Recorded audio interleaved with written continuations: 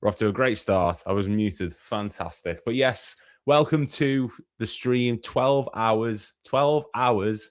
I am going to be sat here for the majority of it, talking about Liverpool, talking about football, promoting an incredible, incredible cause, Endometriosis UK. Now, this whole thing is a charity endeavor. This is not something for views, subscribers, anything like that. This is purely to make sure and to try and raise money for Endometriosis UK, a huge, huge cause, a cause that's not spoken about enough. This is an ailment that affects so many, many people in the world, and it's just something that does not get anywhere near the attention that it deserves. And that's what we're going to be looking at in bits today. We're going to be talking about how you can make sure to make a difference for people with endometriosis. For those of you who don't know what it is, it's a really, really debilitating thing to have. It affects women. It's a massive thing that can often get viewed and passed off as, it's period cramps. It's something that's it happens every month. People can be quite blasé about it. I myself was one of those people for the longest time. It is very much something that can be viewed as, it's just take some paracetamol, you'll be fine in the morning, blah, blah, blah. But it's not. Essentially what it is the inside of a woman's womb, the lining of the womb, it grows into other parts of the body. It spreads. It acts like a cancer in the sense of it will grow out. It will attach to other organs, your kidneys, your bladder, your fallopian tubes, your ovaries. It can grow out to a multitude of different parts of the body. It can cause infertility, excruciating pain. My fiance suffers with it daily, and it breaks my heart having to see it.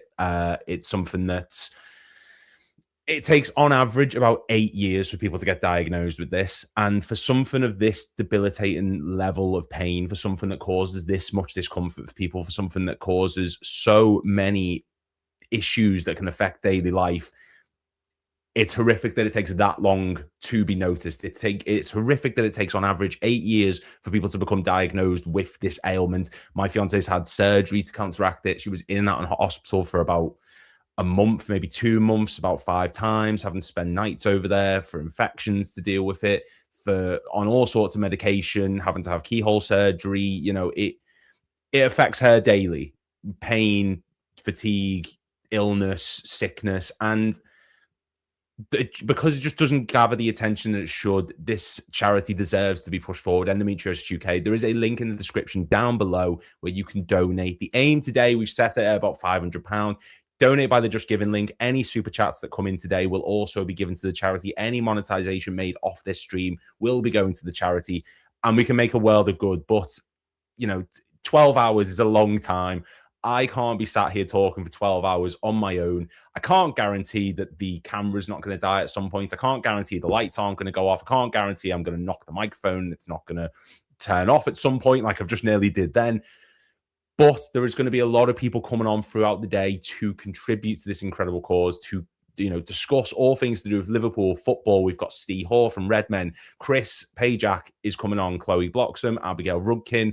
We've got Flav from, he's been on the club, Overlap. He's been on a multitude of different things. We've got Born and Red. We've got a 5 o'clock quiz coming on later on with a multitude of people getting involved. We've got Jamie Phillips coming in.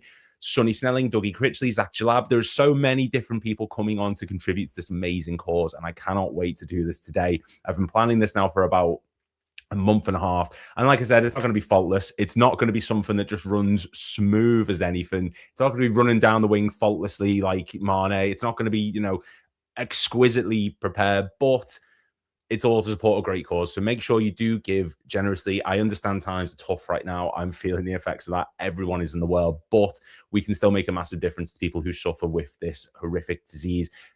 Because it is essentially, that is what it is, endometriosis. It is a type of disease. It is something that is debilitating to people. And I know a few people who suffer with it. As I say, my fiance is one of them, and it breaks my heart. And it is something that I still don't truly understand. And it's something that I still, at times, can be quite pass off about it. I can be quite, it'll be fine. But seeing her in that much pain, it kills me. And I don't want other people to have to go through this. I don't want other people to have to live through this and have to wait so long just to be diagnosed. Like, speaking from experience, it took her pestering, which is what you have to do to even get considered to have it, or to have an operation to correct it or help it. You have to keep pestering. It shouldn't be that way. So, let's just try and make a difference today. As I say, Just Giving pays down below. I will be periodically reminding everyone about it. And yeah, as you can see, you know, around me, Endometriosis UK, get involved, show your support, and yeah, get your comments in as well. I'm going to need help, you know, getting through this 12 hours in terms of stuff to talk about. We're going to be talking about Liverpool. We are on an international break. The internet seems to have just blown up mentally over the past few days because of a top 10, which just for some reason seems to send people up the wall because people put Ian Rush ahead of Kenny or Salah's number 6. Who cares? But we'll talk about all that today. We've got transfer speculation. We're going to talk about Tottenham with Flav. We've got the quiz at 5 o'clock, which I cannot wait to do. We've got Tom coming on that, Tom Little. We've got Mike, he's been on this channel before, and he's a massive part of a multitude of different Liverpool channels.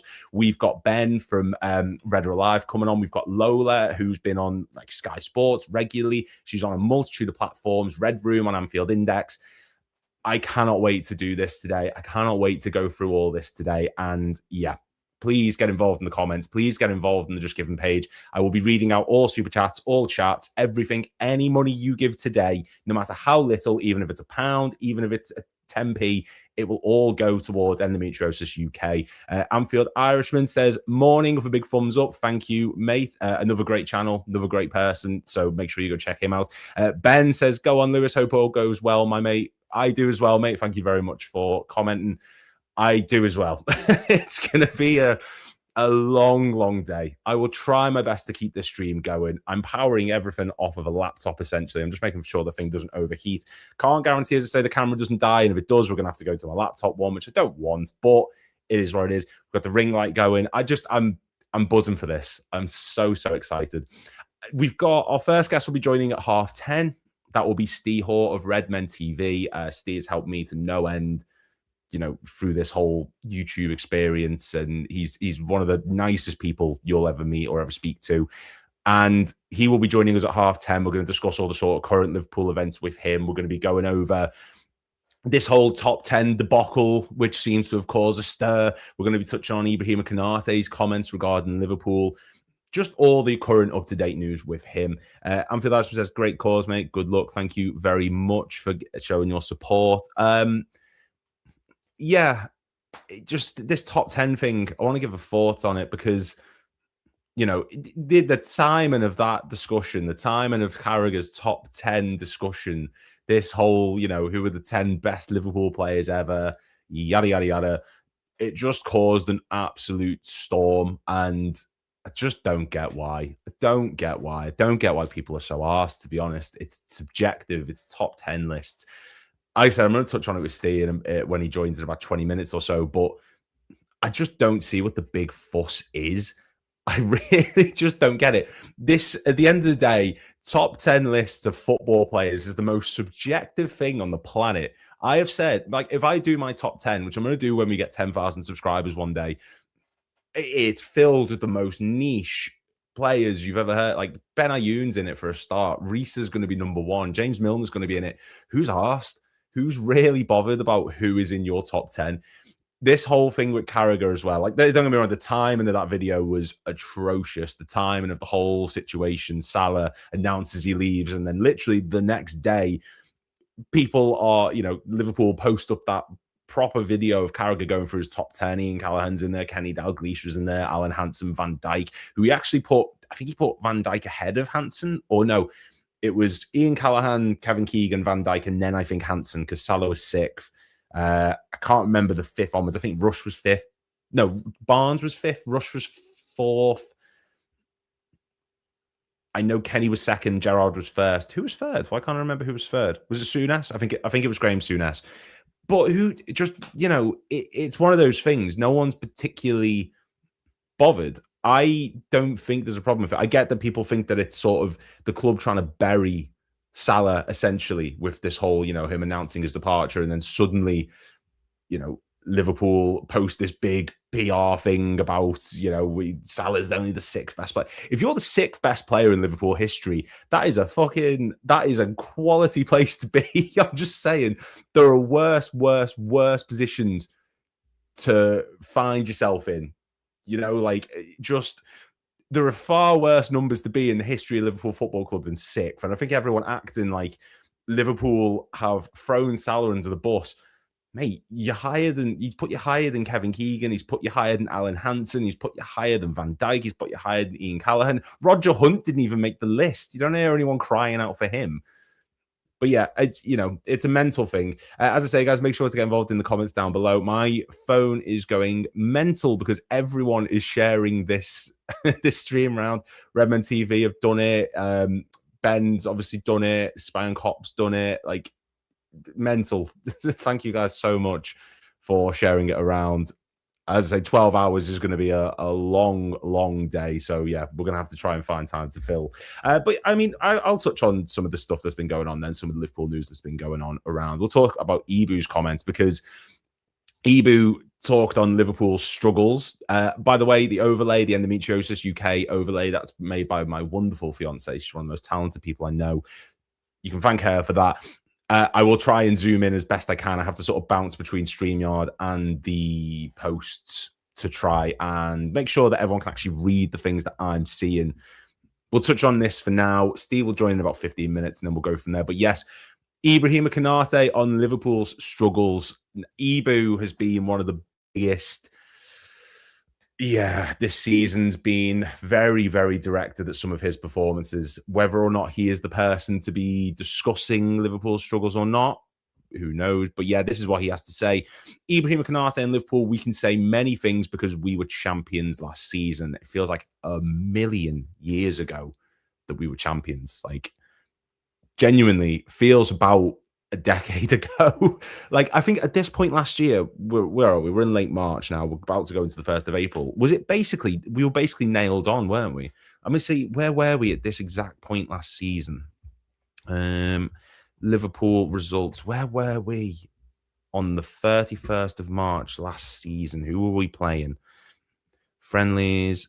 So we were in the international break as we were now. The last game was the 2-1 loss to Newcastle in the Cup. And then the next match was the 1-0 against Everton. So we are only 4 matches out from winning the league. So, it feels like a million years ago that we actually won the league. It was literally a year ago. In 2 days' time, on the 2nd of April, we beat Everton 1-0. And then we could have even won it sooner than that. We're literally 2 matches away. We lost to Fulham, didn't we? And then we had West Ham and then Leicester, and we would have won it at Leicester. So, and now we're in this situation where we're finishing, well, we're not finishing. We're hopefully going to finish in the top 5 or whatever. But, it just feels so long ago that it happened. So it's just mental how time flies. Also, Jamie Story, looking forward to this. See you later on, mate. Jamie will be in the stream as well. He is 7:30, I believe. He is going to be joining in. The full schedule for today, look, I'm going to try and keep it as regimented as I can. If I can remember off the top of my head, it's going to be Stee is joining 10:30. We've got Jamie Phillips at 12:30. We have... No, I've already butchered that. So we've got Stay at 10:30, Flav at 12:30, Jamie Phillips at 1:30. The video with Chris that I filmed on Friday is going to be going up around 2, maybe 2:15. 4 o'clock is going to be Chloe and Abby. 5 o'clock is going to be the quiz. 8 o'clock is going to be Zach, Sonny, and Dougie. That's going to be like the sort of football daily reunion kind of thing. And then we've got Asim from Born and Red at 9 o'clock as well. And then there'll be the last sort of 20 minutes from me just to sort of end it off. We will be ending at 10 p.m., which... I'm saying that like it's in 10 minutes or so. It's literally just under 12 hours from now. I'm really hoping the laptop and everything can handle this because I know the camera will probably die before then. 12 hours is a long time. If it does, like I said, we just go to the laptop and we just put it on charge while I'm going, but it is what it is. Anyway, Ibu's comments for the last couple minutes. People are going to talk about, okay, we bring in new players. Many things happen for us this season, but what people as well have to understand, and this is my point, like before, we won the league last season. We just built a team to win the Premier League at one moment, and this is part of the success. This is the way to success. Now, I get it, but my argument to this is you did not build this team. Slot did not build this team. It was Klopp's team, which I know people use as the sort of the belittling statement to, say, well, Slot's not that good. Klopp built this team, blah, blah, blah, blah, blah, which I get and I fully agree with. But the way Ibu's saying it there, we built this team. We did all this. Kind of. You got the best out of some players, but the team was Klopp's. It's the only players we brought in that summer were Mamardashvili, who's only just joined, and Federico Chiesa, who joined and was like a pig on a skateboard. He didn't do anything. He barely played. And when he did, he made an impact and then would just be rotted on the bench again. All because of that one Plymouth match where no one looked good, but hey ho, it is what it is. So I kind of get what Ibu's trying to say. I think that it feels as though he's just basically saying, well, we won the league last season, so what's everyone moaning for? Which, it's true, but in the same breath, we need to see steady progression. We need to see a development. We need to see that things are getting better, and they're not at the moment. If anything, they're going the complete counter opposite way. Things look like they're getting worse. Slot just looks worse and worse. The players on the pitch look worse and worse, bar the odd couple of players, but we've been carried so much this season by individual performances, by individual brilliance from the likes of Ekitike against Newcastle, Wirtz against Wolves, which is a game we shouldn't have been struggling with. We've been carried at points in the past by Salah. Like last season, we'll talk on the Salah stuff later on. We've got a whole day to cover this, but you forget just how many matches last season Salah actually carried us through. Newcastle away is the biggest example, or one of the biggest examples last season, of Salah carrying this team to results. And we should have won that match. We only lost it because of Kelleher's drew it because of Kelleher's mistake. But we get carried at points. And I think that's something that was happening last season, maybe to a bit of a lesser extent, so to speak. But this season, it's been consistent. It's been individual quality. This doesn't feel like a team. This doesn't feel like a Liverpool team. This doesn't feel like some sort of, conductive unit, something that's looking to build towards something else. It just doesn't feel right. And Ibu saying, well, we won the league last season, we've built this team. It just doesn't feel that way. If this was the flip side, if we had this performance last season, you could say, okay, we're building to something. We've just brought in these players. We've just lost these players. There's not much team building or development going on right now that I can see personally. And now we bring in new players. Of course, they will not perform straight from the first game. This is what I've said to many. I said we just have to be relaxed because this is part of the success. We bring new players. We will adapt. We will try to understand each other. And at a point, with time, we will win a trophy. Win that League Cup. That's all we want. The League Cup's the only thing.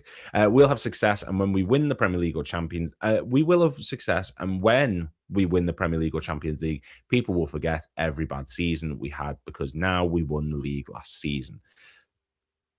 I like the confidence. My only question is, well, we can't win the league this season. The only thing we can win potentially is the Champions League and the FA Cup. Is Ibu saying that he's going to be sticking around kind of there? Because obviously the contract's not been agreed. We're in March now. We're coming into April. We're literally the last day of March. And Ibu, nothing has been agreed with a contract. And he's speaking there very much as if he plans on being here for the future. He plans on being here this summer and beyond. And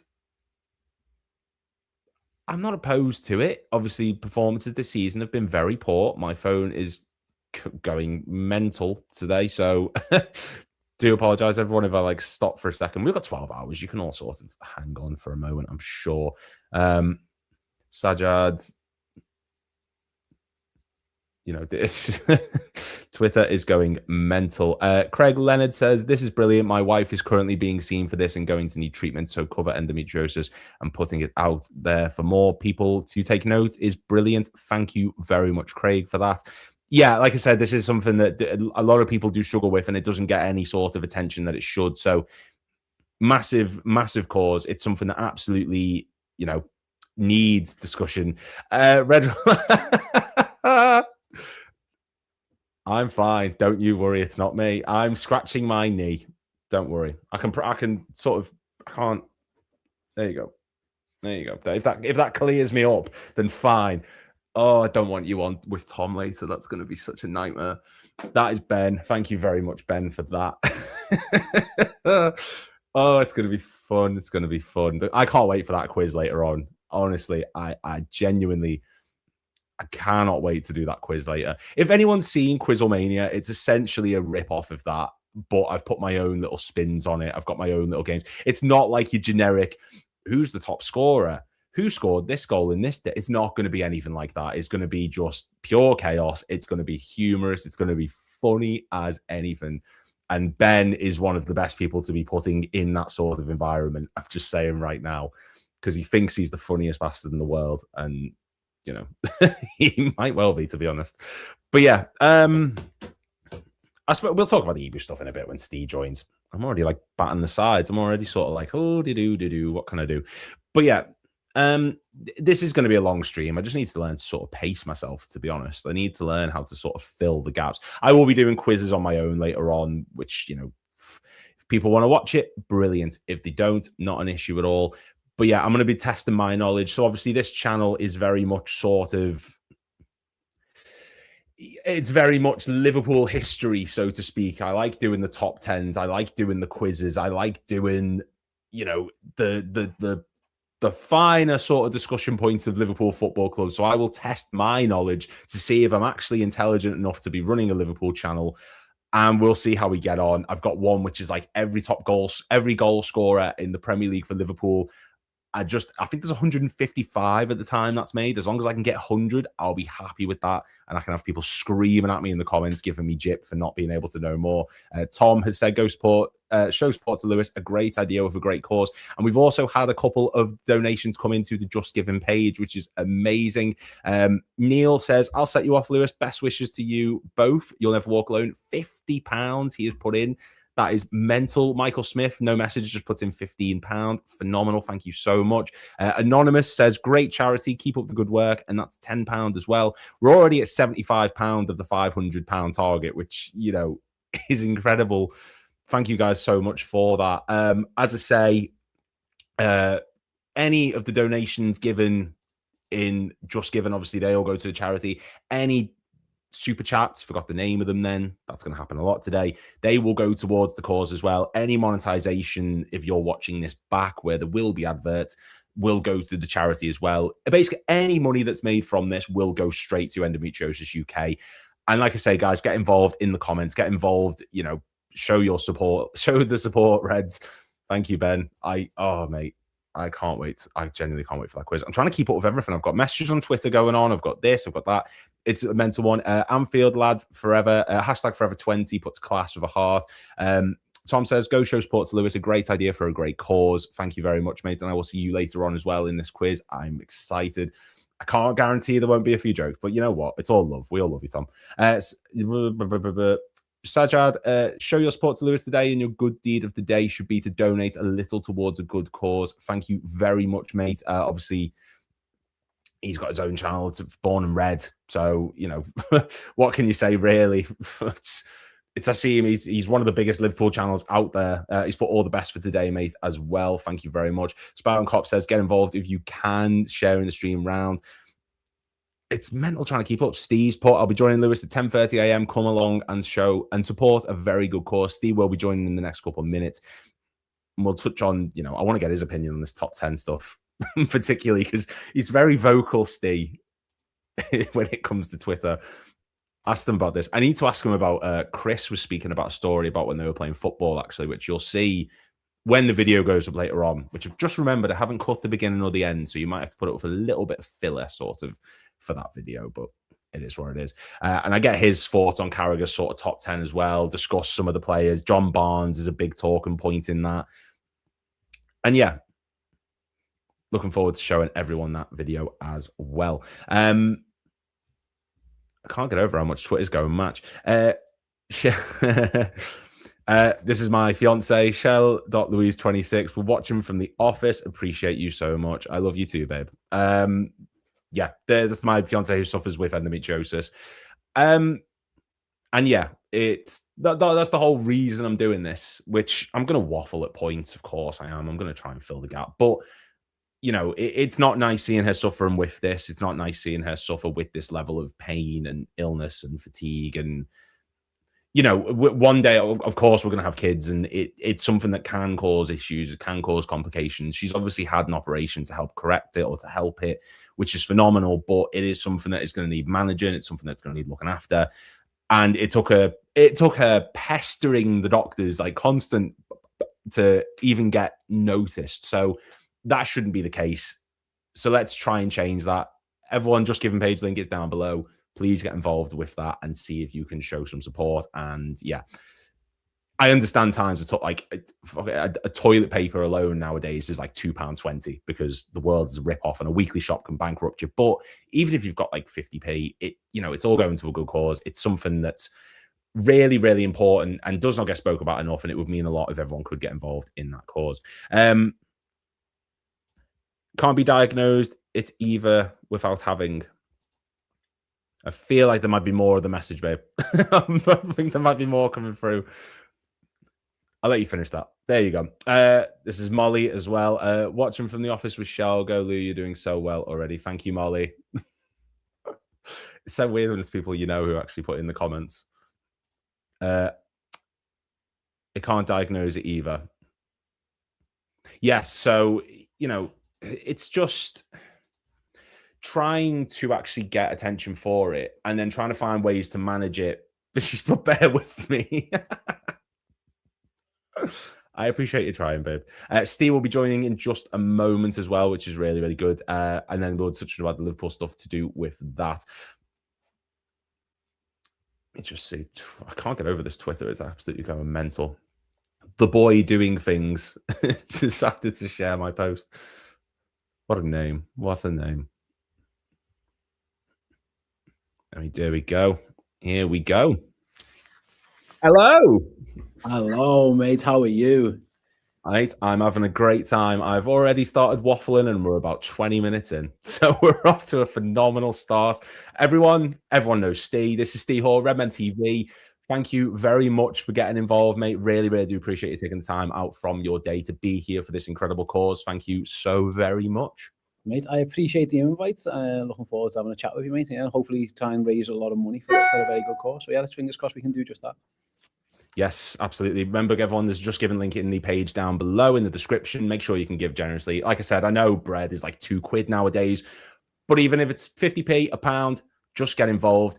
And yeah, I mean, I suppose we can start talking about the Liverpool thing then, because you, Steve, you are on Twitter. You're a bit of a I was going to say shit stirrer, but you're not. You're very honest, you're very truthful, and I want to see this quote that you put up later on, which I completely agree. There's something you put up yesterday. For what it's worth, 823 players have played for Liverpool. Mad how some think ranking a player as the 6th of those 823 can be described as insulting. And I want to know, mate, what's the deal with this whole top 10 drama that's going around? Oh, mate, it's hilarious, isn't it? So, for clarity, we're speaking about Jamie Carragher, obviously doing his rankings of Liverpool players. And it was funny because last time we had Jamie Carragher in studio a couple of weeks ago, and he walks in, and the first thing he says to me is, "Are you causing murder on Twitter? I've been keeping an eye on you. You're causing murder on Twitter."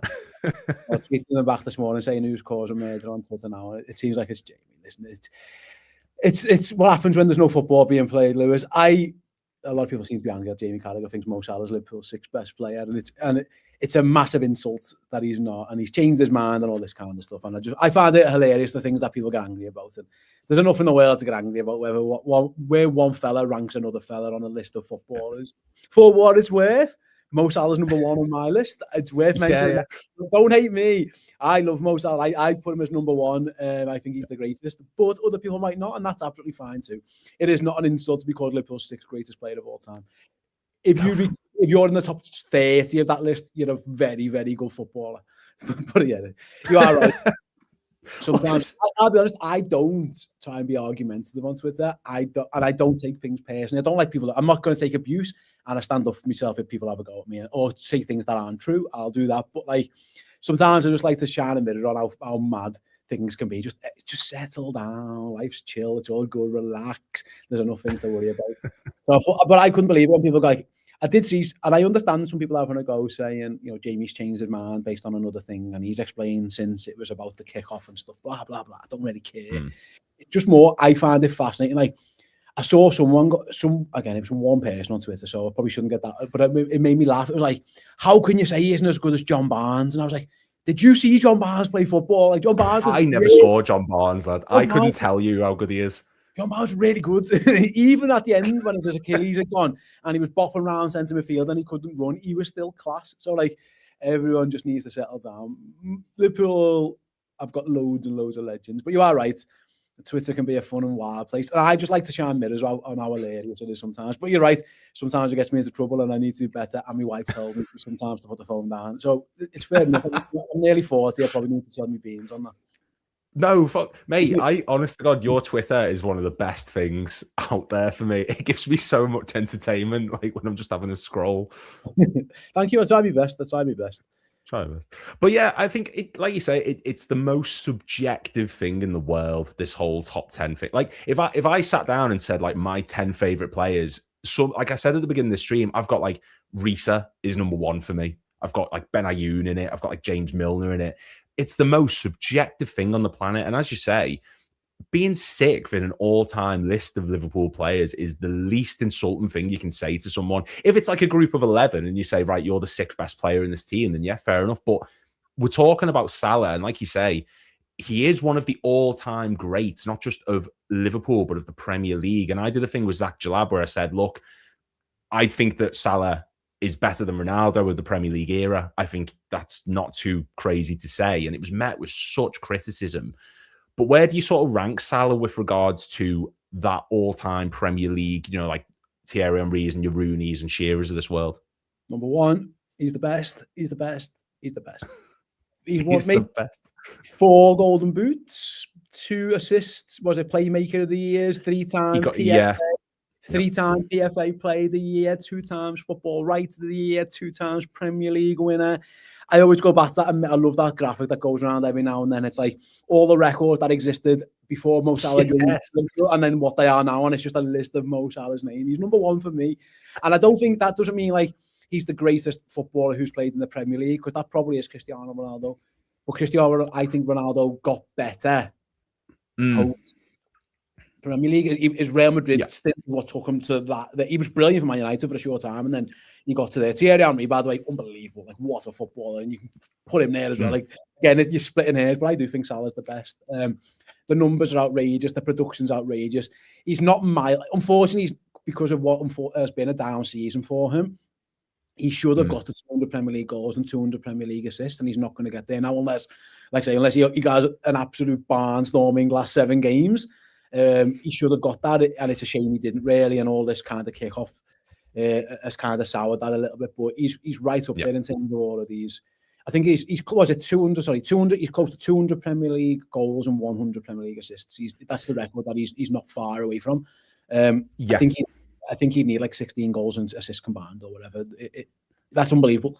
He's the man. And it is just unfortunately, like, no one ever really leaves Liverpool at their peak of their powers in a way where everyone's happy about them going. You either leave, you leave too early, and everyone gets annoyed at you.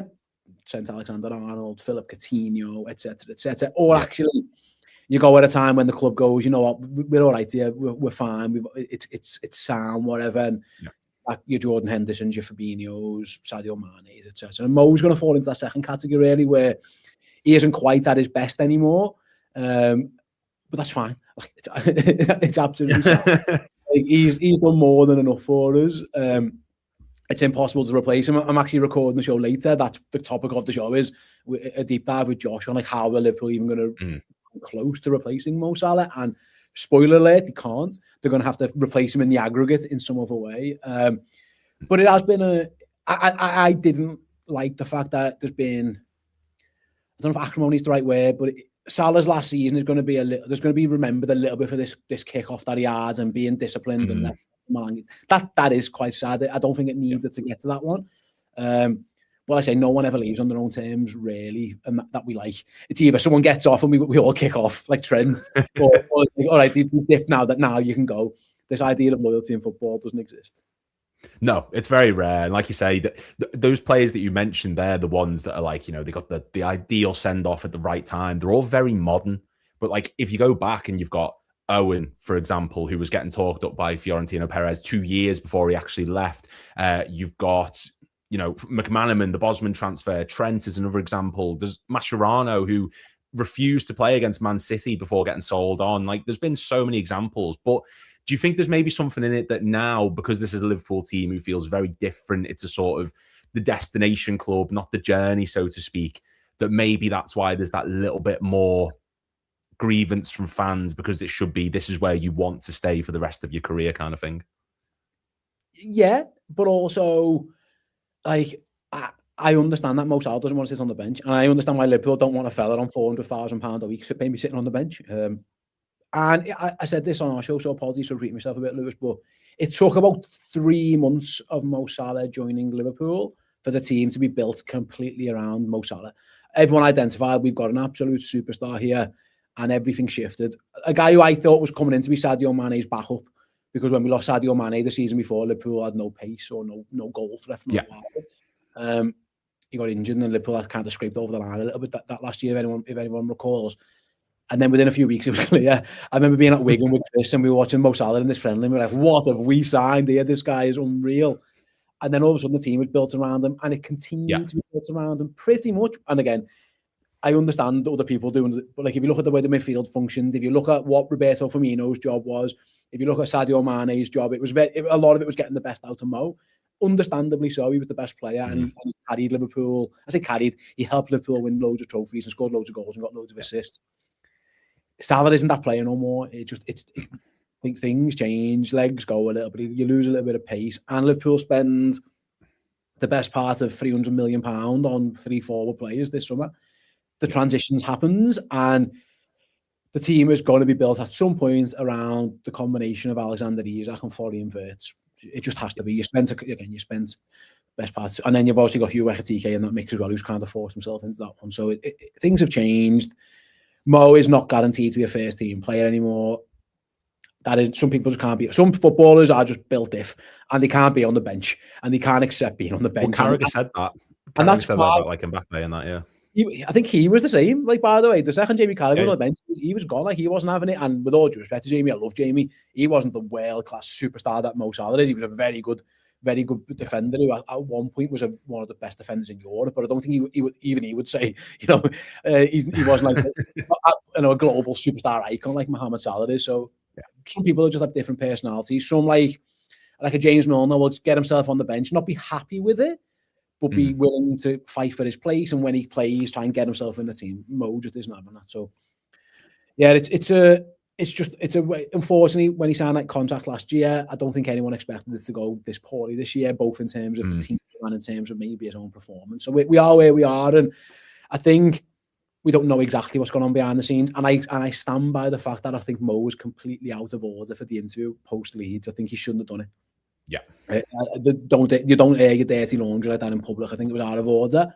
It's better, I think, if they all shake hands. And that is, I don't know who the new manager is going to be. I don't know if there is going to be a new manager. Are we keeping the same manager? Is there going to be a new sporting director? Where does Michael Edwards fall into this? There's a lot of conversations, but I think it's best for everyone involved if Mo goes and kicks on. I'm sure, by the way, this idea that he's going to go to Saudi, I don't buy it. I think he's going to go somewhere in Europe, maybe a less intense. Maybe he goes back to Italy. Maybe he has a little go at Spain. Germany, it could be on the cards, although that is a bit more physical. France, perhaps, although I don't really see PSG with Luis Enrique going for him. I'm not sure he should go anywhere else in France.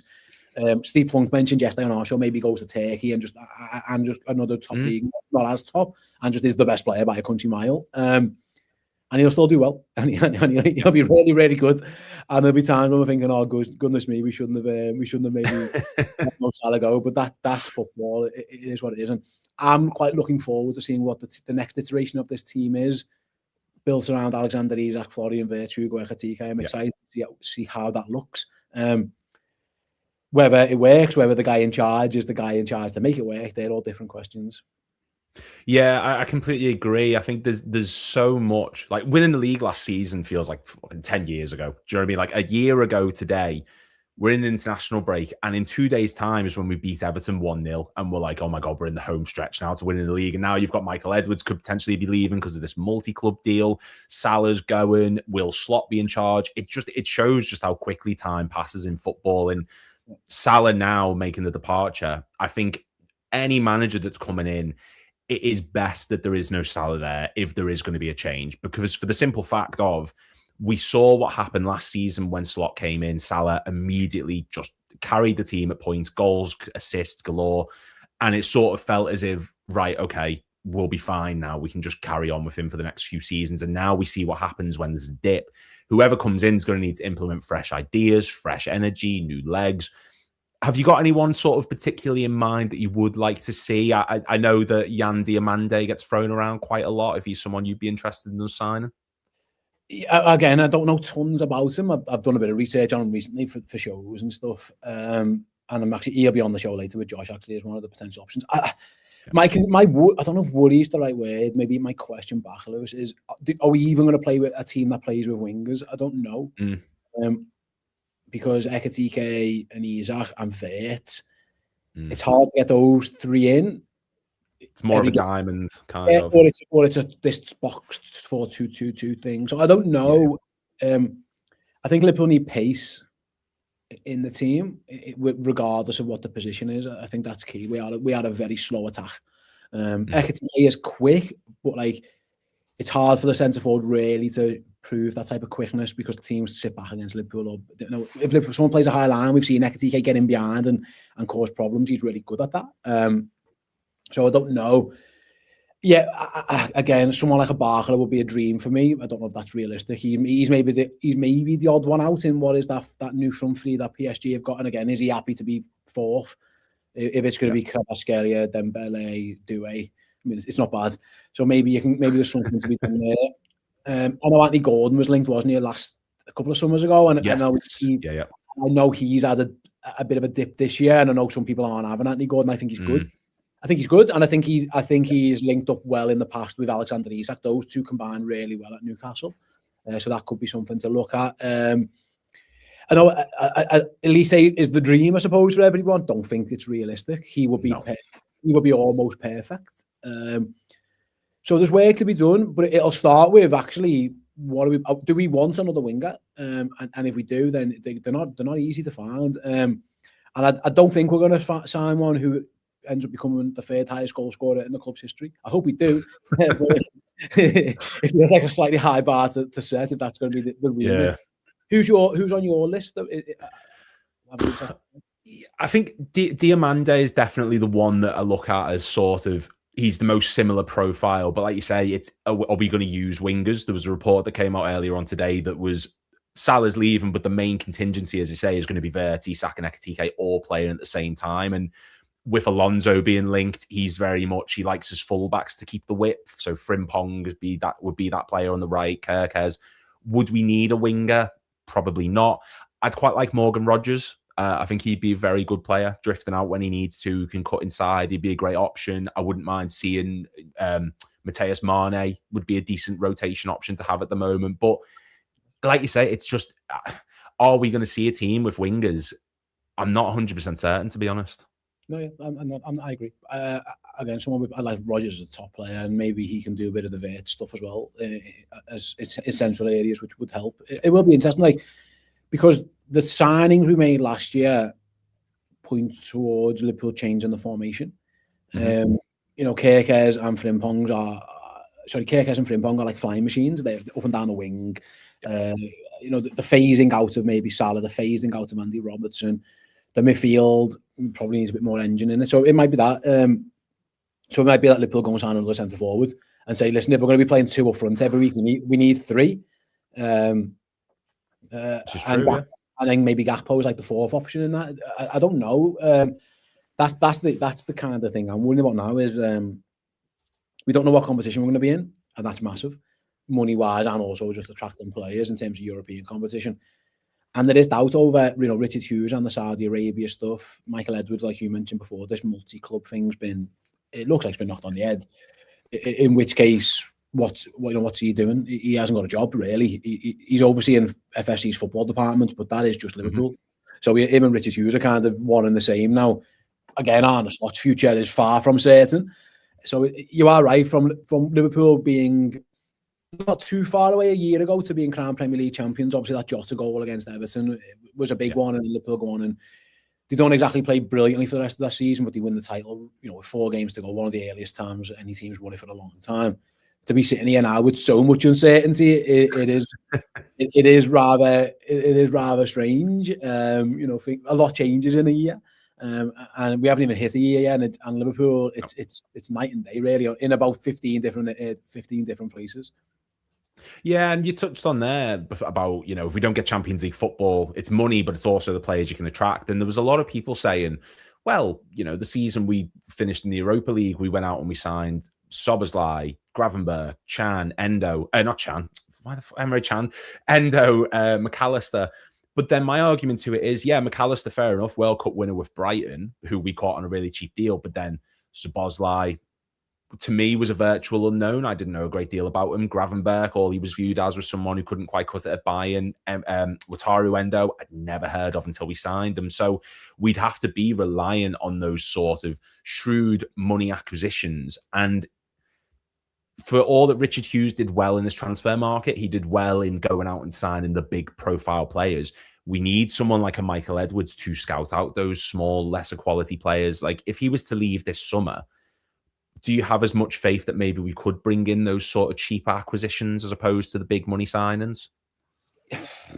I've got, yeah, there's no track record of that, is there really? So I don't know. I don't think Liverpool are going to go up regardless and go and spend 100, you know, break the record again like they did for Isaac, like they did for Verts. I don't think that they should do that really either. I think they'd be better reallocating the resource. And like I say, I saw with Jan Diamande, they were quoting like 100 million euros. That's a lot for a 19-year-old kid like that. Yeah. You know, he's clearly very, very talented, but that's a lot. So it's the modern day that now, isn't it? Everyone's just double the worth. Yeah, the fees are crazy. I think Liverpool, I said they need pace and they need a bit of workman-like quality, is a bit more of an engine in midfield.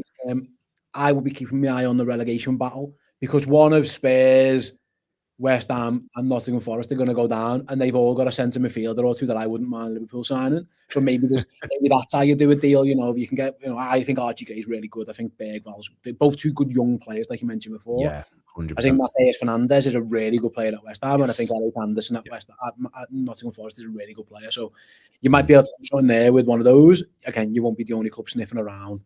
You know, City seem to be heavily linked at this moment in time to Elliot Anderson, as that makes sense as they look to transition away from some of their veterans. So I still think it's possible. I think Liverpool, yeah, I do think it's possible. But it makes it more difficult. You know, McAllister release clause, Szoboszlai release clause, and with all, you know, moving from Brighton and moving from Salzburg or RB, RB, you're going to be you're going to be favourites as Liverpool, but if you're going for a higher profile player potentially, then and you're not in the Champions League, and by the way, there's 5 or potentially 6 teams from your country, 5 definitely potentially in the Champions League. That does make it, of course, it makes it more difficult. So yeah, Liverpool need to end the season well, mates, and they need to make sure that at worst they finish 5th, and that damage limitation is achieved. That is the absolute damage limitation of all damage limitations. And you go, we got away with that one. We've had a stinker. 100 things have gone wrong. The manager's made mistakes. Some of the players have been crap. Injuries, obviously, a horrendous summer last year. You get away with finishing 5th, and you try to go again. But there's a lot of ifs because I had a little look at the fixture list. The fixture list isn't easy, and Liverpool are in good form. It's as simple as that. You know, there's nobody there. Listen, Liverpool got beat by Wolves and then drew with the worst top team in the league. Tottenham are the worst team in the league. They are dreadful. We can't count our chickens at this moment in time that we're going to beat anybody because that just happened. You know, they got 1 point and it was off us. So yeah, we need to.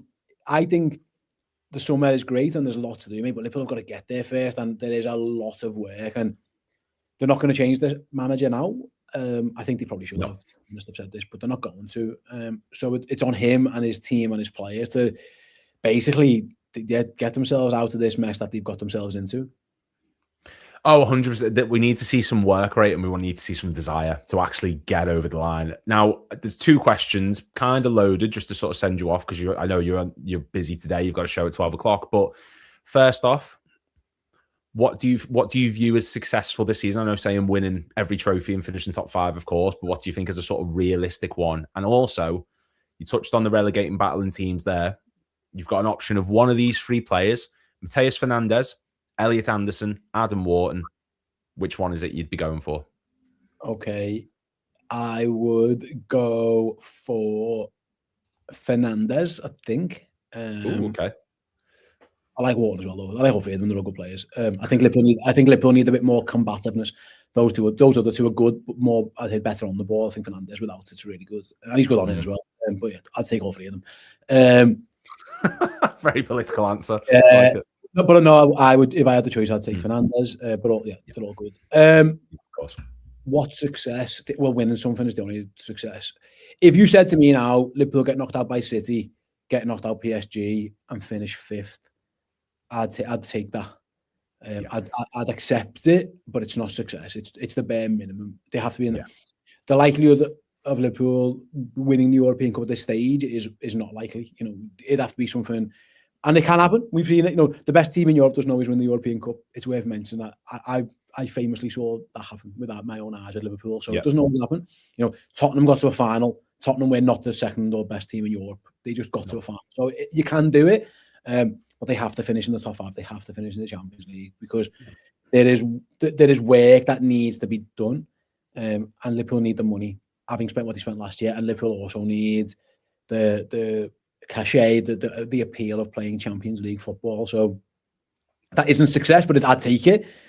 To be successful, ultimately, they'd have to win one of these last 2 competitions. Because even if they finished 4th or 5th and don't, that is, compared to what the expectation was, that is not the expectation. My expectation was Liverpool, at least defend, well, not guaranteed to defend their Premier League title, because that's impossible to say. They have to win the league to be successful, but I wanted them in the race. Like, I didn't expect them to be, 5th and 6th, battling for 5th and 6th. Like that's too big a drop off. So that's the answer. Really, you have to win one of these 2 competitions is successful. Having said that, if they won the FA Cup and finished 6th, I don't think that is. If they win the Champions League, I'll let them off. They can finish 12th. Let them off, yeah. Yeah, I'll let them live with it. But yeah, what are your thoughts on that? Yeah, I think Champions League's a bit unrealistic at the moment. I'd love to win it, of course. We've done more with less, but I just think the manner of which we're playing, any team that we play now is going to be a top tier team. We've got Madrid. We've got, if we get past PSG, that's going to be a nightmare. You know, Arsenal still in the competition, who I know we've picked up results over, but for them, Europe is everything at the minute in terms of trying to win something new. I know they've got the Prem, but is there any competition in that? Not really. I'd be happy with an FA Cup and 5th. I think that would be the ideal situation for me. I think, like you said, just winning the FA Cup and not finishing Champions League it's nice to sort of maybe paper over a couple cracks, but it's still not good enough for us in terms of where we need to be, where we thought we were going to be. And for Slot now, who is very much, I think that Galatasaray game, the reason there was so much emotion and passion is because he knows this is his last chance. I think that's why he was so animated during that match. And he will know now every cup competition is the sort of the be all and end all of his season, I think, personally. Yeah, I agree. There's definitely doubts about his future, isn't there? By all accounts, they're going to stick by him and give it another go, but there's definite doubts. I think if he finished 6th and didn't win something, I think those doubts become even louder. But it's not been the greatest. Let's put it down, Lewis. It's not been the greatest season. But I always say you can scramble your way to 5th, write this off, make the changes you need to make. You'll say we'll have a fantastic good play for Mohamed Salah. You'll probably get one on the same day for Andy Robertson. You might do something. You might see Alisson might go, and more changes afoot, and then you go again with another rebuild. That's probably what we're heading towards. But they've got to scramble the end of the season. They've got to find a way, whether it's changing the formation. I said the other day I wouldn't be adverse, and I hate saying this really, but like post absolutely getting snotted by Man City and PSV in that quick turnaround. It was Liverpool then went really, I don't know if conservative, boring, defensive, and just stopped getting.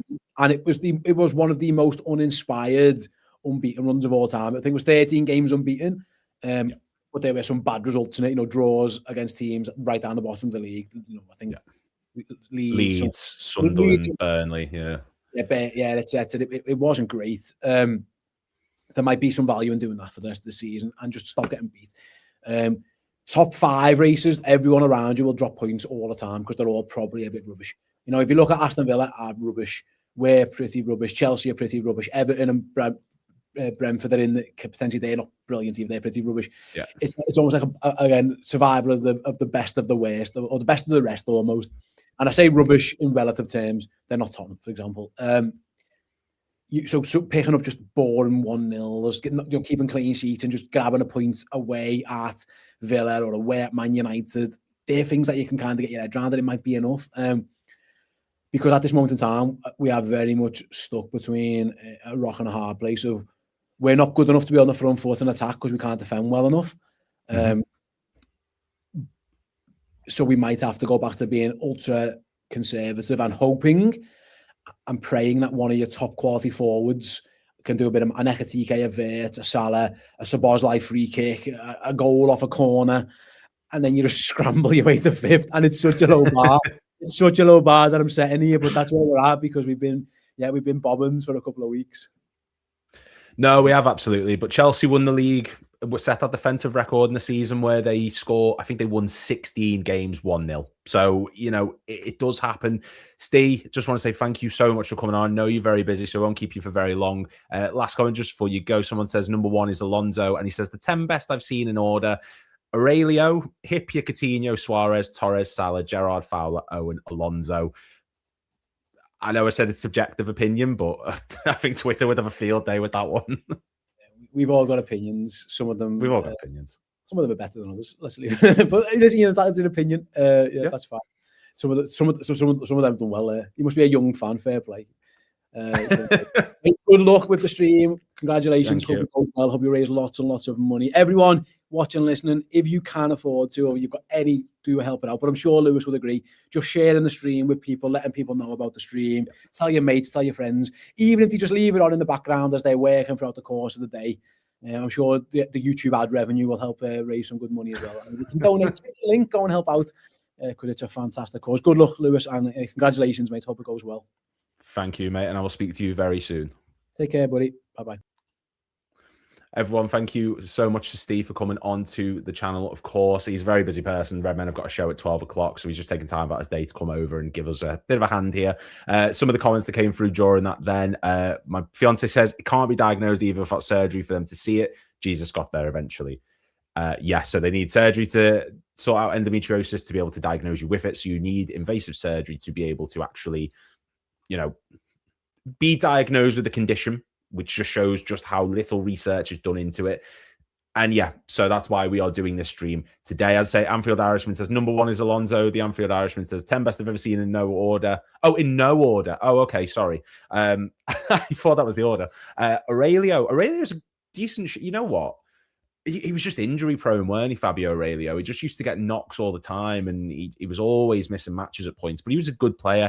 Hipia, love Hipia, one of my favourites. Coutinho, absolutely. Suarez, yeah. Torres, Salah, Gerrard, Fowler, Owen, Alonso.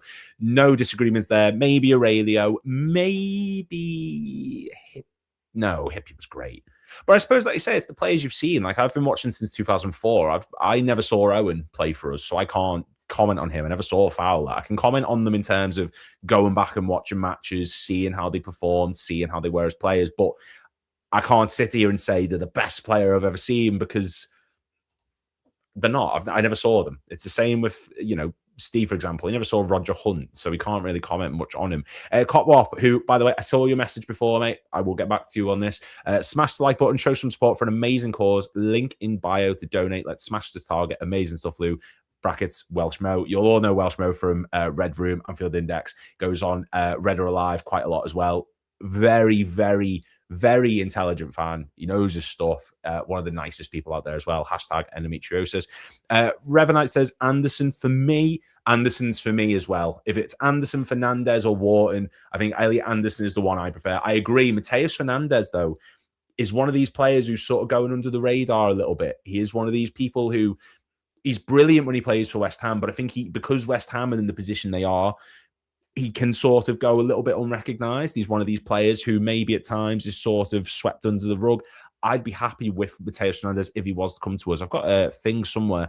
I I'm doing a top 10 list of like 10 players we could sign if teams are relegated. He's comfortable in both phases of attack.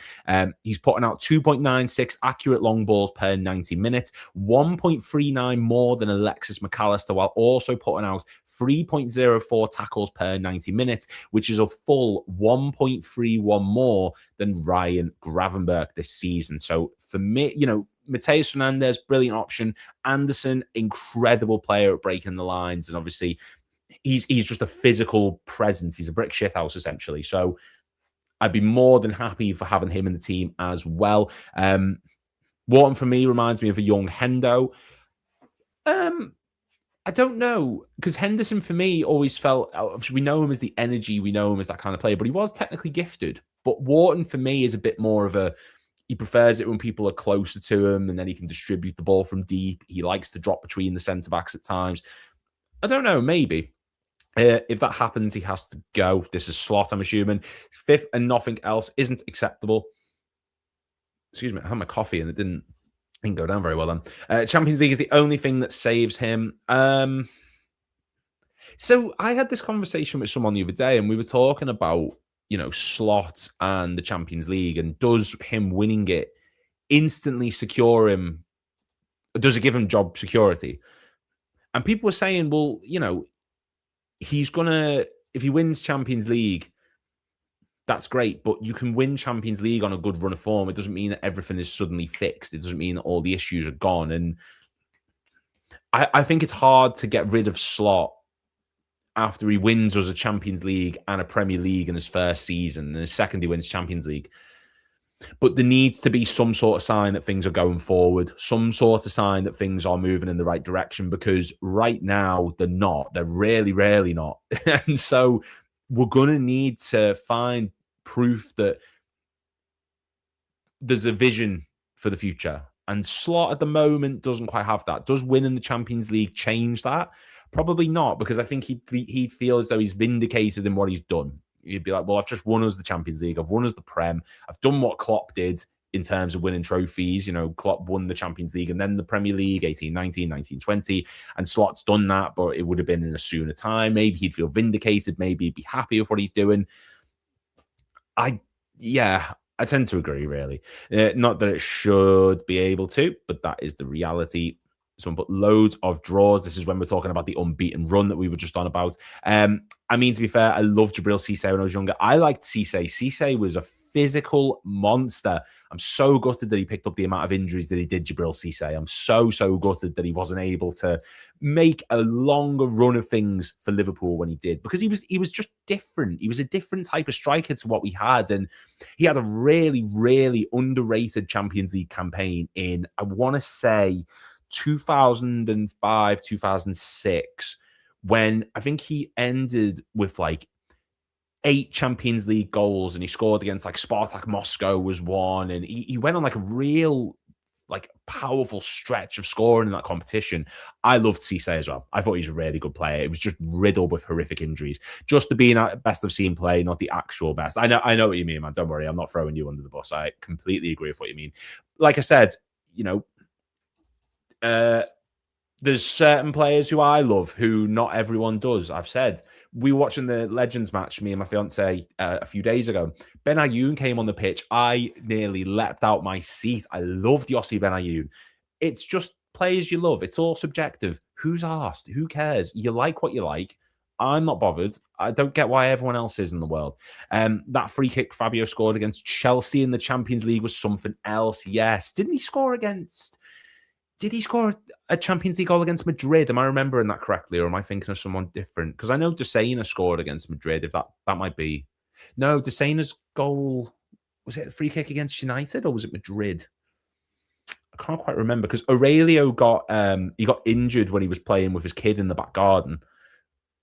And that was around that time of the Chelsea game. But he scored another free kick. Was it against Madrid or was it against United? I can't quite remember.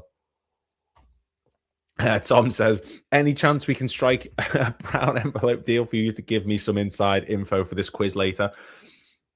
All I can say is this is not going to be your traditional quiz. I don't think any help I could give you is going to change that.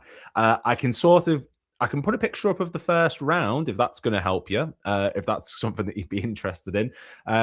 The first round of it is going to be, like I said, this is a complete rip-off of Quizlemania. I will make that very, very clear later on. First round is going to be, whose tat is that? Yep, it's going to be one of those kind of quizzes. It's going to be a very much, it's a laugh. It's a laugh. It's not about knowledge so much. Don't worry. Hayden Hackney is another good up-and-coming midfielder. Hayden Hackney, I hadn't even considered that. Let me have a look. Let me have a look. Hayden Hackney. Yes. Trying to get some stats up of him. Let's go on FOTMob. FOTMob. There we go. Hayden Hackney, Middlesbrough, 23 years old. The thing is, the championship is you get so many great quality players there. This season, he's putting out 2.66 shots, which is in the top 6% of championship midfielders, 0.19 assists per 90 minutes. He's in the top 4% for successful passes, top 15% for successful pass accuracy, accurate long balls, chances created, big chances created, successful crosses, successful dribbles, touches in the opposition box. Possession won in the final third. Oh, sweet Caroline. I'm fine with signing him. Obviously, I haven't seen much of Hayden Hackney. So I'm, anything I say is very much based on the quick Google that I've just done of his stats. I agree with you. It covers our cracks. Great achievement, but long-term, the playing style is not fixed. Yes, 100%. Slots winning a trophy is just very much, it's great that season. It's fantastic in terms of, winning a trophy. I'm a big, big supporter of, in your off seasons, your down seasons, your transition seasons, winning a trophy, be it a League Cup, an FA Cup, a Super Cup, anything, is so important to keep the momentum going, to keep the, just to build a bit of steam going forward. If he wins the FA Cup, perfect, great. But if he doesn't get top 5, it's not good enough. If he wins the Champions League, phenomenal. It's a historic event. He's achieved something great. But again, he will feel vindicated in the way that he's been playing, and he will not show signs of progression. He will say, look, I've just won the Champions League. I've won the Premier League. I'm clearly doing something right. But then if he's doing that, should we be complaining? If he's winning trophies for us, those big trophies, should we be complaining, or should we be saying, right, well, we're playing shit, but we're winning things? Just as a counter argument, I don't agree with it. I want to see us competing for the Premier League. If I said going into the season, if someone said, would you rather win the Premier League or Champions League? I wanted the Premier League again. Because the issue with us is we always pushed for the Premier League. We did it under Evans. We did it under Benitez. And then immediately we faded off. We won the league in 1920. Immediately we faded off for the 2021 season. Came back, pushed for the quadruple, faded off again. There's never been a sustained period of time, bar 18-19 and 19-20, where we've been consistently pushing for the league season after season after season.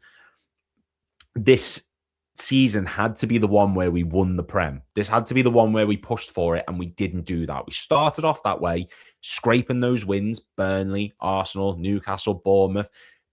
Didn't happen beyond then, and it's disappointing. And like I said, I would have rather won the Prem than the Champions League. Someone has put in a super chat. Thoughts on Mateus Tuchel from Roma as Salah replacement? First off, it's a super chat. I don't know what the currency is. I'll have to be told about that. But yes, thank you so much for the super chat. Really does mean a lot. It's all going to a great cause. So thank you for getting involved. If you want to do the same, guys, super chats, Just Giving page link down below to support Endometriosis UK. Make sure you get involved. Yossi is such an underrated player. Loved him. Also, Maxi Rodriguez. Yes, one of the best free signings in Liverpool's history. Scored 2 hat-tricks, was it? He scored against Fulham and Birmingham. Am I remembering that correctly? Yeah. Yossi Benayoun is such an underrated gem of a player, man. Always gave 100% to the point where fans were booing when he got subbed off. I can't remember the match. I'm buckling under pressure. God help me when I'm doing the quizzes in a minute. Benayoun was just, I love the work rate. I think he's one of those players that you look at individual players and you think under a different manager, you'd be phenomenal. I think Yossi Benayoun in a Jurgen Klopp system, like the early Jurgen Klopp system, the heavy gegenpress, alongside Henderson, alongside Lallana, Milner, like those kind of players, he would have been exceptional. I think Benayoun in that system, in that mold of player, would have been incredible. Revanite says, morning, Anfield Irishman. Everyone seems to be like getting on with each other, which is great. You're right back at City. They are changing their team and picked up a League Cup already. It's important. I just realized I haven't actually touched on Mateus Sule. So let's have a look at the stats of this lad. FOTMob. It's FOTMob because FB Ref's gone down for some reason. So yeah, Mateus Sule, 22 years old, left-footed player. He can operate on the right, can sort of play through the middle. Let's see where he ranks in terms of statistics. So per 90 minutes this season, he's putting up 33.16 successful passes, which is in the top 20%. See, this is the thing with Salah this season. His passing metrics are a little bit higher because he can't do as much, can't take people on, can't beat a man as much. But his creative stats are brilliant. 1.81 chances created per 90 minutes for this lad, 0.21 as well. Touches in the opposition box, top 25, 30% there. Recoveries, ball recoveries, possession won in the final third, both in the top 2%. Very high in his block shots, very high in his interceptions. If he's someone who's going to put work in, if he's someone who's going to be like a work rate of a player, then fantastic. I think the issue is we can't be looking for someone who's similar to Salah. We're going to have to just try something completely different. And like Steve said then, are we going to play a very narrow style of formation? Are we going to look to play the two strikers? Are we going to look to play the central midfielder, the number 10 behind them both? Are we going to play that sort of 4-2-2-2, 4-4-2 diamond? Are we going to see that kind of thing? Who knows? But I'd be fine for him as an option. I think I'm all sold on Yan Diomande at the minute. I mean, those videos of him talking about Liverpool, discussing how he'd love to play for the club, and I'm just checking my laptop. My laptop's fine. All those videos of him talking about Liverpool, giving his thoughts on the club, just perfectly sum up. He should be someone that we go for. He's one of the big hitters in Europe at the moment. He's one of the most sought after young talents in Europe at the moment. If Liverpool are going to show any ambition going into the coming seasons, into next season, if anyone's going to show any desire to get back to where we should be, we need to be trying to sign players like Yan Diomande. We need to be trying or thereabouts. So many times in the past, we've been touted with these big players. Bellingham, Mbappe, Kvaratskhelia is probably the most recent example, and we didn't do it. Last summer proved that we have that drawing power. This season coming up, we need momentum. We need to bring in big players. We need to bring in players who are being sought after. I know it's not 100% feasible, but a Diomande who has spoke openly about Liverpool. There's videos of him saying that he'd love to play for Liverpool. He is one of the most talented wingers at such a young age out there at the moment. We have to at least put the effort in to show that we're interested in him and make some sort of offer. If it doesn't come off, fine, it doesn't come off. But we can't do like we did with Gahey. We can't say, yeah, we're interested, and then not do anything with it, because it just makes us look incompetent. It makes us look absolutely dreadful in what we're trying to do. And what we're trying to do is get back to being the top of the Premier League. What we're trying to do is build something. You can't say that the Gahey deal was City. That was us. We fucked that up. We didn't sign Gahey when we had the chance. We didn't follow through on our offer from the summer into January, and that's on us. So people who were saying, Gahey isn't a 300k a week player, he's not. City made him a 300k a week player. Liverpool had the chance to sign him for cheaper and chose not to do it. Same thing with Diomande. We have to be there or thereabouts in the race for him. Otherwise, it's a joke. It's an absolute joke that we're not showing any level of ambition going into next summer, because if we don't get Champions League, we're going to have to rebuild. Yossi is such an underrated player. You're right. Look at City. They're changing their team and picked up a League Cup already. It's important to pick up trophies. Yes, it carries the momentum over, keeps things moving in the right direction. It's really, really important. It's like you look at the Kenny season, the 2012 League Cup. We won that in such a difficult, tumultuous time, and no one's asked about the season. No one's asked where we finished. Everyone's like, we won the League Cup. Great. We did great in that competition towards the end. We beat Cardiff, Everton matches, for example. That was FA Cup, but you get what I mean, though. Like, winning that cup that season's big. 2004, 2005, we finished 5th, and we were actually pretty poor that season. No one remembers it because we're all fussed on the Champions League. This season, we have to win something. We have to just keep things moving in the right direction. Sorry, just bear with me 1 second. Let me just see if I can... It's the Just Giving link for Asim. Let me just get that Just Giving link for you, mate. As I say, guys, the link for you is in the description down below. So make sure that you get involved. Make sure that you can donate anything that you can. In the Just Giving page, I'm just sending this to, where are you, mate? There we go, pal. Twitter is still going mental. I genuinely cannot. The support on this is absolutely incredible. And yeah, thank you guys so much for getting involved. On £75 on the Just Giving page, we've had money come in on the super chats. Yeah, it's mental. If we win trophies, I'm not really bothered about playing style as long as we consistently win trophies. Yeah, like I said before to state, Chelsea, that season they won the league and set the record defensive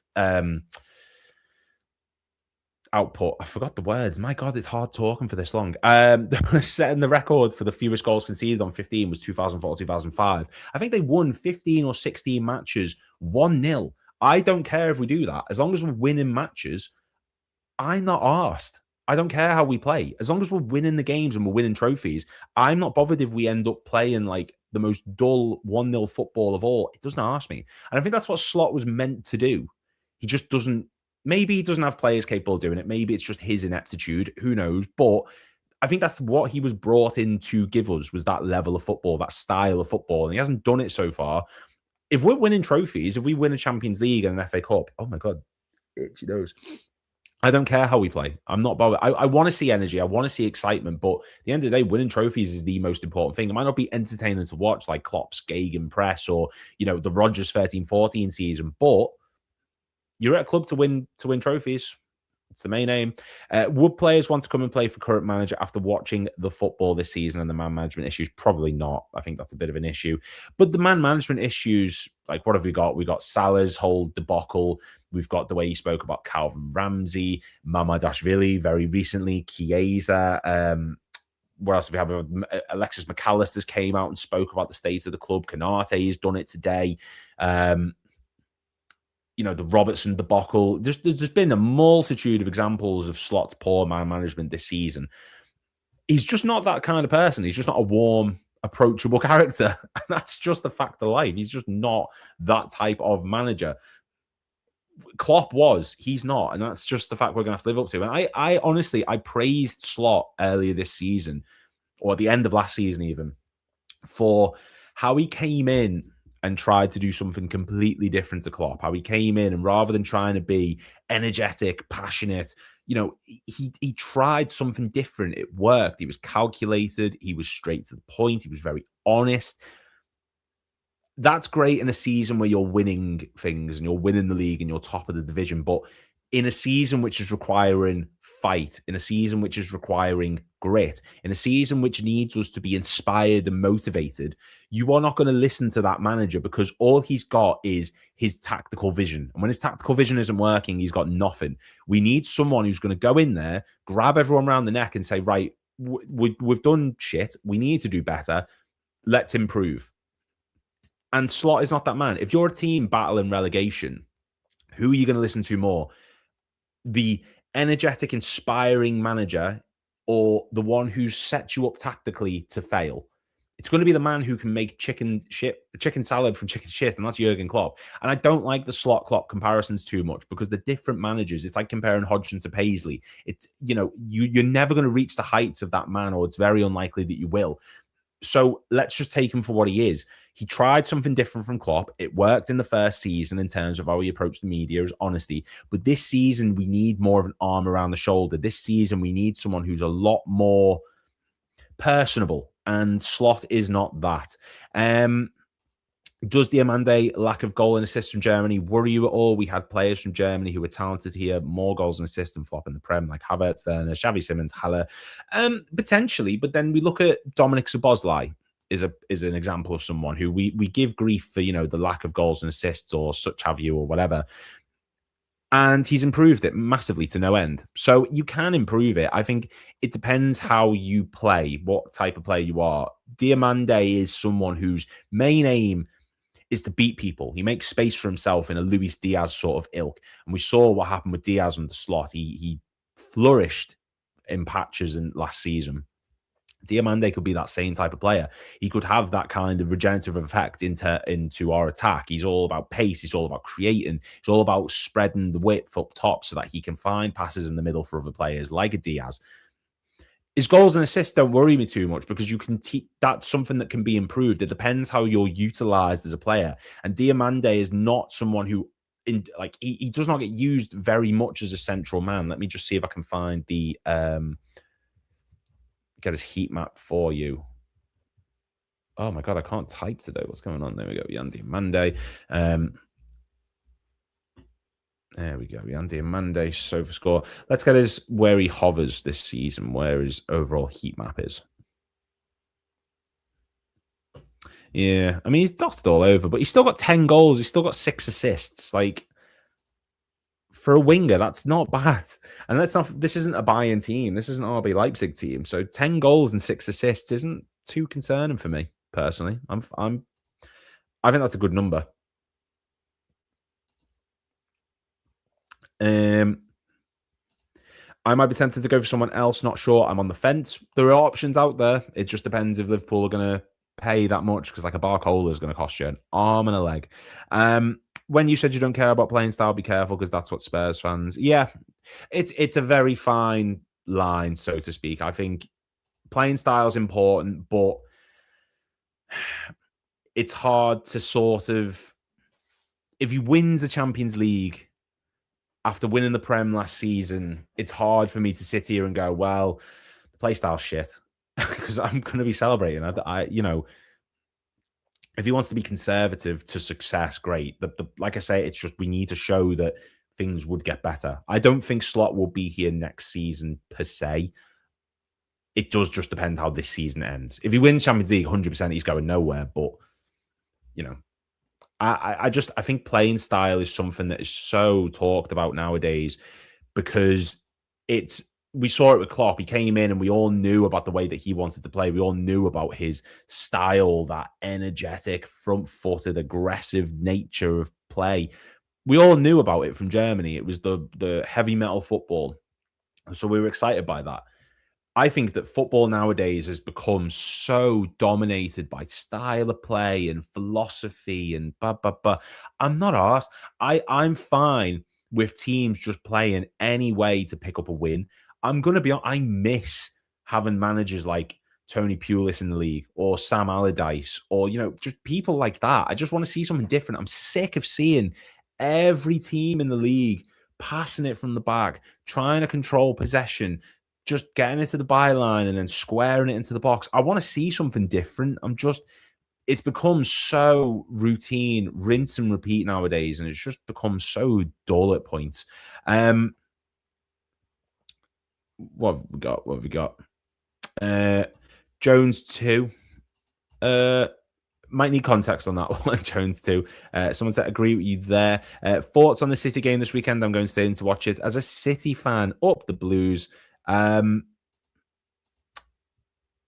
Thoughts on the City game? I'm not confident. We've played City twice this season, and both of them have been a disaster. I think I'm not confident. This is a City team just coming off the back of winning the Carabao Cup. This is a Liverpool team just coming off the back of losing to Brighton. But in the same breath, this is a Liverpool team who we have to do well in this competition. We have to make sure that we do something with the FA Cup. We have to make sure that we go far in this contest. We're in the quarterfinals. We have a chance to go to the semi-finals, go to Wembley. I'm just not confident. I think City, the way that they played against Arsenal, it felt like the City of old, in a sense. Controlled possession. Any time that teams got chances against that City team, they would fluff them because they just couldn't believe they were there. Arsenal did just that. City were aggressive, proven that they've got multiple goal scorers. Nico Riley scoring the goals. It's a dangerous team, and I think they're going to go for it because they're not in Champions League now. They might just say, sack off the league, keep going, but, Arsenal pretty much are unassailable at this point. And they've got the depth that they can rotate. So I'm not full of confidence going into that City game. It's something that I'm just going to sort of take it as it is. As long as we do well, as long as it's something that we have a go on, then fine.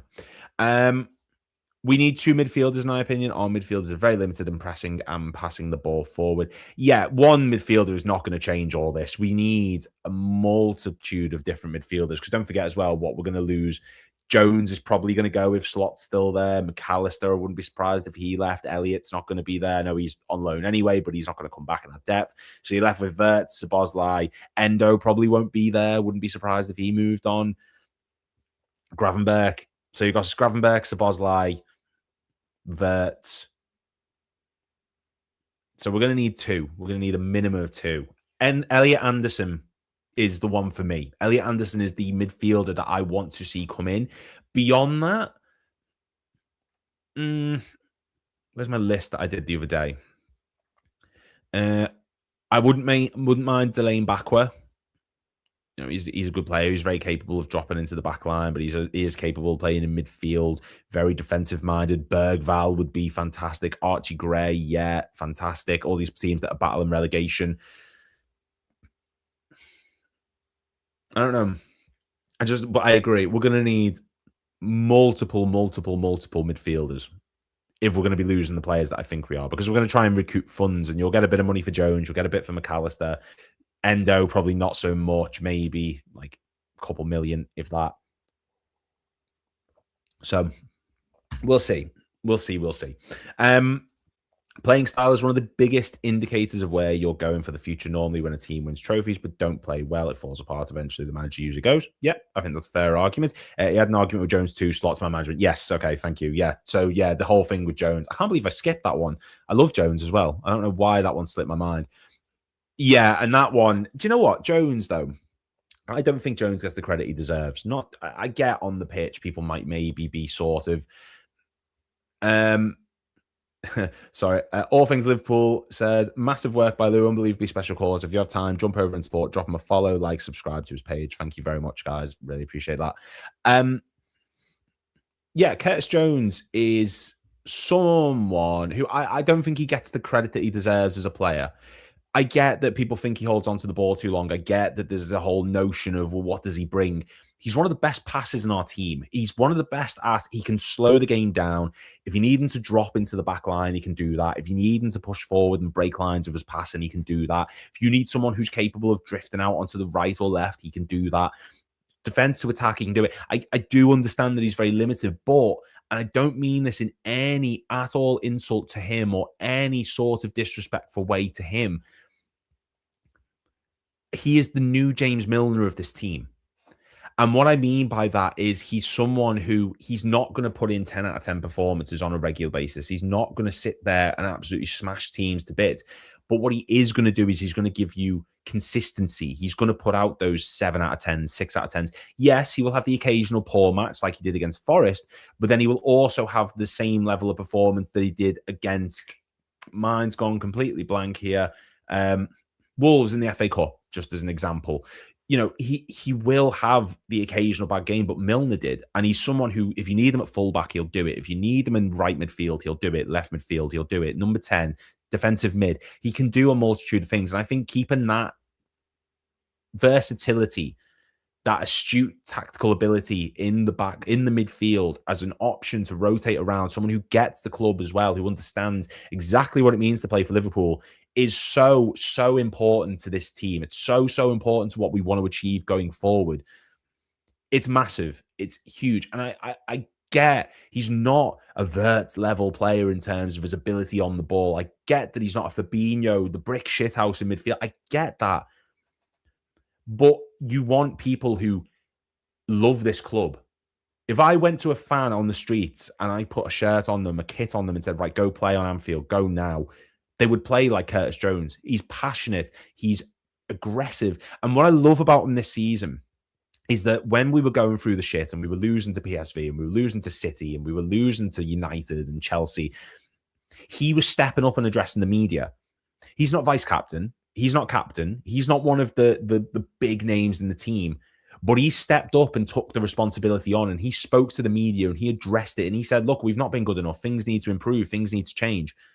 He did just that time and time and time again, he put up with the shit and he came out and he spoke to the media and absolutely faced it head on and gave his thoughts. And I want to see that maturity from him. That's the side of his game that I've always been a bit and ahhing about. And so many people will classify him as someone who didn't make it because of that goal against Everton in the FA Cup back in 2019, 2020 even. Fine, fair enough. I get that goal was maybe the bar was set too high. But that's on us for thinking that. He doesn't have to be this world-renowned world beater. You just need consistency, and he brings that. I personally have no issue with when Curtis Jones is on the pitch. I was very confused. It came up saying there was someone at your front door, and it looked like a giant white teddy bear. I don't know why. Oh, funny. Nuno's Forest team, anti-Guardiola, are massively effective. It looks like we're a team which performs at its best when we're underdogs or it's a big game. Yep, Klopp, the Klopp teams, that's what we were known for. Look at the Barcelona game as a prime example of that. Lou, how highly do you rate this PSG versus the last 15 years of teams in Champions League? I think they're a bit special. Ooh, that's interesting. Well, I mean, Barcelona's obviously number one. 15 years just misses out on the AC Milan sort of gap. This PSG team is up there because I think that recent years, the Champions League winning teams have sort of, they're great. But there's something about this PSG team in that it's so front-footed. Enrique, the rotations, the attacking triangles that he uses to rotate his squad, and the way he has his fullbacks inverting so much to just overload that midfield, it's so brilliant to watch. And like, who have we had over the past 15 years? I'm not going to give answers because this is, potential for quiz, but you've had like Bayern, that team that won it in 1920. That was a good team. We won it. We were a special team, of course. You've had Barcelona. You've had that Chelsea side. That was a great team. Madrid just dominated it for years and years. Madrid always dominates it. But I get what you mean. It's one of the most exciting teams, I think, to watch, this PSG team of the past 15 years in Champions League. I think this is one of the most entertaining sides to sit down and watch. Whereas, like, the Madrid team was probably better. That 3-year stint under Zidane when they had, like, Ronaldo, Bale, Benzema, Casemiro, Modric, Kroos, that ilk of players, probably better as a whole. But in terms of entertainment value, in terms of one of the better teams to watch in the division in the Champions League, I think PSG are definitely up there. I completely get that. Me, my mum, and my 4 sisters all have endo. It's horrible. Thank you for the charity stream. I'm so sorry to hear that. And yes, this stream is to support Endometriosis UK for people like Jodie who, suffer with this horrific thing.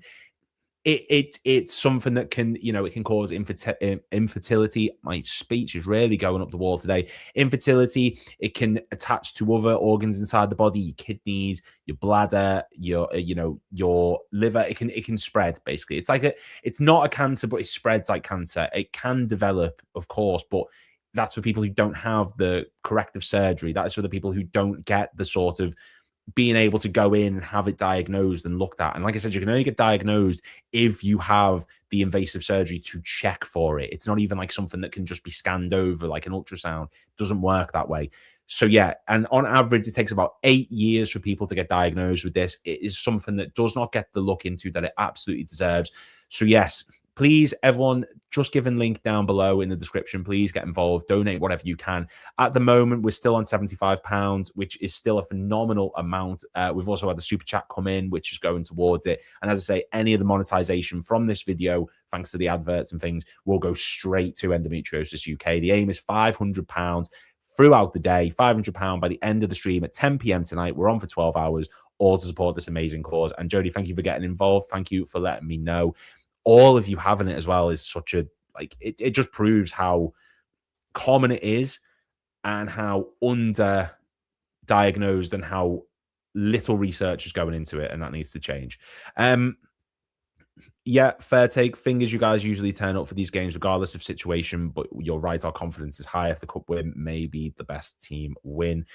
We do turn up for them usually, but this season is just like, in terms of big games we turned up for. We've done it in the Champions League, Madrid, Inter, Atletico, the Galatasaray second leg. Arsenal twice. You know, there's certain games we have turned up for, but then we've also been battered by United, battered by Chelsea, battered by City twice. We've lost to Forest. We've drew with Burnley. We've lost to Wolves. We've lost to Brighton. So I'm more confident going into the big matches. But the issue is I just don't have any reason to be from this season. So big up to you, Jody. All the best to your mum and sisters. Much love to Jody. Thank you, guys. Everyone showing some support there, which is brilliant to see. Who's the better DM, Mascherano or Fabinho? Debate. Oh, that's a difficult one. That's a difficult one. Fabinho. I think Fabinho, personally.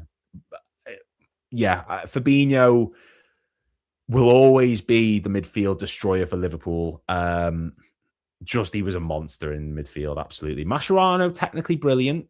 I love the pitbull mentality of him. He was really, really up for it. Sometimes a bit too much. One of the worst slide tacklers I've ever seen, just sort of FYI. He was never the best at it, but he was still a good player. Fabinho, I think for me, though, what he did for that Liverpool team, being introduced into the spine after losing the 2018 Champions League final, just changed everything. Took him a bit of time, of course. I think the first game he actually looked good was when we played Red Star Belgrade. And he put in like this monstrous performance, and then suddenly it just clicked. And him, Henderson, Wijnaldum, him, Milner, Lallana, Keita, Oxlade-Chamberlain, like it just everyone looked better having him there. He was capable at centre back. I know Mascherano did it for Barcelona, but I think Fabinho personally, and I think as well the manner of which you depart. We touched on Salah earlier on today. We touched on Trent when Steve came on, and I think Mascherano refusing to play against City, putting in the drama that he did before moving to Barcelona in 2010. Then, you know, Fabinho just left. He was sold because he stayed. I still think if Fabinho had stayed one more season, I think we would have seen the best of him. The reason he was worn down in 22-23 was because the midfield around him was so ran down as a whole. Henderson, 30s, Milner, 30s, Keita, broken biscuit legs, Oxlade-Chamberlain, pretty much the same. Lallana wasn't there anymore to cover hard yards. Wijnaldum wasn't there. He didn't have that support in midfield to help him. I think if you had the Szoboszlai, the McAllister, the Gravenberch around him covering the hard yards, I think Fabinho would have looked back to his best for maybe just one more season. I understand that we brought in those players because he was one of the high-profile, expensive sales that summer. But yeah, I think we would have seen the best of him. Sending love and support to you and your family, or suffering for Jody. It's a horrible condition. Once again, my fiance getting involved there. Love you, babe. That PSG midfield is one of the best trios I've seen. Yeah, it is. They've got some talented players. I think compared to that Real Madrid team, that midfield of Casemiro, Kroos, and Modric, they're legends. Do you know what I mean? Like they are the most successful Champions League team ever, winning 3 in a row, and those 3 players. Has Modric won it more times than anyone? Or is it Benzema? Who's won the most Champions Leagues? Is it Modric? Or is it Benzema? Is it Benzema? Or is it Modric? I don't know. It's one of the two. I could be wrong. It could be Casemiro. But yeah, I think that midfield 3 is just a better team. But the PSG one is the most exciting to watch that I've seen in a long time. That's a scorcher of a question, I feel, Irishman. Definitely one of the best to watch. Ravenite says Mascherano for me. I think that's fair enough. Absolutely. It's a slight edge for me. I like that dog of a player. And I think Darzo says, I think they're both just as good as each other. Yeah, there's an argument to be made. They're both brilliant players. I liked the defensive quality of Fabinho a bit more than Mascherano. Now, Mascherano was a fantastic player. If he was coming up against a car, he would try to take its tires out from underneath it. Fabinho was more positionally aware. I think he was better in the air than Mascherano. Great tackler of the ball. If I was in a back line, I would feel more secure having a Fabinho ahead of me than I would a Mascherano. I think the physicality, the tactical awareness, like, don't get me wrong, like I said, Mascherano, class player. But Fabinho just sticks out. Maybe it's recency bias. I don't know. Francisco Gento, Luka Modric, Dani Carvajal, Nacho Fernandez, and Toni Kroos are the players who have won it 6 times. Did no one win it 7 times? Are they the most? Why do I feel like someone won it 7 times? I know Ronaldo won it 5 because the 5th one was against us. Was there really? I could have sworn there was someone who's won 7. I might be wrong. In their prime comparison, Torres or Suarez? Suarez, easy. Torres, brilliant, but like Anfield Irishman says, Suarez, and he loves Torres more. Suarez, I think he got better and better and better and better. Whereas Torres started out great, petered, got injured during the 08-09 season. He suffered, I think he missed like 14 matches or something through injury, because that's when we had Keane and he had to come in, and then Babel was coming in, and Torres kept getting thrown into the team when he came back from injury, and it would exacerbate it. And, whereas Suarez, always fit. Yes, he was always banned. It was controversial to say the least, but he was special. He was a special, special player, Luis Suarez. 2013-14, I've always said in terms of the Torres, Salah, Suarez debate, Salah is number 1 for me. But I think in terms of an individual season, 2013-14 Suarez will never be topped in the Premier League era for Liverpool. That is the most. You talk about players carrying teams. Suarez almost carried us to the title. And yes, Sturridge was there with 22 goals, I think he scored in the league. You had Sterling, that was his first big breakout season. Gerrard and Coutinho were brilliant, Henderson. But Suarez, that 13-14 season, just stole the show. So for me, he beats Torres any day of the week. Torres was great though, but he petered off, and then that final season, all the drama, all the injuries, it got to a point where it's like, just be gone now. And we all sort of knew he was leaving, but no one wants him to go to Chelsea, and that's where the issue lies. In a moment, I'm going to try and do this quiz, trying to name every Premier League goal scorer. That's going to irritate everyone in the comments. If anyone's got any questions as well, by the way, feel free to ask. I'll answer any questions, sort of football related, if possible. But yeah, anyone has anything they want to ask or any thoughts, just get it down below. I love getting involved with you guys, getting engaged. And if you want to be involved with something as well, Just Giving page, the link is down below, to Endometriosis UK. Massive, massive, massive cause. If you've got anything spare, I know times are tough. I know people are really struggling, but there's people out there struggling with this as well. And it's something that needs more eyes on it, needs more support than it's getting. So please get involved. Any super chats, anything goes towards this amazing cause. And yeah, thank you guys for that. Suarez as a player is arguably our most talented of a player, but if you're talking about exclusively for us, didn't stay long enough yet. January 2011 was when he joined, and he left in the summer of 2014. So what's that, 3.5 years? Is that what it is? Yeah, 3.5 years. 2.5 years. Wait, no, hang on. He joined in 2011, 2010, 2011, 11, 12, 12, 13, 13, 14. Yeah, like 4 seasons. I think Salah last season ran the Suarez season close, but that Suarez season was too good. Yeah, I 100% agree. Salah last season had statistically the best campaign, but in terms of just the overall brilliance, Suarez 2013-14, I've said that 10 times, but you're never going to match that. You are never, ever going to match that. It beats any Michael Owen Premier League season for Liverpool, any Fowler Premier League season for Liverpool, any Rush. I know Rush was more pre-Premier League, but he had 2 seasons with us. I think he scored like 30-something goals in that time. Just, it's the best. It is the best one. And I implore anyone to go back and watch those goals. It's such a joy. Goal of the season contenders every week. Who's one Liverpool player you would bring back in their prime till the end of this season to help us get the UCL or win a trophy? Oh, that's a great shout. In their prime. I mean, Fabinho for me would be a big, big help in midfield. The issue isn't so much up top. It is just building from midfield, building from the back, and just the defensive work. Now, I'd happily put like a Sami Hyypiä in the back line, but could he play the way slot 1 and 2? Probably not. I'd like a Fabinho. I think he'd be brilliant. One Liverpool player back in their prime. I mean, I'd love a Terry McDermott. That'd be great. Yeah, I think Fabinho would be a great shout. I think Would Henderson work? Maybe, possibly. Someone said that I don't like him, but Trent Prime would be a lot. Yeah, I think Fabinho. Fabinho is the one that I'd be picking for this. Just a brick in midfield, just to give us a bit more structure. I wouldn't mind seeing another centre back going alongside Van Dijk, like a Hippier. That'd be class. If it was someone up top, because the issue isn't Ekitike.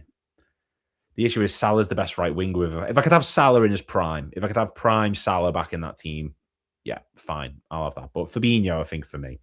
And Dicker says prime Gerrard. Yeah, Gerrard. Why did I forget about Gerrard? Why would I forget about Gerrard? He's carried us to more. Gerrard. Yeah, Gerrard. Dalglish. Fuck it. All of them. Let's just get them all in. Let's get Graham Souness back in the team. Let's get Alan Hansen. Why not? Fabinho or Gerrard. I don't like him, but a prime Trent helps us. I say Andiko says prime Gerrard. And he also says, Lewis, hope you're good. Do you think Isak gets minutes versus City? Also prediction. I don't see Isak getting minutes against City. I don't personally think he will. I think that's a bit too soon. This isn't like he's coming back from a pulled hamstring. He's coming back from a broken leg. They're not going to rush him back in, especially not against City, where he's going to be worked hard. So I think it will be a wait. I know PSG, he's going to get worked. You know, it's going to be a lot of energy exuded, but I don't think he'll even start that match. He'll come off the bench maybe as it gets on. Don't see him against City. In terms of prediction, I don't want to sound negative, but I just don't think we're going to win. I can't see us beating Man City. Oh my gosh, excuse me. I'm tired today. No, I can't see us beating Man City, which I know sounds really negative, but I can't see us beating a Wolves at the moment. You know, like we beat them in the FA Cup, we lost to them in the league. I can't see us beating anyone. It's just a fluke if we do at the moment. It feels like such an outlying result that I just can't see it. I think we'll push them, but I'm not holding my breath personally. It sounds negative, but am I wrong for being negative about the way that we are at the moment? Mo Salah 11 says, would you take Thiago? I mean, yeah. But see, this is the thing about Thiago, right? I get so much stick for this. I know in that Legends game he was brilliant, but let's not forget he only retired 2 years ago and he was playing against players who had retired about 20 years ago. You know, he's going to stand out. He's going to look great. I think Thiago was a very good player, but I'm not as big on the sort of the hypeism as everyone else. And it's not because I don't think he was great. I think he's the most injury-prone player I've ever seen for Liverpool. Or he's one of the most. I've done the stats or something recently, and he's missed so many matches. And the problem is, we pay high wages for him. We paid a lot of money to bring him in, a lot of money to pay him weekly. And it's like, and I've used this analogy before on things on my own channel. It's like if I buy this really, really expensive car and then I just don't, and like I tax it and I get the insurance for it and I get all this, but then I don't put petrol in it and I'm paying it off monthly and I don't use the thing. I can't use the thing. What's the point?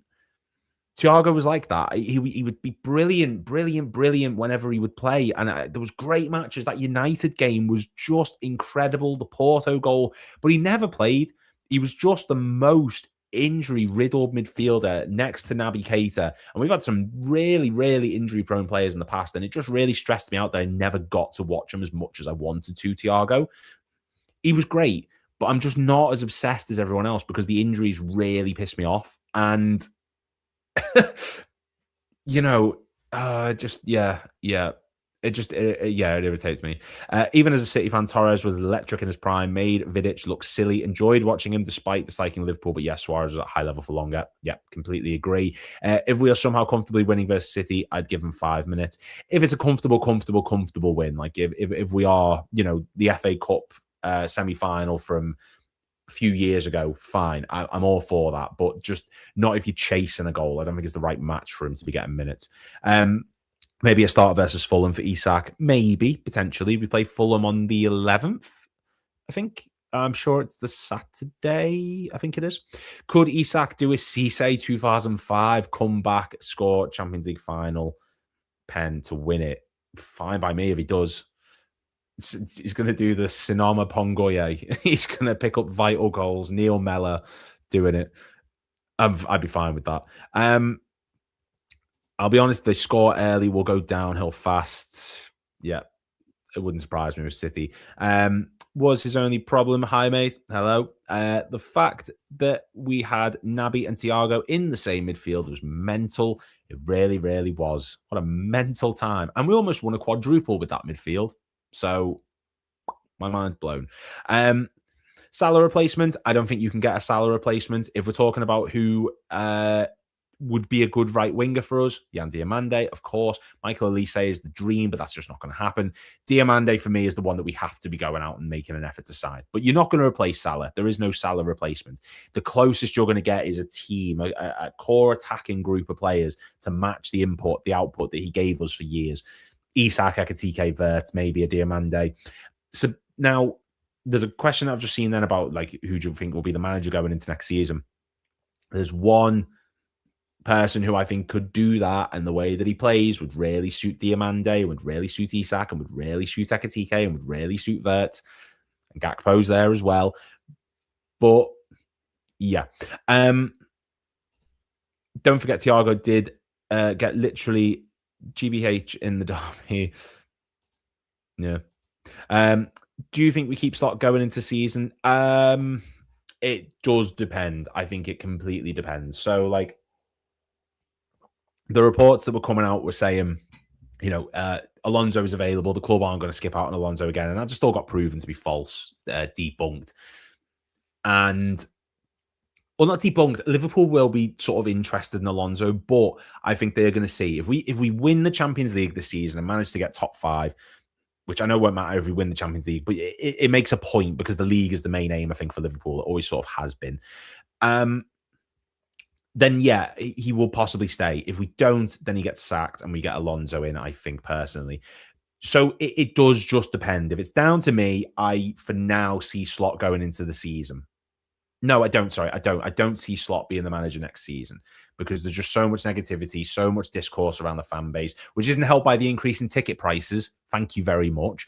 No wonder no one can pay money for anything. Like my weekly shop nearly bankrupts us, and they're increasing ticket prices. Cheeky bastards. But yeah, Slot, I don't think he's going to be here next season, personally. I just think there's too much negativity going on around the moment. Tsunoma Pongoye has definitely skipped the gym the last few years. Yeah, did you see him in that Legends match? He did the interview with Dan, and he looks, Dan Club from Redman, he just looks like a different person altogether, man. Like, I honestly didn't recognize him. He used to have the dreadlocks, and, he just looks completely different. It's mental. Similar to Born and Red, who would be your 5 in and 5 out? Speaking of Born and Red, I see him is going to be coming on later on tonight, 9 p.m. He will be the final guest before we close off the show at 10. So make sure you get involved with that. And I'd love to get his thoughts on that as well. 5 in, 5 out. Ooh, okay. I'll do this quickly before I start doing my quiz. 5 in, 5 out. If I'm doing, oh God. Do the contract expiries count? Can you let me know that? Like if a player's contract's expiring, do they count towards my 5 out? I need to know that. My 5 in though, Diomande is definitely one of them. Elliot Anderson, yeah, be absolutely brilliant if he was to sign. Oh my God, it's difficult. I've got it on my list. Do they count? Was that? Yeah, they do. Okay, so Robertson will be one. Canate, I think, will be another who will probably leave. McAllister, I think McAllister's time has absolutely passed for us. It's just the right time for him to be moving on. Salah, obviously, is already saying that he's going to be going. And I wouldn't get rid of Gakpo just yet. I think that we're going to need options on the left. And, we're making more headaches for ourselves by selling them, where we've already got a million positions to fill. Selling a Gakpo is just adding more problems. Robertson, Canate, Salah, McAllister. I might just say Freddie Woodman and just give myself a bit of an easy one. Endo can be the 5th. So Endo, Salah, Canate, Robbo, McAllister. They are my 5. Oh, which, there you go. Robbo, Canate, Endo, Salah, Maka. And then my 5 coming in. So Yan Diomande. Elliot Anderson, absolutely. Centre back, I would love Nico Schlotterbeck. In terms of other options, in terms of depth, because what positions there am I going to need? I'm going to need left back. Ooh. Oh, my left back. It's going to be El Hadji Malik Diouf from West Ham. He would be brilliant. I know rotation and all that is going to be a bit of a nightmare, but we're going to need talent at left back. El Hadji Malik Diouf. So Yan Diomande, Diouf, Elliot Anderson, Schlotterbeck, and one more player. I've got my list sort of in front of me. Delane Bakwa would be an exciting player. I wouldn't mind Delane Bakwa, as I said earlier on. I would not be opposed to a Somerville coming in. I'd be happy with him maybe on the left, and maybe then you can look at moving Gakpo on. I'd be happy if he was to come in. It's hard when you're sort of on the spot because they plan it obviously pre-ahead. It's difficult when you're sort of on the spot trying to think of like 5 players. The 5 out's easy, 5 in as well. Someone put Wharton maybe. Yeah, I like Wharton, but I think Wharton and Anderson. Delane Bakwa, Yan Diomande, Schlotterbeck, Diouf.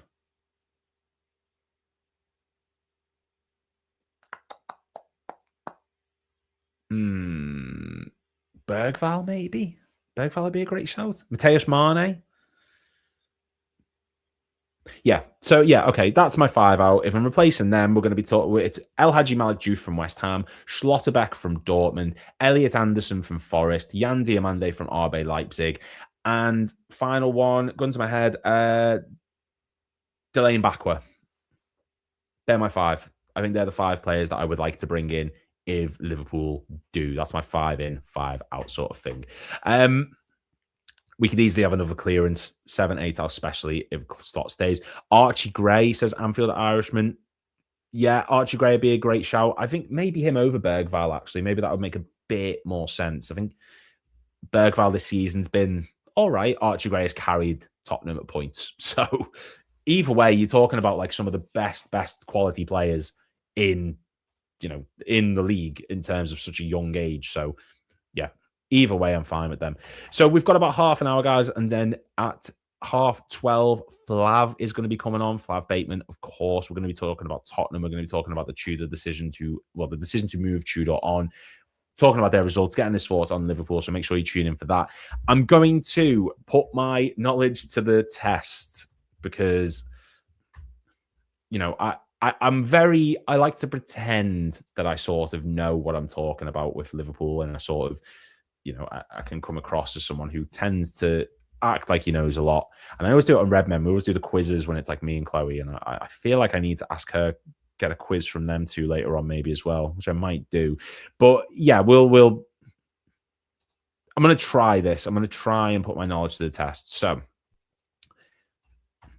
I've got a quiz here, which is, let me just see if it'll cast it. Let's see if this does it. Let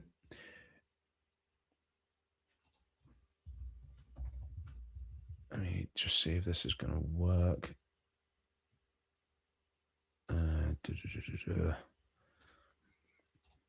Archie Gray.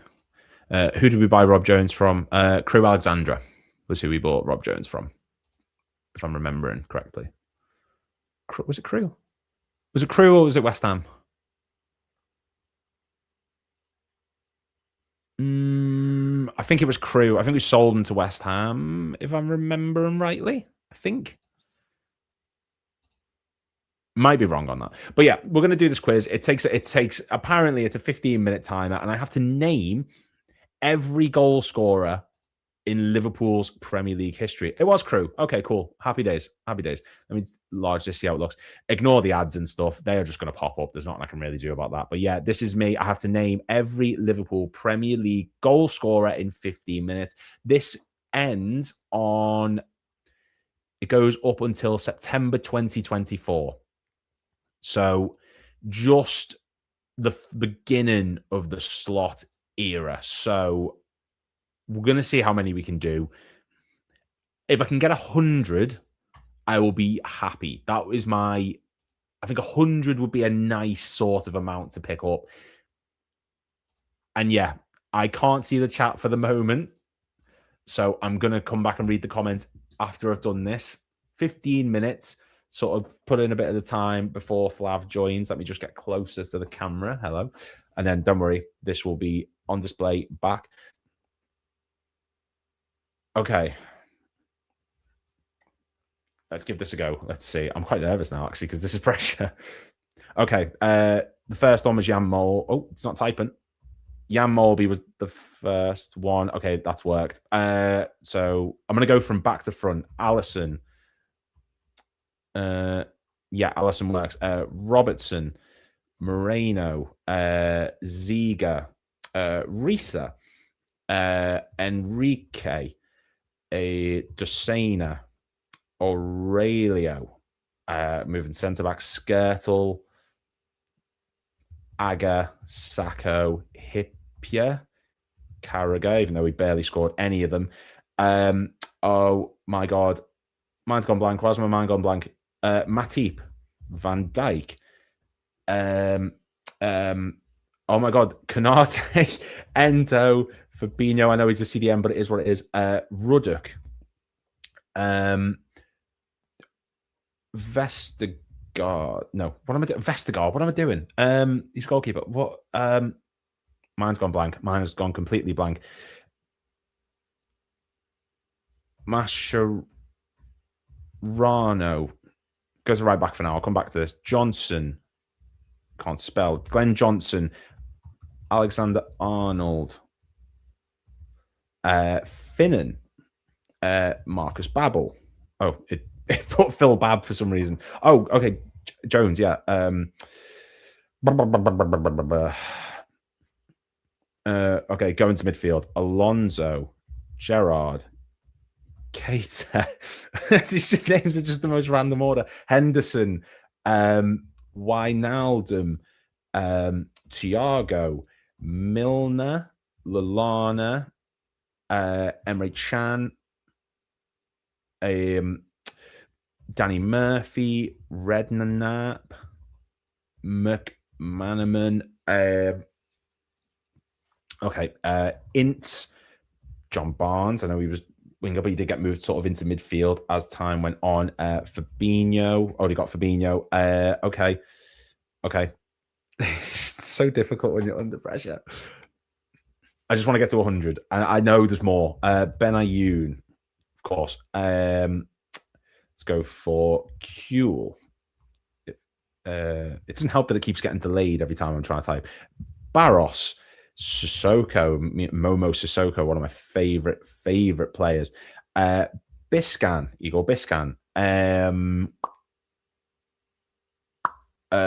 Oh my God, Pennant, Jermaine Pennant.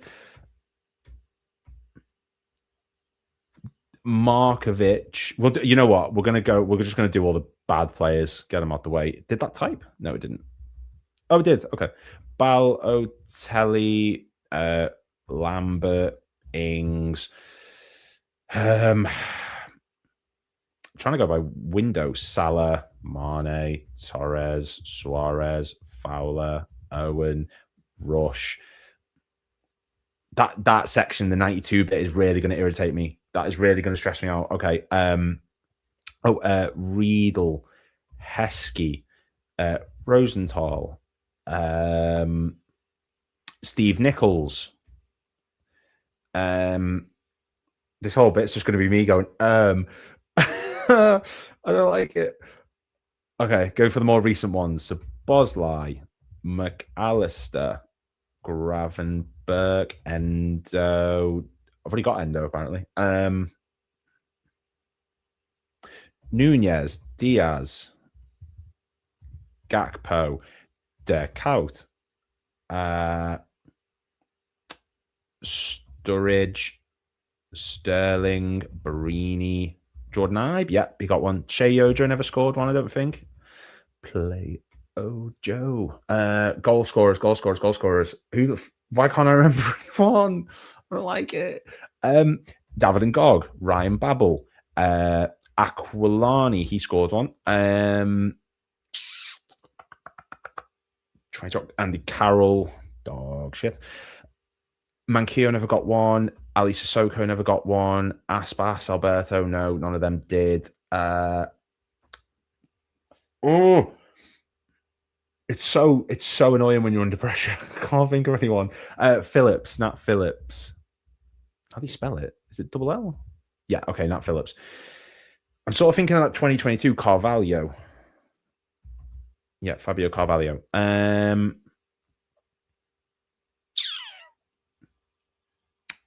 Murphy. Oh my God, this is really going to stress me out. Riera. I've got Who else? Right, okay. I'm just going to take a moment. My mind's gone completely blank here. We're just going to try and sort of... okay. Bruno Cheyrou scored that goal against Chelsea, of course. Anthony Letelek never got one. Okay, right. Let's just sort of... This bit, 2005, 2006. Why is none of that? Crouch, of course. Yeah, Crouch.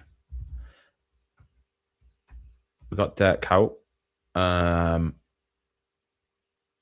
Shaqiri. Got Sacco. Lovren. Yes, Dejan Lovren. Nathaniel Klein. Just think of Southampton. 2015.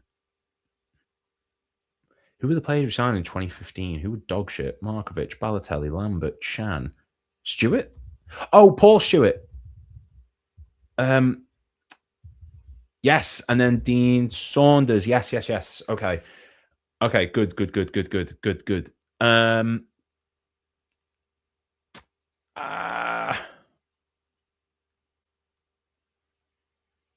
It's so annoying and stressful when I can't think of anyone. And the same player. Leon Leonhardsson. Oyvind Leonhardsson. I just want to get to 100. If I can get to 100, then I'll be happy.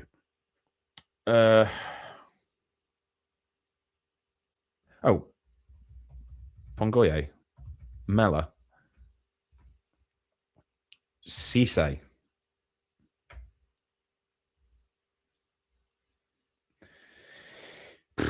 Who was in the 94, 95? I've done red. Oh, my God. Collymore. Of course, Collymore. Why would I not think of Stan Collymore?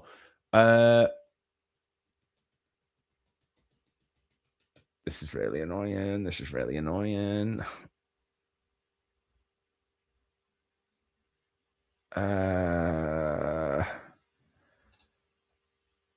Right, think of the Champions League team. Who was in the Champions League team? Carragher, we got Risa, Hipia, we got Kuhl, we got Hamann. Yeah, Dietmar Hamann.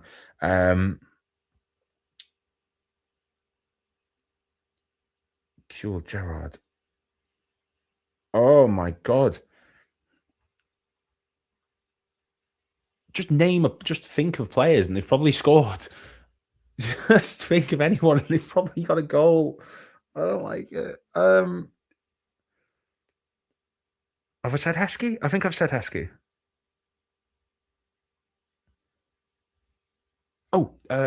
Chamberlain. Do I have to put Oxlade? Oh, fucking petty bastards. I have to put Oxlade Chamberlain instead of Chamberlain. Get a grip. I've got Jermaine Pennant. I've done that. Done Babel. Done Ngog. Done Cisse. Momo Sissoko. We've got Benayoun. We've done. It's really going to annoy me. This is really going to annoy me. It's this bit. It's the 92 bit that's really going to stress me out. Okay, you can do them. You can do the recent ones. Think of the recent ones. Who's been? Oh my God, Colo Torre.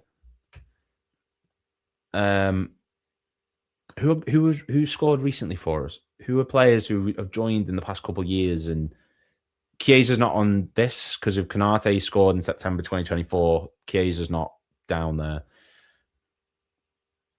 We've got McAllister.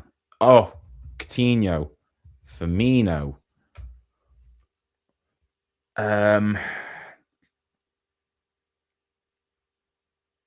Oh, how do you spell his name? Stiggins Bjornby. I've Googled that one because I need to copy and paste it because I can't. I'm not even going to attempt to. Did that do it? Yeah, it must have. One more. Oh. Oh no. One more. We just need one more.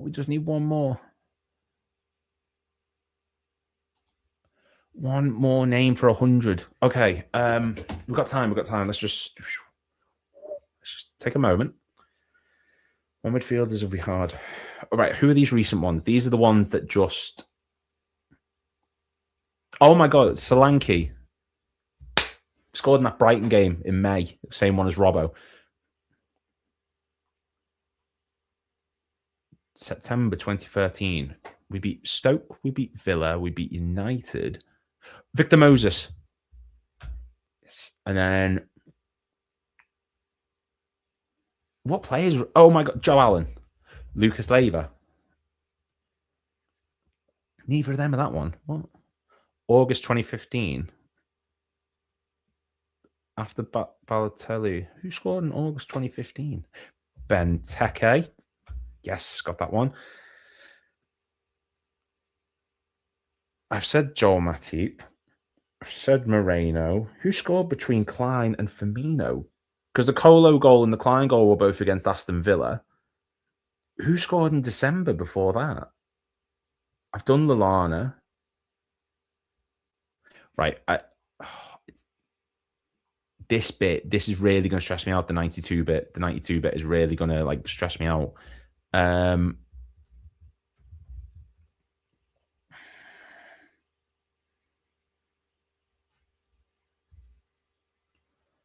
my God.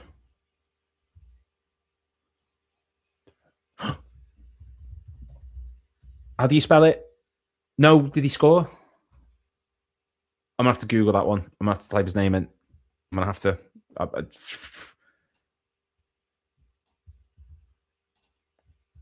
No! He never scored. Okay.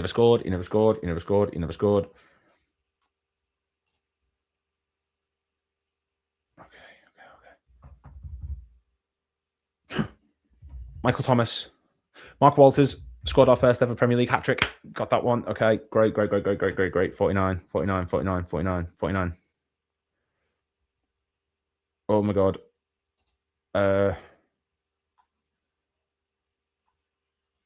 97, 98. Yes, okay, you got one, but that wasn't that late. 97, 98. That was before Julio joined. Who was in Roy Evans last season?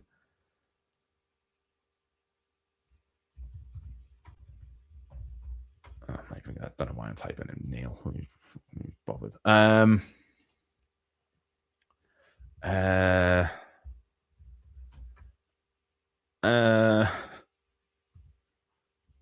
Really stressful.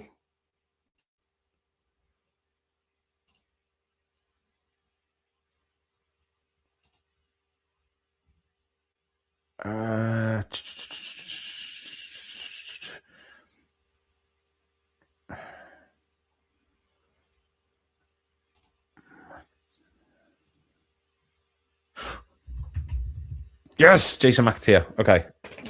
I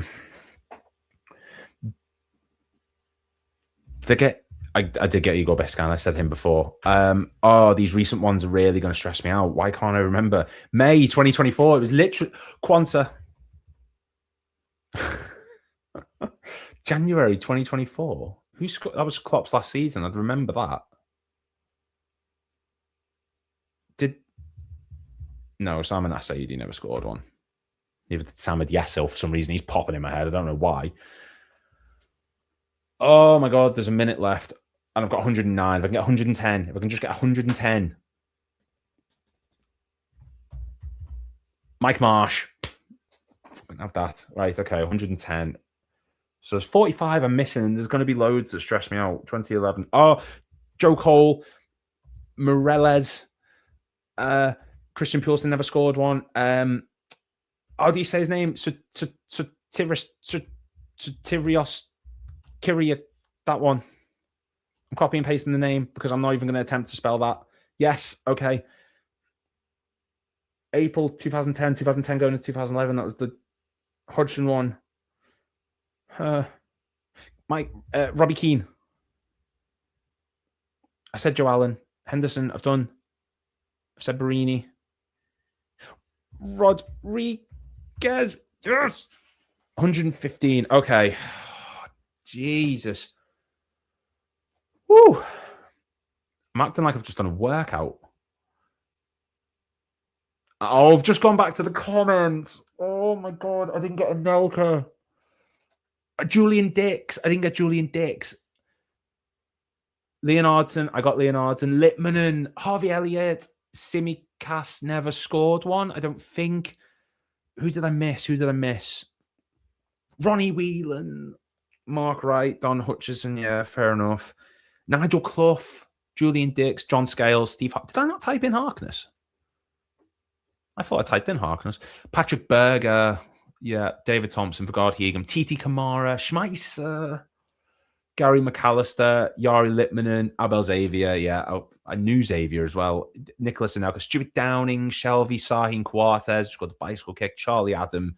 Voronin. Arbeloa. Bellamy. Gonzalez. Warnock. Bolo Zendem. Morientes. Salif Diao. John Flanagan. I forgot Origi.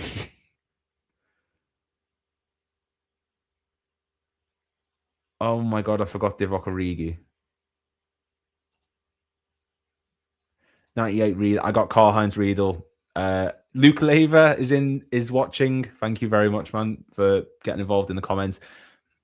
No, I did not get Harvey Elliott because, yeah, I got Karl-Heinz Riedel. Simicast didn't score one. Kirkaz I didn't even put in. It doesn't go up to that date. It ends the last match. It ends against that Wolves game for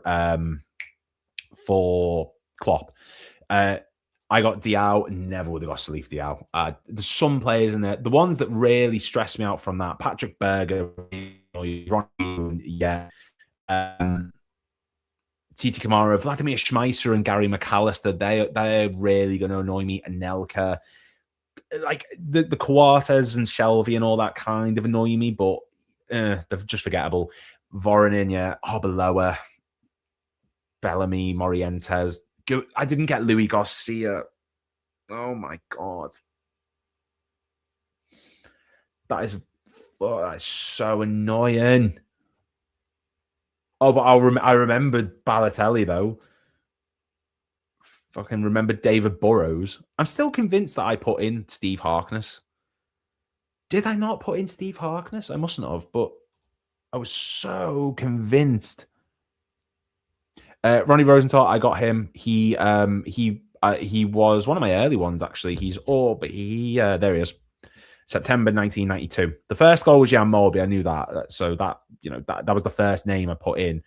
It's just mad. I remember Bruno Cheyrou, but I forgot Vladimir Schmeisser, who scored in Istanbul in the Champions League final. I forgot Origi, who scored in a Champions League final.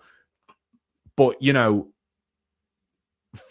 I'll remember Oyvind Leonardson. This is honest to God, this is how my brain works. I will remember certain players who just are not worth remembering or are just the most forgettable ones, but I'll forget like the most obvious ones in the world. Oh, we'll do more of them throughout the day because there is more. We've got a couple of minutes until Flav joins the stream as well. And we're going to be talking about Tottenham. We're going to be discussing what's going on with them. Please, if you could, guys, as well, let me just get this off the screen. Just a reminder, one of the periodic reminders, that there is a link down below. Didn't Nat Phillips score versus Burnley? He did, and I got Nat Phillips. I forgot Ragnar Klavan, though, who also scored against Burnley. Yeah, there is going to be a link down below. They're just giving a link to support Endometriosis UK. So make sure that you get involved with that. Any super chats that come in, any monetization from this, any of the just given links, donations are going to be made straight to them. Yeah, so make sure you get involved with that. It's such an under-diagnosed condition. It is something that's just... It takes 8 years on average to get diagnosed with this. You have to actually have an operation as well. You have to actually have the surgery to be able to officially be diagnosed with it. And the fact that it takes that long, the fact that it is that way is mental, that situation. So please get involved in the Just Giving link down below. I know times are tough, but just anything that you've got at all would be a massive help. Yeah, people were answering. I purposely tried to avoid the chat because... Yeah, Asaidi Aspas neither scored. Aspas didn't get a goal for us, I don't think. I think he got an assist against Oldham, and that's about it. Or did he score against Oldham? I can't quite remember. Salif Diao, yeah, didn't get that. Mark Wright, didn't get. Sorted. Ronnie Rosenthal, I got. Barros, I got. Julian Dix, I didn't. Nor did I get Anelka, which really pissed me off. I got Oyvind Leonardson, but didn't get Yari Litmanen. I didn't get Harvey Elliott. And yeah, Nat Phillips scored against Burnley. I have a quiz question. Who scored our first goal back in Europe after the ban ended? So that would have been 2001, 2002, and it was Heskey. That was against Hacker in the qualifying round, I believe. Because we beat them 5-0 in the first one. That was because that's the season where we've kept the most clean sheets in a Champions League campaign. And it's a record that still holds to this day. We had 8, and that's not including the qualifying rounds. If it was the qualifying rounds included, it would have been 9 clean sheets. So, yeah, that was a great one. Forgot about Badgetich. Oh, I forgot about Badgetich. Well, I forgot he exists. He never plays. He's injured every fucking day of the year. So, who did he score against? Was it Villa? Was it? I feel like it was Aston Villa. It was that long ranger, weren't it? I think. I will get Bo to make an appearance later when we are home. Thank you, babe. That is my dog. My French bulldog. Mate, do you know what? Donations will probably go up if she comes on stream. she'll sway the whole thing, to be honest. Yeah, Villa 3-1. I thought it was against Villa. Honestly, I forgot Badgetich even existed. Like, Saunders after the Heysel ban.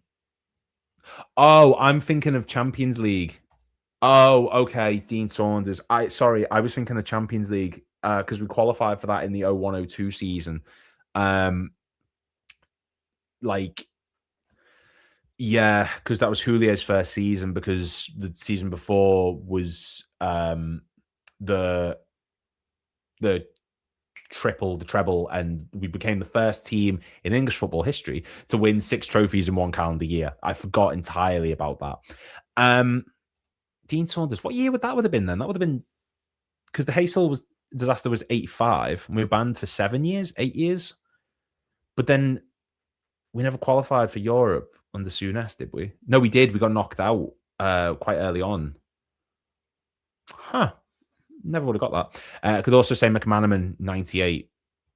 I think it does depend on your definition of, like, I viewed that as the Champions League. The first time we played in the Champions League was 01-02, so I just immediately and instantly went to that being the first. And I know Heskey was the first for that because it was against Hacker. Let me just Google it as well, just make sure that I'm being... Let's see. Hacker. Yeah, 8th of August, 2001. LFC 5, Hacker 0. Heskey, Ohm with a hat-trick, and Sami Hyypiä as well. Sami Hyypiä got a goal. And then the following match was the 4-1 against Hacker. So, and that was Fowler, Redknapp, Heskey, and David Wilson scored, and we beat them 9-1 on aggregate. And as I say, that's the season which saw us keep the most clean sheets in a Champions League campaign for Liverpool. We are just a moment or two from Flav joining. If you've got any questions you want to ask him, put them in the comments down below now. Get involved. And as I say that, he has entered the studio, so we'll get him in just a moment. He's just saying device is not connected at the minute. But yeah, any questions you want to ask, by all means, go for it. And as I say, guys, there is a Just Giving link down below. There is a link you can click to support Endometriosis UK. Any super chats that come in will go straight towards the facility as well.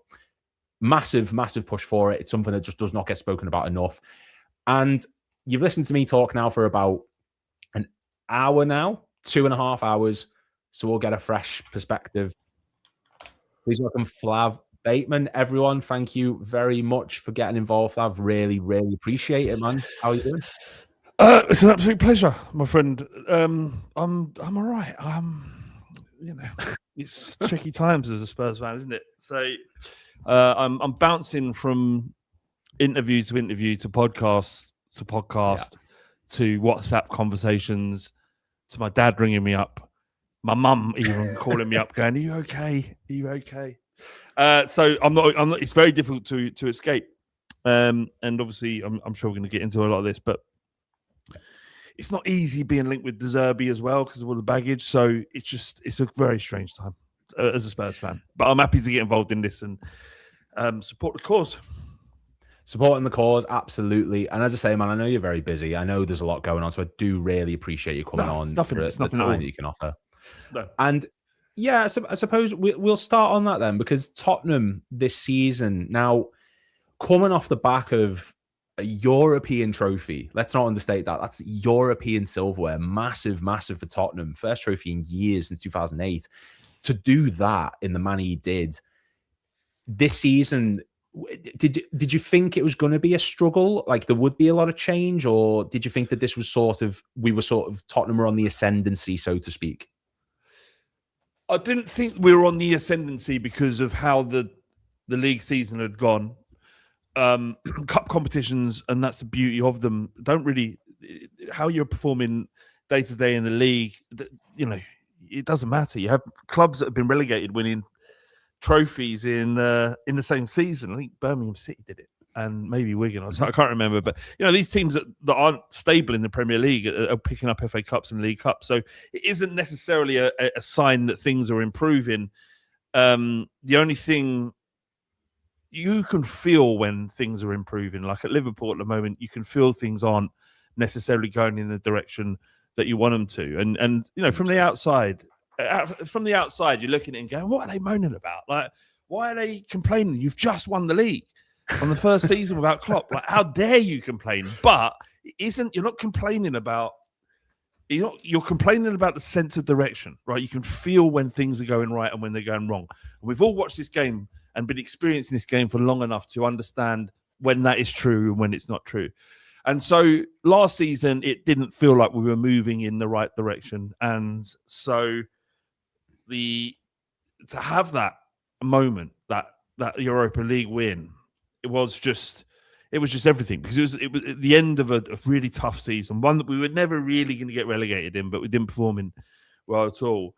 But yeah, to have that moment and just experience it in that and not think about the future too much was amazing. It's the first trophy I'd won when I was actually League Cup in 2008, 91, and League Cup in 99. But as we know, like, the League Cup is what it is. It isn't quite the same as lifting a European trophy with your old man, especially as he's getting older. So it was a magical moment. Like, someone asked me the other day, would you be relegated this season if it meant, would you swap out not being relegated and not winning Europa League, or winning Europa League and getting relegated this season? And I think if I had to choose, it would be the relegation, because that moment isn't something that can be replaced, and we'll come back again. So. Yeah, 100. Oh, if you go down, you're coming straight back up, you'd imagine. And like you touched on there, your league season doesn't define a trophy victory. Like, look at us in 2004, 2005. We finished 5th. We were awful that season, but no one remembers it because we won that trophy, the Champions League. And it is something that a lot of people sort of take for granted, is winning a trophy is everything in football to an extent. And I think for Tottenham right now, most fans, the euphoria felt like we saw, like Ben Bowman, for example, how happy he was having won that trophy. Harry Scarf was the same, yourself. It's moments like that that you don't get very often for a lot of teams, like, Tottenham being one of those clubs. And I don't think a lot of people would, like, if you went to a Wigan fan and say, the season you got relegated and won the FA Cup, would you rather not win the FA Cup and stay in the league?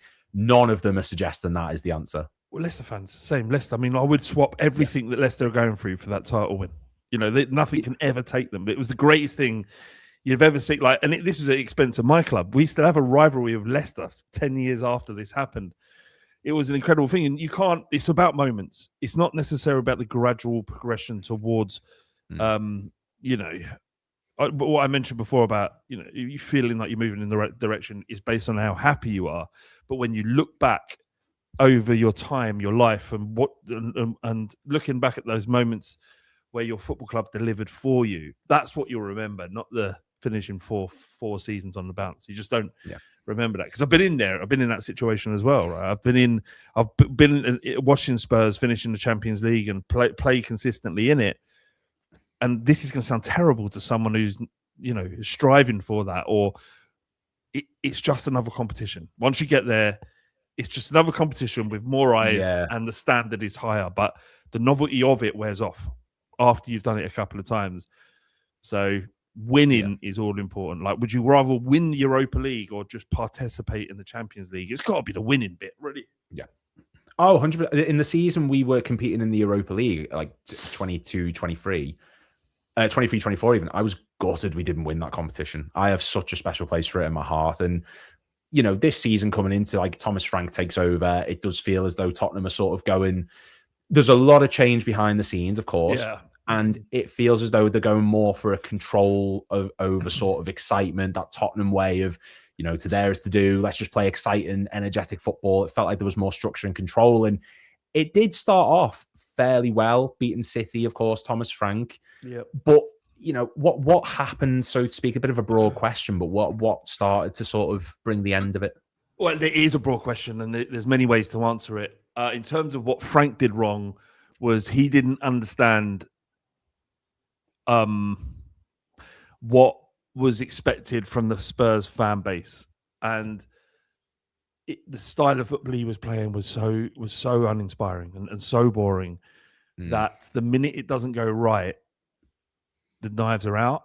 And it went majorly wrong for Frank when we played Arsenal at the Emirates. Yes. And he played a back five with two holding midfielders. I don't mind losing to Arsenal, right? I've experienced it many, many times.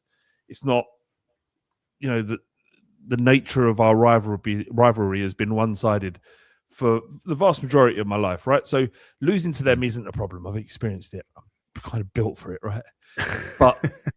But turning up and not having a go, not making them aware that we are there, rather just turning up and bending over for him, was for me unforgivable. And in that moment, I would have sacked him.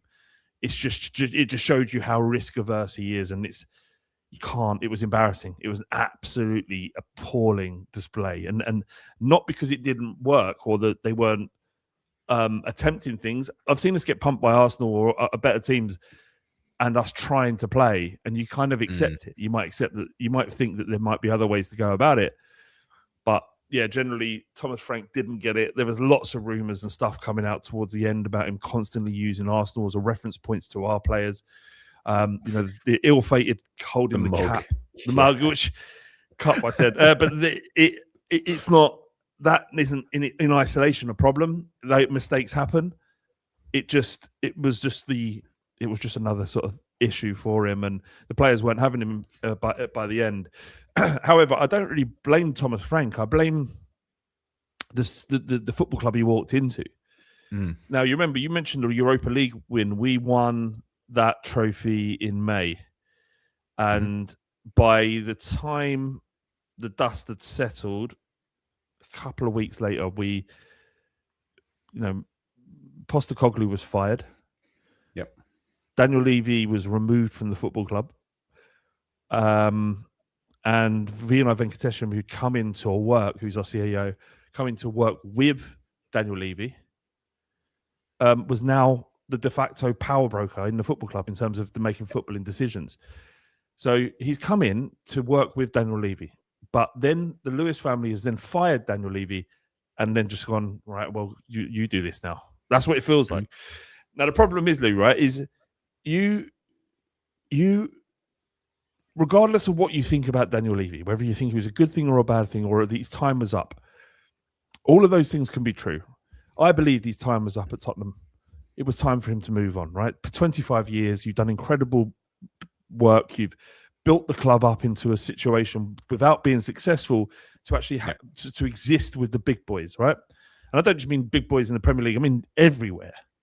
There's a reason why Newcastle and Aston Villa fans are complaining that they can't spend money. It's because they didn't spend 20 years building an infrastructure like Daniel Levy did, so that we are turning over £500 million a year, means that we can still operate and spend, right? That is the 9th most in world football. And now you got Newcastle fans going, well, no, it's all corrupt. The Premier League's corrupt. We want to be able to spend all our oil money. Sorry, you didn't do the work. We've done the work. You haven't done it. Yeah. You just want a quick fix. Anyway, the point is I'm trying to just illustrate the fact that Daniel Levy has done a good job. But at the end of his 25 years, you're like, maybe it's time to move on. Maybe football's moved on, right? Maybe you don't understand the game as well as you used to. So it is time for you to go. What it wasn't time for was just to literally sack him like you would a manager and just leave this vacuum, right? He had made so many decisions. He has been across 3 or 4 different roles. In effect, he was institutional as Tottenham Hotspur. Whatever he decided to do, or the direction that we decided he decided for the club to go in, we would go in that direction. And you think of the people that are institutional, other football clubs like Klopp, Mourinho, Wenger. If you're thinking about ownership model, you might think about John Henry. You might think about Abramovich. And again, like, I'm not saying Abramovich is a great example to follow with hindsight, horrendous example, but in terms of what he delivered for that football club, unprecedented. But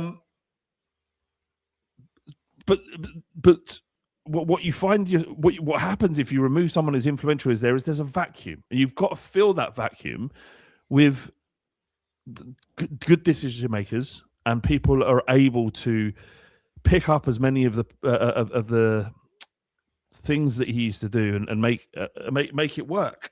Yeah, and it just seemed like we had no plan.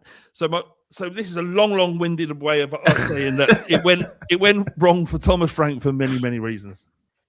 Well, no, I think you're absolutely spot on, because you look at, like, you know, you touched on John Henry there, but like, it's not just him running things. We've got the, like, you know, Michael Edwards, praised for the work he's done. Julian Ward's been involved. Richard Hughes, what he brought in last summer. It's all about a whole team and everyone contributing in different ways.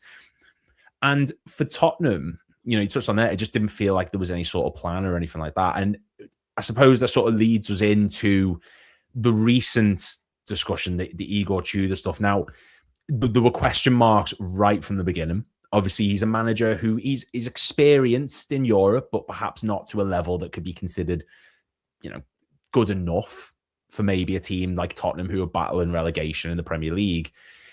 What did you make of the appointment at the time? Because I've heard multiple different opinions on it, but it never felt like something that was going to work, in my opinion. It was Igor Tudor. Yeah. Sorry. Yeah. Right. Well, so we had to do a lot of reading when he came. I knew who Igor Tudor was. I remember watching him play centre back for Juve when I was a kid. But as a managerial entity, I had to do a lot of research and scrabbling around and talking to people that do know better. And we were all told by lots of people that had tracked his career that this is what he does. He comes into clubs, he firefights, he solves problems, and whatever issue you have, he comes and sorts it out, and then he leaves without much fuss. So there is a certain irony that the only club he's gone to and hasn't had a positive impact on was Tottenham. And therein lies a further example of what kind of football club we are and how we're run behind the scenes, because you can employ Jose Mourinho or Igor Tudor to do a job that they've done well everywhere else. But when Jose Mourinho looks back at his career, Tottenham's the only big club that he's worked with that he wasn't able to win a trophy. Tudor couldn't get a tune out of these players. So I was a little bit skeptical. And then we played Arsenal in the first game, and you're like, well, you know, it's a bit of a baptism of fire. He had a good first half, though. They looked energetic, positive in the first half. Looked okay, yeah. Again, it wasn't one that you can. It was just one. It was a North London derby. Yeah, and then Fulham, he set up at Fulham with a 4-4-2 and played Gallagher on the right-hand side, and you're like, oh, God, this isn't going to work. This isn't going to work. And then Liverpool came around, and we're actually good. And then you're like, oh, my God, sorry, mate, but maybe he does know what he's doing, and maybe the players are buying into it. Yeah. And you get the result, and we had like 7 or 8 shots on target, and we just competed, right? It looked like we're a team that was playing for each other. 3 to 4 days later, we absolutely play Atletico Madrid off the pitch. We were great. We were 3-2 the scoreline, but it could have been anything. And we just played really, really well. And then finally the Forest game, and it's back to where we were when we played Fulham. So I like him. I like listening to him talk, and I think he had the right ideas in terms of how he approached football. You could see what he was trying to do, although I felt like he perhaps overcomplicated things, and the formations weren't quite right for our players. I think that there was something I was doing when I was on Red Men going up to the Tottenham game, and I think it was something like, of the last 5 matches he'd managed for Tottenham, he'd started off with 4 different formations or something daft, and it just felt a little bit just throw shit at the wall and see what sticks kind of thing. His favourite was the 4-4-2 for sure, and we didn't think that it would be. We thought it would be a 3-4-3 with 2 10s. Yeah. And it wasn't that. He did that as well, but he certainly was most comfortable with a 4-4-2, and we don't have the players for that. Certainly not in the Premier League. Like, whereas Forest looked really comfortable with 4-2-3-1, and you look at their players and you're like, of course, you've got Sangeri and Anderson as the 2 in midfield, and then Hutchinson and Hudson-Odoi and Gibbs-White. It just makes sense. The formation makes sense. Whereas at Tottenham, it's a 4-4-2, and it didn't make sense. You had Van der Ven playing as left back. You got Danso and Romero as and then you have Spence as a right back, and our actual right back playing in right midfield, right hand side of midfield. And then you're like, oh Christ, what even is this? What's going on? So it's like, just play the players where they want to play. Like, this, it makes complete sense. Anyone who doesn't know the ins and outs of the Spurs squad, and that's absolutely fine. But trust me when I say that the formation, without question, should be a 4-2-3-1, and Van der Ven and Romero should be at the centre back pairing. You should have a Doggy as left back, Porro as right back. Your midfield should be Salah and Gray. Then, as your front 3 behind the 1, Tell, Xavi Simons, Kudus, and Solanke or Richarlison. It just makes sense. So just let's see it and see what happens. But I mean, is there a sort of, like, because your squad is like decimated at the minute with injuries. So is there a sort of, needs must, he has to try different things kind of thing? Not really. Oh, okay. I think, sometimes, but not. We had enough players to be able to play that for sure. And we're actually on the tail end of that injury, like praying we don't get anything else. They are coming back, which gives you kind of a moment's pause. Like, Kudus is back, and he'll be fit for Sunderland. Okay. We've missed him massively, and our tail off is when he hasn't been played. He wasn't. Sorry, when he got injured. The ball being played into him, holding up the ball, and other players are able to commit. So there's that. And then, we always never going to have Maddison and Kulusevski at all this season. I'm not sure Kulusevski. I hope he does, but I'm not sure. I don't know what happened to him, where he's disappeared to. Yeah, well, I can tell you if you're interested. So in the Europa League run I think actually it happened against Palace, the injury. He had a coming together with Mark Gay, and their knees hit each other. And after he was assessed, and he spoke, the medical team spoke with him and Postecoglou, and Postecoglou came out and said that he'll be back next week. It's just a knock. And that was, 12 months ago, pretty much. He essentially has a patella injury is? Yeah. It's like the kneecap. Yeah. So he's essentially they've had to rebuild his knee. And he's basically had his kneecap would potentially slip down. It's quite grimy, but it would slip down past the joint. It would offer no protection. So it had to be rebuilt. So I don't know. It's that kind of injury. He's had a new knee. He'll ever come back. Yeah, but not having Kulusevski and Maddison, we always knew that was going to be an issue. And Solanke was out for 6 months for just inexplicable reasons as well. So yeah, I think we've got the players coming back now. It's just getting a manager in who can get anything from them, anything at all. Yeah, which brings us on nicely, and last like couple of minutes or so, onto Roberto De Zerbi. Now, you touched on earlier on at the very beginning, there are a lot of issues that could make this a bit of a chaotic one. According to reports, he seems to be the manager who is going to be coming in, and he's open to coming in immediately, which could be a positive in terms of giving the team a bit of a galvanizing effect. But just blunt question, is he the man that Tottenham should be looking at, not just for now, but for the long term, given the history of him that we've seen? I think if we weren't in this scenario, then from a footballing perspective, it's fine.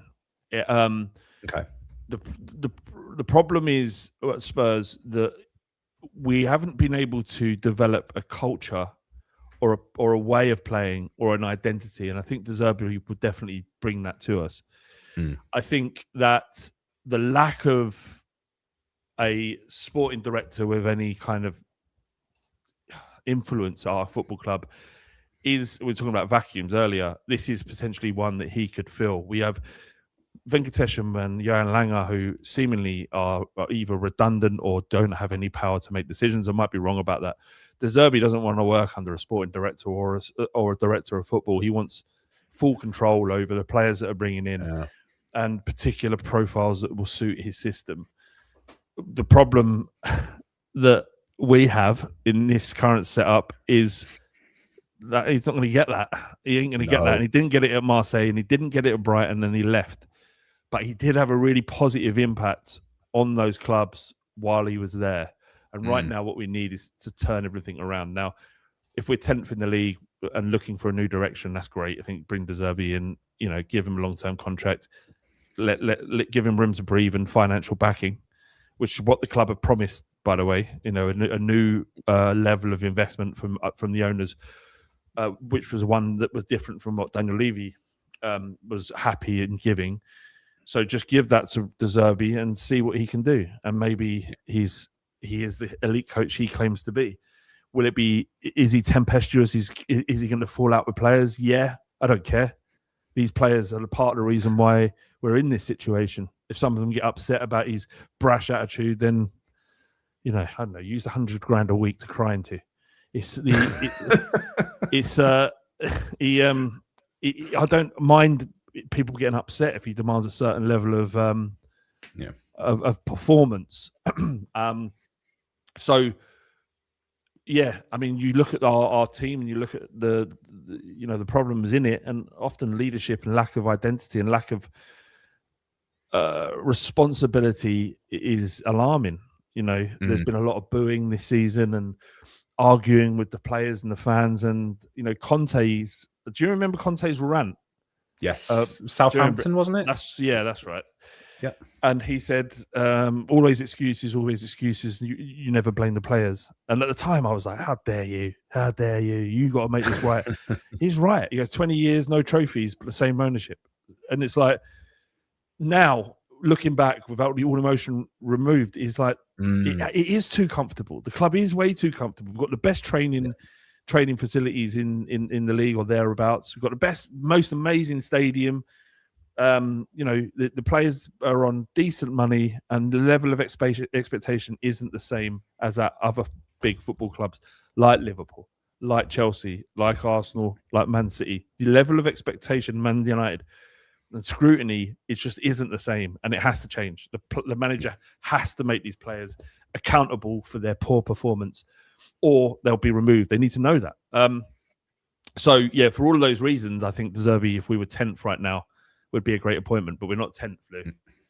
We're not. We are staring down the barrel of relegation. And it took him 5 games to win a game at Brighton. Lewis Dunk talked about the mayhem and craziness of these training sessions and how difficult it was to grasp what you wanted. It took them a long time to get a hold of it. And similarly at Marseille, it took a while. That's not to say his methods are incorrect. It's just they're not simple. It's adapting and trying to get used to the way that he wants you to operate, sort of thing. Yeah. And so does he have time for that? No. So, I mean, I've been doing some reading and digging over the past 48 hours when it felt like it was a legitimate and real thing. And, I mean, at Marseille, he didn't get the players he wanted. And he had to adapt. and find new ways of playing based on the players that he did, and he did adapt. Not to the point where he was so successful that he wanted to stay. He was about at the end going, you need to either give me the players I want or I'm going to leave. But he was adaptable. And right now, it's like making the environment one that they feel, I'm contradicting myself and being hypocritical, but right now it's not destroying their confidence, right? Right now it's reminding them that they are good players and that they're going to play in the positions they're most comfortable with. And we're going to do simple patterns of play, and we're going to play percentage football, which is what, Allardyce would have done if he came in, if Sean Dyche would have come in. They would have simplified everything and give yourself a best chance. It feels like that's what he's going to have to do if he is given the job. And there's been reports as well that he potentially has a get-out clause if we get relegated.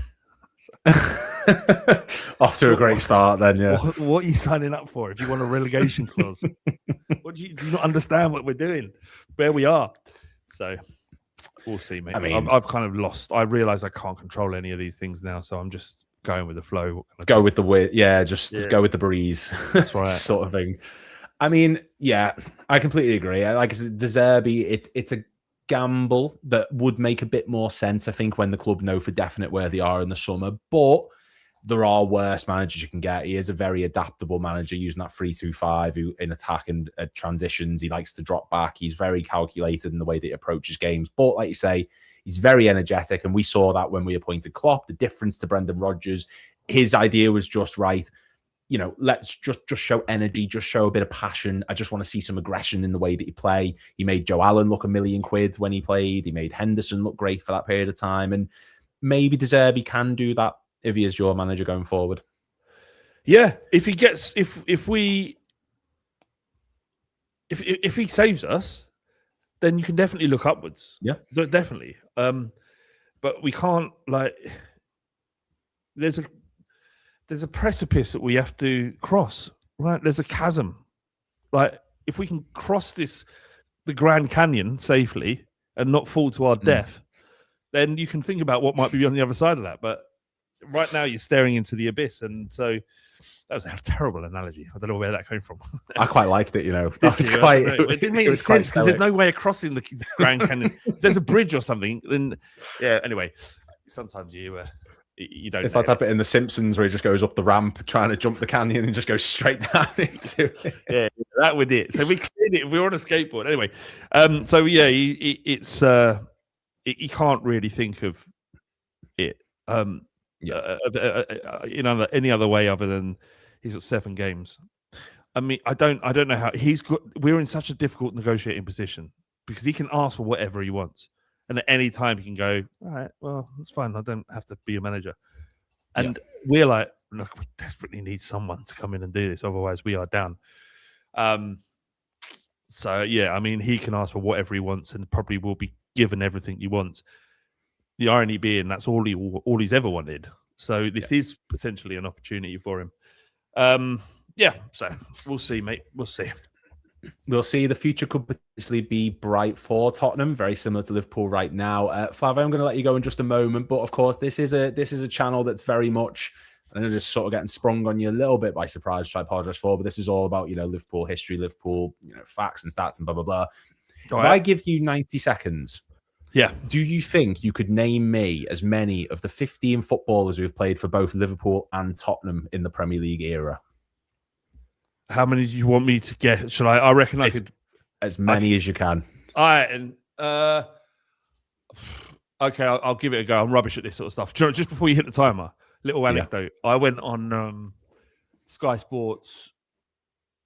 A program called Saturday Social I went on, right? Yes. Every Saturday morning, much derided and hated show by many people.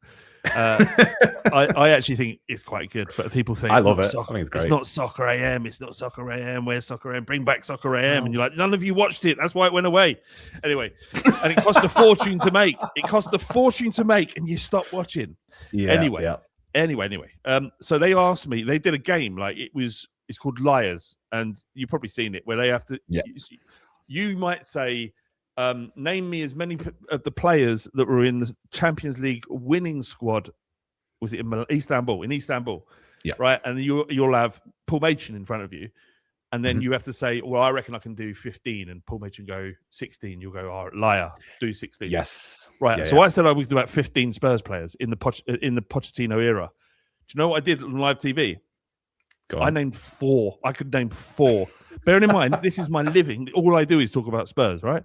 Yeah. My brain just shut down and went, you're only having 4. You can have Lloris, Vertonghen, Kane and Son, and that was it. I couldn't name any others. Anyway, I'm stalling here. Okay.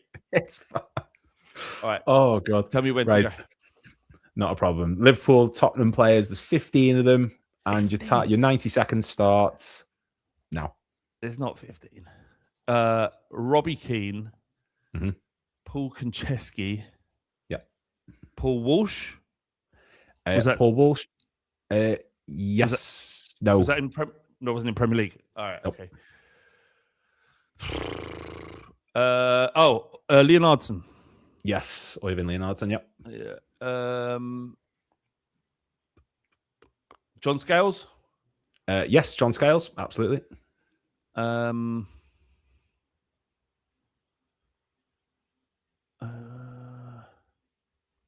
We've got 50 seconds left. It doesn't matter. What is it? Let's see my brain. Peter Crouch.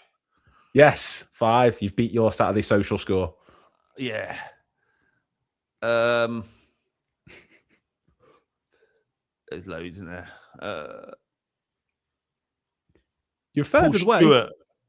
Paul Stewart, yes, absolutely. Is that Premier League? It is, yeah. Yes. Yeah, Paul Stewart. There's probably more in the modern era that I'm not even thinking about here. Yeah. There are. Yeah. I'm going to kick myself. 5,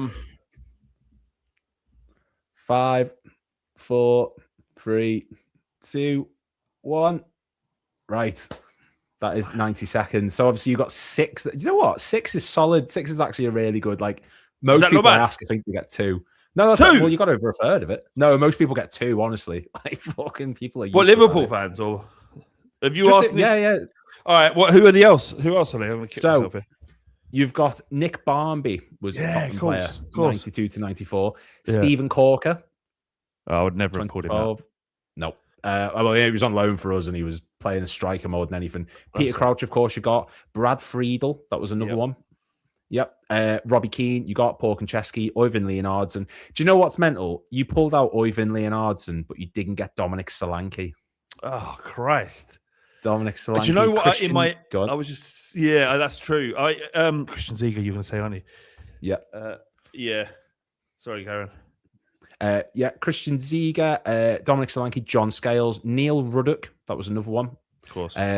Ronnie Rosenthal, Jamie Redknapp, and Danny Murphy. None of them are super obvious. I think I should have remembered Rosenthal. Rocket Ronnie. Ronnie. Yeah. Love that. All right, well, I'll take it. 6, not too bad. 6 isn't bad. Honestly, I asked one of my mates, I think Mike, like a week ago, and he named 2, and that was Crouch and Ziege for some reason. Don't know why they were the 2. Mate, I love Christian Ziege. I loved him. I loved him at Spurs. Like, just the way he played. He only played for about 2, maybe 18 months, and he got a bad injury and had to retire. But I love the way he played football, Christian Ziege.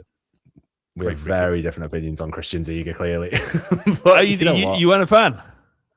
No, well, it was a little bit before my time, but when I've gone back and I've watched all the matches, like for that whole season, and the faff of getting him, like he cost us 800k extra just to actually get him from Middlesbrough because they said we approached them illegally, and he was all right, but it's because we replaced him with Risa, and Risa's my favorite ever player for us, so it's sort of gotcha, a little bit swayed, but.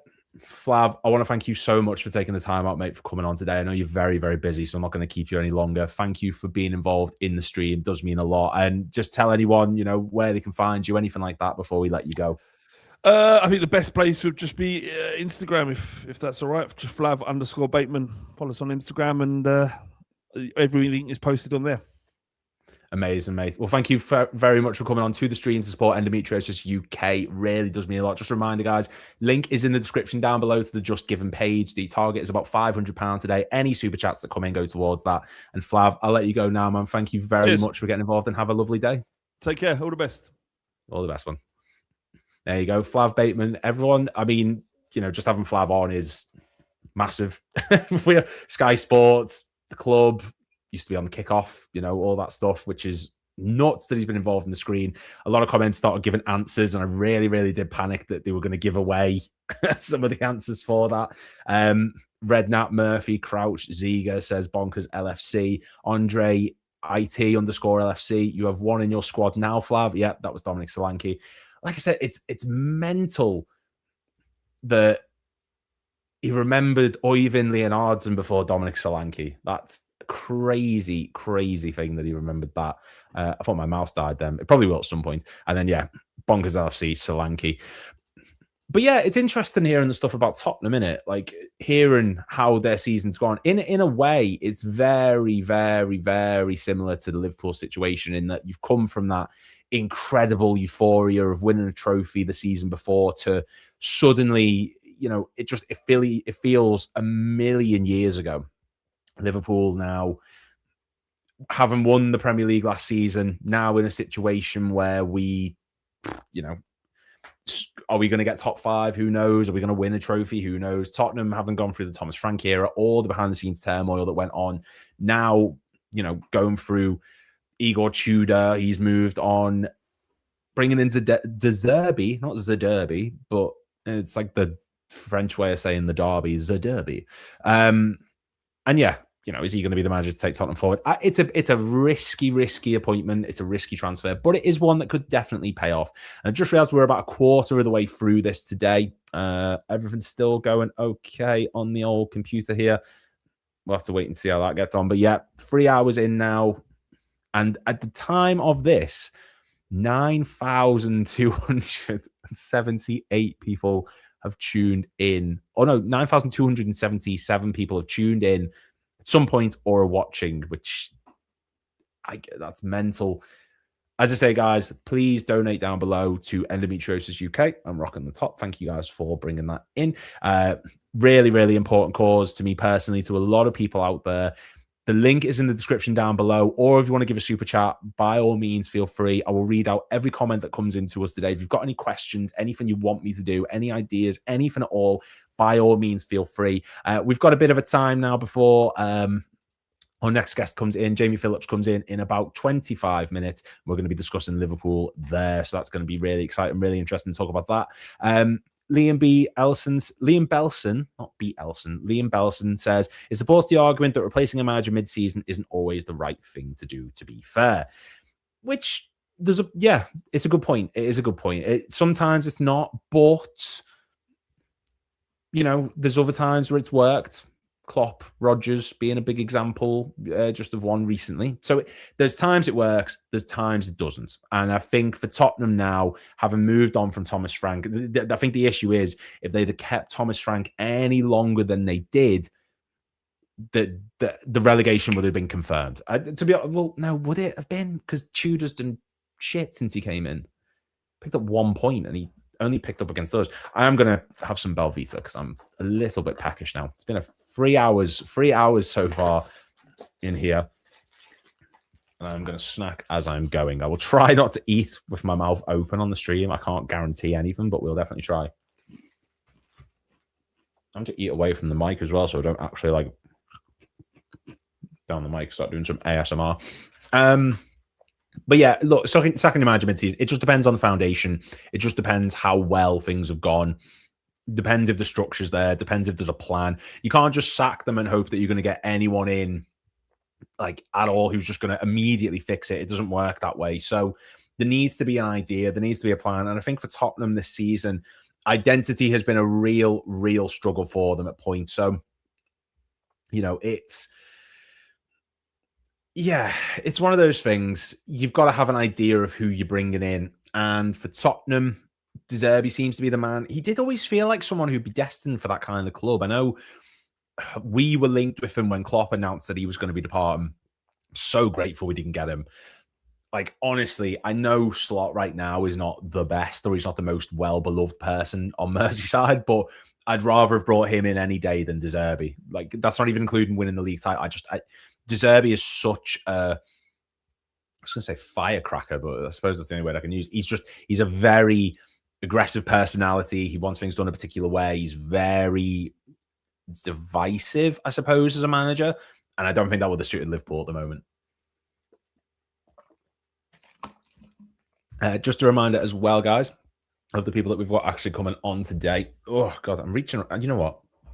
I'm going to move the water there. Just make it a lot easier. My desk's a bit of a state. There's coffee mugs. There's water.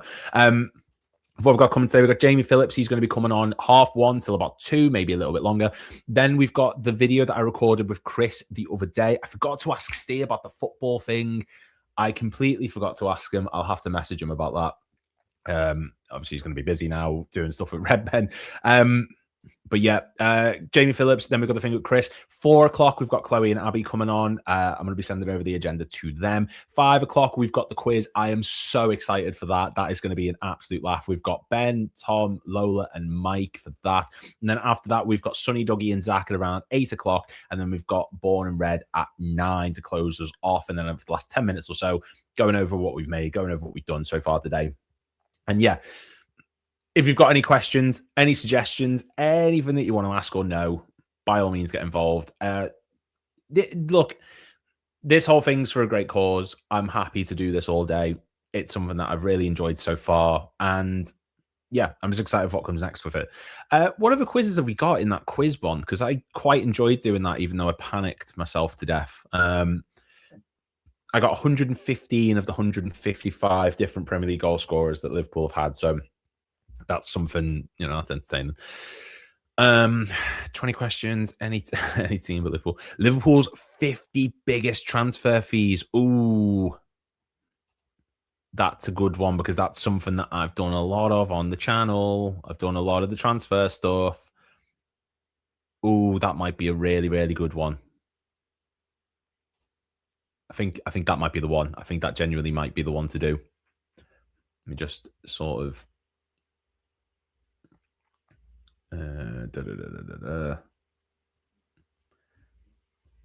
Yes, okay. I think that's the one. I mean, that is the quiz to do.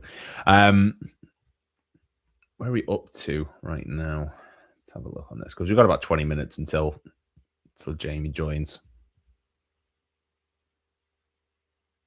Yeah, I think this is the quiz. I think this is the one that we do.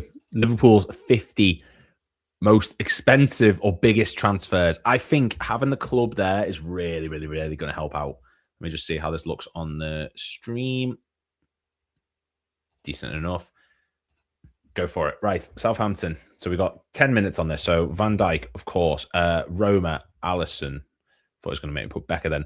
That is Keita. Aston Villa, 2015-16. That is Benteke. Monaco, Fabinho. Porto, that's Luis Diaz.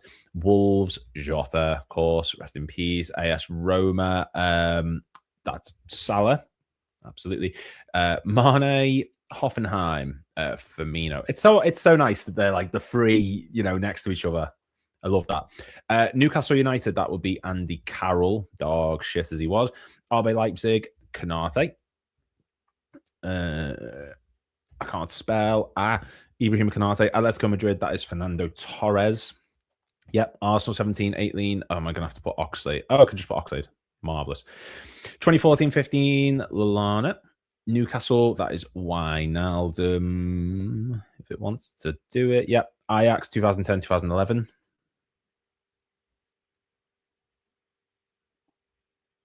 Who was that? 2010-2011?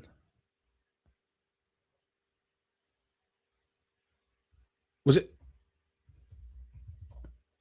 Who did we sign from Ajax in 2010-2011?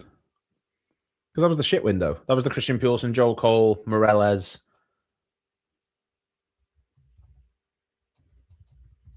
Oh, I got Babel, but it was earlier than that, yeah.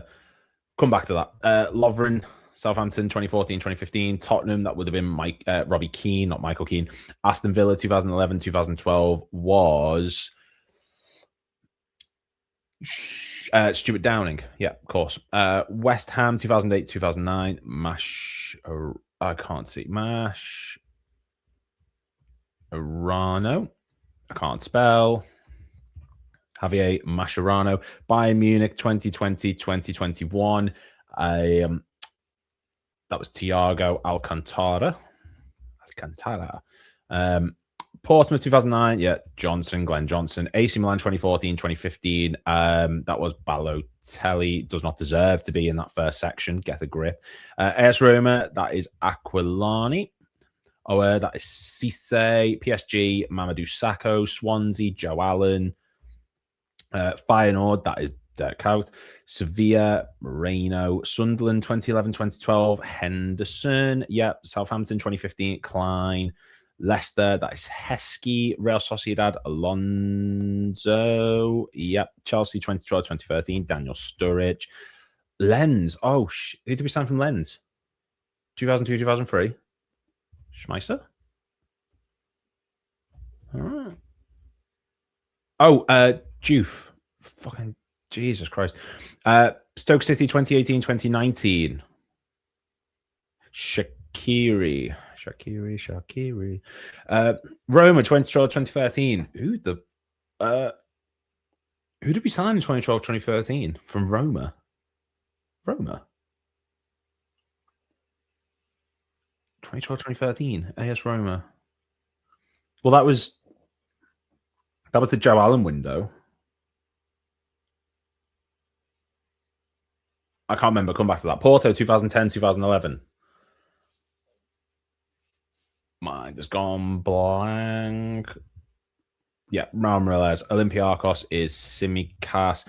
Inter Milan, that is Coutinho. Nottingham Forest 95, that is Collymore. Lille, that is Origi. Bayer Leverkusen 2014, 2015, Emre Can. Valencia 2005. No, it's not Fernando Morientes. We got him from... Oh, wait, is it? No, we got him from Real Madrid. Oh, my God, I can't type. No, yeah, it's not Morientes. Oh, Sissoko. Momo Sissoko. Not Musa Sissoko. Newcastle, 99, 2000.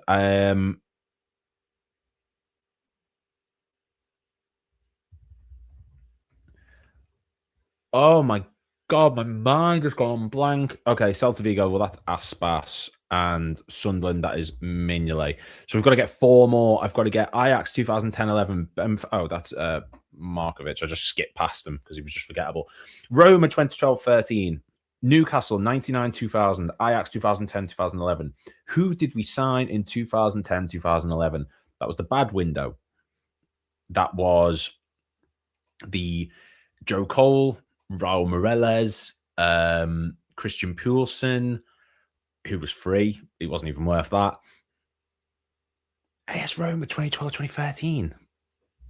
It wasn't. Oh my God, it was. I thought we got Barini from Chelsea. Okay, well, Barini, there you go. So I've got two. Newcastle, 99, 2000. I should be able to get that. That was Houllier. Wasn't Hippier.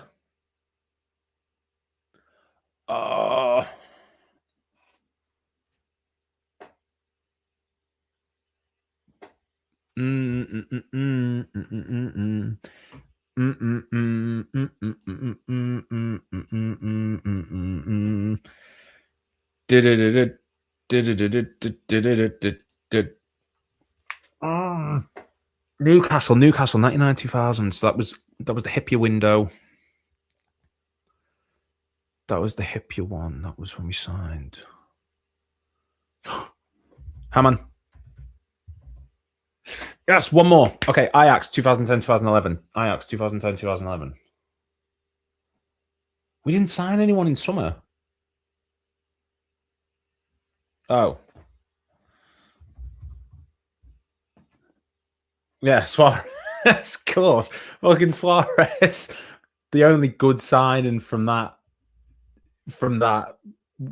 disastrous period of time. Well, we got all 50. I'm happy with that. We got all 50 with time to spare. 3 minutes, 47 seconds we had to spare. I think having the team there definitely helped. If it was just the price, I would have been absolutely useless.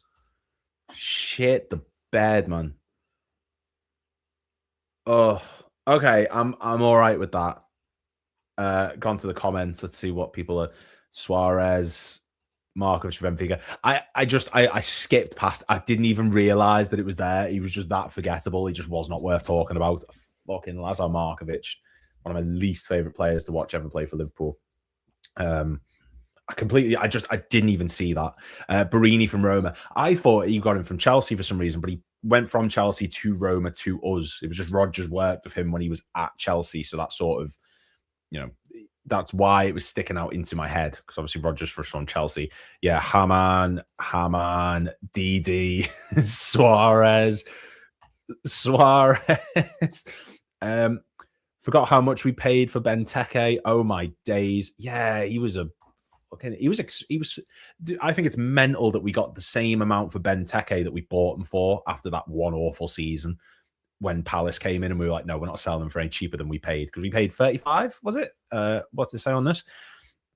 Christian Benteke, where's he gone? Oh yeah, he's up there. 41.85 million. That is a fucking insane amount. Obviously, this is before we signed Wirtz and Isak and blah, blah, blah, blah, blah.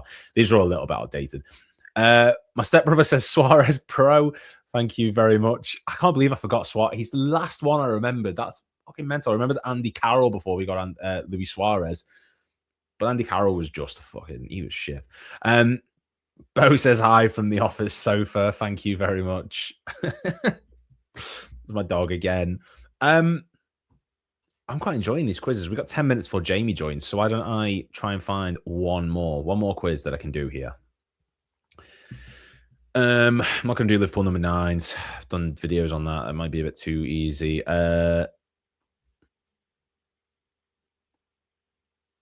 Highest scoring Premiership partnership. Top 5 scorers since 92-93.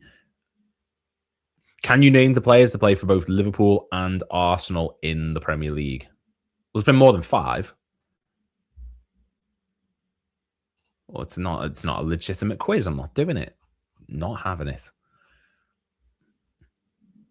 We've just done the most expensive. Spanish Liverpool players. Ooh, that could be a good one. Liverpool Premier League hat tricks. How many is that? 16. Ooh. Yeah, you know what? Let's have a go.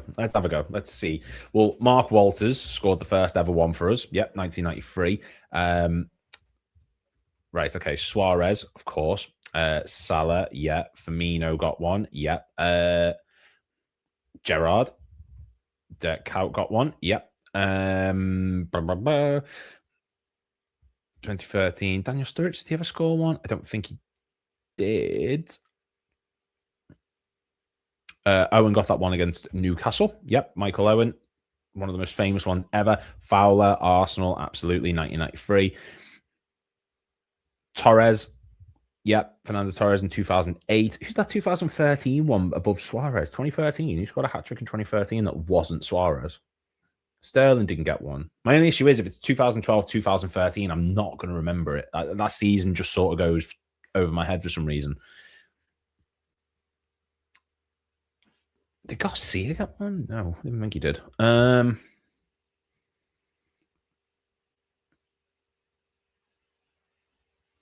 Players who scored hat-tricks for Liverpool.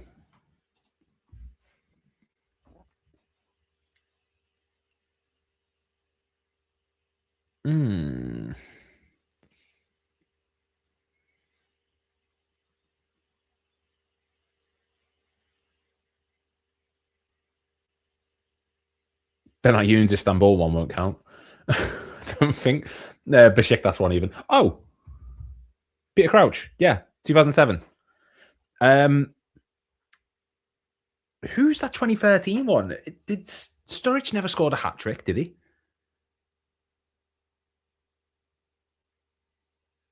Did he? No. Who did he score a hat-trick against? 2013? 2013-14, he never did it. Wasn't Everton. Okay, sure. All right, 2009, 2004. So 2004, Cisse never got a hat-trick, I don't think. Oh, no, I've got Dirt Coat.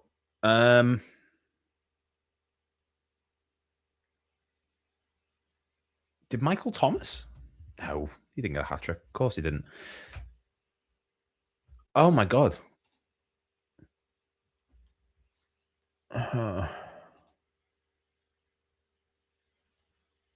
Think of wingers. Think of strikers. Who do we have? Owen. Did Heskey ever get one?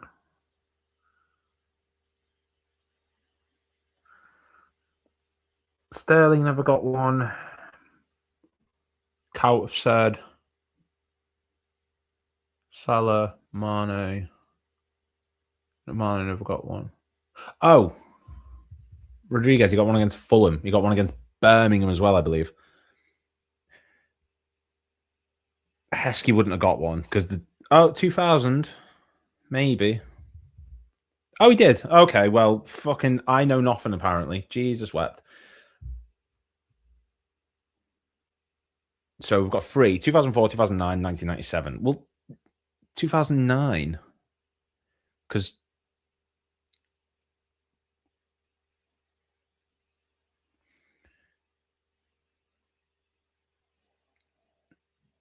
2009.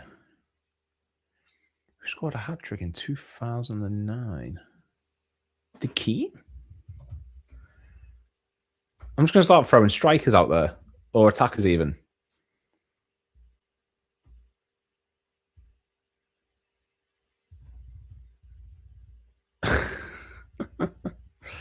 Did Sterling? He wasn't even playing. Oh my God, 2009. Who scored a hat-trick in 2009?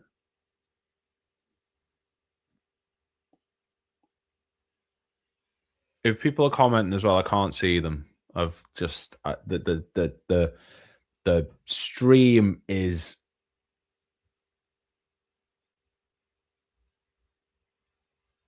I don't know. 2004, 2009, 1997. So who did we have in 2004? Cisse didn't get one. Owen wasn't there at that point. Garcia didn't get one. I don't think. I've put in Garcia's name, but it didn't. Yeah, Garcia never got one.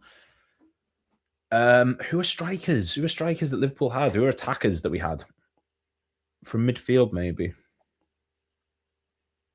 A hat-trick in 2009. Is that 2009, 2010 or 2008, 2009?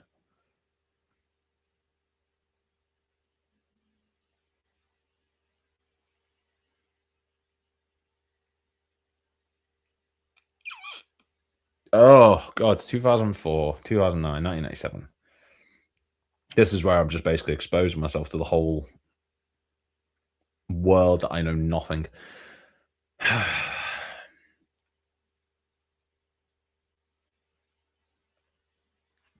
Did Babel and Gog? Ojo? I don't know.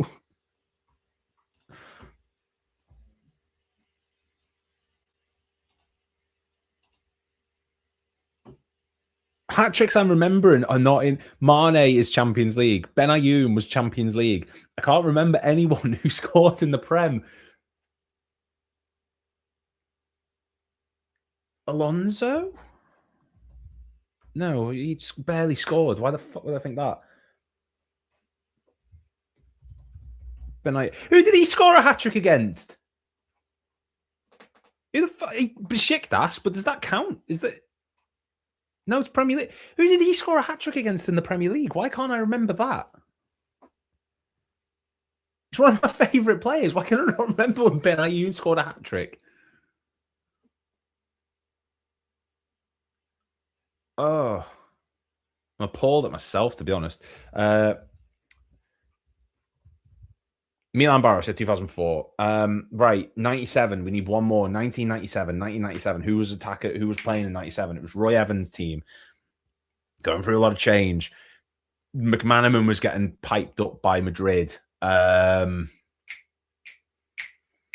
did Roy Evans? Fucking Patrick Berger, you... Getting way too excited about this. I'm not going to lie. 2 years old. Oh my God. 16 out of 16. Okay.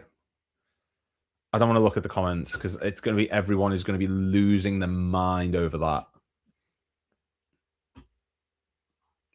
Going to be absolutely losing their mind. Okay. Right, let's go. Let's have a look. Crouch. This is a fucking joke. Why did I not? Maxi Rodriguez, Sterling. Yeah, Maxi Rodriguez. I think he got 2 Rodriguez. I'm sure he did. He scored 2 in like the same sort of month or so. Maxi got 1 against Fulham. I swear he got a second one. I'm going to have to look it up. Newcastle. Heskey. Yeah, I don't know who Heskey got his against. Just hat tricks just don't stick in my mind for some reason. Garcia. Well, apparently Garcia never got one, but you know, Patrick Berger. Yeah, Babel. Marcus Babel. No. Andy Carroll, not a chance. He could barely score a goal, let alone get 3 in a row. Ben Ayew. Thank you. Sure, it's Yossi against Burnley. Basically shouting at my phone, Yossi and work, you sausage. Well, you know what? Get back to selling that vape liquid. Berger. Ryan Babel. Ryan Babel never got one. Am I missing something here?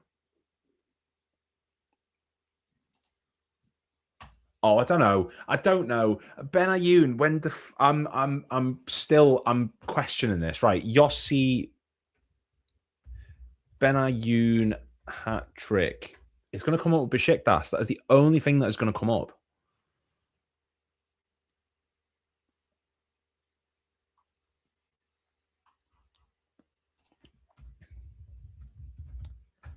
I forgot he played for QPR. Oh, yeah, he did in the 4-0 win against Burnley, September 2009. Well, I don't remember. I didn't even remember Burnley were in the league at that point. I'm not going to lie to you. Fucking Yossi Ben Ayoun scoring hat tricks against Burnley. When? Sure. All right. Okay. Apparently so. Apparently he did. Well, look. It is what it is. In a moment, Jamie should be joining onto the stream as well, and then he can tell me about this hat trick that I apparently just cannot remember for the life of me. Someone put Neil Mellor. I don't think Neil Mellor ever scored. He barely scored for us. He scored, obviously Champions League, of course, but you know, very, very injury riddled, sadly. Let me just see. I've got so many messages coming through on Instagram. Not Instagram. Twitter. Let me just see. Yeah, perfect. This should all be getting sorted in a moment. Just a reminder, guys, link is down below, the Just Given page for Endometriosis UK. Make sure you get involved with that or any super chats that you just want to put in if it just makes it easy for you. They'll all be going to the exact same organization to help support people with endometriosis and to find ways to sort of help people cope with it, to look into finding a way to manage it better for people. This thing that requires surgery to even remotely help. And yeah, just anything that you could give, £1, 10p, 50p, anything is just, it means a lot. So just, yeah, if you can get involved, that'd be absolutely brilliant. I kind of want to do more of those quizzes. Jamie should be joining shortly. I'm just gonna, we'll just carry on for the moment. Quite enjoyed doing them. What other ones have we got? Liverpool, how do you remember Liverpool's summer transfer activities under Jurgen Klopp? I think I could do that one. How many? 12. 12. That's going to ask me like specific questions that are just going to make me look like an absolute dumbass.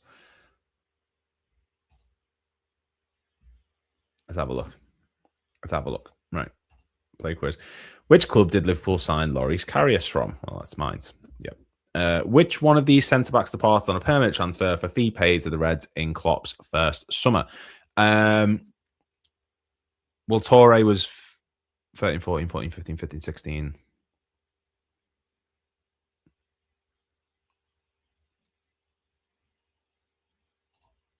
Yeah, well, it is what it is. Oh, Saka didn't leave, did he? No, he got relegated to the under. Oh, bollocks. How many players did the club sign from Germany in Klopp's first summer window? Well, Loris Karius, Joel Matip, Alex Manninger, Ragnar Klavan. Yeah, so that's 4. Joe Allen was one of the first players sold by Klopp, but who did he join? He joined Stoke City. How much did Liverpool pay Hull for an initial fee for Andy Robertson in 2017? Oh, we don't care. I'm having a bad stinker. Who left Liverpool to join Lazio in the summer of 2017? That would be Luis. What? Oh my God, it was as well. I got too cocky with that. Alberto went to Lazio. I'm having a stinker. Right. What have we got? Which of the following players sold by Klopp fetched the highest reported fee for Liverpool? Christian Benteke. Ragnar Klavan left Liverpool for Serie A in 2018, but which club did he join? I don't know. Genoa. I don't know that. Which of these players did not leave Liverpool on a free transfer under Jurgen Klopp's management? Did not leave Liverpool on a free. Well, Chan did. Balotelli did. Yeah, Brad Jones. Which of these Klopp signings cost Liverpool the most? Well, oh my God, it was. Right. This quiz is just, you know what? It's making me look thick. I do this daily. Why can I not remember these things? How many players have been permanently signed under Klopp, played under Klopp, and permanently... What? Oh, okay, I get you. So Klopp signed them, played under him, and then he sold them during his same tenure. That's hard. So, well, Karius...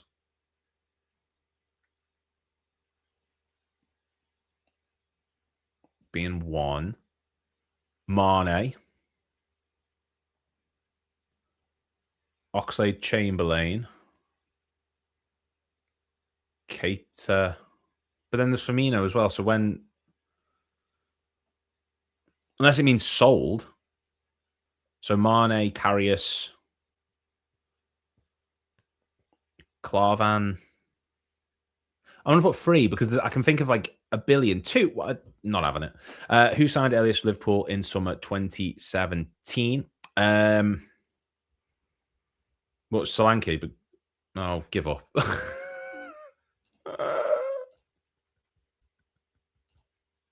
Let's just sort of move on past that whole situation, that whole scenario that just didn't happen because that was woeful. Oh, but anyway, thank God our saving grace is here. The man who's going to fix this whole situation, Jamie Phillips, who's saving me from a quiz that just revealed how absolutely little ball knowledge I have regarding Liverpool. I mean, first off, man, thank you very much for getting involved today with the stream to raise money for Endometriosis UK. How are you doing, in fact? Of course. Me, I'm good, man. I'm good. Yeah, the kids are just broken up for Easter half term, so it's a bit of a nightmare. But yeah, it is a good breakaway, to be fair, as well. So yeah, and all for good charity as well, obviously. Yes, absolutely. So thank you very much for getting involved, man. It really does mean a lot. You know, you're someone who been watching your stuff a while now. I've seen you on a multitude of different things, and I think you're one of the most. I think passionate is probably the fair word to say. You are a very, very honest fan. You are someone who can understand the struggles. I was watching a stream the other day. You were talking about Slot after the David Ornstein article came out. And, you know, we're just nice and chill discussion. But first off, I mean, how are you feeling around everything surrounding Liverpool at the moment, the situation going on and the utter shambolic stuff that we find ourselves in at the minute? Yeah, appreciate kind words there. Yeah, look, obviously, if I go all the way back to the beginning of the season, you know, every Liverpool fan was very enthusiastic before. For the first game against Bournemouth, I think all us Liverpool fans were extremely enthusiastic going into this season. We had the greatest summer of our lives, transfer-wise, let's face it. You know, it was tremendous, the elite level players that we bought, the market that we went into. And we were all enthusiastic. Slot did the business the first season, which we have to give him credit for. And then the season kicked off. Obviously, obviously, you had the sad thing. Obviously, Diogo Jota passing away, which will always be sad. But the reason I don't want to bring up Jota too much because I don't want to bring his name up for the reason Liverpool have been shite for almost a year now. I get sick and tired of that excuse when people do bring it up, and I understand people are grieving, and these players probably are grieving, but you know. We were performing. What a lot of Liverpool fans don't like to admit is we was actually performing bad last season as well. We pretty much wrapped up. Yeah, and we pretty much wrapped up the title for me around January, February time, and around then is when you could see a tweak to our system, sort of tweaking it a little bit, and we went for a bad patch. Our form weren't great. Our football started to be a bit more boring, a bit more passive, and the pre-season was terrible as well. I remember covering pre-season, and I was talking to everyone in my channel about it, and I was like, I'm not feeling this pre-season at all. Like Slot's first pre-season was excellent. I remember it. It was really good. Last year's pre-season. I always think a lot of people don't like, I don't think results matter too much in pre-season, but I think you can gather a fact of the way your team plays in pre-season going into a new season. If they're playing with a different kind of swag or system and they look a little bit down, you can just tell something's not quite right. And it was a really bad pre-season as well. So, and then the season kicked off, and I think for the first 5-7 games of the season, I think the players were tried everything in their power to get wins because of Diogo and his passing in them first 7 games. 100%, yeah. And I think that's why we had the energy to come back and win a lot of them games from behind. What was it? Every game we went behind in, or they came back in, or something like that in the first 7 games. We managed to win them all. Newcastle, Bournemouth, Arsenal, Madrid, like last minute winners or something like that. Yeah, and I think that was because the players were, they were trying to do it for Diogo, and that can only last for so long, and then you need your coach really to pick up the players. And I think that's where Slot's gone wrong. I think sometimes you need a certain kind of different human being or person or ability in a coach to pick these players up in times of struggle like this. And I just don't think Slot's that kind of guy personally that can pick players up and teams up in this situation. I don't think he's got the charisma about him like a Jurgen had, obviously, or a Kenny Dalglish had. I think people forget what Kenny went through with Hillsborough. The man went to almost every funeral, and by 91 it absolutely broke him. He's broken as a human being. That's why he quit Liverpool. He needed to take that break, but he got the city still, and the team and the fans and everything was still one combined force and got through everything.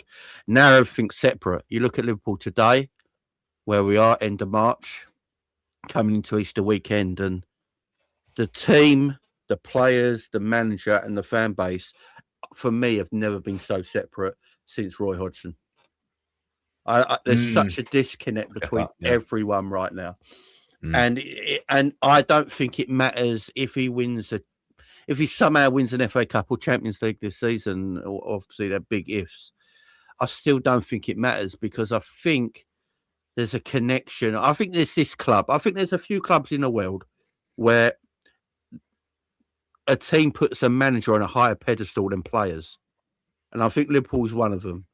You look at Man United as well, when they talk about their managers of the past and things like that. I think these clubs, they put their managers on massive pedestals. They got a lot of clubs talk about their players, legendary players. Liverpool could talk about legendary players as well, but Liverpool, they got flags about managers: Paisley, Shanks, Houlier's, Klopp's, Rafa Benitez's, and we hold them in high esteem. We talk about our managers more than we talk about our players, because of the legacy they always leave behind, the connection they have with the city and with the fan base. Klopp came in, he's got nothing to do with Liverpool, but he came in and automatically was an adopted Scouser from day one. And he embraced the culture. He embraced it, and he wanted to embrace it. He wanted to breathe it in. He wanted that if he could put it into a syringe and inject it, he would have, because that's what he wanted to do. He's like, this is my football team, but I need to know about everything. I need to know about the community staff. I need to know about the charities. I need to know everything that's happening and what makes this city and club tick. Where Arne Slot's come to Liverpool, and I think he just sees it as a job. Yeah, he just sees it. I've got one of the biggest jobs in Europe. Cool, right? And I don't need to worry about being everyone's best mate. I just need to get performances. And I think with a team like Liverpool, that's just not the way you manage this famous football club for me. No, absolutely not. And like, I think you're spot on. Like, there's a lot to unpack there, but like in particular, you're discussing when Kenny left after Hillsborough, and let's not forget as well, he was taken over from Joe Fagan, who resigned because of the Hazel disaster, and then that's when Kenny came in and started. Obviously, we had like Ronnie Moran in there for like a small patch of time, but Kenny came in and had to take over from that and build the team back up, and then have to handle Hillsborough. And I give Slot a lot of credit last season at the end of it for saying, and I said this myself on my channel, I think the best thing he could have done was exactly what he did, in the sense of he wasn't trying to act like Klopp. He came in and did his own thing, and it was completely different. It wasn't energetic. It wasn't extremely passionate. It was calm, calculated, composed. And I think that's what Liverpool needed at that time. A bit of a come down, a bit of a sort of take your foot off the gas, reassess, and just try and find a different way. He didn't come in and try and impersonate Klopp, or at least that's how it would have came across. Now, though, in this situation where we can't win games tactically, we can't compete for trophies using the style of play and perhaps the players we've got at the moment, we need a man motivator. We need someone who's going to come in. Like I've said numerous times, if you're a team battling relegation, which manager are you going to want? The one who's telling you, right, this is how we're going to set up, this is how we're going to do this is how it's going to win, or the man who comes in and goes, right, you need to fucking work or this is not going to happen, you've got to put the shift in. I will go for that manager every time in that scenario, and it's the same with Liverpool right now. No, I agree. I absolutely agree. That's what we need. That's why a lot of people want Stevie as an interim manager just till the end of the season, not because of his managerial abilities or anything like that. It's just that he'd embrace everything straight away, and the happiness on a lot of people. Everyone be smiling. Everyone be like, "Oh, I'm looking forward to the weekend," not just because they think things are going to dramatically change. It's just the fact that the Kop will be singing at full voice at Anfield. Anfield will be packed out. Stevie in a dugout. It just changes the whole trajectory of that team like that without great coaching. Because some of these players are world class, so they don't need great coaching. Sometimes they just need an arm around the shoulder and told they are the best in the world. Go out there and show it. Sometimes that's all they need. You know, you don't need to go into them. Go right. I'll bring you into a little room where there's a monitor where we're going to go through your game bit by bit. Players don't always need that. They just need, what? I'm effing class. I am. Sometimes I just feel a bit down because I'm a human being. Yeah, I think we forget that footballers get paid a crap load of money. We know this, but they are still human beings at the end of the day that can feel emotions like we all feel emotions.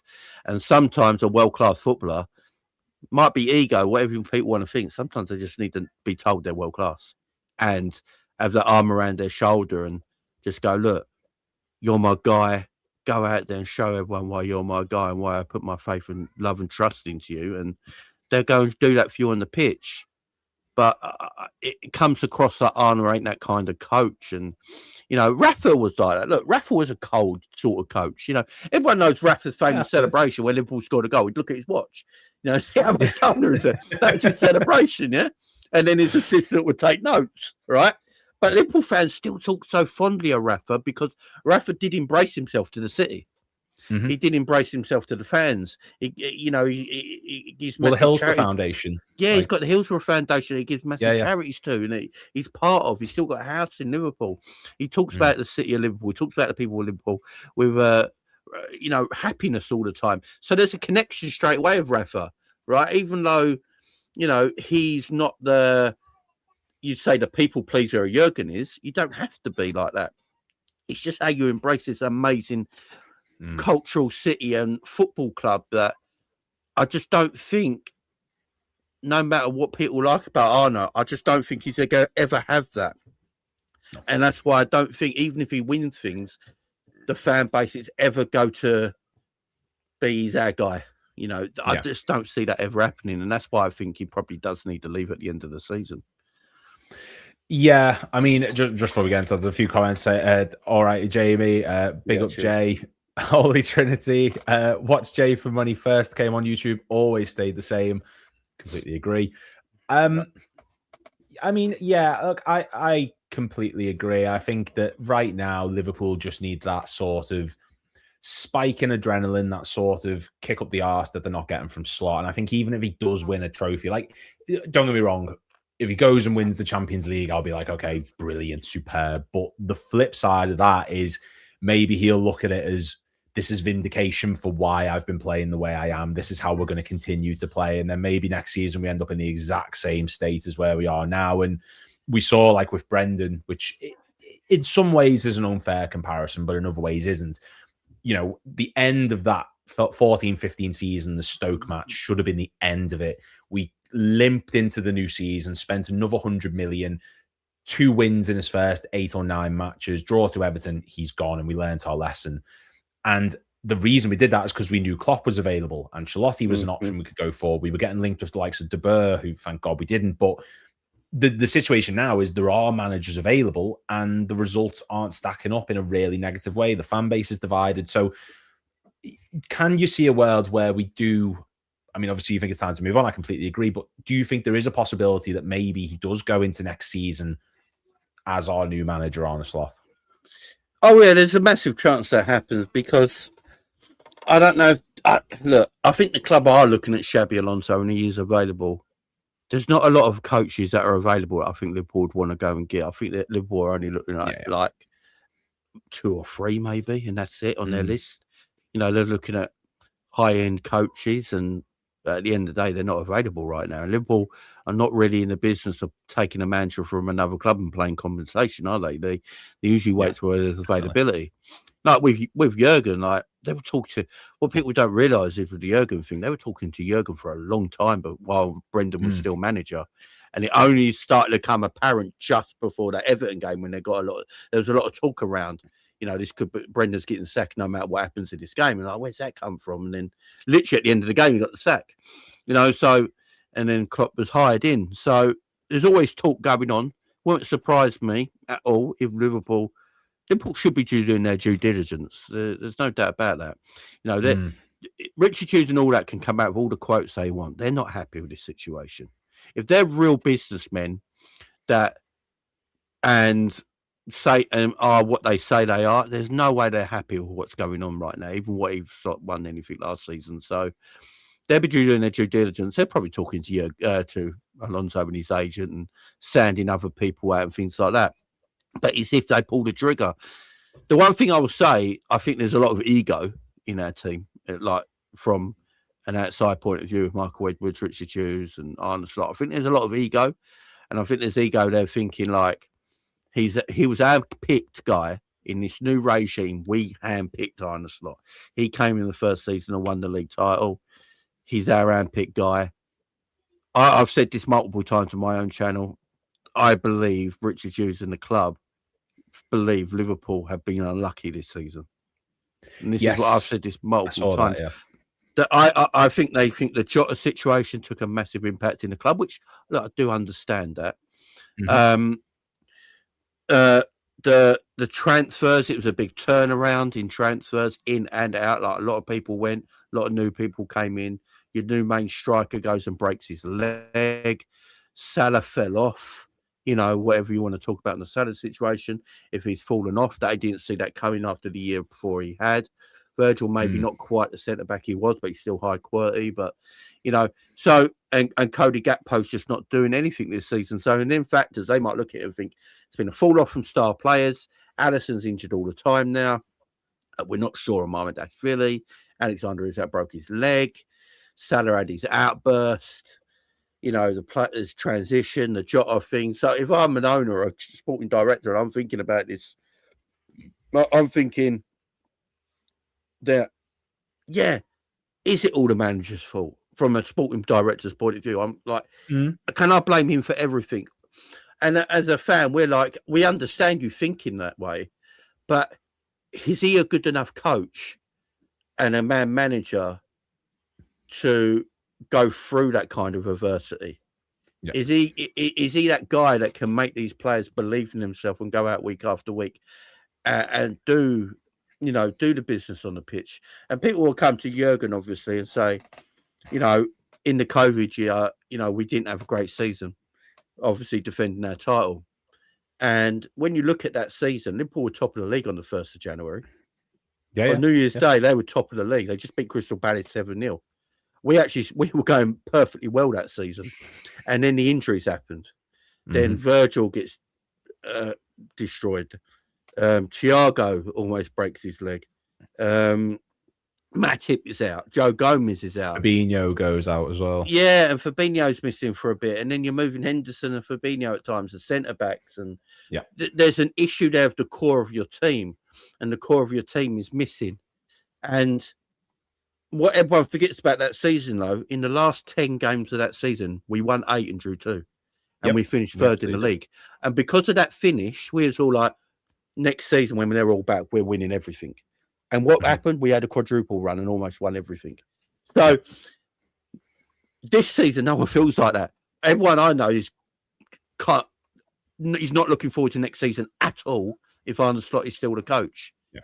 And for that reason, I think that's why that's why Arne's got to go, because I've always said this, and I'll be fair on it. I respect what he did his first season, winning number 20. That'll always be respected. You know, people argue his salary won it or whatever.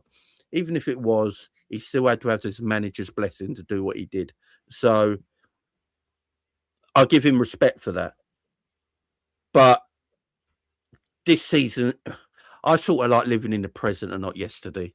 You know, I want to live today, not tomorrow, not yesterday. You know, I want to live in the moment. And in this moment in time, at the end of March, going into Easter, we're 5th in the Premier League.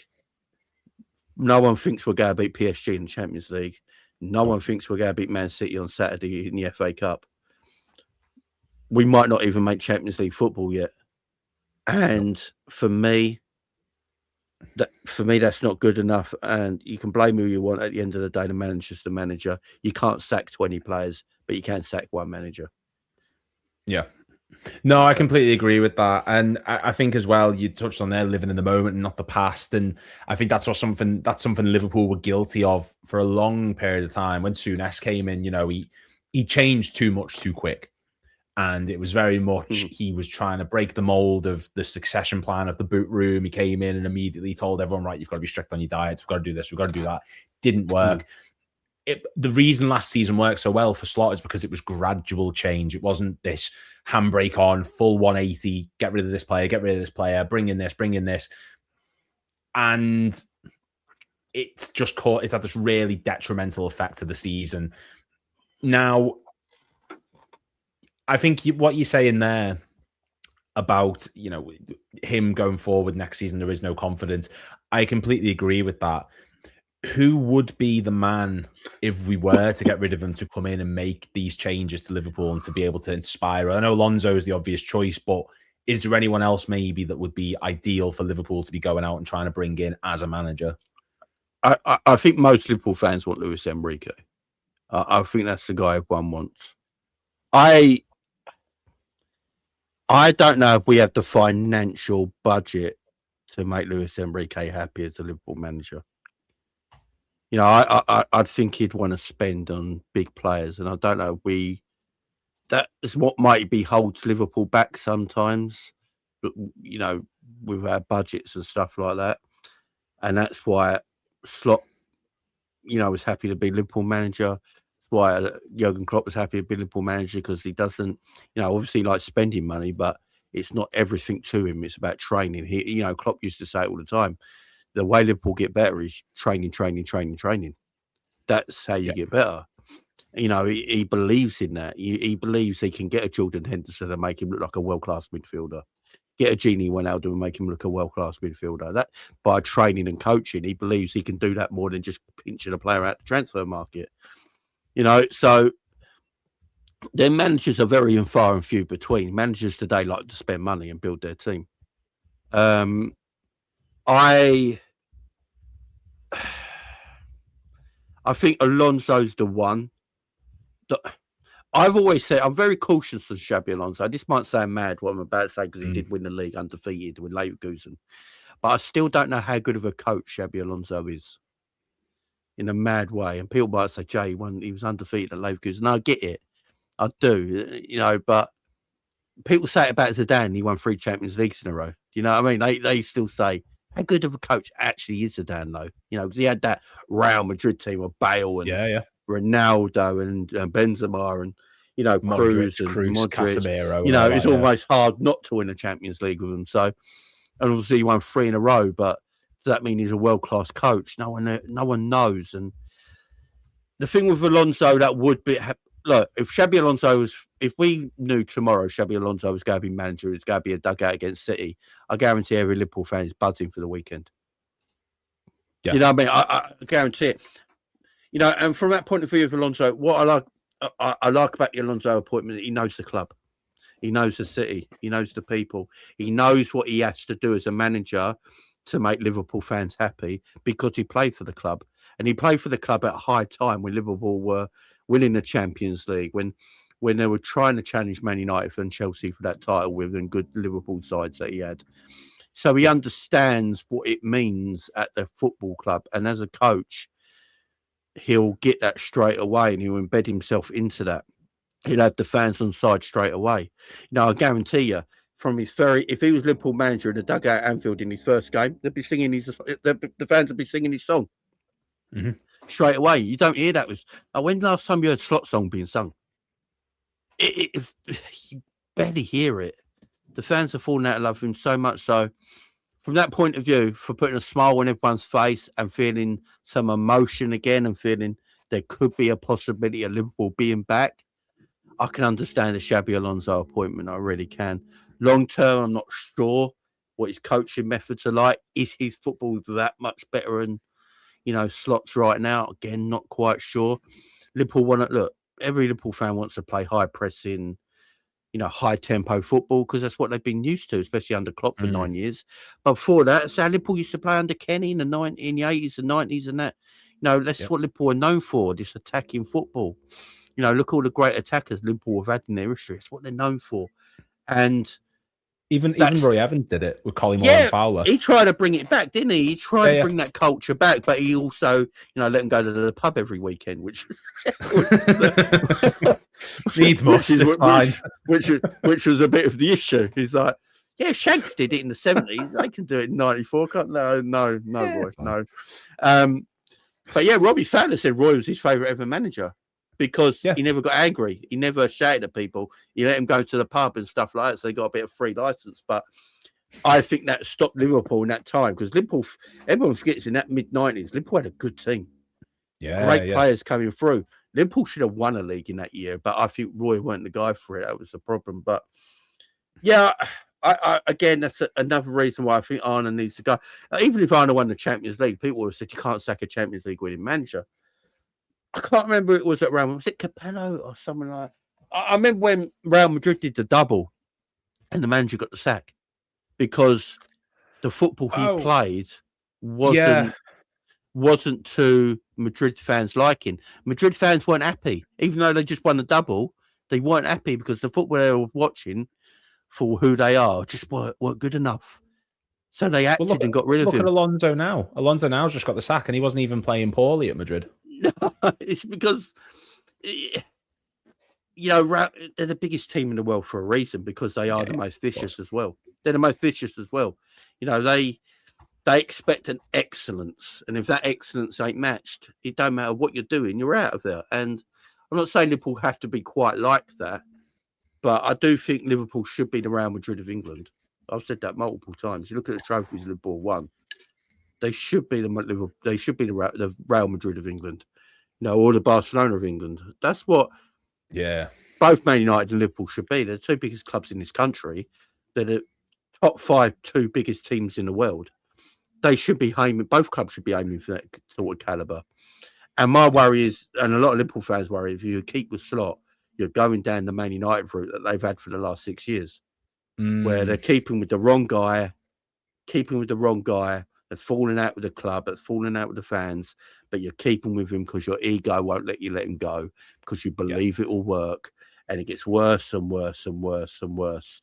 And that's how Liverpool fans feel what's going to happen right now if you keep Slot next season. It's just like another Ten Hag situation. Oh, we can't sack him. He just won the FA Cup. But the fans hate him. There's no correlation there. Don't matter what he does. You've got to let him go. But they believe Ten Hag was the guy and he will make it work. And my worry is that's what Richard Hughes, Michael Edwards think about Slot. That he's their guy and he will make it work. But the fans ain't having any of it, mate. No, not at all. You're cutting off your nose to spite your face by making that decision, just keeping them on because you think it's going to work out. Like you said, Ten Hag, then a prime example of that. And you know, this narrative that Liverpool are not a sacking club, I hate it. And I'm not saying I want us to be like a Chelsea, like you say. I don't want us to be that club that are just cut and dry. But like Souness went in the January after we lost to Barnsley. Evans left in the November or October after we lost to Tottenham in the League Cup during that Houllier joint managerial spell. Yeah, he left weird, then. Yeah, really. One of the most bizarre like managerial decisions ever. Rodgers went in October. Like it's not true. And I think that we want to live in this world where we're like, we give managers time. We want to see him. I would love Slot to succeed. And he did last season.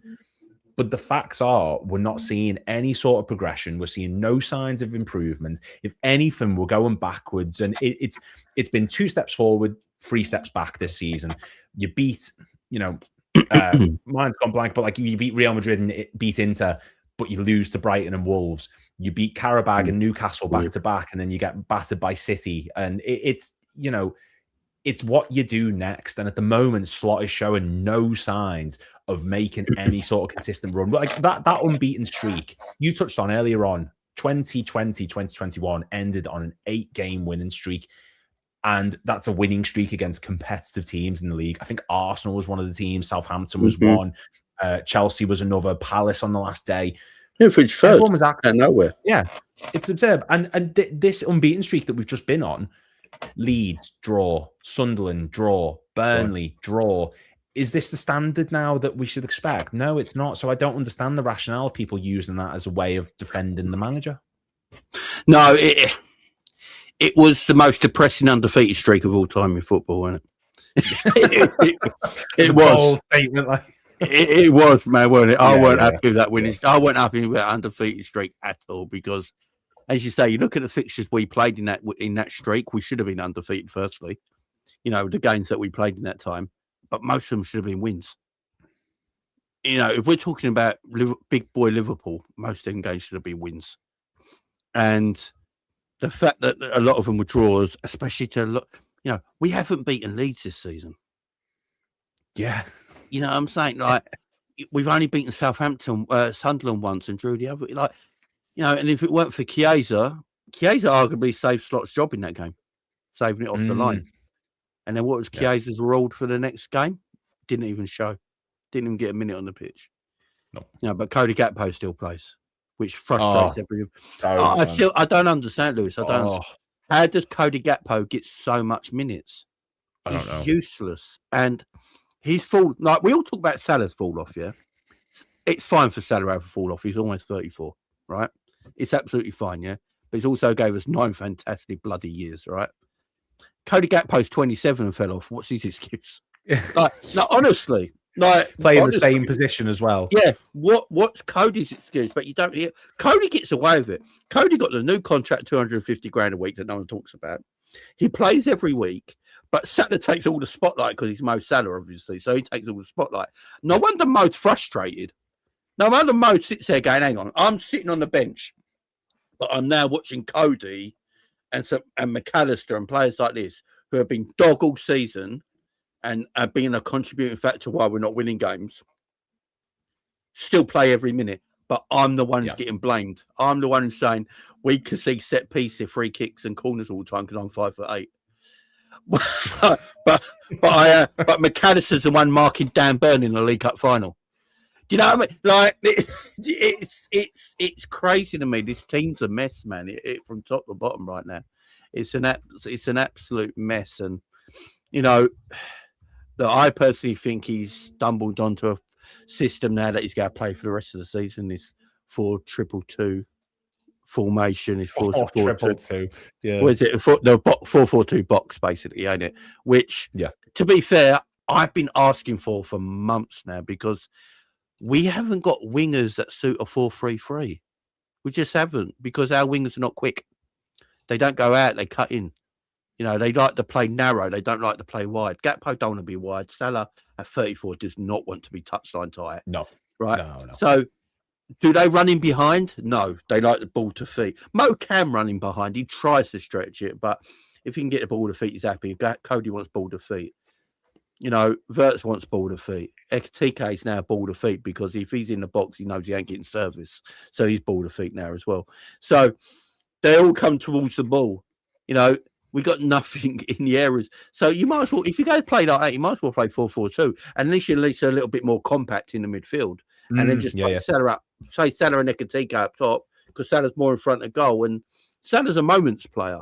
You know, he's terrible this year, but he's still got 20 GA, which tells you everything about Mo Salah.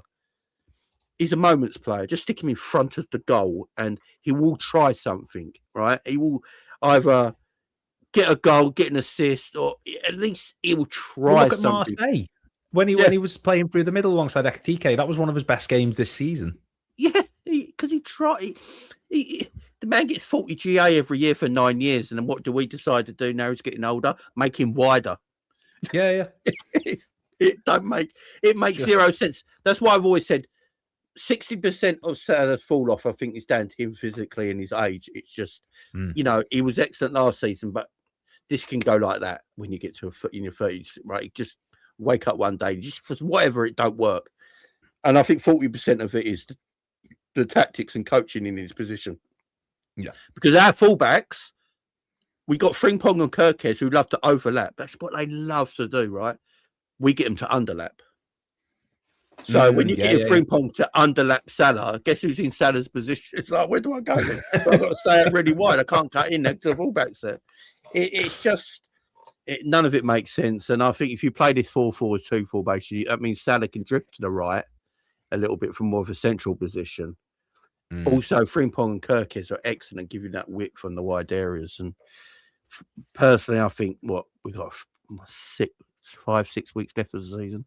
Just play that now for the rest of the season. Why not? Yeah, look at this point, but the issue is like he's not going to gamble the remainder. Is like I said when I was doing earlier on in the stream with Steve Hoare, and we were talking about like, you know, Slot's passion or lack thereof. And I said, I think the only reason why he was as passionate as he was against Galatasaray is because he knew if he lost that match, that would have been it. So it was more relief more than it was passion of seeing the results. And like one manager who I absolutely think would be brilliant for Liverpool, I would love Sebastian Hoeneß from Stuttgart. The way that he plays, the manner of which his teams, like he wants his fullbacks, his wingbacks to be wide, suits Frimpong and Kirkes perfectly. He likes his front three to be narrow. It would have suited Salah perfectly. It would have suited Gakpo. His midfield compact, full of energy. I'd love him to. What he's done at Stuttgart would be phenomenal. Klopp, he's very Klopp-like. Everyone says yes. Every time I've heard people talk about Sebastian Hoeneß, they do say he's very Klopp-like in his way he approaches the game. So maybe that's the way Liverpool are. Yeah, maybe that's the way it suits Liverpool. I think, you know, in Liverpool's DNA, there's that even with the players we bought, because I always hear, look, a lot of people say Slot struggling this year because of the personnel, the players we got, and I hate it. I really do, because even if that's the case, a quality coach adapts. A quality coach will adapt to his surroundings and what he's got, and he goes, right, I haven't got the fullbacks to play out from the back, which I want, right, which I had with Trent last year. I've now got Frimpong and Kirkes who are runners, right? Yes. For the first 4 months of the season, what was Kirkes doing? Inverting from left back. Yep. Who watched him at Bournemouth and thought, oh man, he'd be great at inverting? Like no one. Like I could scout Bournemouth tomorrow with Kirkes and tell you he's a flying fullback, man. He's very good one-on-one defensively, but he's not. You don't build up with him, man. You know, you don't build up for him in the back. Frimpong's not that either, because he's not this amazing passer as a right back. So when you're doing that and you're trying to build up from the back, you're like, well, this ain't working. And then he's like, oh, I want to build up from my midfield, but I haven't got that midfielder to build up from. So, okay. Well, how about we play a different way of playing? How about right now? You look at Liverpool, right? What do they want to do? They like countering. That's what Liverpool like to do. They like pressing and they like countering. How about we just become a pressing counter inside? All right, we don't have a lot of possession, but we sit a little bit deeper and we counter. Well, why don't we just play that way? You know, because that's how Liverpool look like they want to play. You know, you look at some of the games that we played really well in, you know, especially in Champions League. What is it they do? They drop off a little bit of possession, they press then high up the pitch, and they counter from wherever they win the ball from. And that suits the players we've got. It suits the Bosley, it suits Gravenberch, suits Wirtz, you know, as clever and skillful as Wirtz is, he's a great presser. You know, Isak's a good presser, Katike. You know, Salah's not going to press now because where he is in his career, which is understandable. But you just do that, and that's why we performed well in times.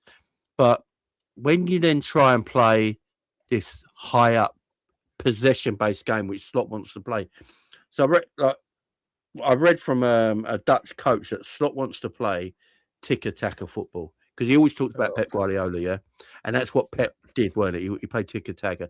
That's what Slot loves. So he likes this total control from his midfield. Don't give away possession. You know, sometimes when you see our players where they should go for a 40-yard diagonal and they slow everything down because you've got to play that 3-yard pass for no reason and stuff like that. Because that's how he wants to play. He doesn't want to give away possession. He wants to keep hold of the ball. And we're not built like that.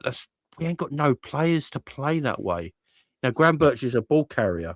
Szoboszlai is just an all-action midfielder. You know, he's got great shooting technique. You know, McAllister is a good passer of the football, but he's got no mobility. So if he loses it, he's effed. You know, Salah's now 34. You ain't going to build up with Salah in possession. Salah wants to be at the end of the phase of play, not in the middle of it. Same with Cody Gakpo. So, yeah, it's just all a bit... The coaching's just been weird this year. And the other thing... I know I'm rabbiting on here, but... No, crack on, man. The other thing I don't understand this season, can anyone please tell me, what does Van Bronckhorst do? Oh, I don't know. You know, I really don't know what his input is in the team. Apart from wear the Liverpool coat and just look like that all day. Did he take over from? Did he like literally take over directly what John Heitinger's job was? Is he just come in and just the like for like replacement? Is that what he's meant to be? Well, if he is, he's terrible. He should be sad. Well, if he is, he's shit. I'm just being honest with it. Exactly. Jesus. Exactly. I mean, clueless. So it is funny. Last year, Slot had Heitinger and we won the league. Slot hasn't got Heitinger this year. We're terrible. So people are making that correlation. It's like, it's Slot as only good as his coaches. And when he hasn't got his coaches and he's the guy, you know, can he? So that correlation is there. But Van Bronckhorst is a weird one. When we was in for him, I thought, that's a good, probably a good coach to bring in. What's the manager? Yeah. I can understand it. But since he's been there, it's like when you watch the dugout, when they go to the dugout, Slot never talks to him. No. Van Bronckhorst just sits there like that watching the game. So I'm picking up a wage. I get to watch some football and I'm picking up a wage. It's like, I don't get it. He's not even the set piece guy. We've got that young guy now who's the set piece coach, ain't we? I only know Aaron Briggs is the one that left, but I can't remember the guy's name. We picked him up from or something. Maybe. And now he's doing good because guess what? He figured it out. You should always take in swinging corners. Who knew? Who knew? Shocking horror. Who knew to take in swinging corners and not out, not out swinging. And guess what? It works. You know, you see Virgil in the box, try and aim for his head every time. You know, I wonder. It's just, yeah. And then don't make the little guys mark the big guys in the opposition box. You know, just yeah. Quite. I mean, look, there's a multitude of things that are just a bit of a mess at the club at the moment. We'll let you go in like a couple of minutes, Jamie. Just, you know, as you said, this is I don't know how familiar you are with the channel. It's very much a sort of facts, history, quiz, stats, all that kind of stuff. Yeah, mate. And I do want to test your knowledge a little bit. We had Flav on before, who, you know, I asked him to name as many footballers as he could who played for both Liverpool and Tottenham. He got 6 out of 15, decent amount. I'm going to give you one that's a little bit different. So if you'll bear with me one moment, 1, 2, 3, 4, 5, 6, 7, 8, 9, 10, 11, 12, 13, 14, 15, 16. I need you, if I can get my timer up, that'd be brilliant. And I'll give you 90 seconds to name me as many footballers who played for both Liverpool and Manchester City since 1992 in the Premier League. You let me know when you want me to start the timer, and you can crack on, man, see how many you get. Probably won't get it. Go on and go for it. Right, ready? 3, 2, 1, go. Robbie Fowler, Steve yep. McManaman. Mhm. That's it. Was it Didi Hamann? Did he play for City? I can't remember. Didi Hamann, yeah, he certainly did. Mark Kennedy. Mark Kennedy, yes. How random is that? I thought Mark Kennedy. You remember Mark Kennedy of all people. Oh man, four is quite good for me. Trying to think. David James. Yes, David James, absolutely. Oh, it's got to be a set. There's probably a defender in there right now. I can't think of it. Nicholas Anelka. Yes, that is 6. 6. Oh, come on, JB. Come on. I'm trying to picture them all now. I'm trying to. There's a few more recent than I'd look within the past 10 years or so. Milner. Milner, yeah. Jesus Christ, Jamie. 7. Oh man. Last 10 years or so. Sterling. 5, 4. Yeah. Reece 2, 1. 8 ain't bad. There you go. That's not bad. Sturridge as well. 9. Oh, Jesus. I'm going to pretend that you didn't look at the comments. That's fine. Yeah, Sturridge just came in as I was thinking it. Yeah, Daniel Sturridge. So we've got obviously Nicholas Anelka, Mario Balotelli. Oh, man. That's a big one. Craig Bellamy. Oh, yeah, Craig Bellamy, yeah. Yeah, Craig Bellamy. Scott Carson, to be fair. You know, how do I get Mark Kennedy, but not Craig Bellamy? I don't know. Nigel Clough, obviously, is the team that we sold him to back in '95. So that's another one there. Yeah. Robbie Fowler, you got Didi Hamann, you got David James, Mark Kennedy, Steve McMahon. Did Steve McMahon go to City? He was 92 to 94. He was at Manchester City for. Steve McManaman, you got James Milner, absolutely. You got Raheem Sterling, Albert Riera. That's another one. Did he go? I didn't even know he played for Man City. There you go. Yeah. Daniel Sturridge, of course, and the last one, Kolo Touré. Oh, cool. Yeah, Colo, man. We all love a bit of Kolo around here. Now you give the answers. It's so simple. It's the worst thing when you're like, oh, fuck yeah. Eight's not too bad. 8's not too bad. Mate, I did a thing before where I had to guess as many of Liverpool's Premier League goal scorers as I could from 155. I think I got like 115. I forgot Vladimir Schmeiser. I forgot Origi. I forgot Bellamy. I forgot Anelka. And I was like, oh my God. But I remembered Oyvind Leonardson. So. Yeah, it's the random ones you get, ain't it? That's what I'm saying. The random ones that come to your head. Yeah. Amazing, man. Right. Thank you so much, Jamie, for getting involved today for the stream. Everyone, where can they find you? Where's the best place to be finding all your details? Liverpool Chats TV, guys, on YouTube, and Jamie Chats FC on Twitter. Amazing. Right, Jamie, I am going to let you go, man. Thank you so much for coming on for this amazing cause. It means a lot. And everyone head over to Jamie's channel. I'll copy your link and put it in my posts as well, so people can go and do their bit. Thank you, mate. Thank you very much, and have an amazing day. All right, Jamie Phillips. I mean, look, if you want like some of the best fan content, Jamie's the one to go watch. He puts in a lot of passion, a lot of work, and he's an incredible, incredible person to chat to. I'm just organising a few bits for later on. My mind went blank then as I was saying that. And I just want to say a massive, massive thank you. There is over 10,000 people who have tuned into this or are watching. I doubt that's 10,000 live, but it's 10,387, and the number just keeps going up. So yeah, thank you guys so much for getting involved there. Please, if you haven't done it already, there's a Just Giving link down below to Endometriosis UK. You know, talking about it periodically throughout the day. It's an ailment that my partner suffers with. It's essentially the inside of your womb, the inside of, like, you know, your reproductive systems. The cells that are similar to those, they essentially grow in other parts of the body. It spreads. It spreads like a cancer. It's not, but if it's untreated and it's left sort of to it, it can develop into that. There are cases of it, and essentially it attaches itself to other areas of your body. Your fallopian tubes, your womb. It can spread to the outside of it. My fiance's had it on her kidneys. You can have it on your bladder. You can have it on your liver, and it spreads and it causes excruciating pain, fatigue. Like, there's days where she can barely get out of bed.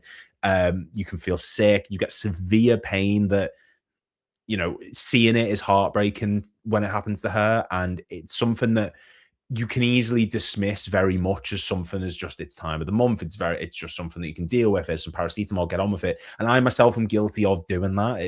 This isn't me preaching that I'm perfect with it. It's something I've done. It's something that at points I can still do. And it's something that for her, it's a daily occurrence. She's had surgery on it. She's had to go through in and out of hospitals. She's had infections from it.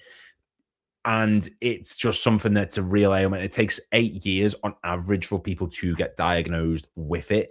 You can only get diagnosed if you actually have the operation, like the examination for it, to see, you know, if you have it or not. The fact it gets to that state because it isn't taken seriously as it should be is mental. So yeah, just make sure you get involved. Check out Endometriosis UK, their website's in the description down below as well as the Just Giving page. We are going to step away for a couple minutes, maybe 20 minutes or so. So a couple of days ago, I filmed a video with Chris Pajak, same style, bit of an interview thing. Obviously, he's at Redmen TV. He's on holiday at the moment. He kindly agreed to do a pre-recorded video to put on this. It's going to take up the next like half hour or so, guys. Give me a chance to do the things I need to do. And I will be back with you as soon as that's done. With regards to our schedule today, when we get back, we are going to have Ben from Red or Alive TV coming on at 4 o'clock. We then have Chloe and Abby coming on. And then at 5 o'clock, it is the quiz. And I'm so excited for you all to see that. Thank you guys very much. And yes, enjoy the video of me and Chris. And I do apologize if the beginning and the end are still in it because I forgot to edit it down and they might be a little bit meh. But yeah, here we go, guys. Hello, everyone. Welcome back to continuing, hopefully, with the 12-hour live stream to raise money for Endometriosis UK. Now, this is being filmed pre-stream. This isn't live, but this is a nice little stopgap filler for us between guests at the moment. I hope you're looking forward to everything that's coming up. We've still got the quiz coming up around 5 o'clock. We've still got some incredible guests coming on as well, so make sure you stay tuned. And I'm joined by the one and only Chris Pajak from Redmen TV. Chris, thank you so much for coming on, taking time out of your day to be involved with this stream, this amazing cause. No, absolutely. I just wanted to try and say the word, if you don't mind. Endometriosis UK. Endometriosis UK. Endometriosis UK. If you can, just use the link in the description to just give a link and give what you can to Endometriosis UK.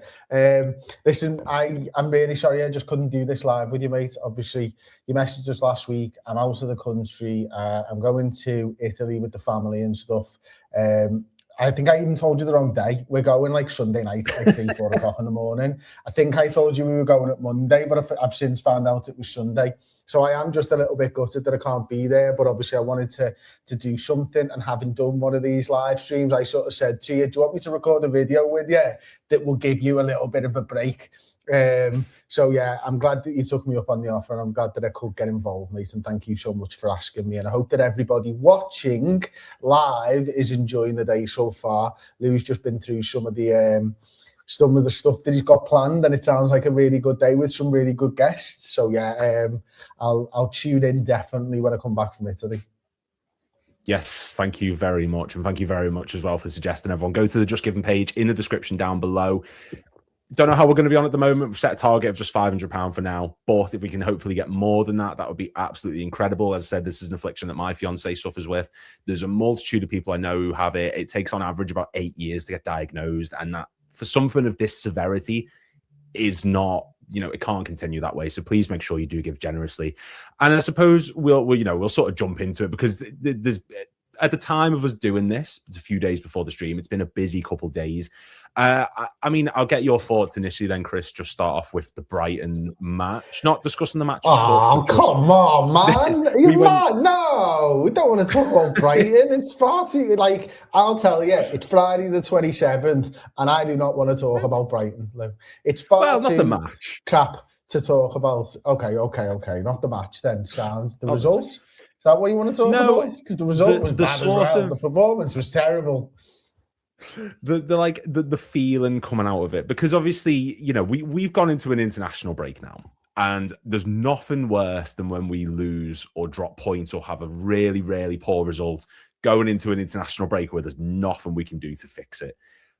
How are you feeling at this point in the season? We're essentially in the home stretch. What's your thoughts at the moment regarding this whole situation? I'll be honest, I've been trying not to think about the football for a few days now. There's one thing worse than going into an international break after a defeat against a team like Brighton, and that's going into an international break after a defeat against a team like Brighton, and then a few days later somebody wants you to talk about the game against Brighton. That is the one thing that's worse than just going into an international break, mate. But no, the feeling's not been good, has it? And it's not been good for a long time now. I think everybody, there isn't a single person that I meet or talk to at picking up the kids from school or dropping them off, at kids clubs after school, in the pub when I'm there with my mates, at paddle that I play, or wherever I go in my week, right? There is no Liverpool fan that I speak to that speaks fondly of Arne Slot. And that has been the way for at least a month now, probably. And, I don't want to dig him out all the time and everything else, but that mood carries over into everything, doesn't it? And it's difficult for us all, I think, at the moment, because we've been so blessed over the last sort of few years with the team and the style of football and the atmospheres that we've been getting to enjoy, and the places that we've been able to go, and the trophies that we've been able to win, and the team ultimately that we've been able to support and to follow around the world.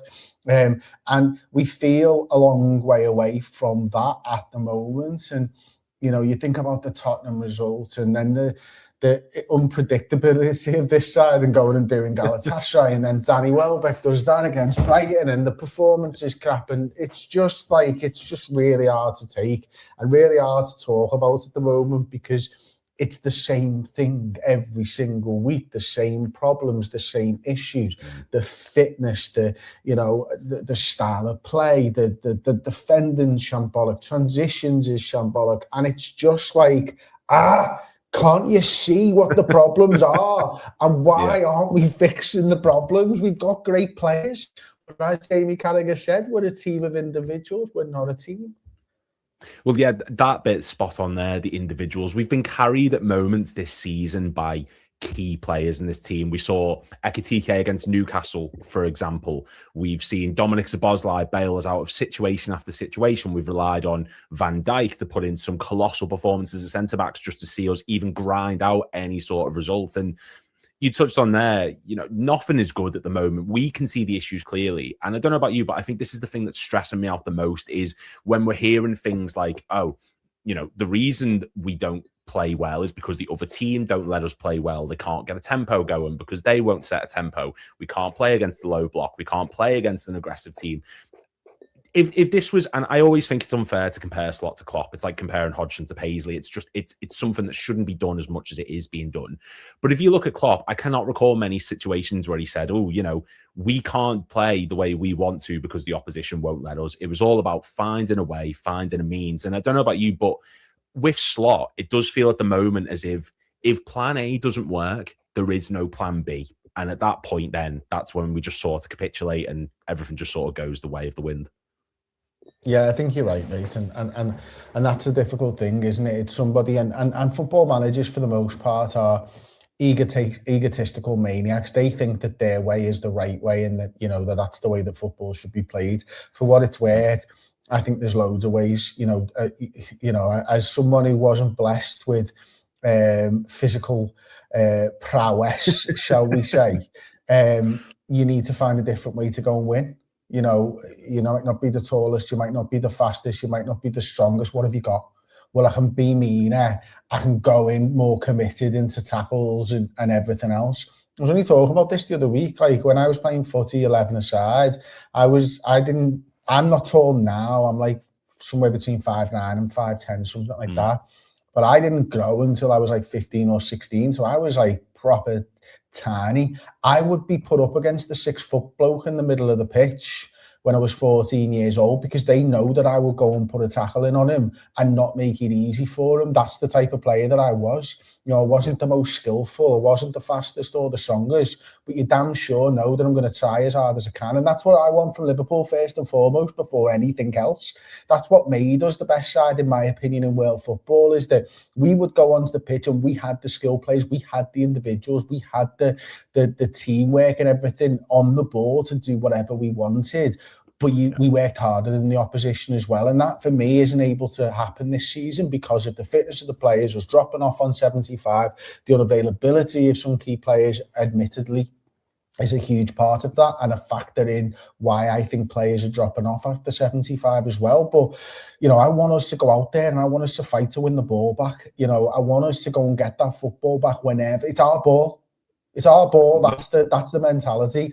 And then go and try and break them down. If you can't break them down, you can't break them down. We've had games from the Jurgen Klopp, we've had 40 shots against Burnley and lost the game. We've had games all throughout the last 30 years that I've been watching Liverpool or go in the game where I've seen that happen. That's fine. But don't get off the pitch not having worked harder than the other team. And you can be fitter, you can be stronger, you can work harder. So that's the thing that sort of winds me up as a fan and everything else, because that's the thing that makes one of my favourite players ever. Bobby Firmino from the last 10 years is my favourite player. I'm sure we're going to talk about Mo Salah, but he worked damn hard to get you that football back. And all right, he had the flair and stuff as well. It's why I love Jamie Carragher so much. Not blessed with the skill of a Lionel Messi, but put him on the football field and he's going to try and stop it more than anybody else. I actually liked Honcho as well for the same reason. That was Bobby on the line. You know what I mean? Putting that handball in. Yeah. Don't care. Just do what you need to do. I was playing footy years ago against Steele, and he might tell you this story. I fell over. Do you know what I did? I dived at his feet with my head and won a tackle. That's the type of player that I want at Liverpool Football Club. If they're on the floor, I want you to throw your head into a tackle. That's what I would do. Ask Steve. I literally did it against him and won the tackle, by the way. I think he got scared of booting me in the head, to be fair. It was before we were mates and stuff. That's the type of player that I want all of the time. Why not? Why, that should be it. The rest will come, but the thing is, we've not improved this season. On the ball, we've not improved. It's not just low blocks. It's teams that go long. It's teams that play quickly. It's teams that pass the ball well from the back. It's teams with a goalkeeper we struggle against. There's loads of things. It's an endless conveyor belt of shit, essentially. And you touched on, like, I love how that whole thing started with you basically describing yourself as the modern day Jimmy Case, but like, you touched on... Terrible, by the way. Like, you know what I mean? Terrible, but like, that's what it was. I know what it was. Oh, we know what you were. But like, you touched on their players with desire and energy. Like some of my Momo Sissoko, I loved Momo Sissoko for that exact reason. I've got a weird soft spot for like Yossi Benayoun because he wasn't the most technically gifted player, but he would try, he would constantly run, he'd constantly put in effort. And as much as we sort of, we'll move on to the Salah portion shortly, but like we touched on identity in your show you did with Josh the other day, the deep dive, the Q&A one. And I think that is Liverpool's identity, is just, I don't care who's in charge. I don't care who's on the pitch. I don't care what the situation is. I just want to see effort. I just want to see work rate and desire. And I think that one player, which sort of segues into that, is perhaps Mohamed Salah, who at points has been criticised for not putting in that effort and desire, but sometimes players don't have to. Messi never used to, like you said in the show. And Salah's one of those people who he didn't run around as much as perhaps he should have done at points. He didn't put in perhaps 100% in terms of his movement, his tracking back, his sort of drifting inside, creating for others. But the numbers don't lie. He will go down as one of the, or he has gone down as one of the greatest ever footballers in the history of English top flight. And I've said it numerous times, there's legends at Liverpool, Firmino, you've got Mane, Sami Hyypiä, players like the first three that come to mind there for some reason.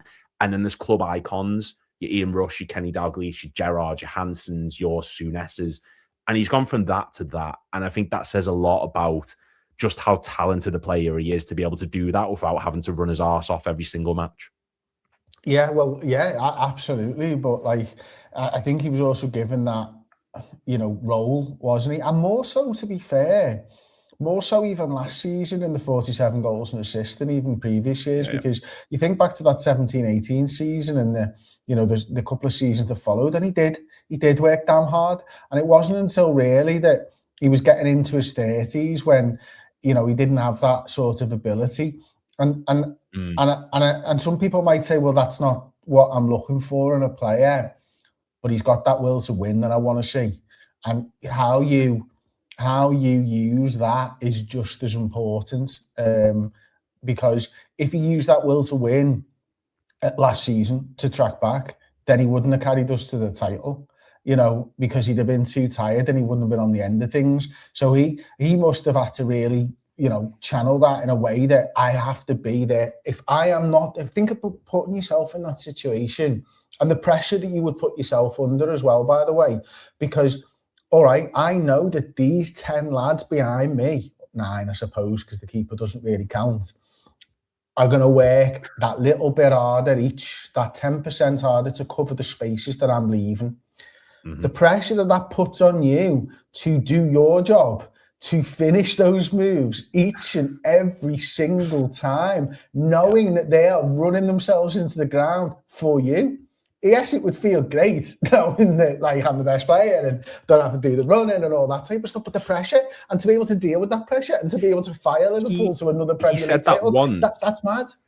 He said that once, I think it was 2018-19, where he scored against Southampton and he'd come off like a sort of 5 or 6 game run of not scoring and assisting. And he said, that's the most pressure I've ever felt in my career up until that moment. Yeah, well, I can totally understand it. I would crack under that pressure if we're talking about me as a footballer again. There's just absolutely, there's absolutely no chance I'd want to be on the end of every single move, and knowing that you have to finish it because everyone's working harder. He really will go down as a club icon. I think you're absolutely right. I think he'll go down as the maybe a modern great, because it's so difficult to compete, but he's got to get himself on that Mount Rushmore of all time, I suppose, hasn't he? I mean, what he's able to do, the consistency with which he's been able to do it in the league that he's been able to do it in the pace of the league and, everything else, and the manner in which he's just gone about his business week in, week out, we'll be hard pressed to find a better player in my lifetime. Would you he is this generation's Ian Rush or Kenny Dalglish? Yeah, well, absolutely. Of course he is. He's got to be. The level of consistency over the 8 or 9 years or whatever it is, it's frightening. You can compare him to your Henry's, and Henry was prettier on the eye, and I loved Henry. I really, really did. Much prettier on the eye. But in terms of goals and assists in the Premier League, it's close, innit? You know what I mean? What are you looking for? Do you know the final numbers? Did he tracked them down, didn't he? Yeah, so in terms of he's currently the 4th highest goal scorer in Premier League history. He's behind only Wayne Rooney, Alan Shearer and Harry Kane. They're the only 3 above him. He's the 7th highest assister in Premier League history on 93, which is tied with David Silva and only 1 behind Dennis Bergkamp. And he's obviously the 3rd highest Liverpool goal scorer in history as well. Yeah, so I mean, look, and I think what he's been able to do is nobody else has been able to do it from that position, and that's the other thing, isn't it? I know Henry liked to drift from that left-hand side, and we talk about that, Henry-style goal and stuff like that, but Mo Salah wasn't playing up front like Thierry Henry was for the most part with a number 10 just with him, and Bergkamp and Henry or whatever. this was a proper front three, and this was a guy who was putting in 40 goals a season. It's just ridiculous. The top scorer in the league, was it the 4 times? Has he done it now? I can't. 17, 18, he did it. 21, 22, he did it because he tied with Mane and Aubameyang, if I remember correctly. And then last season, so I think it's the 3rd time. Wow. And how many times did Henry do it? He must have done it.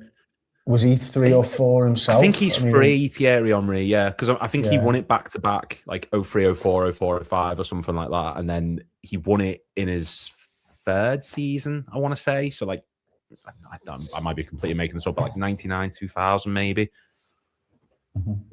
Impressive stats for either of them, regardless, I suppose, isn't it? They're 2 greats, 2 absolute greats, 2 pinnacles of what you can be in the Premier League. Oh no, absolutely. And like Carragher was talking about it the other day, and he got met with a lot of flack, like with regards to his rating, because he was saying that Salah's the 2nd highest Premier League player in history, or he thinks he's the 2nd best. And then he was saying he's the 6th best Liverpool player, and everyone was like, well, how can that be the case? But Liverpool Football Club, for the most part, a vast majority of our icons and historic figures have stemmed from before the introduction of the Premier League. We went through some rough times, and I think that that's something that maybe leans into this narrative of, like, for me, Salah is the greatest Premier League right winger. I don't think it's up for debate. I don't think it's an open discussion. People will say Ronaldo, 2007, 2008, won the Ballon d'Or, won the Champions League, yada yada. But Salah came into a Liverpool team at a time where, you know, we were still possessing players who were not good enough to be in that squad. And he took us within 1 season to top 4 contenders, having just beat Middlesbrough the season before, to winning the Champions League the following, to being in the Champions League final the following season, and then winning it after that. And when Carragher was doing his top 10 list, I think he put Salah in 6th in terms of the overall Liverpool players. Sorry, yeah, he put him 6th in terms of the overall Liverpool players. You touched before that he's a Mount Rushmore. I'll go through Carragher's list in a moment, but where do you think he does rank in terms of the all-time Liverpool greats? Fucking hell. Kenny, Gerrard, Salah. Oh.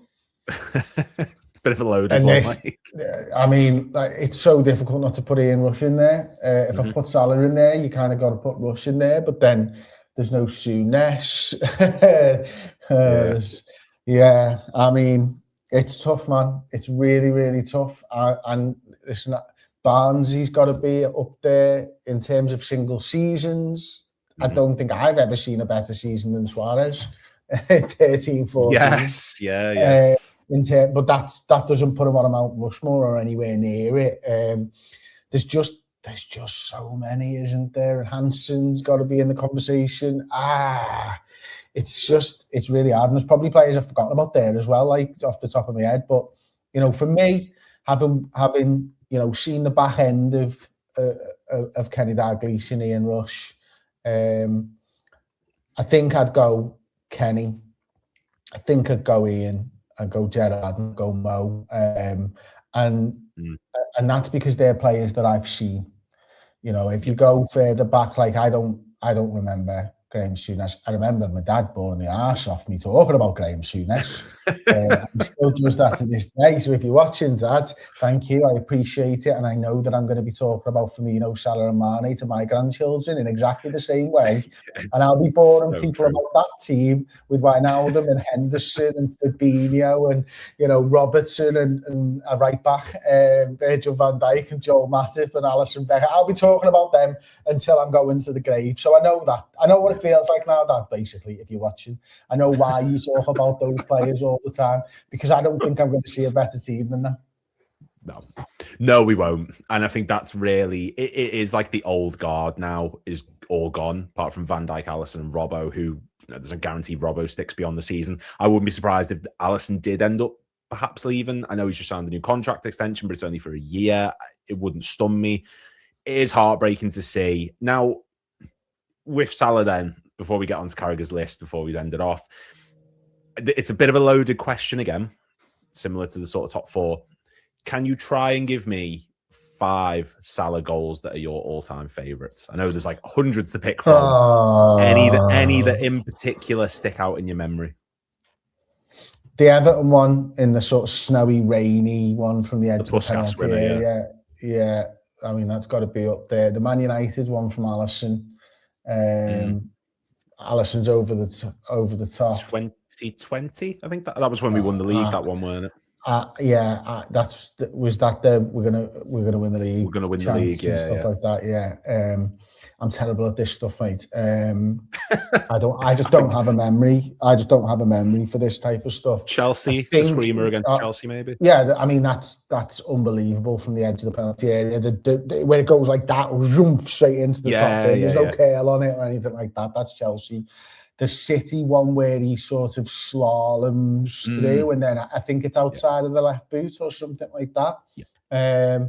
And what was the goal against City in the quarterfinals of the Champions League? Was that the slalom, or was that?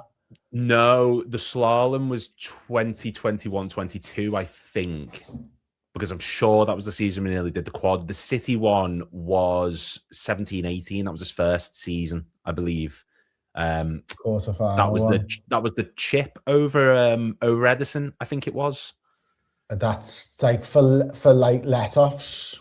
Like I was in that away end, and it was a horrible game. And yeah, so any goal in that game's got to be up there. So I think that's 5. Is that 5? Maybe. I think that's 5. We'll just say it's 5. There's too many. Say it's 5 anyway. There's a lot of goals that he scored for us. You read the numbers before. Yeah. And big moment ones as well. And I think that's probably why Carragher, like I said, he ranks him 6th in the sort of all-time Liverpool list. And I'll go through the top 10 for you, because you've not actually heard this, which I think it'll be really interesting to get your perspective on it. Just hear if there's any that you disagree with, anyone that you would have maybe included. But we'll start off then. We've got number 10. He's put Ian Callaghan. I mean, Cally, yeah. Yeah, absolute legend. 77-78 winning the European Cup. Did amazing things with Liverpool. Number 9, he put Kevin. And the Keegan. amount of appearances as well. I mean, it's just ridiculous. Is he top? I'm sure he's top of the all-time list. He is.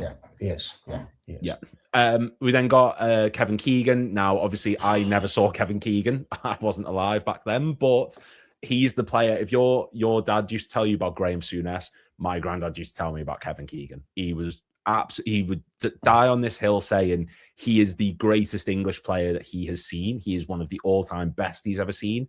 And he thinks that he is one of the people who does not get the level of respect that he perhaps deserves as a Liverpool legend, so to speak. No, he absolutely doesn't get the respect that he deserves. And there's one person to blame for that, and that's his successor in Kenny Dalglish. If Kenny Dalglish had been a flop, Kevin Keegan would still be spoken about today. But the fact that everyone, Keegan goes to Hamburg, wasn't it, and everything else, and he's European Player of the Year, and people are wondering what the hell, like, what are we going to do? And then we just bring Kenny Dalglish in, and he just takes it up a notch, and that's the reason. Everyone was hurt that he left. For a start, and then that we got Kenny Dalglish in. So yeah, I totally understand it, but I do completely agree. He doesn't get the respect that he deserved, because he was like the best in the world at the time. Yeah, and obviously he's been recently diagnosed, of course, with cancer. So thoughts go out to Kevin Keegan, one of the all-time greats. Hopefully, everything can work out there and he gets the help that he desperately needs. Next up, we've got Virgil van Dijk, number 8. Big call, absolutely, but one that I think you could definitely justify. We've then got Alan Hansen, 7. So he's given Hansen the nod over Van Dijk. Is that an order that you agree with, or would you perhaps be changing that around? Big Al, Big Virg. I've seen more of Virgil van Dijk, so I would probably shade it to Virgil. Again, I was born in 82, so started really watching around the 88, 89, 90 sort of years, and so tail end of Big Al. See, I'm like this with Michael Owen and John Barnes. Like I've seen goals and clips. I started in 2004, so like I never saw Owen during his peak years. I never saw him at Liverpool. He left the summer I started supporting the club properly. And John Barnes is another one who, he does come up into this list. Obviously, Salah's 6th. He's then put Ian Rush at 5th. He's put John Barnes at 4th. Now, that doesn't surprise me. Putting John fifth, Barnes above Ian Rush. Ian Rush was 5th. Yeah. Like, again, for what we talk about of that 13-14 Suarez, for people of a generation older than me, that's what John Barnes was, except he did it for a longer period of time. You know, if I remember speaking to John Machin, actually a contributor on Redman, obviously Paul's dad and stuff, and he's like, when we were like, oh, it just gets me up out of my chair, the entire ground was like that every time John Barnes picked up the football. Yeah. So Carragher is probably just a few years older than me, and will remember that. Now, for me, I'm slightly different. I've seen the videos and the VHS tapes and all that type of stuff of John Barnes from when I was young. But I remember him as a central midfielder who wasn't the John Barnes that everybody talks about. So again, it's just how old you are, I think, that where this sort of fit in. But it doesn't surprise me because everybody who's older than me puts John Barnes up in that list. Always. Yeah. I've only seen like goals and clips and highlights, the usual stuff. But I think Gerrard explained something like he was the player that he supported when he was younger, when he was first getting into it. That was he wanted to be John Barnes. And then, like you said, drifting back into midfield during that sort of the Roy Evans era. I think he was in midfield again in that Newcastle game, the famous Collymore winner. Yeah. Is he one of the most tactically diverse players that Liverpool have ever possessed? I don't know. I couldn't tell you. I mean, Steven Gerrard was tactically diverse. Played probably more positions than John Barnes did. Jamie Carragher, you could even say, was tactically diverse. Yeah. Left back, right back, centre mid when he broke in. Was a forward growing up. I think what we saw with John Barnes is more akin to what we saw with Wayne Rooney in the latter stages of his career than anything else.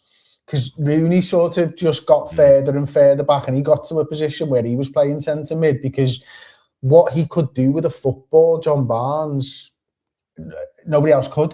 So if you needed a ball spraying, if you needed tempo, you needed anything, John Barnes could still do that. What John Barnes couldn't do was, the winger play that he used to be able to do. And I think maybe it's not quite right, Rooney to John Barnes, but you get my drift. Yeah. Oh, 100%. I loved his overlap interview where he was talking about that playing in a 4-4-2 and his time at Watford and his time at Liverpool. And then the final three, obviously John Barnes number 4. He put Graham Souness at number 3. Yeah. He then put King Kenny at number 2 and he put Steven Gerrard at number 1. Big call. I mean, big call. I never grew up with Kenny, didn't see Kenny. Gerrard was my first sort of, it sounds really weird to say, but he was my first sort of Liverpool crush. It was my like, oh my God, who is this man? Like, look what he's doing on the pitch. I mean, that's why I've got a weird fascination for John Arne Riise. I don't know why, but yeah, I mean, you've heard that top 10. Is that how are we feeling about that one? It's a damn good top 10. I took the I took them down as well. So Cali, Keegan, Van Dijk, Hansen, Salah, Rush, Barnes, Souness, Kenny, Gerrard. Carragher knows football better than me. Carragher's older than me, so we've seen more of these players. So who am I to argue with his top 10? But from my memory, Barnes wouldn't be there where he is. And I didn't see Souness. So Gerrard, Kenny, Rush and Salah would be mine. In not in that order. I'd put Kenny there as number 1, but my favourite player, to watch during my lifetime was Steven Gerrard. I am putting Kenny Dalglish above him because of everybody who's told me that Kenny Dalglish was better, and I am heavily influenced by everybody else. If it was just on players that I've seen, this top 10 list of just players that I've seen and how I would rank them would be Steven Gerrard, Mo Salah, Ian Rush, Virgil van Dijk. That's just the way it is, unfortunately. Unfortunately, like he's let people down. I do. I feel like I've let people down. I've let my mum down. I've let my dad down. Well, to be fair, look, I never saw Gordon Hodgson or Roger Hunt. Like I said, 2004 was my time, so there's a lot of players that I've missed out on. But we are going to wrap it up. Obviously, Chris has taken the time out of his day to come on here. He's got it hurt. Did you have a tooth pulled? Was it yesterday or something? Yeah, so I had a filling fallout about 4 weeks ago. Luckily, I had a dentist appointment already in the bag. And then they were like, yeah, we need to get that out next week. And it was infected and stuff. So I went downstairs and they were like, oh yeah, we haven't got an appointment for like 3 weeks. I was like, they said next week. It's like, well, they said next week, but we've got an appointment in 3 weeks. I was like, sound. And then a couple of days later, right, my tooth split vertically down in half. And then I've had this bit of tooth flying around all over the place. And it was like jabbing into me gums and stuff. And then 2 days before my dentist appointment, it fell out. And I was fuming at them. I was like, I said to my wife, I was like, I bet this falls out the day before I go in. So I was paying free for 2 days, but then they removed the other half of my tooth yesterday. So, and it was like 10 minutes of wiggling the bloody little thing. It was really, really fixed in there. So I've got this ginormous gap, and it's not quite at the back. I've got a wisdom tooth out there. Then I've got one tooth, then another ginormous gap, and then my teeth and stuff. So yeah, it's not been a great 24 hours. I can't, like, I've been eating a lot of yogurt and stuff like that. Love a bit of yogurt, mate. Yeah. Well, I mean, listen, Greek yogurt, great, but it's not dinner. It's not that. You know what? That needs to be a quote on a shirt now. Greek yogurt's great, but it's not dinner. But if that doesn't get donations up, I don't know what will. Chris, thank you so much for taking the time out of your day and sort of taking part in this sort of thrown together, scrambled question loaded at you. Anything you want to say just before you go? Anything you want to sort of push or promote? Or anything you want to do? Just yes. Please do. Click the link in the comment section below and donate whatever you can. I know times are hard. They're really, really difficult for everybody, but you can make a difference to somebody else's life if you vote using the link in the description below for Endometriosis UK. It is very important. We do not want more women dealing with this problem that needs 8 years, as Lou said, to get a diagnosis. That's absolutely ridiculous. The money will help them and help people and maybe help you in the future if you were to partner up with somebody, or if you are a lady and you do get this. So yeah, think about other people if you can and donate. And there's nothing else I want to talk about, mate. Well, thank you very much, mate, for coming on. Thank you very much for coming on. I appreciate your time. Appreciate the work that you put into this particular field as well. Thank you, everyone, for watching. This will go into the live stream now, and you'll continue to see this beautiful mug on the screen for you with the remainder of the stream. We've got the quiz coming up. We've got some incredible guests still to come. Thank you all very much for watching, and I will see you all.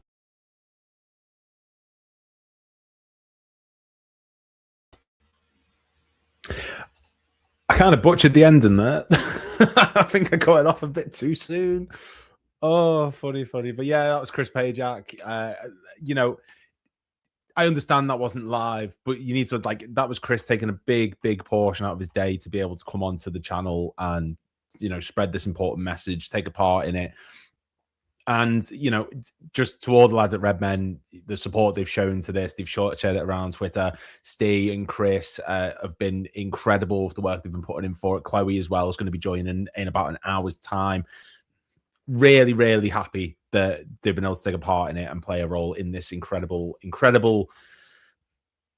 what's the word? Cause.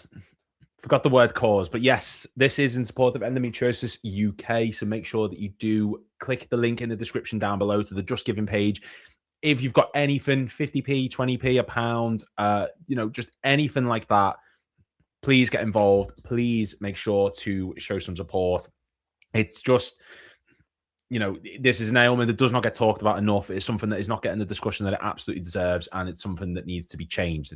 That is something that needs to be addressed and something that desperately needs to change.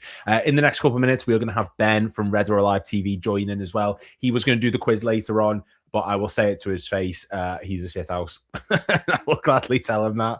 Love Ben. Absolutely love. He's just genuinely one of the funniest and nicest people out there. So I cannot wait to get him involved. Couple of comments going back, which we've missed from earlier on in the show. Where are we? I didn't realize I'd actually missed this many. Lewis, quiz question. How many managers have we had in our entire history? That's a good question. William Barkley, George Patterson. Well, Slot, Jurgen, Brendan, Kenny, Roy, Rafa. Wait, what? Hang on. Slot, Klopp, Brendan, Kenny, Roy, Rafa, Gerard Houllier, Roy Evans, Graham Souness. That's, the Premier League era. Then it was Kenny.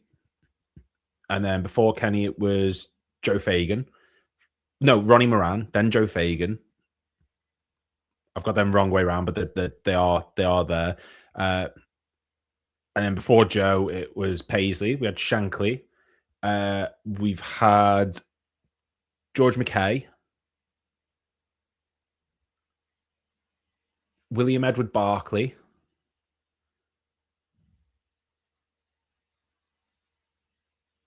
ooh, I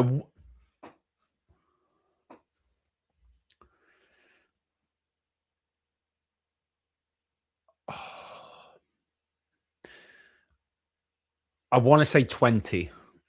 I want to say around about 20 is the answer. Let me get the list up for us so I can get the answers for that. Let's see. Yeah, Slot, Klopp, Rodgers, Dalglish, Hodgson, Benitez, Houllier. I counted Dalglish twice. I just realised that, so I didn't need to do that. Phil Taylor, yes, he's the only manager to have actually managed Liverpool exclusively in the second division. There's a video coming out in the next couple of days where I have took every single Liverpool manager and I have looked at what their last game was for the club and why they left.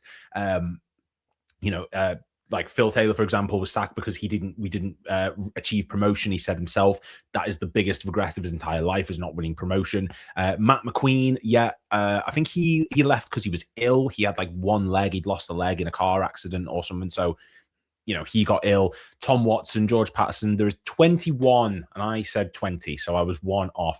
John McKenna, William Edward Barkley, the first two. Tom Watson, George Patterson, David Ashworth, Matt McQueen. George Patterson came back because he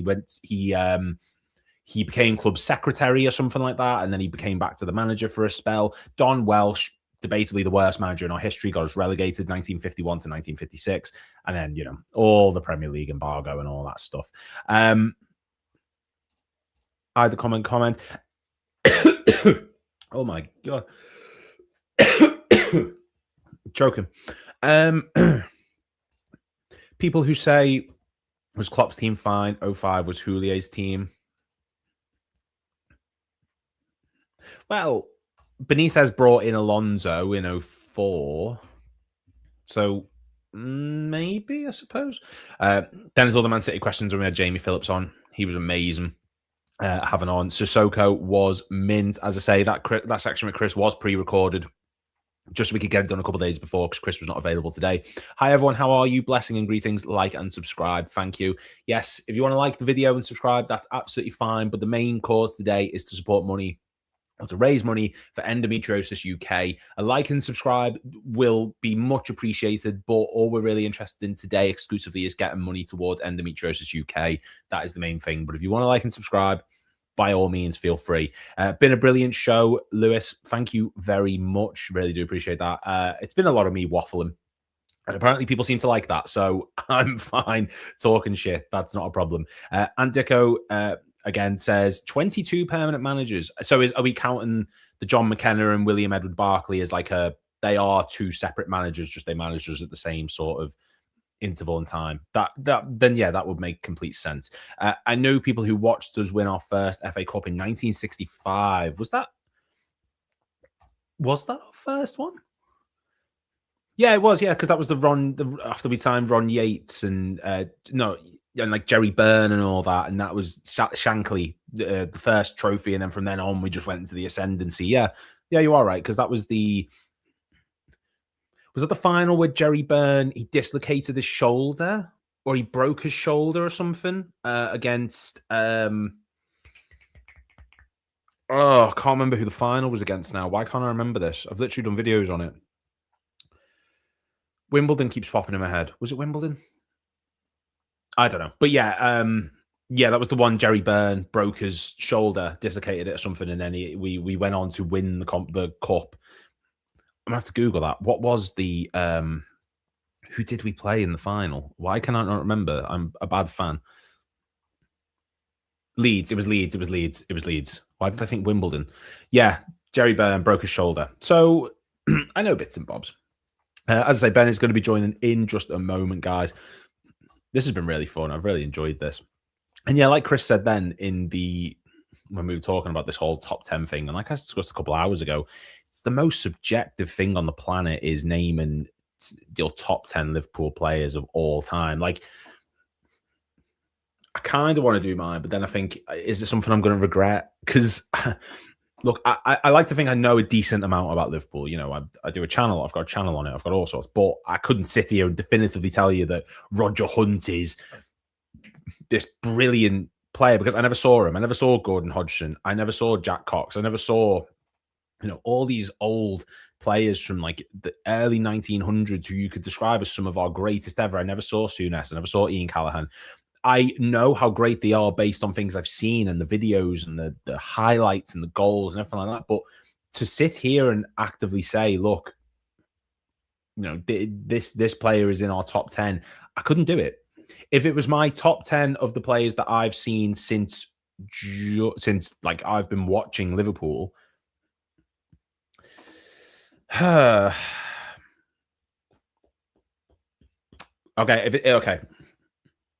if it's my 10, the best players that I've seen since I've started watching Liverpool, okay, this isn't my favourites because my favourites is completely different. Well, Gerrard is obviously there.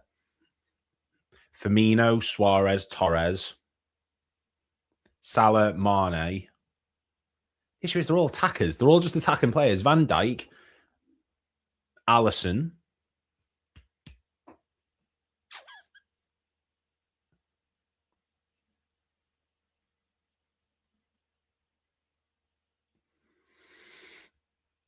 Coutinho.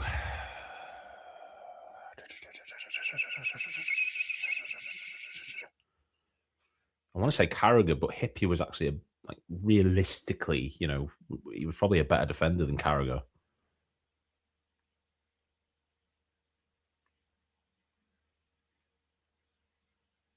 I say Hippier.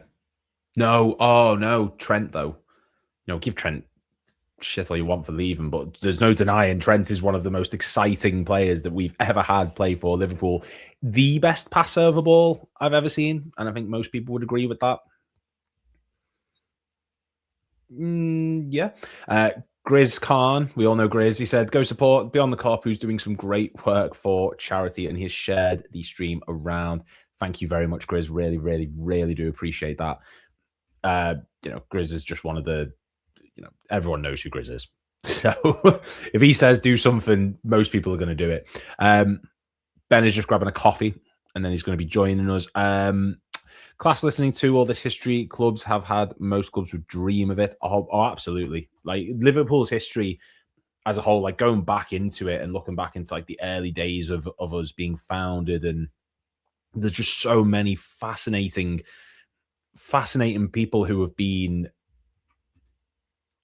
in and around this club, learning about the boot room, learning about the succession plan that was in place, going from Shankly right down to Kenny, and then maybe even Graham Souness, if you want to count him in that ilk, even though it didn't work.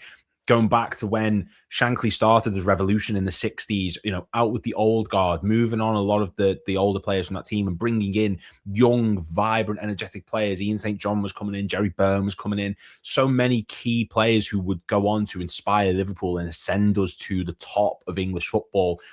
Paisley coming in and just building on that with some of the all-time greats. We had Kevin Keegan in there. You had Kenny then come in straight afterwards. Moving on from him, you got Joe Fagan, who was with us for such a short time, but won the league title, took us to a European Cup. You know, we have such a rich history, and we've always been a club that feels as though it's proactive rather than reactive. And this season has felt like a very counteractive way of that. We've signed a lot of players, which is in a sense proactive because it's to sort of accommodate for Salah moving on. It's to accommodate for a lot of the losses that we've had over recent months. But you know, it just doesn't feel right, particularly with the manager and all that situation. King Bobby 9 says, I love your channel, mate. Thank you very much, guys. Really, really appreciate that. Look, this for me, I love doing this. I love creating on my channel. It's not as good as some of the channels out there. It's not Red Men Standard. It's not Born and Red. It's not Anfield Agenda. It's you know, it's not that, but I love doing history on Liverpool. I love talking about the facts. I love talking about the top tens. I love looking into the history and the finer details of Liverpool as a club. And there's so many fascinating stories and examples of this being an amazing club, the best club in England by a country mile. We've seen some phenomenal moments. And speaking of phenomenal moments, here's Ben. Speaking of phenomenal moments, Ben's gone. There goes Ben. Thank you, Ben. Really appreciate your time that you've just shown here on the channel, mate. Really, really appreciate it. Great guest as always. Great guest as always. And Dicko says, best 10 players I've seen: Owen, Gerrard, Fowler, McManaman, Hipia, Suarez, Firmino, Alonso, Mo. So Firmino, Suarez, Mo, Gerrard, 100%. Owen left the summer I started supporting Liverpool, 2004. I still have my that is the ticket from my first game. If it wants to focus, yep, that's the ticket from my first ever Liverpool game when we played Norwich, 2004. That is when I started. That is my first official. That was the match I went to that got me supporting the club. It was after Owen had left, so I never saw Owen. I never ever saw Owen play for Liverpool, which was disappointing, but, you know, it is what it is. And,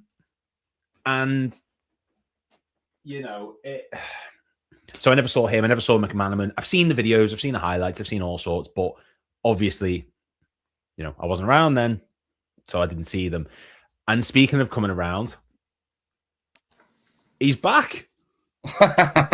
He's actually here. Fucking in and out. Oh, you should have seen what's just happened then. I just plugged the laptop in and it exploded, the fucking plug. You should have, it's all going off here, lads. It's nearly died coming on here. It's for a good cause. It's all for a good cause. Honestly, God, mate. You know, missiles going off in Dubai and fucking missiles going off in here. Are you actually all right? Is everything okay? Honestly, God, mate. Mate, I plugged the charger in and just went. So, yeah, good start. Honestly, I promise you, the next stream will be to raise money for your plug socket. I'm telling you now. So you want to throw the laptop out? Because that's what'll be on the stream, like me throwing the laptop out. Right out the top floor. But no, thank you for coming on, man. I really, really do appreciate you taking the time out of your day. For those of you who don't know Ben, Red or Alive TV. Do you know what? In terms of honest to God, just straight to the facts content, there are few channels better, if any. He is just pure. He's just truthful. He's factual. He's honest. And I think that's something that really is missing a lot at points. Sometimes, you know, some people will do it too much. Sometimes they won't. But Ben, I'm waffling now. It's been a long day. Thank you so much, man, for taking the time out of your day to come onto the channel to support this amazing cause. Oh, mate, look, it's great to come on. And as I say, everyone who's tuning in, make sure you support Lewis and obviously the cause. And I'm going to be donating when I get a chance today. Brilliant what you're doing, mate. And I tell you what, 12 hours. That's some graft, mate. And, you know, fair play to you. As I say, mate, you know, people don't understand how much it is going on streams, lad. Like, the efforts, there is a lot, you know what I mean? And the guests that you've got coming on, superb, mate. And it's a credit to yourself. And I'm sure everyone will put their hands in the pocket. Well, thank you, man. I do appreciate that. Like, it, you know, coming from you, who, you know, you take no fools. Let's just put it that way. And like Asim says here from Born and Red, get this fella off, please. I don't like him. Ban him. Says it all. I can't ban him. He's coming on at 9. I can't do that. Ban him anyway. But, mate, look, I suppose, you know, we'll just get right to the point because we're very vocal to each other on WhatsApp. Like, how are you feeling at the moment with regards to everything going on around the club? And it's a bit of a broad question, but just where are you up to at the minute? There's no point getting annoyed anymore, to be honest. There's not. As I say, mate, I'm done past the arguing over it now. It is what it is, Lewis. It's we're too far gone now. We've just got to roll with the punches and see what happens. Unfortunately, mate, it's seems a bit disconnected, and I can feel it with everyone that I speak to, and I'm sure you're the same. We're going into games not really thinking Liverpool are going to win. But as I say, mate, look, I'm coming home in the next couple of weeks. I'm going to be going to games because I haven't been in the last couple of weeks with stuff going on over here. Yeah, of course. With the Middle East stuff. And I think it'll hit me harder seeing it in the flesh. In the last, because I haven't been back in 2 months now because I've been busy with this. But as I say, mate, I'm looking forward to obviously going to see my mates and all that. But I'll tell you what, mate, I think I'll be in for a shock as to how bad it is at the minute because, as I say, mate, I'm at the point now whereby I don't think we'll get much out of this season. And if we do get something, it's a bonus to me. So it is what it is, mate. It's I don't need to tell people they should be slot in or slot out, but you know where I'm at. I think the manager has to go. I think the longer it goes on, mate, I think more people will be seeing it as a bit of a celebration he's going because I think they're leaving him in too long now. Because do you know what? The weird thing is, he could have been sacked 2 or 3 times this season because there's been some bad results, and that's the sad thing. Lewis, this is the truth. Look, I don't hate the guy. We had a great time last year, of course we did. Yeah. But the longer 100%. It goes on, I think the club are letting him down then because I think more people will just be like, get him fucking out, and start becoming a bit. The angerness is coming out now, Lewis. I think, and you don't really. I think the best thing the club can do is look, say we're going our separate ways. Get behind them because there's the only one way for us to get across the line in something this year, mate, is the fan base being connected with the club. I don't see the fan base connected with Liverpool at the minute, and because let's be honest, mate, have you seen any positive PR this international break? Nope, not a one. Yeah, I think the most positive one was them going, "Oh, here's Carragher's top 10 list," and that just had the complete opposite fucking effect. Why, Lou? I said this on to message to you before. This says how fucking stupid the club are. Why choose him to do that? Yeah, 100%. If Gerrard would have said that, Lewis, people wouldn't have kicked off. No, not at all. But have they viewed it as like a sort of? Do you think? Because obviously Carragher was very vocal about Salah earlier on the season, and to be honest, I kind of agreed with everything he was saying when he was like, you know what, Salah, brilliant player, but you can't say that about the club. It just can't happen. I agreed with him to an extent. But do you think that there is a sort of thing of in their head, they're going, well, he's saying he's the 6th greatest player in Liverpool's history. That's not an insult. That's a really positive thing. And they've tried to sort of maybe calm people a little bit with it being Carragher doing it. I just don't know how they thought it'd be a good idea, Carragher doing it, bearing in mind him and Salah have had back and forth on social media and stuff this year. Yeah, just a bit. Fucking hell. But this is what I mean. And like, read the fucking route, mate. Do you know what? Everything they've done this season has been fucking so far off it from Liverpool. Ticket prices and everything recently, mate. After announcing Mo Salah's going for free, who fucking decided that was a good choice to put this out straight away?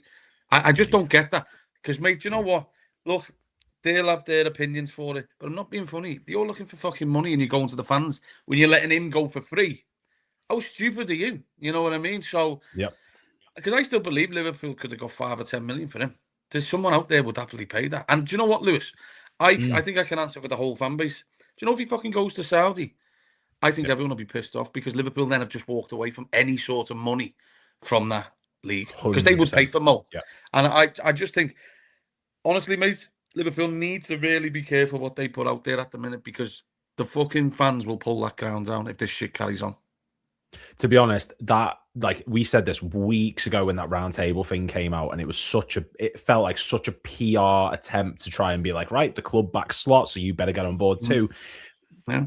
But like, there's no positive rumblings coming from the club at all. The most positive thing we have is the potential of a new manager coming in Xabi Alonso, and that says so much about where we are currently.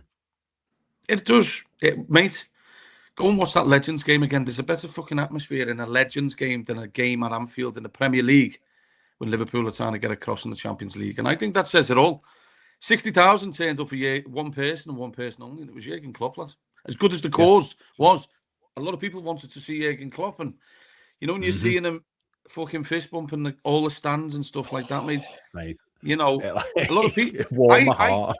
Well, I said it in a tweet. You know, people can either agree or disagree. I couldn't give a shit. But the truth is, mate, that was a bad day for Slotley. It fucking was, because it shows how Mm. disconnected this Yeah. this club actually is. And,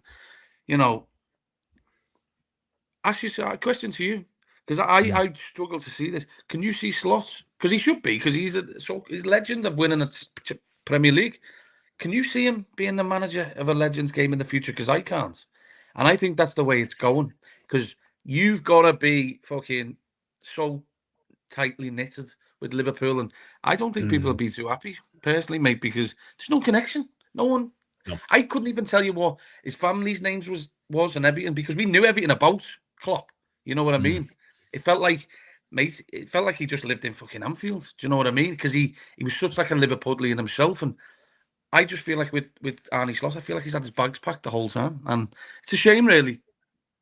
Oh, it's 100. No, you're 100% right. And like when I had Jamie Phillips on just before, he was talking about, Rafa Benitez was the same type of manager, but he adhered himself to the crowd. He was involved in the Hillsborough charities. He had a house in Merseyside. He was connecting with the fans outside of the ground. Klopp did it for ages. And like you said there, in the Legends matches, the managers in charge have been like Kenny, Sven-Goran Eriksson when he was going through his cancer illness, Klopp, like Ian Rush. It's people like that, like cultural club icons. And Slot last season, I gave him so much credit for not trying to copy Klopp, for trying something different, for trying to be cold and calculated, and it worked. But now we're in a grind, we're fighting for top 4, and we need passion and energy that's sorely missed, and he does not provide that at all. Yeah, it's one of them. He could. I just think when the going gets tough, mate, you really need to get closer to the fans, the people that pay the money to watch you. Because at the end of the day, mate, these players, this manager, they'll be gone. We're there forever, and if you don't fucking entertain them, we'll tell you how it is. And look, mate, we've booed the fucking team off twice this year, and that can't happen. Because do you know this ticket thing that's just come out? I've already seen people online saying a little protest and stuff. The last time we protested, mate, we got ourselves knocked out of fucking Europa League. Do you know what I mean? We lost to Atalanta, if I'm not mistaken. And that was when people started protesting and leaving the grounds. Yeah. I don't want to see that. I don't want to see us getting any worse than we already are this year. But the way it's going, these things probably will happen, because nothing would surprise me anymore this season. We've seen it all. But I just think with Arne Slot, look, people say thanks for last year, but fucking seriously, no thanks for this year. Because I just look at this team, mate, and it looks absolutely destroyed. Yeah.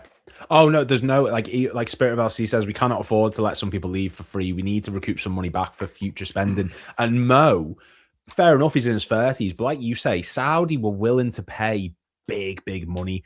And I think the fact that he is going for free, I do think he will go to a European team. And I think that the discussion was, look, no team is going to pay a fee mixed with those high wages. So you either let me go for free and they can just pay the full wages, or I'm not going to feature for you. That's the way I look at it personally. And I think he'll go to like Italy, maybe. I think he'd be suited there.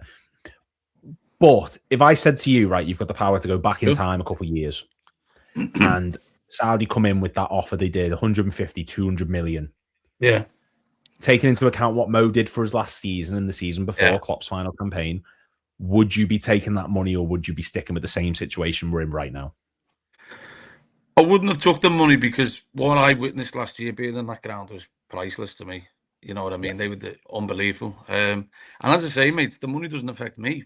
I'm just a paying match goer, home and away in Europe. And to watch Mo do what he does, the memories I've got, mate, he's fucking spent thousands of my money because I go everywhere watching them. So maybe we should have got rid of him. A bit more toe in the bank. But I mean, no. It's one of them. He's a Liverpool legend, and we shouldn't get caught up in how much players go for, at the end of the day. But it's very strange. Bearing in mind, I think we could do with every penny we get at the minute, because we're so unsure as to where we finish this year. Because you've seen it already. I don't think it was Paul Gorst saying, or someone saying about potential not Champions League earnings or whatever. How can you let him go for free then, if these are the fucking pieces that are going to come out? Because that, again, it's just another thing for the fan base to have a kick off about. And I don't know, mate, I've seen you commenting online. How bad does the Liverpool fan base look online? mate, this whole top 10 thing has been blown so out of proportion. And everyone at the moment, the issue is, it's one thing when the crowd can like unanimously agree something is wrong. But when you've managed to make the fan base actively compete against each other and butt heads the way they are, you know there's a real issue there, and it cannot continue. So I see no world where Slot gets sacked before the end of the season. I think even if you go out of Champions League, go out of the FA Cup, don't get top 5, they will just wait until the end of the season before making any changes, because that's just the way Liverpool operate. Alonso, what's the point going then? Anywhere. What's the fucking point? Do you know what I mean? If you're going to finish 6th, you may as well be in fucking 8th. Yeah, to be honest. Well, fucking Europa League for us next season, if that's the case. Which I'm just saying, I love the Europa League, but I want Champions League football. But like, the issue is for us at the moment, if we don't get top 4, you know, or top 5, it's massively going to affect our transfer strategies. Will the club be looking at this and saying, right, look at the teams around us. You've got Chelsea, can't pick up a win for love nor money. Villa, they're dropping points left, right, and centre at the moment. Is there an argument in the club's head of saying, right, no matter how shit Slot's been, he cannot fuck this up, and we will get us top 5? Well, the tough thing is, the questions you have to ask is, can we go and beat these teams? Because we played them all.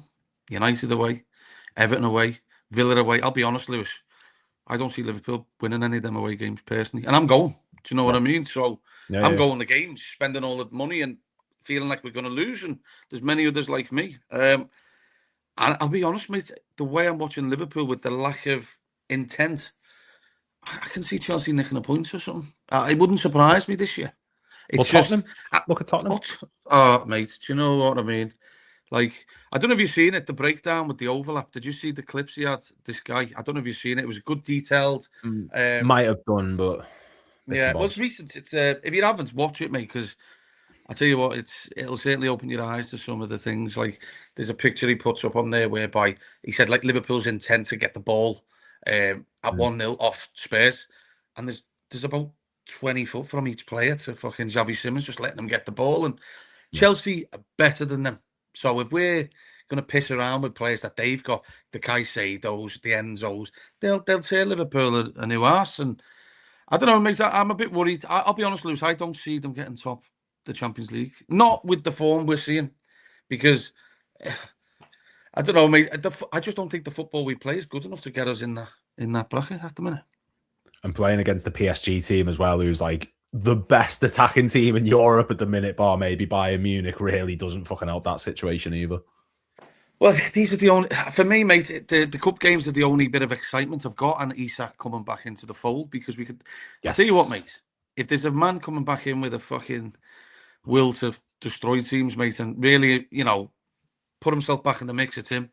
Because he's the only one, really, for me, that can now get Liverpool. If we are going to get across the line, it's going to be him. Because the others aren't really doing it at the minute. Ekatike's had a bit of a dip. But I feel like with Ekatike, I felt like it was always going to come.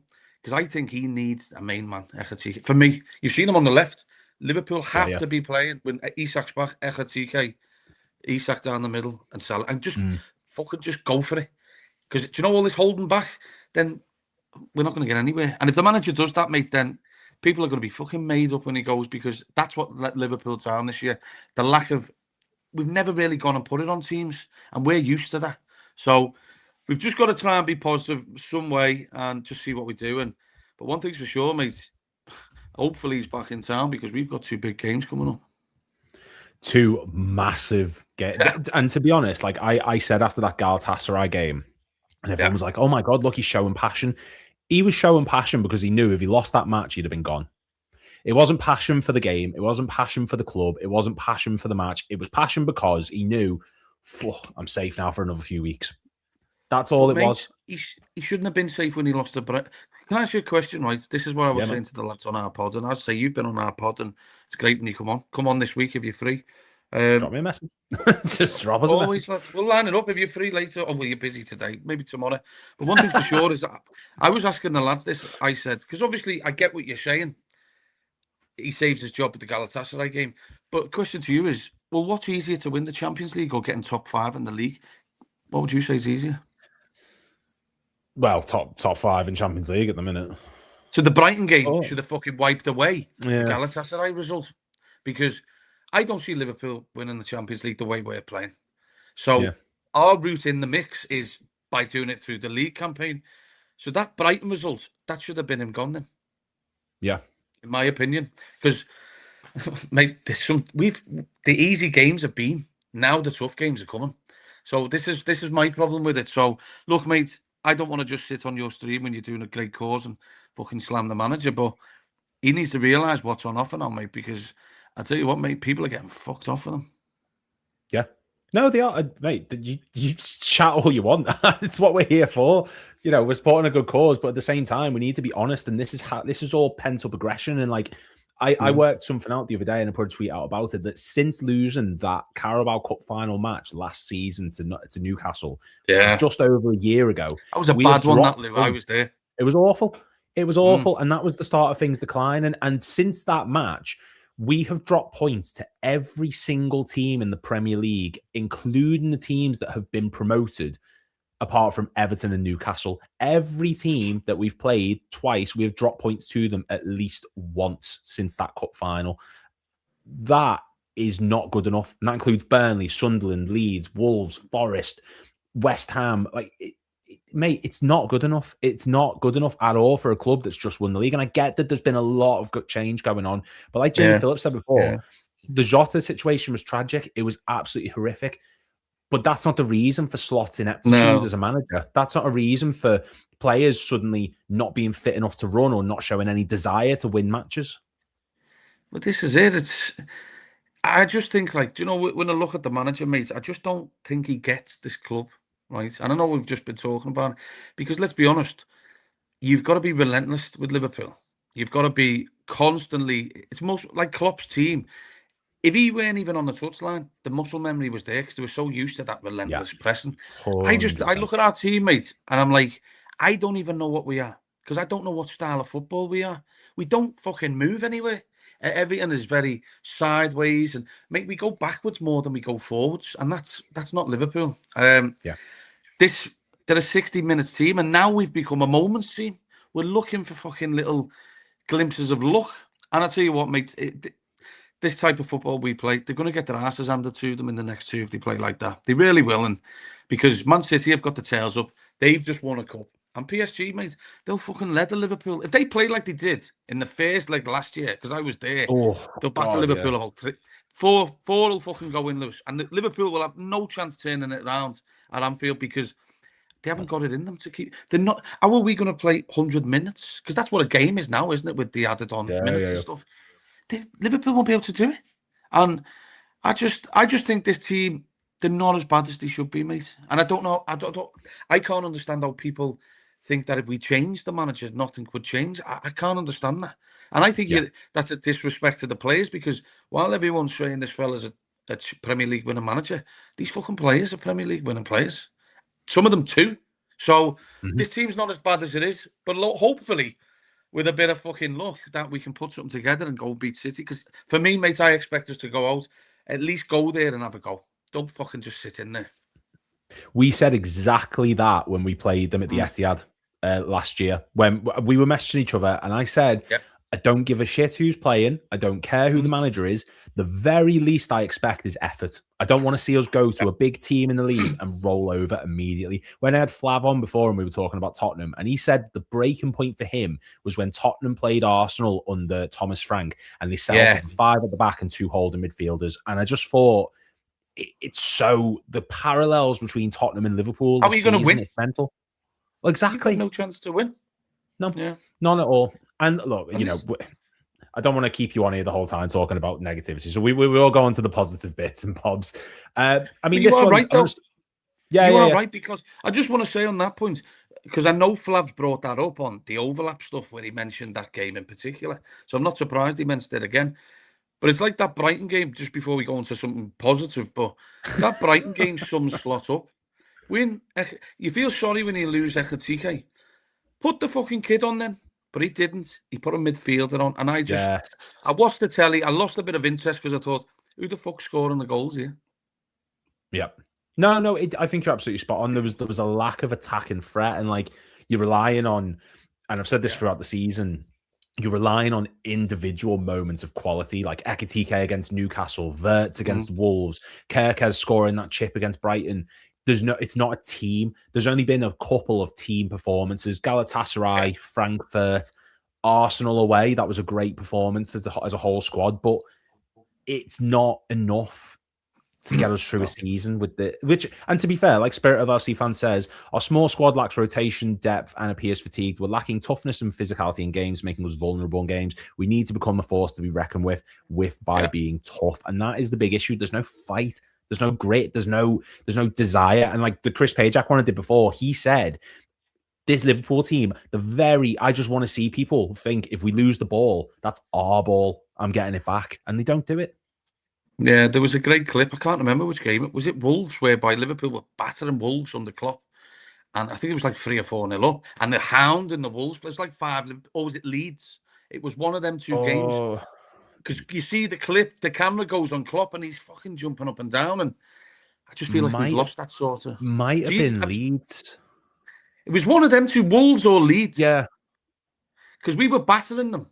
I think it's and Klopp was fucking jumping up and down. I think Milner ran it. There was like 4 Liverpool players onto one, and don't get me wrong, the Liverpool team can do that, but it's just coached out of them at the minute because, like I've seen some of your shows. You do like the stats and stuff, and we used to press in threes. They'd be like blocks chasing the ball down. Now there's fucking one fella running to a back 4. How's he going to win the fucking ball back off 4? It's. I don't know. For me, the problems come from the manager, and I feel like I'm giving him loads of shit all the time. But mate, it's the only evidence I can go off because, in any industry, if the fucking, as I say, I've got real estate fucking businesses and shit. If the team are performing bad, the manager who's above them gets the shit. Yeah, you know what I mean. Which is true. It's ultimately, look, Slot is not the only problem here. Let's just make that crystal clear. He's not, but he is a key component in it. And I think he's coached a lot of the individuality, a lot of the attacking impetus. But, there are still talented players in that squad. And we're going to touch on, because I'm throwing this at you just sort of, spare the moment. So I'll give you a minute or two to think about it. Obviously, everyone's talking about their top 10s, their 10 best, blah, blah, blah. What would you say is your 10 best Liverpool players that you've seen since you've been? Like, when did you start supporting? What was your first season? Fucking hell. Liverpool?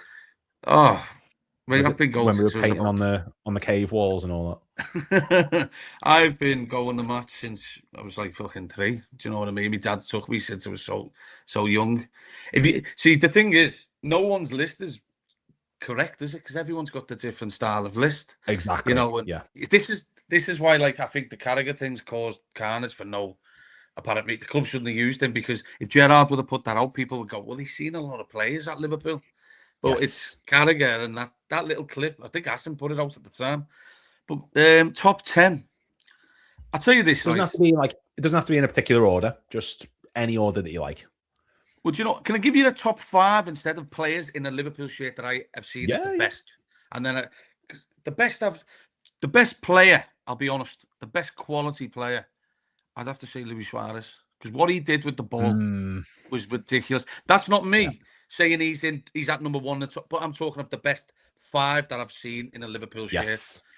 What he did was ridiculous. Now, in my top 10 for all timers, he's not going to be at the top.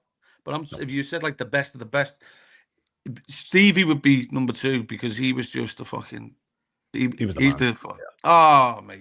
he's the fucking. We let him down as a football club, mate, buying shit every year. Because he should have been. It's sad, really, because. My fiance, she might be watching this now. If she's still watching it at work, and she, whenever Gerrard comes on the screen, she's like, "Oh, look, it's Gerrard. It's Gerrard." I have to be like, he's the best. He is the best. He's just the best player of all time. And I go on and on and on, trying like, do you know when you watch a show or something that you really like and you're trying to get other people into it and you're like, mate, this is the best. Just sit through it, watch. I'm like that with Gerrard. I can't explain to her enough how like incredible he was as a footballer. As I say, lads, like the lads that get on the coach when we go their way, some of them are younger, and you're getting that young breed of Liverpool fan coming through now. The young lads, 18, go on the match. They haven't seen the player. of Stevie G and Suarez in that shirt at the time. Like, them Oh, two my were God. just. Oh, do you know what it? Because like he isn't going to be high up many people's list of all time, Suarez, because of how it went, the longevity. But Yeah, of course. we were fucking bulletproof with him, lads. Like, he was ready for war in every game, mate, wasn't he? He didn't give a shit. And can you imagine if you could put two players in the club team, Gerrard and Suarez, with that team, lads? We'd have Mate. we'd have never got beat. Can you And imagine? you know what as well? That says so much because Bobby, like, if it's my top 10 favorites, Bobby's in there. He was 100%. otherworldly levels of quality. And that speaks just how high a volume that Suarez was. Like, I've always maintained it's Torres. Salah, for me, of the three, is just, I think he's the best. He's the one, But isn't he? Yeah. He's the one. But Suarez 2013-14 is the Oh, best individual season I've ever seen from a Liverpool player. because the team was shite. Do you know what Yeah. I mean? And Carried us. see, like, when I done my all-time team, I done Stevie number one, right? Because the list I've just talked to you about is the quality player. Do you know what I mean? Yeah, Because yeah. I can't. I've not seen anyone better than Suarez. It's him and Gerrard 1 and 2, but in the all-time list, I had Stevie number one. For respect of the king, the real king. Do you know what I mean? Sir Kenny. Do you know what I mean? What he's Yeah, done, of you course. cannot. He can't not be up there. Do you No. know what I mean? And then I had Salah there. Like, Mo, can you imagine him with? Look, I love Bobby Firmino, but if you had the opportunity to have Mane, Suarez, and Salah with Jurgen Klopp, fuck me, mate. I just don't know how any defense. That's the fucking stream. Oh, without you beat that. I'm about to turn into Tom. Fucking hell. Yeah. Oh God, but like, poor lad. I love Tom so much. He's coming on in a bit, and I love made Tom. me laugh, that lad. Fucking hell. He's funny, but you know what though? Bless him. I love that he just leans into it now, and he's like, you know what? Fuck it. I did it. I'll like, My hands deal are with up it. But like for me, I find I'm going to do, when I hit 10,000 subs one day, I'm going to do like my 10 favorite players. Probably could have done it now and it would have done better algorithmically, but like my top 10's got like, because I'm really weird with my players, like Risa is number one for me. Not in the terms of the best, but like my favorite. Yeah. Ben Ayoun is in there. I loved Ben Ayoun. James Milner, Bobby Firmino.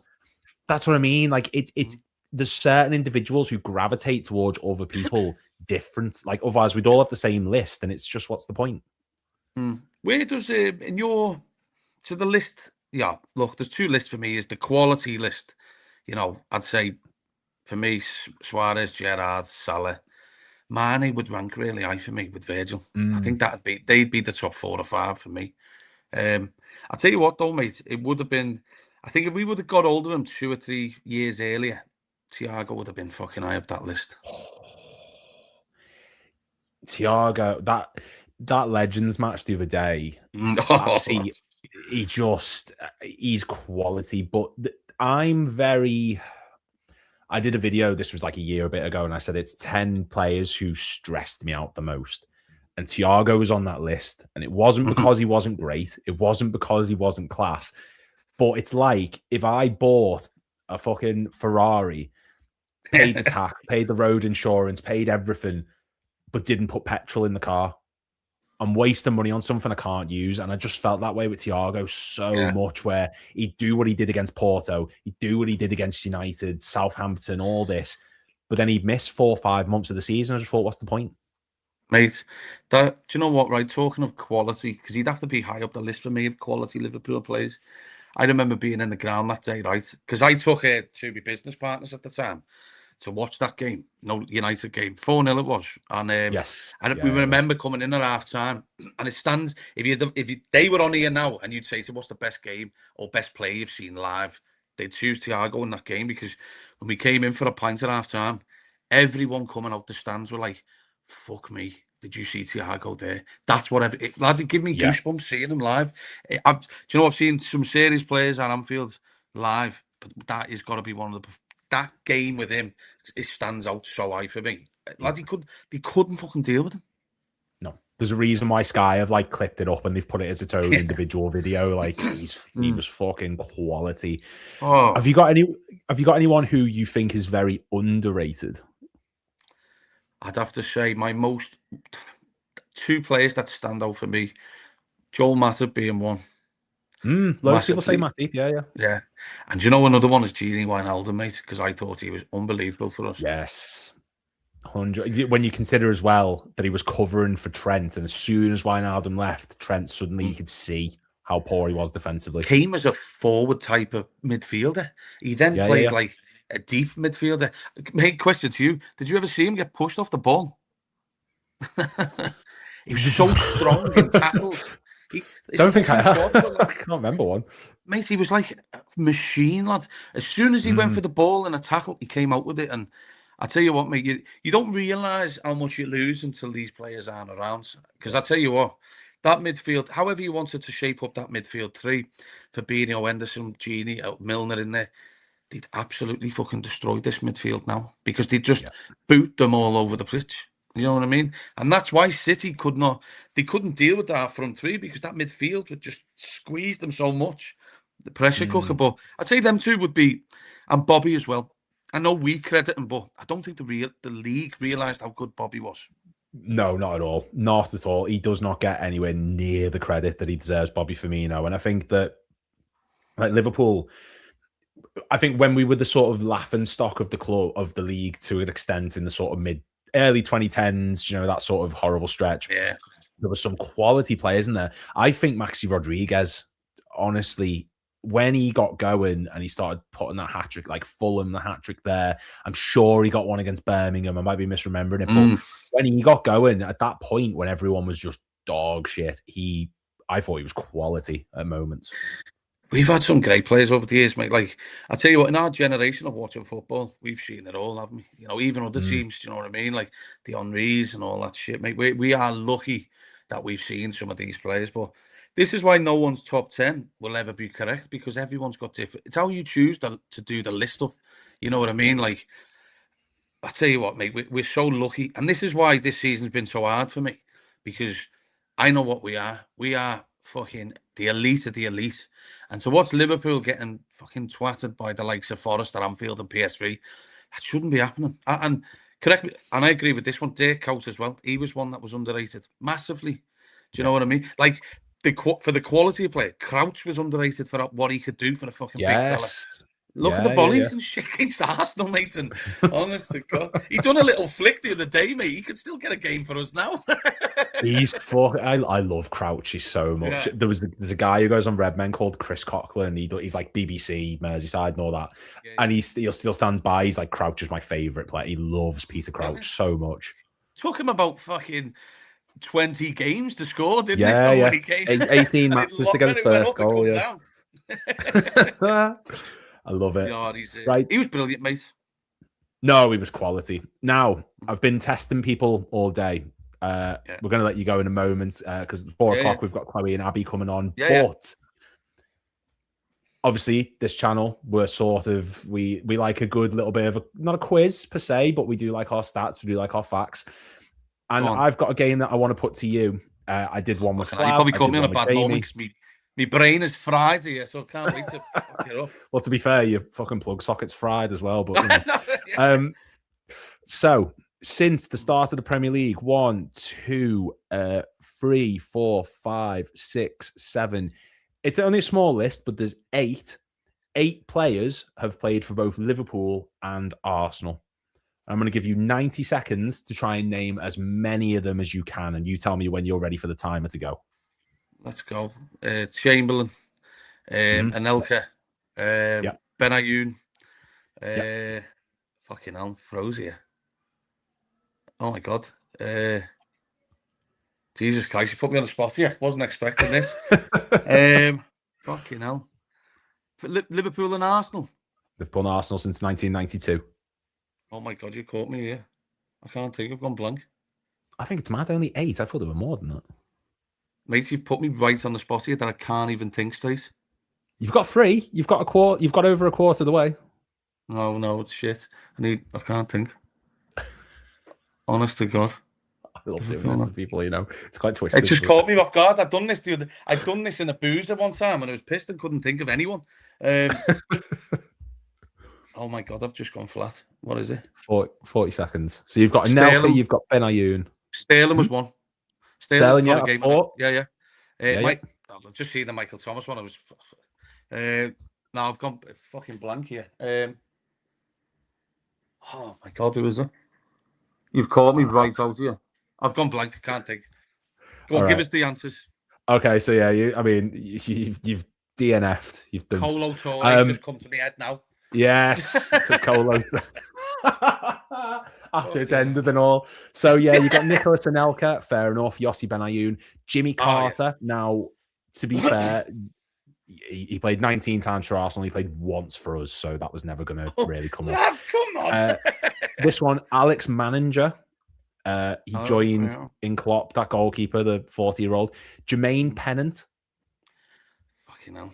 That was another one. Do you know what? I was thinking of a forward player, but I just couldn't get it out. Yeah, Jermaine Pennant, man. 3 years with us, two years with us, 3 years with Arsenal. You got Raheem Sterling, you got Michael Thomas, although I'm not going to count Michael Thomas because that was Darzo basically being Yeah. Cheers, lad. And Colo Torre. Didn't get Colo Torre. But you know what? I thought there were more than 8. I'm quite shocked by that. A little bit. That was good, that. Yeah. Right, yeah. I'll let you go. No, just want to say, look, thank you very much, lads, and I hope people will get support in the cause. I'm going to donate when I jump off this for you. And as I say, have a good day. Thanks very much anyway for letting me come on. No, thank you very much for coming on, man. Everyone go check out Red or Alive TV on YouTube. Also follow Ben on Twitter. He's one of the funniest people in the world. Don't follow me on Twitter at the minute. You'll have to block him. But no, honestly, thank you so much for coming on, man. I hope that you have a really great day. Try not to blow up the flat, and yeah, let's have a good one, man. See you later, brother. All the best, Reds. Ta-ra. Right. Ben. I love Ben. I love Ben so much. He's such a funny man, you know. But yeah, you know what? He did good there in terms of naming the players who played for both Liverpool and Arsenal. There's been a good number of them. Well, 8 apparently. I thought there were more than that. Oh, no, sorry, 9 because Jimmy Carter, you know, not the president or whatever. I didn't know there was a player for Liverpool called Jimmy Carter. And then, as I say, Darzo gave him Michael Thomas. Nice one. Jay Pearson, 85. Hi, Jay. Says, Lou, first chance I've had to jump on while I'm working. Well in on this, mate. Keep going. All right, Ben, good to see you, mate. Perfect. Thank you for cutting in, Jay. Tops of the Kop right there. You know what? He's done videos with Fowler, Carragher, Jason McAteer, Patrick Berger. Amazing stuff. So make sure you go check that out. And then Jake T says, Colo Torre. We're a couple of minutes away from Chloe and Abby both coming on as well. They're both going to be joining. I'm going to get a quiz queued up for them as well. I'm quite enjoying this. Let's do...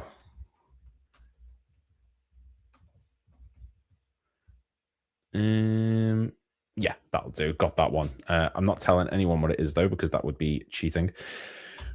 And then how's about... Oh my God, that's a big one.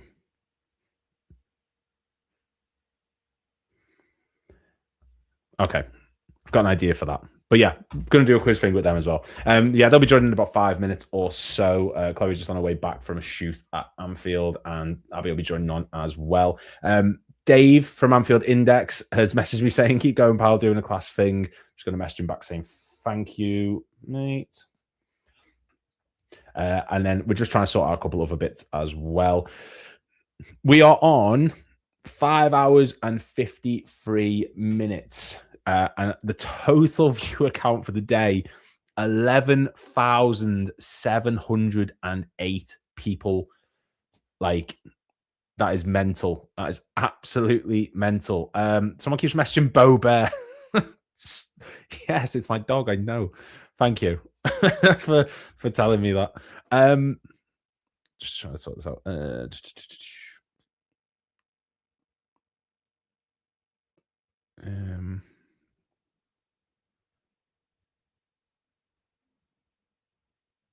That's around...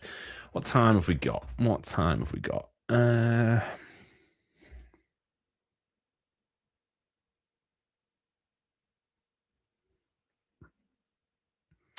Cool. Just trying to schedule in some potential last minute guests here.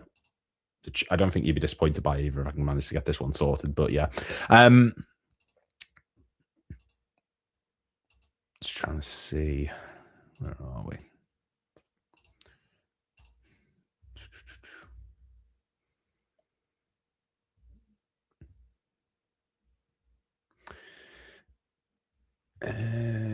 Yeah. Awesome. Cool. Right. Anyway, so get back to it. Yeah. And I mean, like, you know, Ben there, very, very, very vocal, very honest about the struggles for Liverpool at the moment. Bit of a shit show, but it is what it is. We got another donation on the Just Giving link as well. That's coming from my sister-in-law. Sophie Heron, well done, love you, and very proud of you. Thank you, Sophie, for donating. Really does mean a lot. We're up to £85 currently, which is, you know, a mental amount that we've raised there. Like I said, guys, there is a link in the description down below, Just Giving page. If you want to donate to Endometriosis UK, please give whatever you can. You know, a pound coin, just whatever you've got would really, really help out massively. And, you know, any super chat you want to put in as well, all the money, all the proceeds from this, any of the monetization, any of the super chats, any of the Just Giving links, it all goes to the exact same place. So it's all just as good. Either or, get your questions in, get your comments in. Like I said, we've got Chloe and Abby joining in a couple of minutes. And then after them, a little bit of an interval. And then we've got the 5 o'clock quiz with Mike, Lola, Tom. And we've now got Welsh Mo from Anfield Index. Obviously, Ben was going to be on the quiz, but timings and stuff, it wasn't really working out for him in the end. He is a couple hours ahead of us because of where he lives. So, you know, he's jumped on then. And then in the quiz later on, we've got Mo filling in for him. So there is still 4 people on that. Like I said, the quiz is going to be a blatant sort of copy of Quizlemania, if you've ever seen that, which, you know, I'm really excited to do it. I've got a lot of fun stuff planned there. It's Molly from Boulder. I know who it is. It's still, you know. Although, didn't you have a different name before, or am I going mad? I'm going to have to go. I'm not going all the way back to the top of the comments. It's like 5 hours worth, 6 hours worth. But yeah, I thought you had a different name before on this. I don't know why. But no, thank you for getting involved. The fact that they've sat in that office all day listening to me yammer on is concerning, because I don't, you know, people listening to me for 6 hours in an office with, like, you know, working. I genuinely can't think of anything worse. So, you know, God help yous.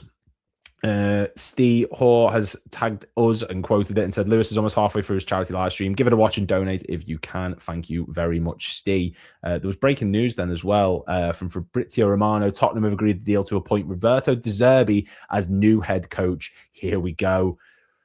I mean, we got Flav's thoughts on it earlier on when he was discussing the Tottenham signing De Zerbi, potentially making him the manager. It looks like that's actually happening now. That looks like as if it's definitively done, according to Fabrizio Romano. It's a gamble. It is a very good. I did, guys.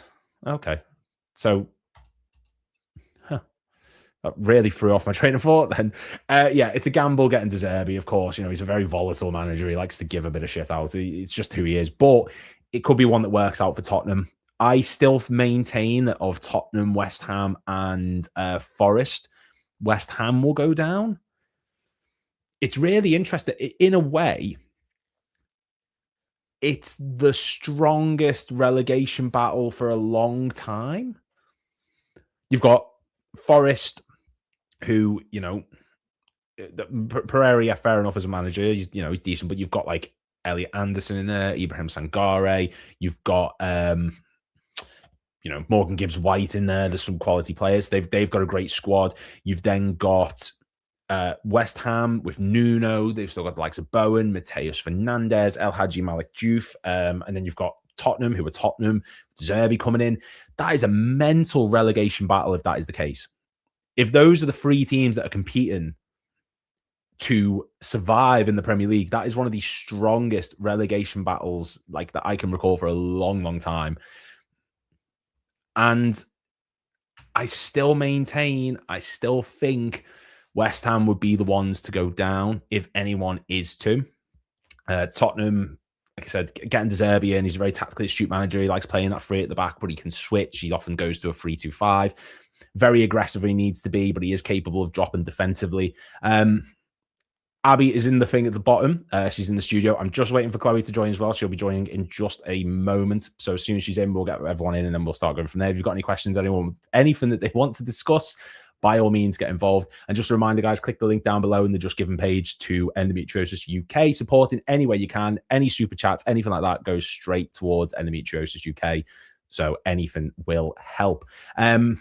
Few comments coming from here. I think that's a decent appointment. No, it's the wrong one. I think that's a decent appointment. I rate De Zerbi. I like De Zerbi as well. I absolutely do. I think he's, aggressive, and he would be someone who would sort of inspire Tottenham to an extent, I think. It's a gamble, but it's one that could pay off. Callum from Kopish would do well on the quiz. This isn't like a normal quiz, I can tell you that now. It's definitely one that's a little bit different.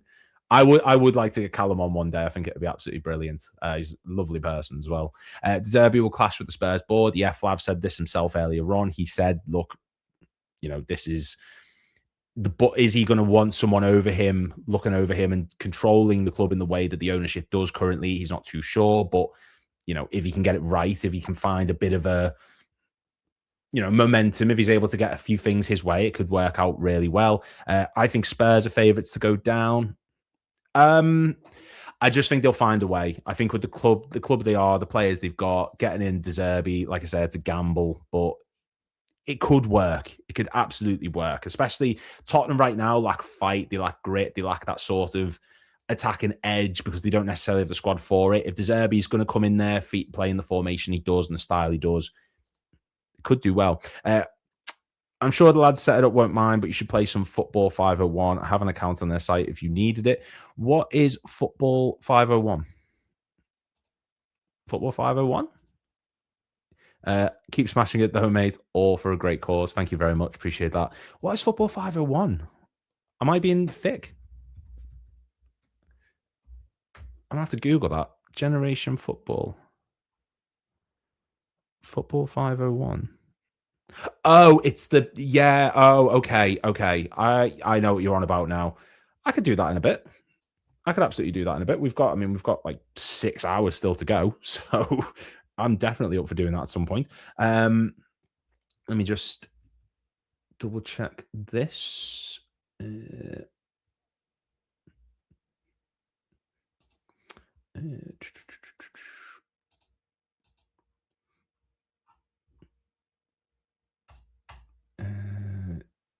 I could do that. I'll get back to you, Jack Whittaker. I'll let you know if that's something that we're going to be doing. Just going to check the donation, just see where we are at the moment. Currently, at the time, we are on £120 now. Anonymous has donated £25. There is a gift aid on it as well, so 6.25 gift aid, and that's going to take it up. And then Jake from Bold, thank you, Jake, appreciate that, has just added £10 onto it as well. Taking us to £120 raised so far of the total. We also have the super chat that came in earlier on, which I think equated to like £1. So that's all getting added on as well. My worry is, so Chloe's never used StreamYard before, and I'm very cautious that she's not going to be able to get onto it. But you know what? I think she'll be fine. I can see Abby in the bottom, sort of like trying to get this sorted. Bear with me 1 second.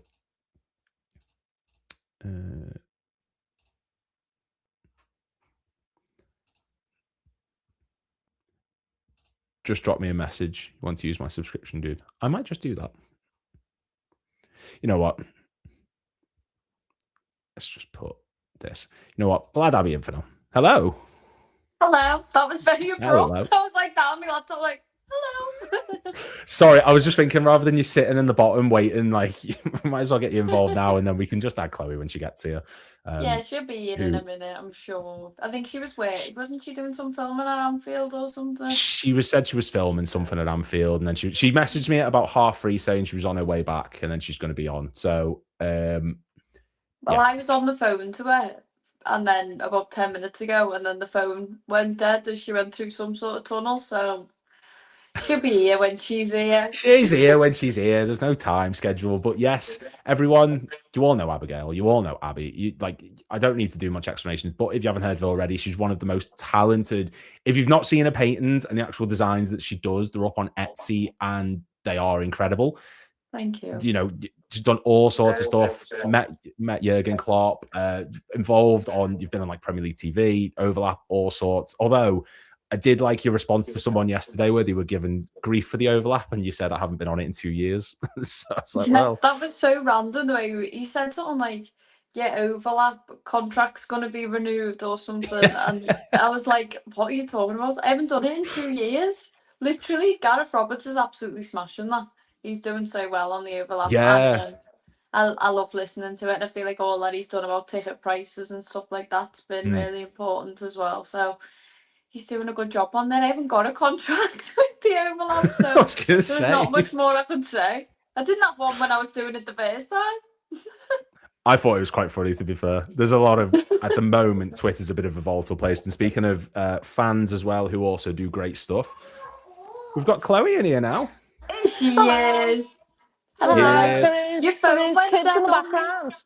Your phone went dead on me when we were on the phone. It sounded like you went through a tunnel or something, and then I thought I just went for a place that had absolutely no signal. But yeah, there's kids trying to leave the house screaming here because they wants to be a part of it, but I'm not the parent, so I can't let them be a part of it, sadly. Oh, I was going to say, anyone's welcome. I know. Well, honestly, thank you both so much for coming on. And you know what, Chloe, considering you were stressing about StreamYard and like never using it before, you've probably got the most professional setup here, I won't lie. I mean, I don't quite know what, I mean, anyone know who that is there? I don't know that artist. think I Oh, do that that. sounds like Abby's world I more wonder than who that is. No, yeah, I've got, there's like a Virgil photo and everything in the corner, but Pauline set this up, not me. I've been out, so Pauline was the one who helped me do it. What a woman. Well, What a mum you've got. We'll shout out to Pauline, yeah. Shout out to Pauline, yeah. Put it up like 5 minutes ago. Well, I'm just going to change the comments because otherwise, if I do, they're going to completely cover your face, Chloe, and I don't particularly want to do that. Someone's put, oh, it does anyway, but she's more talented than Messi, Ronaldo, Zidane, Ronaldinho, R9, Maldini, Carlos, Cafu, Buffon, Xavi, and Iniesta. Not with a footy boot who on. that is? It'd be our Chloe. But yes, just want to thank you both so much for coming and getting involved with this stream, all to support money for Endometriosis UK. And, you know, we're just going to have a nice sort of chilled out chat. We've been talking today a lot about this whole top 10 debacle, this whole situation, which sort of finds us, the internet, the community is very divided. You know, jump on whoever wants to sort of speak on it first or whatever. But like, what do you make of this whole kick-off at the moment with this top 10 Carragher Salah thing? Do you want to go, Chloe? I'm not getting involved, me. I'm not pitting two legends against each other. They're two Liverpool legends. They've both done incredible for the football club that we all love. And to be honest, I don't think Carragher needs me in his corner, and I don't think Salah needs me in his corner either. I'll support both of them because what they gave to Liverpool was unbelievable. What I will say is you know, Salah for me is up there with Kenny and with Steven Gerrard. That's just my personal opinion. He is.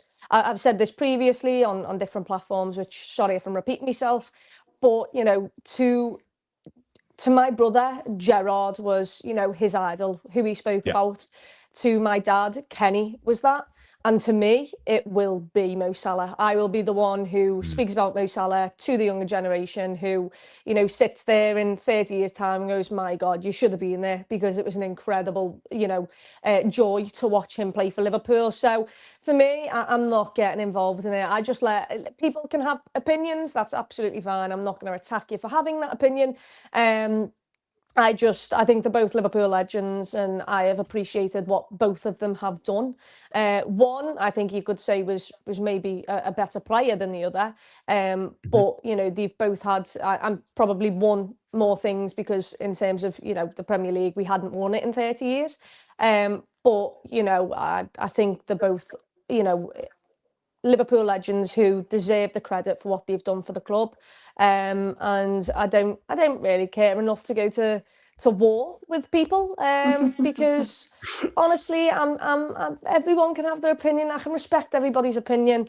And for me, I don't want to speak badly about legends of the football club who've gave us some incredible days. Yeah.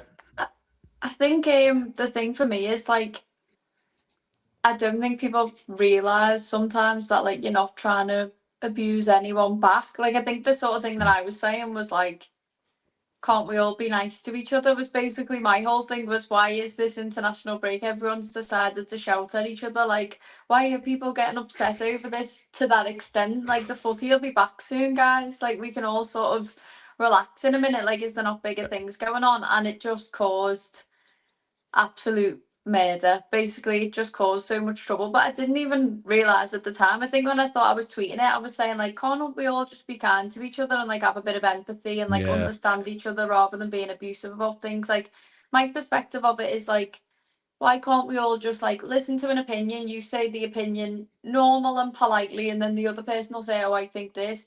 But it's turned into like this fight that I never expected, where like people are saying like, I'm getting like called Scouse so and so, Scouse so and so. Like, I just find it so bizarre, to be honest. Like, I didn't even want to be involved in the whole thing. All I was saying was like, I think it's sort of upsetting that he can't say his opinion without being called probably similar things to what I've been called. Like, I don't know why we have to name call, that sort of thing. And then it turned into, oh, well, you're this, then you must be this Scouse so-and-so, bin dipper, you know, all those horrible phrases that we're all very used to. But to then start getting it from people who are saying that they're Liverpool fans, I just thought, like, I just need a break from the internet as a whole, to be honest, because I don't understand how you can, like, support Liverpool Football Club and then say, oh, like, things about Scousers and all that, and it just turned into an absolute mess. And I don't understand why we can't just, like, say, oh, your opinion is this on like that situation, your opinion is that, oh, your top 10 is that, well, mine's this. I actually think that Kenny and Stevie should be ahead of him. And there was people arguing in the comments saying like Gerrard's given the most, Gerrard's given the most, but other people saying Salah's done this and like Salah's the best player to grace this football club, people were saying. And I just don't understand why people feel the need to be nasty to each other about it, though. Like, do you know what I mean? Like, I found a lot of it to be people that not just like, I know I'm going on a bit, but like nameless faces that I've never known. But some of them were like people that like I actually thought were sound, sort of having a go at me. And I thought to myself, like, this is so odd. Like, for you to think like, oh, just because she said, why can't we all be nice? I'm going to be nasty to her and call her like, what was it? Like, lick an arse or something. Just like horrible things. I'm probably the first person to say that on the stream today. But I think we're just at a there's point been some where, things, we're just at a point maybe where not it's like, just on the stream. Out of us three, I think you're the first person to say it today. Yeah, I probably am. I mean, I've said it multiple times today, as I repeated it to you on the phone before. Yeah, you did actually. I think we're just in a situation where it's like, why can't we just appreciate everyone? Everyone's going to have different sort of opinions. Like, why do we have to get nasty with it? And it's sort of sad to see that. And we had the same last week with the ticket tout prices and all stuff like that. Like, me and Chloe had a clip of us go out, and that got sort of a similar response, didn't it, Chloe? Just us saying how we felt about the whole thing. Yeah, and like this is the thing. Football is the most subjective opinion in the world. It's one of the most divisive things. It's something that brings people together, but it also, like you say, everyone's got a difference of opinion. My top 10 is not going to look the same as yours, not just in terms of who the best player is or who my favorite players are, but at the end of the day, it doesn't matter. It's not important. Exactly. It's just opinion based. And for people out there who, because results aren't going our way, because there's a divide at the moment, because there's questions over the manager and the transfer strategy and ticket prices, everyone's looking for something to sort of jump onto. And this Salah announcement has came at such an awkward time whereby, you know, we've just gone into an international window. There's no reprieve from it by picking up any wins or doing something good to sort of distract us from it. Do you think, like, we're going to touch on the positive stuff shortly because it's a positive stream, but do you think that the timing of the announcement was maybe, and this to both of you, was it the right time to do so, or was it maybe it should have been held off or done earlier? Like, what do you think regarding it? In terms of the Salah announcements, I think I appreciated it because I first of all had a thought it was probably coming. Maybe I didn't expect it quite so soon, But ultimately, we never got to say goodbye to the likes of Sadio Mane, who had an unbelievable career for Liverpool. Obviously, Fabinho and Henderson left in a way that was so weird that no one got to say goodbye or anything like that. And I would have hated it if he hadn't have announced it, and I hadn't have been able to come to terms with it, because look, he might not be having the greatest season, but he is one of the greatest players I've ever seen wear the Liverpool shirt and play for Liverpool, and he's gave me so much joy. 100%. And it seems dramatic to say, come to terms with it, but I saw this was coming, but for it to actually be reality, it does hit you still, and it makes you go, okay, I need to appreciate these moments. And what he's done by announcing it is he's made it so we can appreciate every time that we get to see him play for Liverpool. But also it gives us a chance to anyone who goes, look, I'm a season ticket holder, but there is loads of people who enter the ground different every single week. And therefore it gives each of those people who attend Anfield a chance to say goodbye, a chance to say thank you, if they might not be there at the last game of the season against Brentford. So for me, I can see why he announced it now. And ultimately, I think he's done it for the better of us as fans to be able to say goodbye, and also to him, because he deserves an incredible send-off. And also, I really do hope that him announcing it now makes the players go, right, lads, well, we've got to get together and we've got to make sure that we send them out on a high, and we've got to do it for Mo as much as we've got to do it for the rest of us. He's been such an example. He's helped us so much on the pitch, but off the pitch, being a mentor and someone you can look up to and someone who offers advice. So let's try and all do it for him. And I'm sure we'll create incredible atmospheres off that, and hopefully the players can create good performances, so that he does get to go out on a high and not on, a kind of down season, because last season a major part of why Liverpool won the Premier League was because Mo Salah, and if he'd have left last season, we'd have all been fuming, because that would have meant that we wouldn't have offered him a contract. But also, either being at least able to end his career at Liverpool on the greatest of highs, winning a Premier League trophy. So can we win a Champions League? Look, I'm not sure it's possible, but can we do it for Mo so that we give him the best send-off possible? Yeah. I mean, yeah, possible. I think the thing for me is I was sort of expecting it, like Chloe's just said, I was expecting it. And if you'd have asked me the week before it was announced, I'd have said, I think Mo will probably move on. It's probably for the best. I mean, the team's evolving in a different direction now. We all appreciate what he's done and all that sort of stuff. But when the actual announcement goes out, I just had this horrible, devastating, sinking feeling. Just like that end of an era feeling, that sort of thing of when you're finishing high school, or do you remember when you were leaving primary school going into high school, and you had this horrible sinking feeling of I don't know what's to come and I don't know what's next, and I can't imagine Liverpool without Mo Salah. And I think I'm the same as Chloe, is my formative football years were basically watching Mo just absolutely devastate teams and achieve things that I never thought I'd see a Liverpool player achieve, you know what I mean? So it's one of those things where I sat there all night going through looking at old highlights.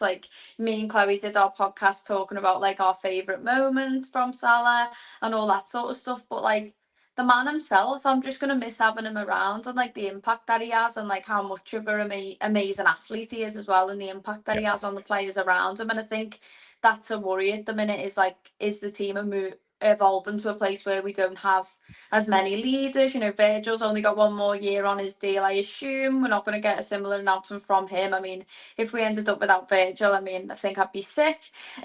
But it's one of those situations where, Robbo might be going, Konate sort of moving on. It feels like this chapter that we've lived through for a really long time, maybe a whole book actually of Jürgen's time in that last season. It feels like that book is slowly shutting, and we're opening a new one. And I don't really want to say goodbye to the last one. Do you know what I mean?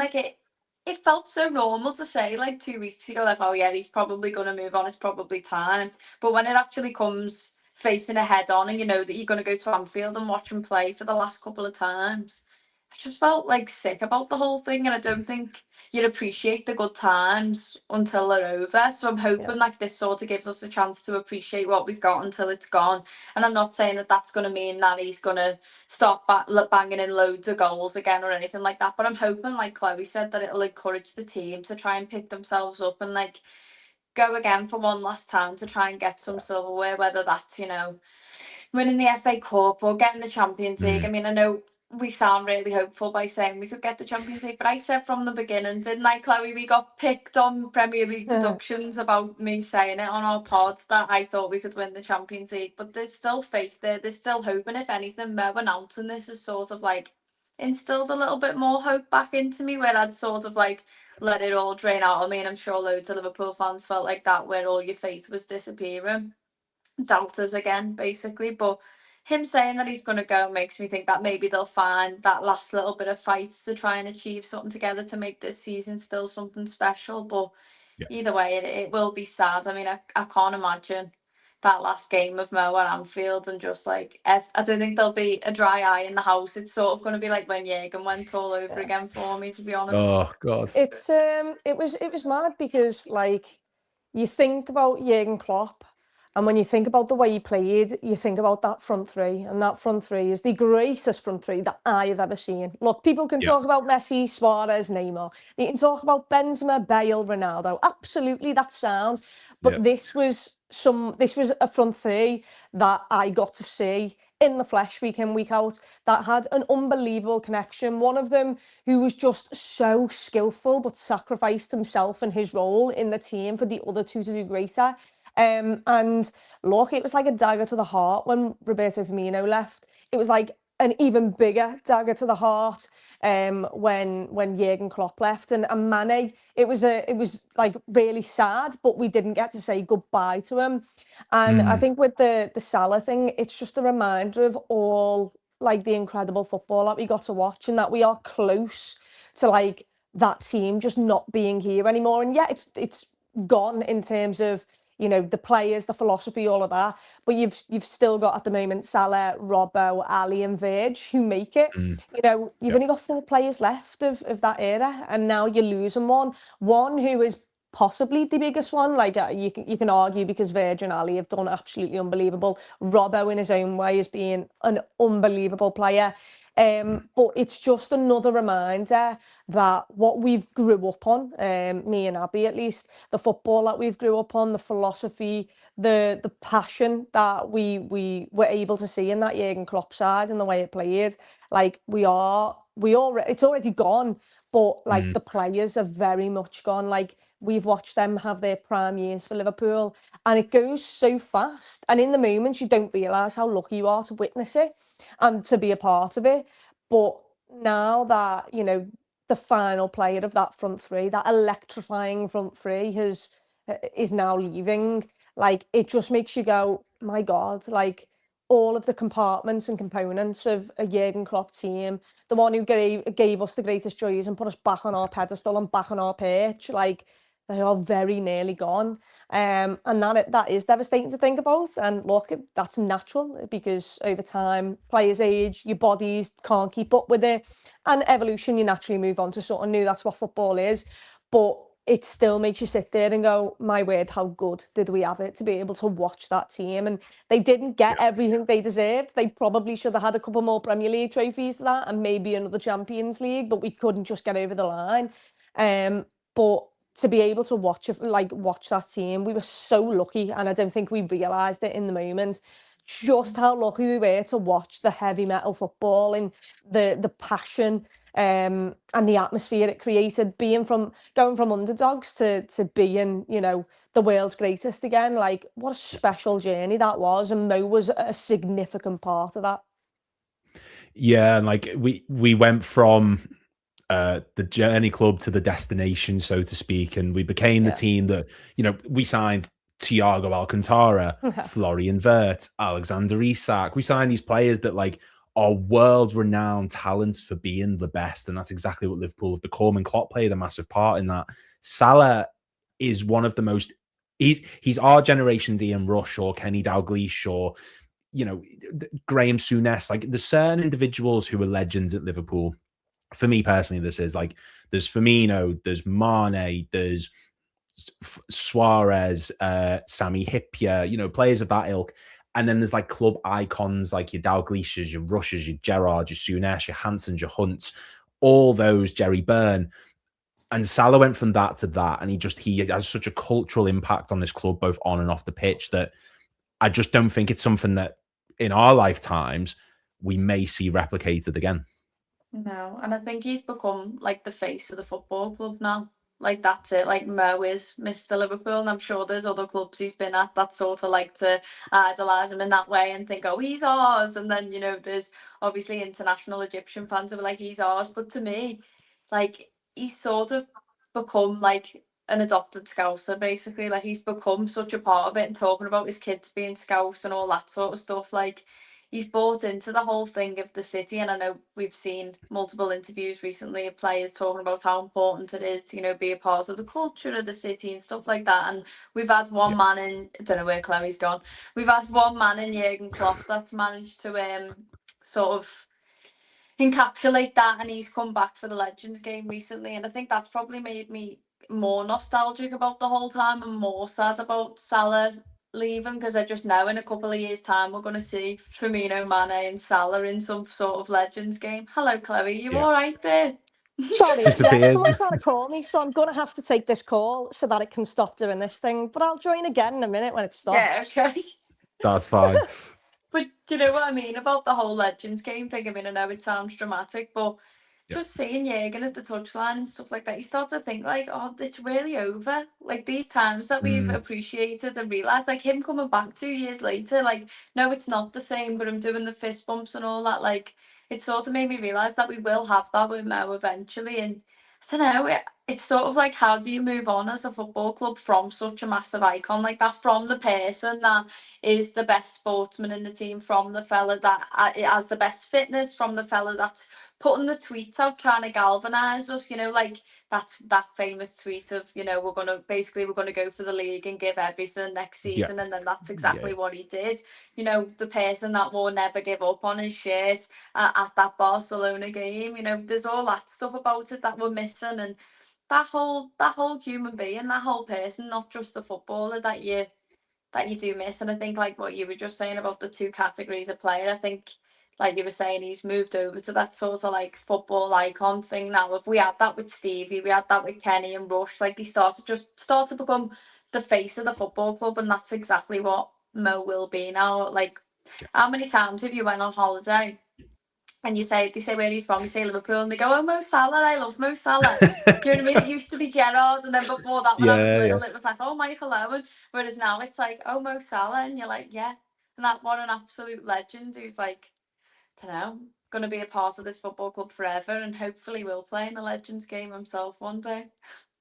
Oh, he's got to. Absolutely got to. And we talking about, like, you know, how do you move on from Salah? And I don't think you can necessarily bring in a like-for-like replacement. That's never going to happen. But there's a attacking infrastructure there in terms of the players we've got that we could find another way to, you know, move past this era. Do you think that the attacking players we've got, Vert, Isak, Ekitike, Gakpo, if you want to class him at the moment, even though he's in the poor form, do you think that that could just be it that we need going forward next season? Or can you see us bringing in a right winger, so to speak, regardless of who the manager is? I think you could argue we need two right wingers, we need a left winger. I think you could make a massive argument for some sort of big shift.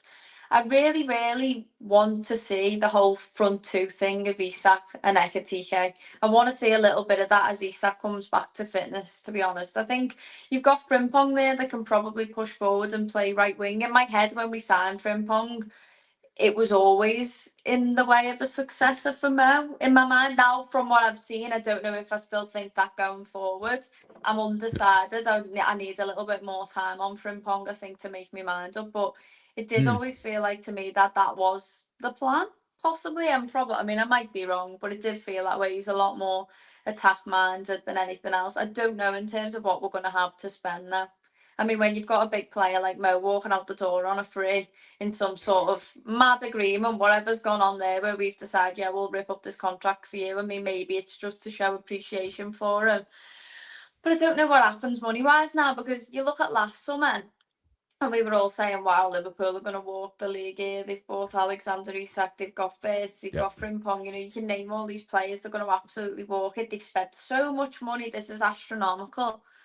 To then sort of look at it now and think, yeah, we might need 5 players here, which was what we were saying last summer. Do you know what I mean? So I'm sort of reluctant to say, yeah, just throw money at the problem. But at the end of the day, like, all our senior players are aging their way out. I mean, Alisson's, we've obviously triggered the renewal of his contract for 1 more year. I mean, Virgil's got 1 more year. Kanate's interview today, though, sounded very much future planning as a Liverpool player. Did you feel that way? He was talking about Europa League and stuff like that, and how we need to, like, whatever next season, where we'll be playing, what we'll be doing. You know, you have off seasons.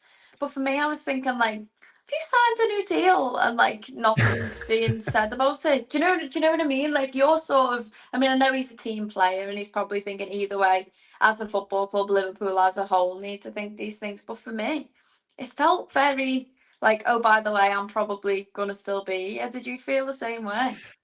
Yeah, I mean, like, he's talking about, you know, many things have happened for us this season, but what people as well have to understand, and this is my point, like before, we won the league last season, we built a team to win the Premier League, and this is part of success, this is the way to succeed. And then he talks about, you know, we're going to try to understand each other more, we will have success, and when we win the Premier League or Champions League. Now, obviously, we're not in a Premier League title race, and that did feel very much a sort of, look, going forward, we're going to push for the league even more, we're going to push for the Champions League. I've always been in the camp that I'm convinced Konate's leaving. I don't think he's going Madrid. I think he, you know, maybe France is calling. Yeah, I was the same as you. Yeah, I thought he was gone, 100%. It felt like everything was pointing towards that he was leaving. And especially since when I did Monday Night Football, Carragher pointed out to me, like, this graph, and it showed Jeremy Jackett next to Konate, and they're really similar players. And that made me just think, like, oh, so this is progression past Konate, basically. Do you know what I mean? That's Konate's replacement. But for him to start saying things about, like, winning Premier Leagues and stuff like that, surely you're not going. Surely you're not going anywhere, unless he's just talking about as a team in general. I mean, some people were saying they'd rather, you know, he's had a bad season, stuff like that. Maybe we do need to move past Konate. But for me, we all know the quality of the player that's in there. We all saw it, even last season, as near as that. But yeah, he's had a bit of a dip, but who hasn't? When all the players around you are performing shockingly, you're going to as well. Do you know what I mean? And it's made Van Dijk look worse because he's had to do a lot of heavy lifting for Konate. So I still think that there's a player in there that we can get something out of, and I want him to stay. I'd rather he stayed. This transition is happening far too rapidly for my little Liverpool heart to take, of all these players walking out the door and all the new faces, especially now Mo's saying he's going. But I don't know. It felt like a commitment to me. I mean, I might be looking into it too much. He might be talking about the team as a whole and what the team wants to achieve. But when he's doing an interview like that, individually talking about himself as well, just made me think, surely, you know what I mean? Yeah. And I think as well, like, if the club are, because, you know, we lack a lot of depth at centre back at the moment, considering letting Konate go on a free, be it, you know, it might be his decision, it might not be, letting his contract expire, it's daft, because you've got Xhaka coming in after suffering a horrific shoulder injury, Leone's had an ACL injury, Gomez is still injury prone, Van Dijk will be 35. It doesn't make sense to be letting him go. So I think him putting this out there, it might be a bit of false hope. Like, when Trent was leaving, or, you know, we didn't know if he was or not, every little thing was getting analysed. You know, he didn't do the post-match interview. He put his shirt up on the flag against Leicester. He's celebrating the way he is. The West Ham noise. Like, it might be a case of that, maybe everything is just getting overanalyzed. But it sounded positive to me, honestly, and I'm in complete agreement about that. Yeah, I had a similar thought to you. I mean, it's different to the way Trent did it, though, because it felt like Trent was avoiding the media. Like, Trent was trying to not make eye contact with anyone with a microphone in front of his face. At that point, he didn't want to talk to him. And, you know, you're seeing Konate sit down for interviews and talking about the progression at the club and the struggle and all that sort of thing. That gives me, like, a little bit more hope around the whole thing. But like you've just said, in terms of centre backs, I mean, Van Dijk's aged and is going to be out the door in a year. Leone is what, 18, 19? Jeremy Jackett's what, 20? 21, I think. So if Yes, Konate goes this season and Van Dijk goes next season, we're in a situation where we've got two really young lads. Do you know what I mean? Two really young lads. And I'd like them to be able to learn from Virgil for as long as possible, learn from Konate for as long as possible. I don't just want these two Premier League inexperienced players to come straight into that. And I understand in a way that this is the progression. And Robertson said in an interview recently when he was asked why he wasn't getting as much game time behind Kirkers, and he said, we don't last forever. You know, the club have got to start thinking about a succession plan and things like that. That all is really important, and we do need to do that as well. But, you know, who's a better teacher in the world than Virgil van Dijk in that position? And Konate as well, Premier League winner. You know what I mean? You can't I don't even know what the word is. You can't put down what he's achieved. Like, do you know what I mean? You can't forget what he's achieved and what we saw last season. That player is still in there somewhere. But I don't know.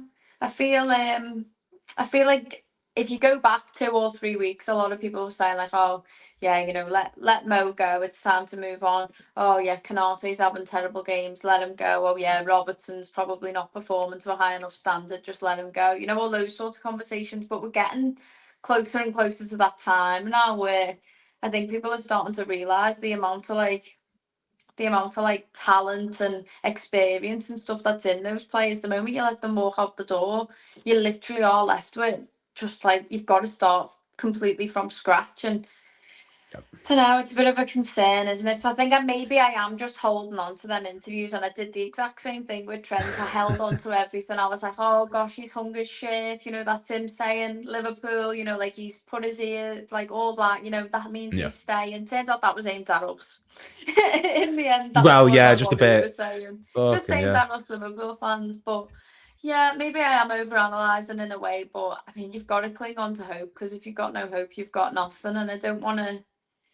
I don't know. I think we could be in a situation where we end up with 4 or 5 players walking out the door in the summer. I think we might try and replace Gakpo in some way. Robertson will probably go. Konate is going to be gone. Mo's going to be gone, and McAllister. We're probably going to put McAllister in the shop window. I feel. Don't know how you feel about that whole thing, but it does just feel as though there's going to be, like we had last year. It just feels like there's just going to be this big shift and then a big shift again. But normally with FSG, you have a situation where like they'll spend big one summer, and then the next couple of years it's like, no, you've had your money, like this is what you're dealing with. You'll get a player here and there, but it feels like once again we're going to have to do the same as last year, where we just bring in so many players all at once. So I mean, we'll see what happens, won't we? I mean, I'd love to know what Chloe thought on the whole thing, but she must have a really, really long phone conversation. She did. She just messaged me a couple of minutes ago saying she's just dealing with a call and then she'll be right back. So, you know,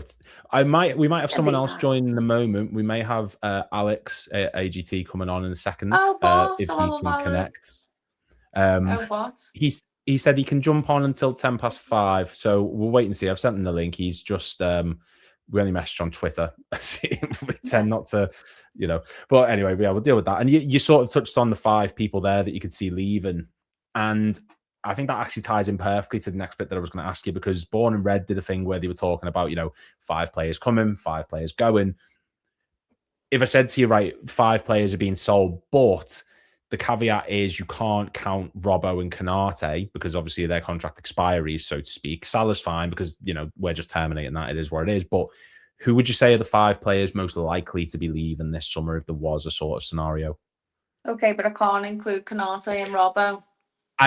Just because I think otherwise it's going to be 3 of them are Salah, Konate, Robbo, and then it's 2, if that makes sense. Okay. I definitely can see Gakpo wanting to move.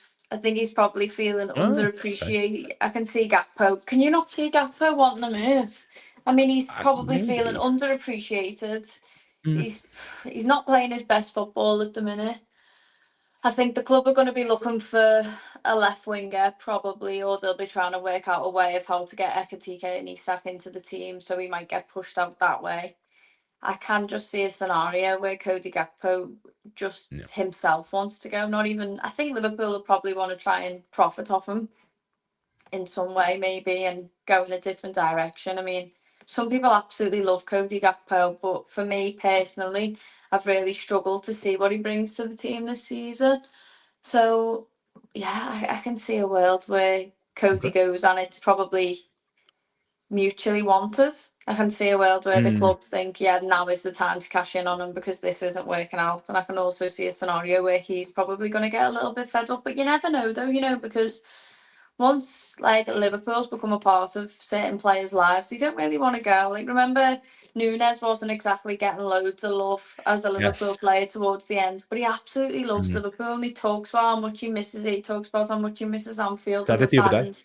Yeah, exactly. So it's a bit like once Liverpool is a part of your life. So I do wonder, does Cody feel that way? Does he want to try and fight his way into the team? I don't know. But for me personally, I think if we could move him on, I think maybe Cody Gakpo. I can see McAllister moving on. I think we've got one of those situations with McAllister where I'm hoping as much as possible that maybe it is just the players around him making him look worse. Maybe it is just one of those situations where everyone's having an off season and you never know what will happen next year. But for me, it looks like a bit of a Fabinho situation where just one day we woke up and that player wasn't really there anymore. That quality seems to have gone, you know.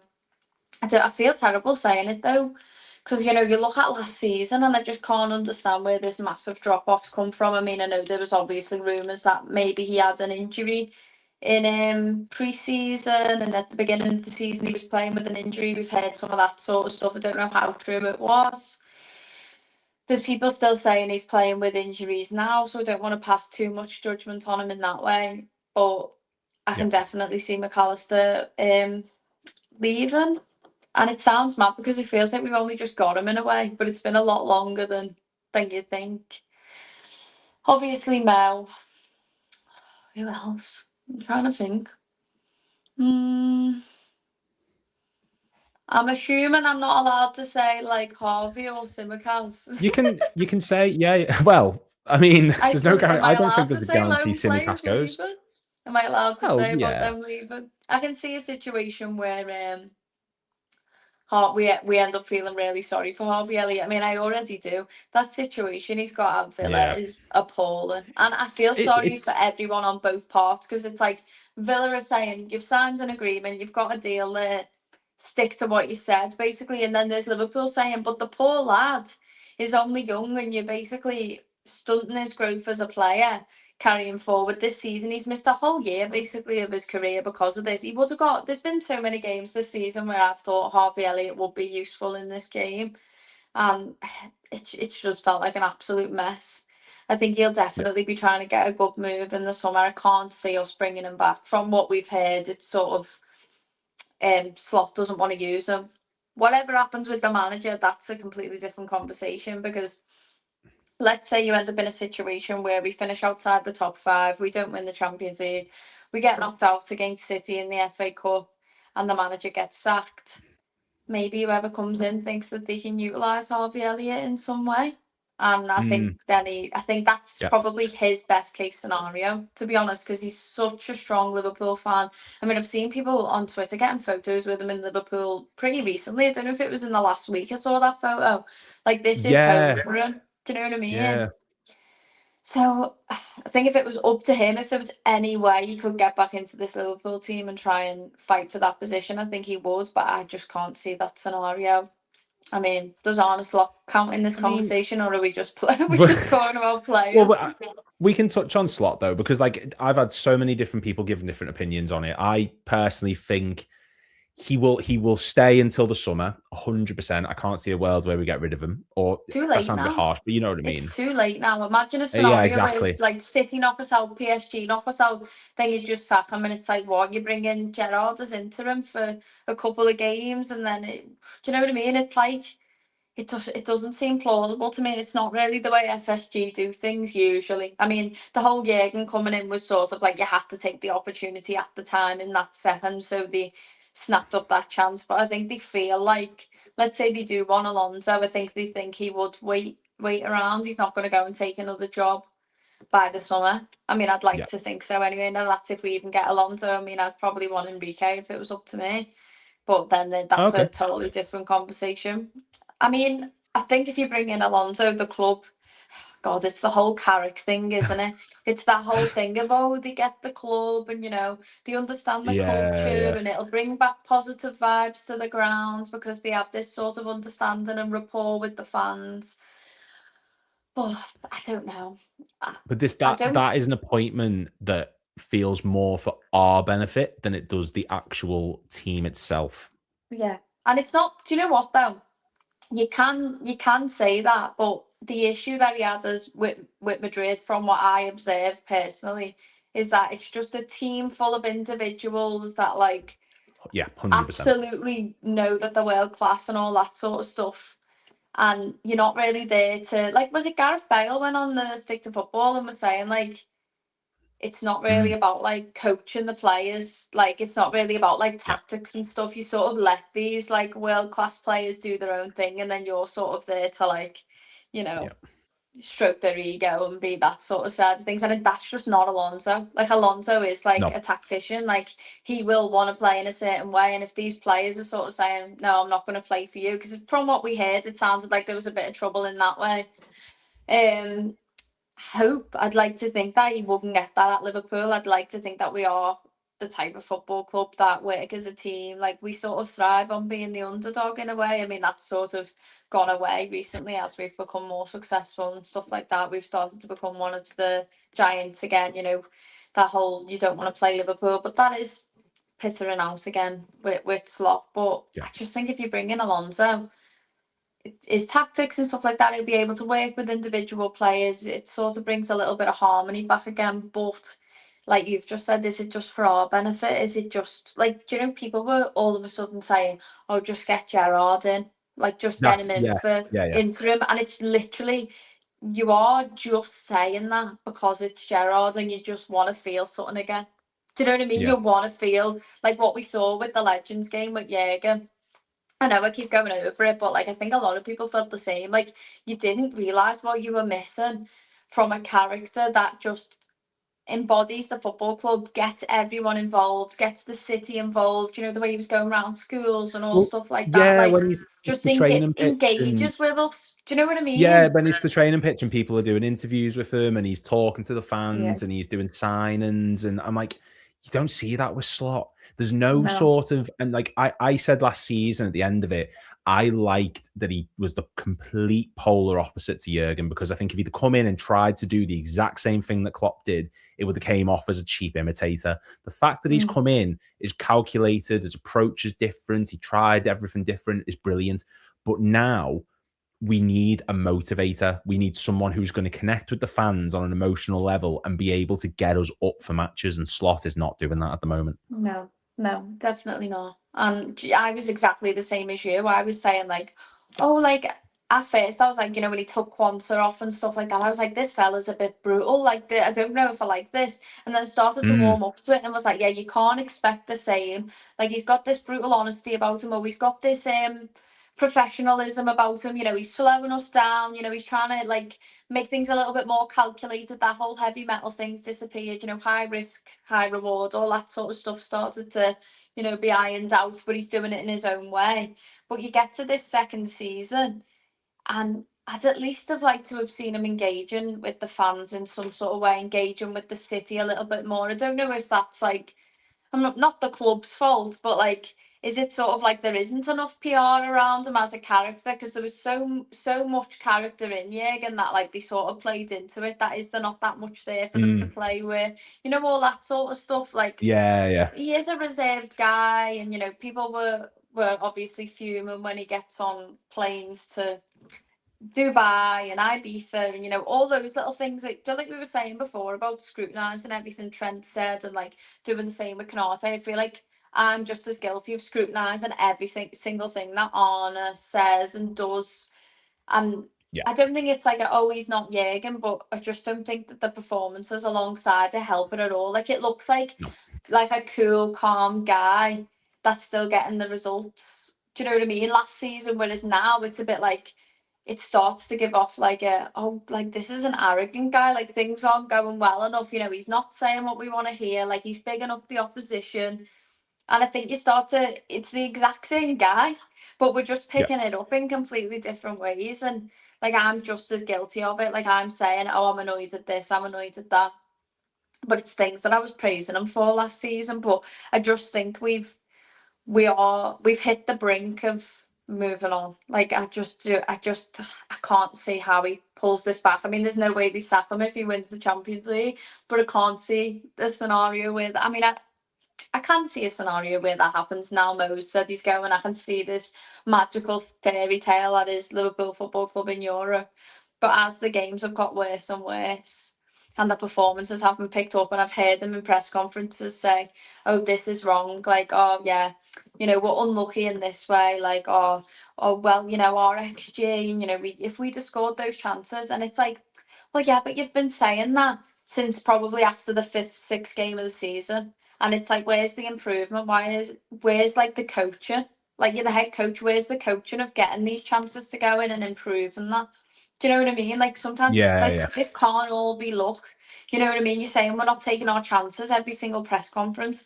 Well, you are the coach that is meant, I don't like saying manager, you are the coach that's meant to do that. Do you know what I mean? Hello.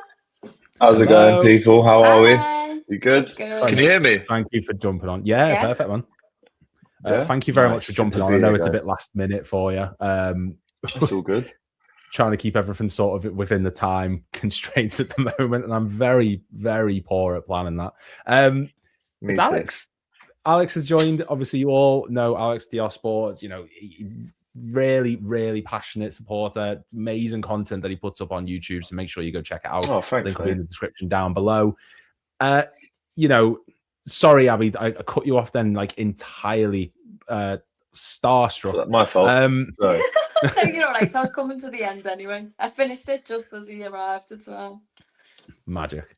Well, I mean, Alex, we'll get your thoughts on everything then before we let everyone go in a bit. But like, first off, I'm going to skip the top 10 stuff. What do you make of this whole Salah leaving situation? Obviously, Abby's given her thoughts. Chloe did before she decided to do a Houdini's act and take a phone call, you know, thinking she's the business. But like, disappeared. Disgraceful, man. But like, yeah, what do you make of this whole Salah departing situation? Just the whole scenario as a general.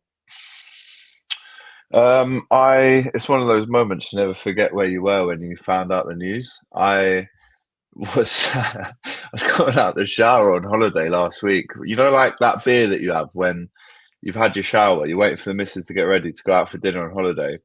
So you take yourself to the balcony to have a little solo beer. It's one of the best beers you can have. So I've sat down. What? Nah, surely not. And look, we all knew it was coming one day. It was always inevitable.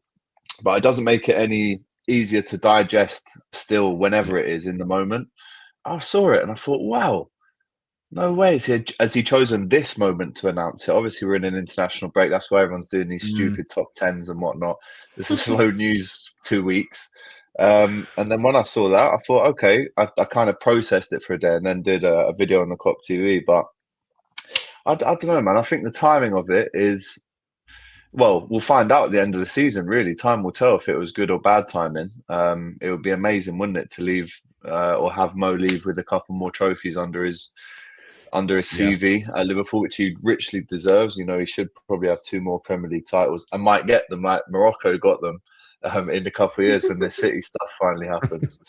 But listen, I'm gutted because in these top 10 lists, he's in all of them. You know, there's obviously big debates whether he should be 2 or 3 or 4 or 5 or 6.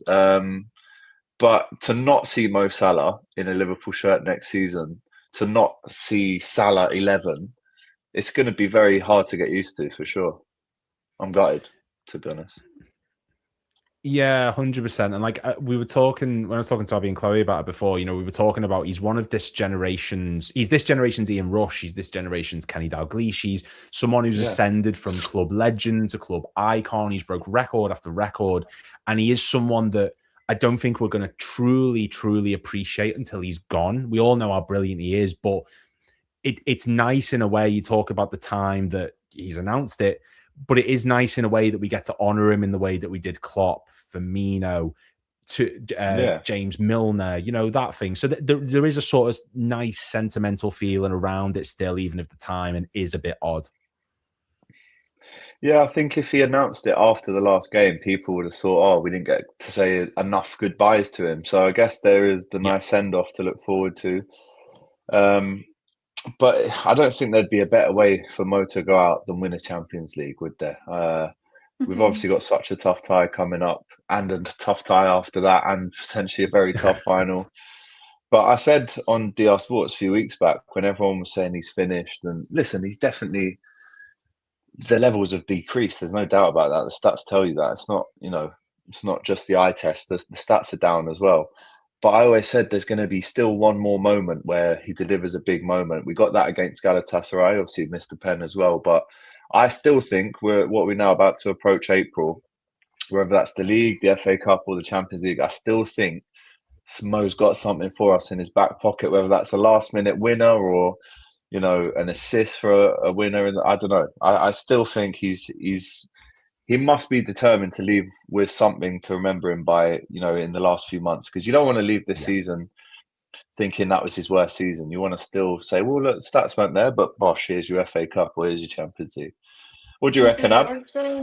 He deserves like the moment that Jurgen never got. Well, he sort of did. Obviously, we got the League Cup, but he got to the end of the season and it sort of pitted out in a way where not that it went out in a bad way, but he sort of didn't get that big, amazing moment that we all hoped he would. Do you know what I mean? And I'm just sort of hoping that, like, Salah's final goodbye is that moment in Budapest. And I don't know, like I've said a million times, and we've all said it, like, Liverpool fans are romantics about football and about Europe and all that. But it does just feel like there's something in it now. Like, there is something about it where, like, maybe the players can just sort of pick themselves up just for this last time. And I don't know, I say this and then we'll go and put another awful performance in the league, but there's something about us in Europe that I can just sort of still hold on to, but I don't want it to go out in the way Jurgen did. I sort of hold on to, like, that whole League Cup thing with Jurgen. Like, I hold on to that moment, and like he says, that was his favourite final. Like that's the end of it, sort of thing. Yeah, and then that was sort of the end of it, and then everything sort of like fell away. But that was the moment that sort of stays in my head when I think about him leaving. But Mo needs his version of that moment, doesn't he? Like, I don't want it to go out in this sort of like, oh, everyone around you was awful, like, your performance has dropped. There was all questions around the manager. Obviously, you had trouble with the manager. I just don't want it to go like that. Do you know what I mean? Because, like I was saying to you before, like, you forget all that he's achieved, and when he announces that he's leaving, like, you sort of reminisce and become a bit nostalgic around the whole thing. So I feel very attached to him all over again in a way that I just want him to. I want him to get his moment. I want him to get that proper send off, that proper goodbye. But I don't know. I just don't know. It just depends how the players around him perform for him, and as well as himself. Do you know what I mean?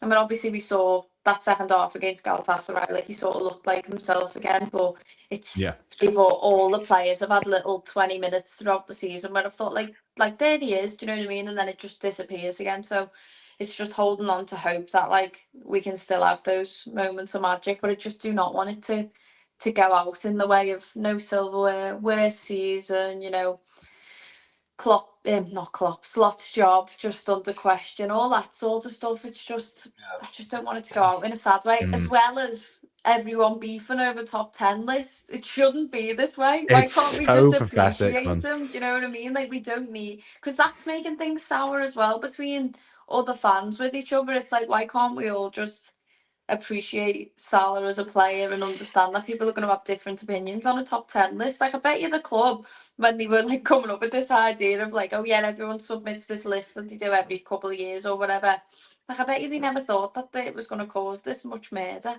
Do you know what I mean?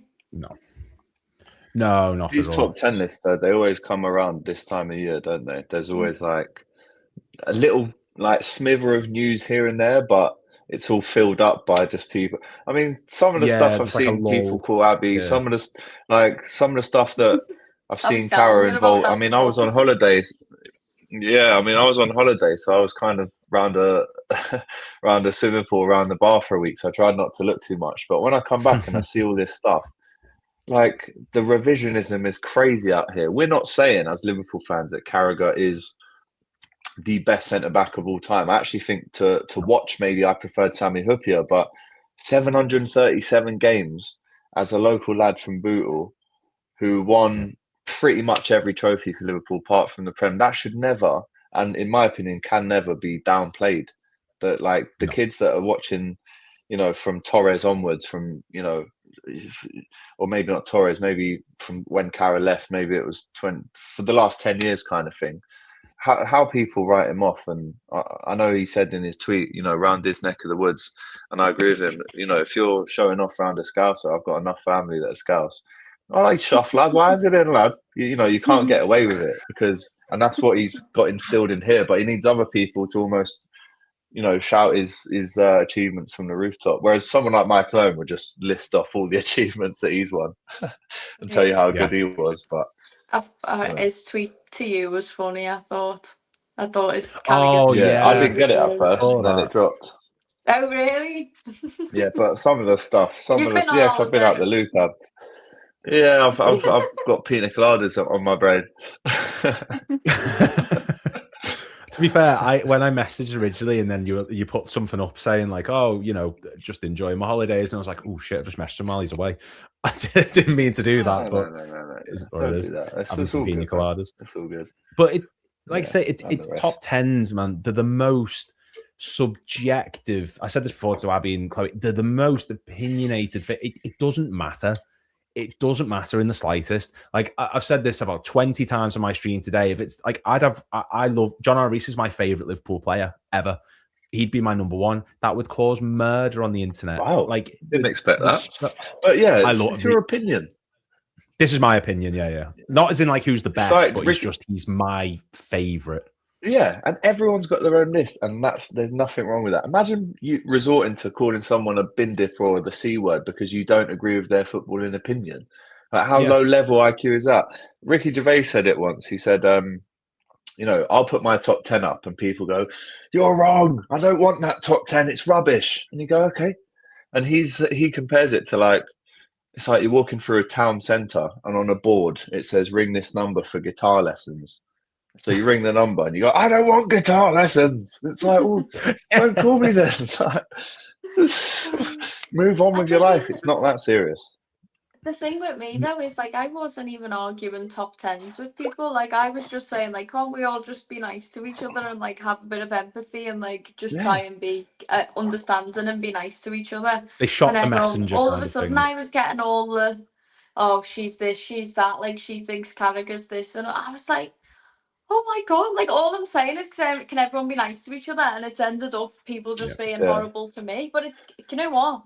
If it was someone else, like I am so used to it by now, like people just being like shit on the internet, basically just deciding to not be nice to you for any reason whatsoever.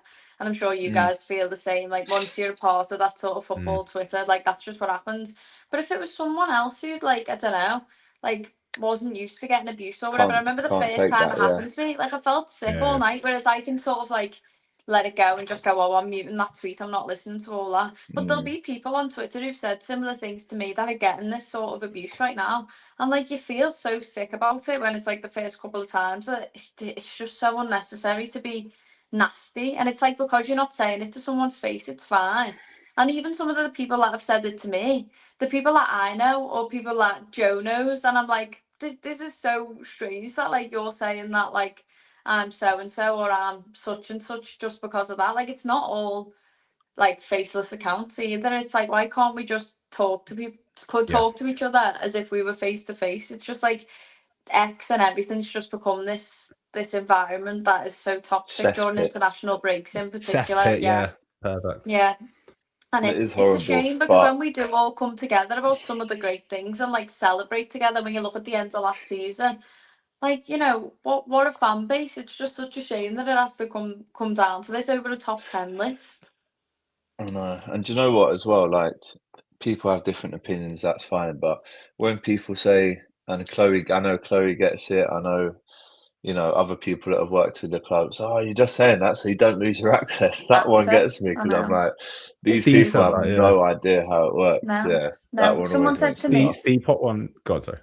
No, I was going to say, someone said to me before, like, oh, the paycheck you're getting can't be that good. But then last week when me and Chloe did a video about ticket prices and we were ranting about the club's ticket prices and how disgraceful it was, everyone was like, how dare you moan, like, I never get to buy any, so you stop buying them then and I'll buy them. Like, how dare you not appreciate that the Yeah. club have all these finances? And I'm like, so what is it then? Like, am I being dead nice about Can't things win. and having my own opinion because No, of the not club? at all.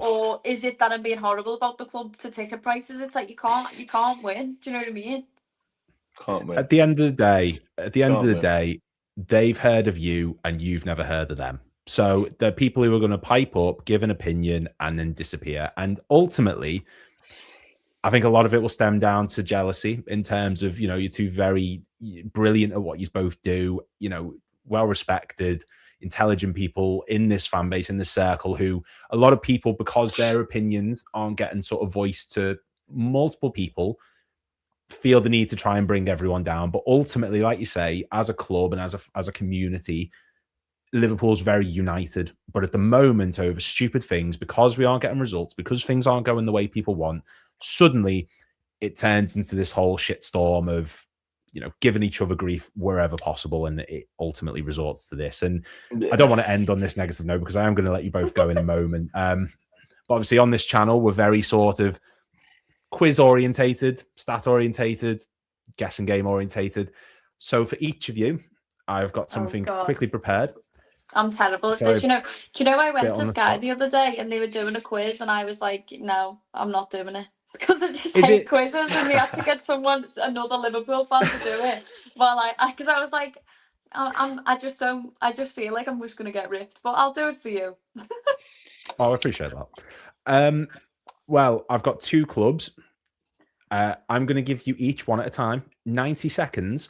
Now, I'll give you the crack. Would you rather I'm it not going to be be good at this. You know, my brain just goes blank. right? Well, I've done it to Flav today. I've done it to Jamie I Phillips. I watched did it to Flav's Ben. one and I thought I could only name one on Flav's one because my brain just goes blank. So I'm not going to be able to. Can AGT go first? Go on, I'll go Absolutely first. I don't mind. Yeah. That is absolutely fine. Because the thing with me is when I do quizzes, it's like it just gets clipped up and I get abused. So like I literally always say no to them. But I feel that All right, bad well, being on your stream and being like, can I not do I'll this? tell you Is what, that right? mean? Chloe has just joined the I'll do studio, and both. obviously Let Chloe everyone's do going to be it for shooting in a me. moment. Well, I say this like she can't hear me. She can hear me. It's basically Chloe, throwing you're her under doing the the bus. quiz But for She hasn't me. got a choice. Chloe, What's you're happening? doing a 90-second. So we've only got like a couple of minutes, but I'm going to Yeah. give you Right, Chloe. you're substituting for Abby Yeah. for 90 seconds, because you know I love a good quiz. I'm always the advocate for them when I do Red Men. I'm usually the host of them, so I don't have to be on the receiving end. Yeah. Well, Enjoy. this is my stream. Wonderful. Would you rather Chelsea or would you rather Manchester City? Just your guess here, Chloe. Which club would you prefer? Is this a trick question? Can I say none? Do I have to guess about No, them? No. What's going on No, here? this isn't the question. Pick one: Chelsea or Manchester City. City. City. So, for 90 seconds, I need you to name me as many players who have played for both Liverpool and Manchester City since 1992. Oh, I'm not very good at this. I should You have went tell Chelsea. me when to start. Go on. I know Go. Sterling's up there. I'll be there for Sterling. Lonergan, can I have him? I'm not sure he played for either of us in any competition, competitive games. City and Liverpool, I should be good at this, but Kolo Touré is in there. Yep. Remember that. Was there any right wingers or left back who played for both of us?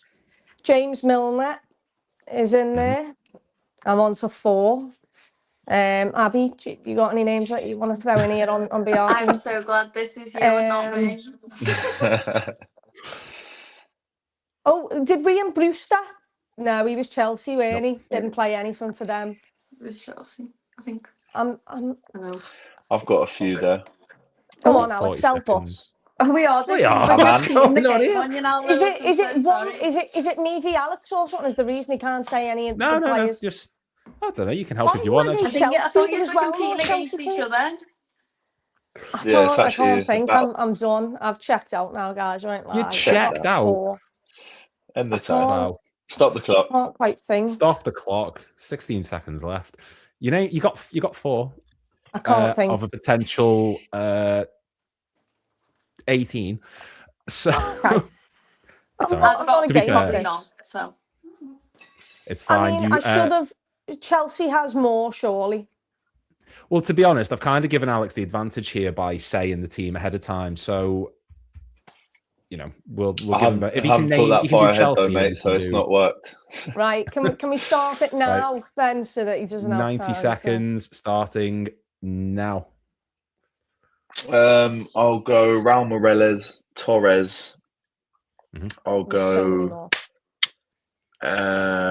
Anelka. I'll go Sturridge. I'll go Mohamed Salah. Yeah, there's one. Hey. So I'll go. Oh damn.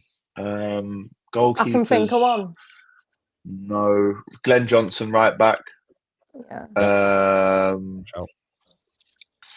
Benayoun. Benayoun, yes. Chelsea. I've said Sturridge. I said one of the lads.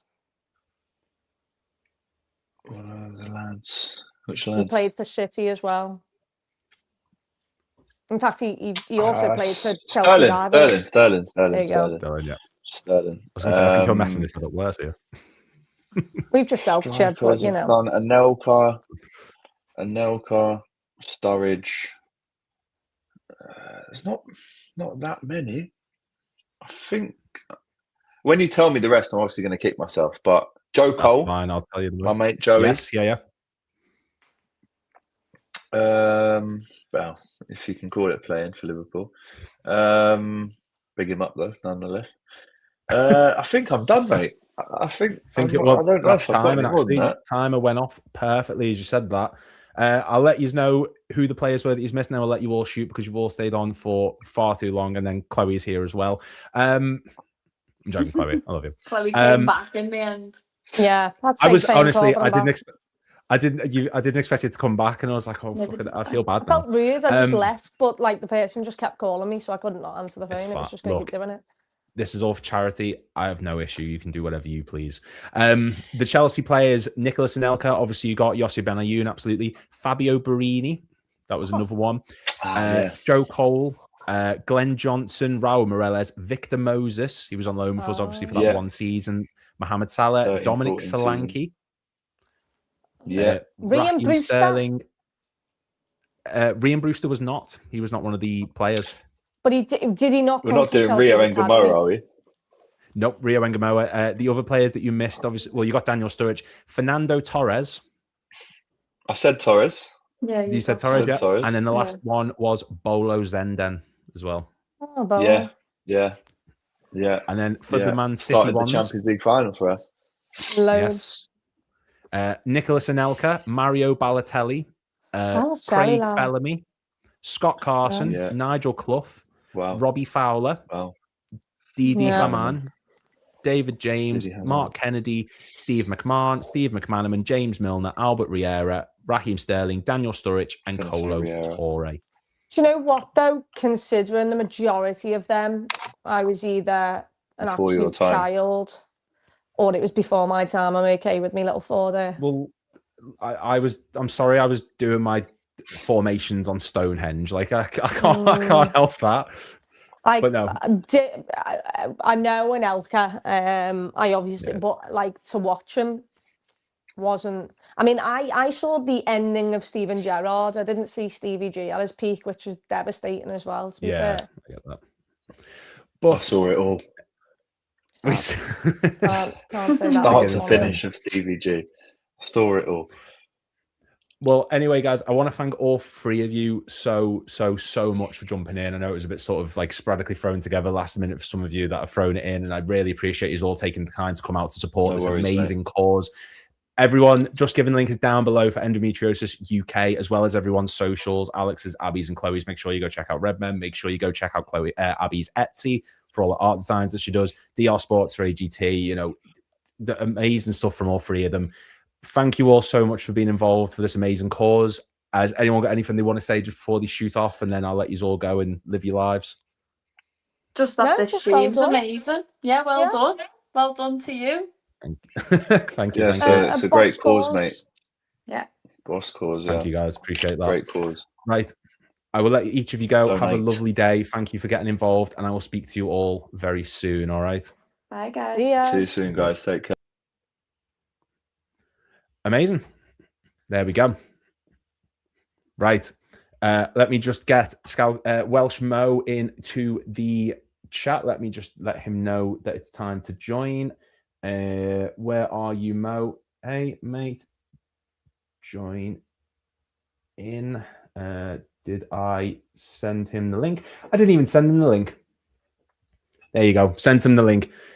So we're getting serious with this now because that's the quiz. It's the quiz portion. I'm so excited to this.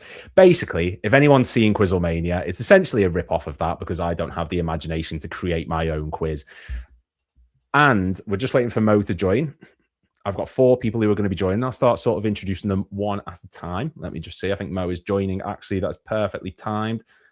He put cool, give me 2 minutes. So we'll start off with our first one. It's Lola.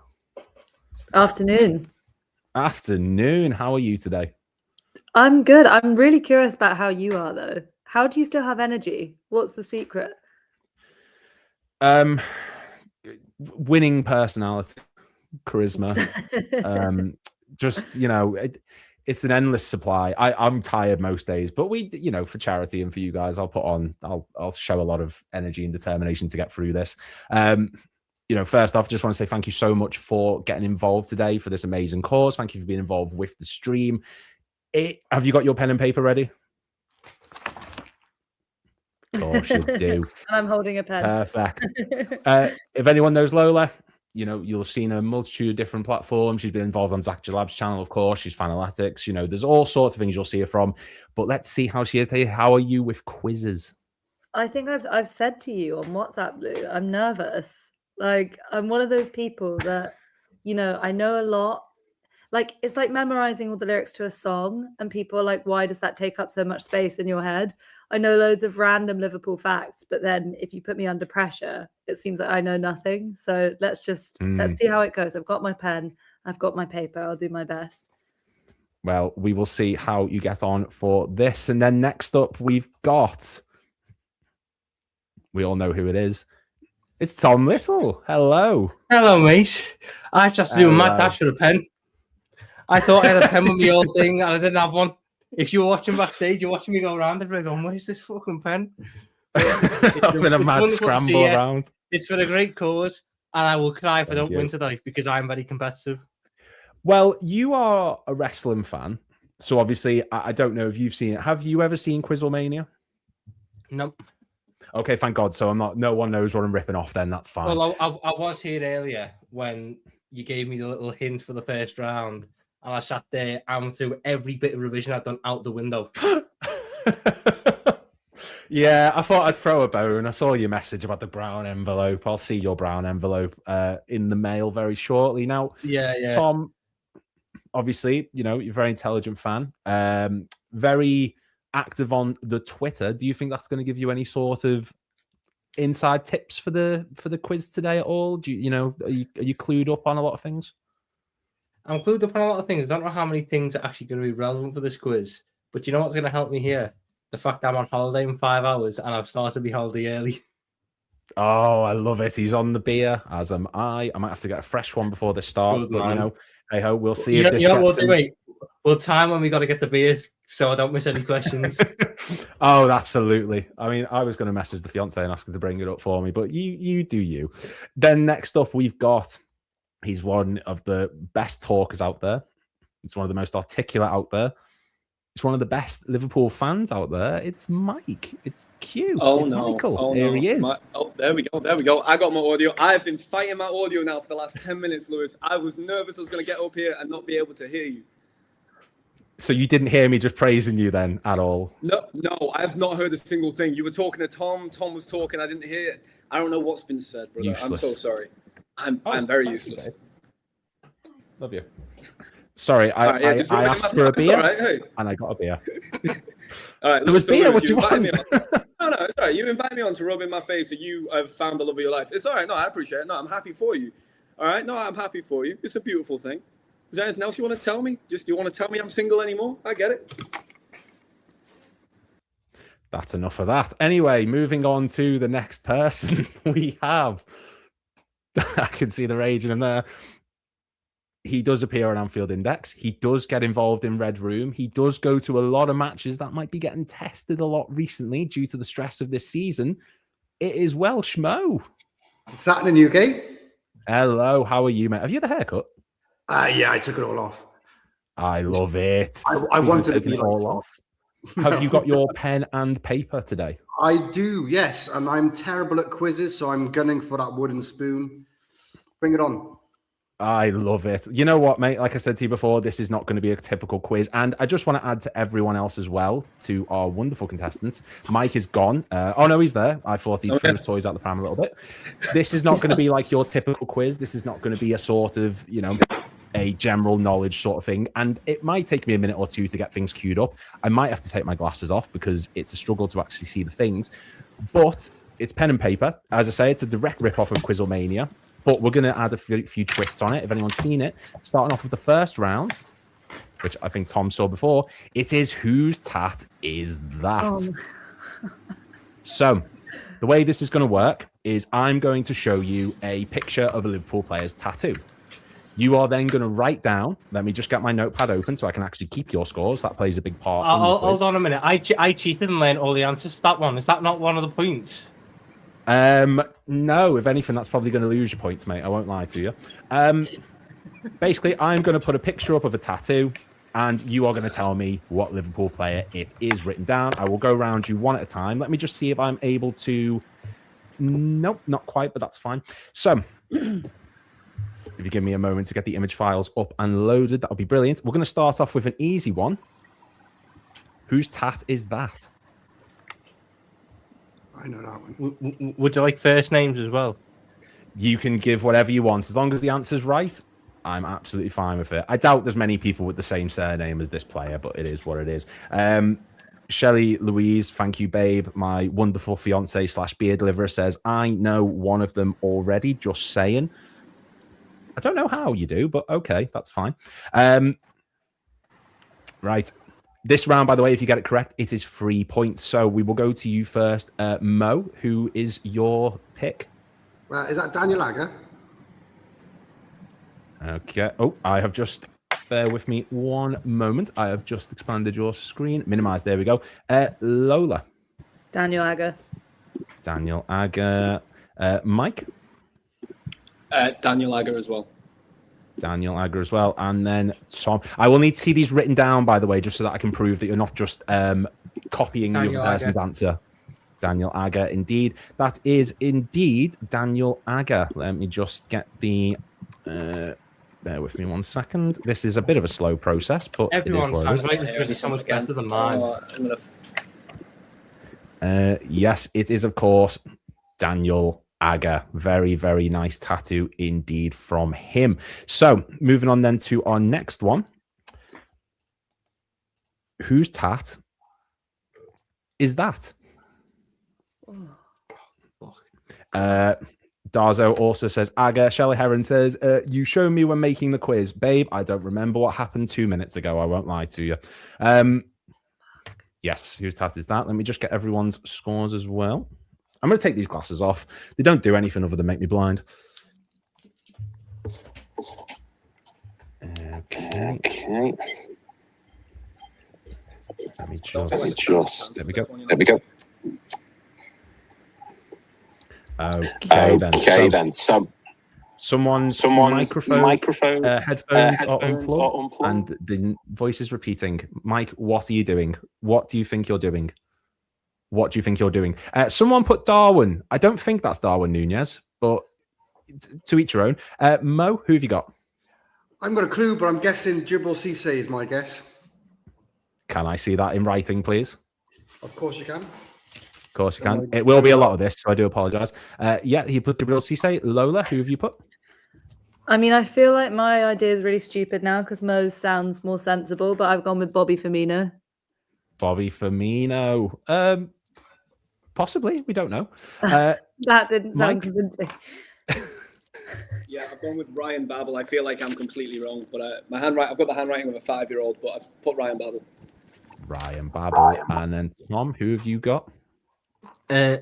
I wish I'd went for Jibril Cisse, but I went for international soccer superstar Nathaniel Klein after I went Ryan Babel for the best. Nathaniel Klein, not a bad shout. I can tell you it was Jibril Cisse, who also has a very weird sort of leopard How many print. questions is he going to be for then? Because he's got about 6 different answers here.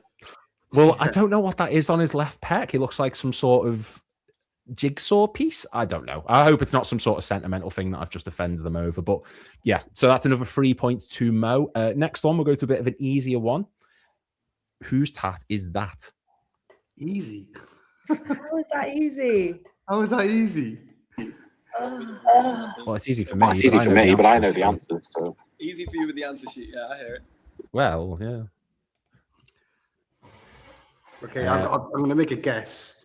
Anfield Irishman says, okay, I thought it was just the light. Oh, just a thing, by the way, no read in the comments because the comments will get it and I will know if you are cheating, just a sort of FYI. Has everyone got down an answer that we've got? Right, let's go in reverse this time. Tom, we'll go to you first. I don't have an answer yet, but I'll write this one down. I'm going to go Firmino. This looks very dodgy, Tom. Right, we're going to minimize that and we're going to go then. Okay, we'll go. Who did you say, sorry? Firmino, very nice. I think it's got to be South American. I don't know any Englishman with an anchor tattoo under the ear. I feel like I'm going 14 rows with these shouts, you know. I've gone with Martin Skirtle. Martin Skirtle. Big shout. Lola? Skirtle. And I wrote that before Mike said anything. Okay, and Mo? I've gone for Raul Meireles. Ooh. That's a shout. I like it. Well, I can tell you for a fact, none of you are right. It is Felipe Coutinho. Felipe Coutinho. Do I get like half a point for at least being in the right consonant? Sure. If you want to put it on your scores, that's fine. It's not going on mine, though. I can tell you that for a fact. Next up, we've got a couple more of these, and then we'll move on to the next round. Whose tat is that?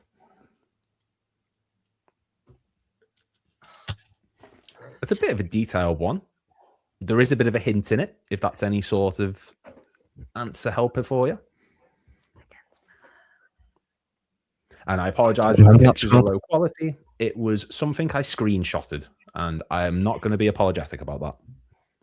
Oh, I know who it is. Lola thinks she's got it. I can only go for one person that I know had tattoos. Go at your gut. That'll do it.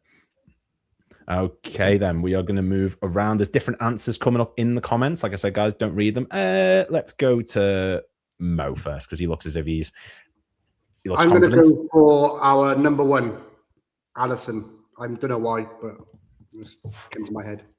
Love it. Okay, Lola's the next one. John Arne John Arne Riese, the big sexy man himself. Oh He totally forgot the clues, so it's not going to be Alisson. I'm absolutely fuming. You said to clean it, right?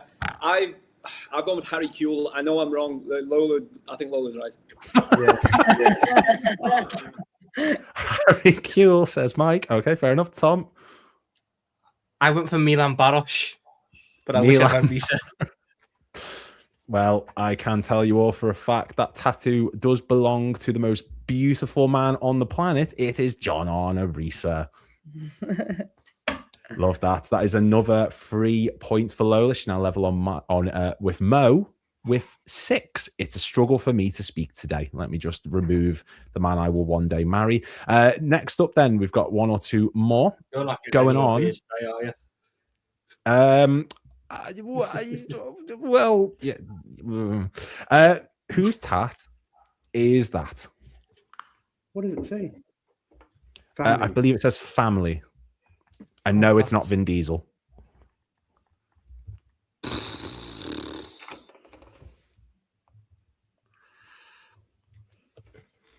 The silence, the tension, the pressure, it's all building. Okay.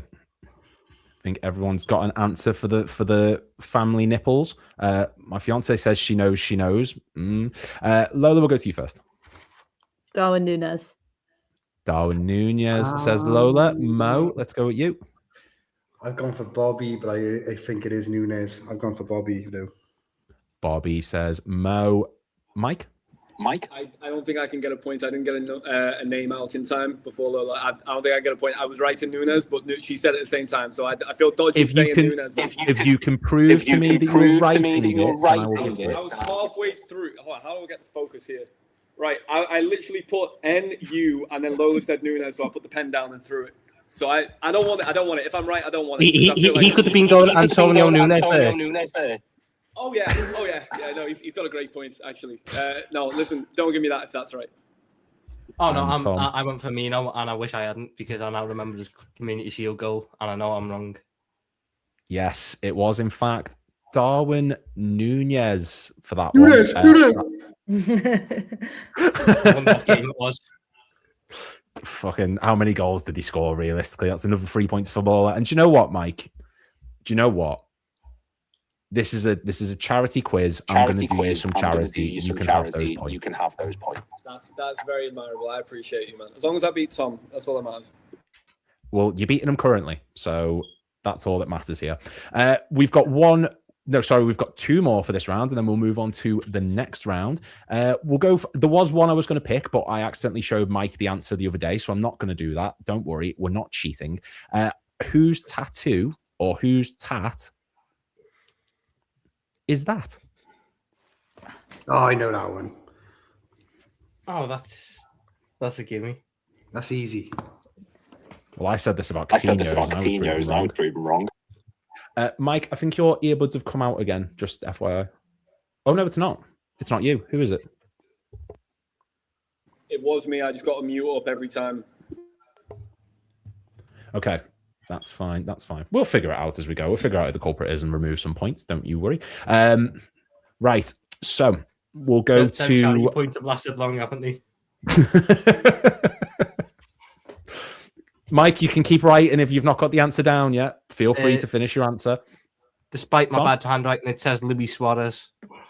Luis Suarez. Mo? I've gone for Luis Suarez as well. Suarez. Lola? Luis Suarez. Luis Suarez. And Mike has got his hands up. You're not being held at gunpoint. Just in case. Yeah, Luis Suarez as well, right there. Luis Suarez. Yes, I can reveal to everyone that was indeed Luis Suarez. Let me just get the picture up of the beautiful man himself. There he is. A nice and easy one for everyone to get some points there. So let me just update everyone's scores. That means Mike is now on 9. Tom is now on 6. Lola's on 12. And then Mo is also on 9. Right, one more for this round, and then we will be moving on to the next one. Final one for whose tat is that? Whose tat is that? And I'll give you like 20 odd seconds. And then after this one, I've done the scores. Tom, if you want to run and get a beer, you run and get a beer, my mate.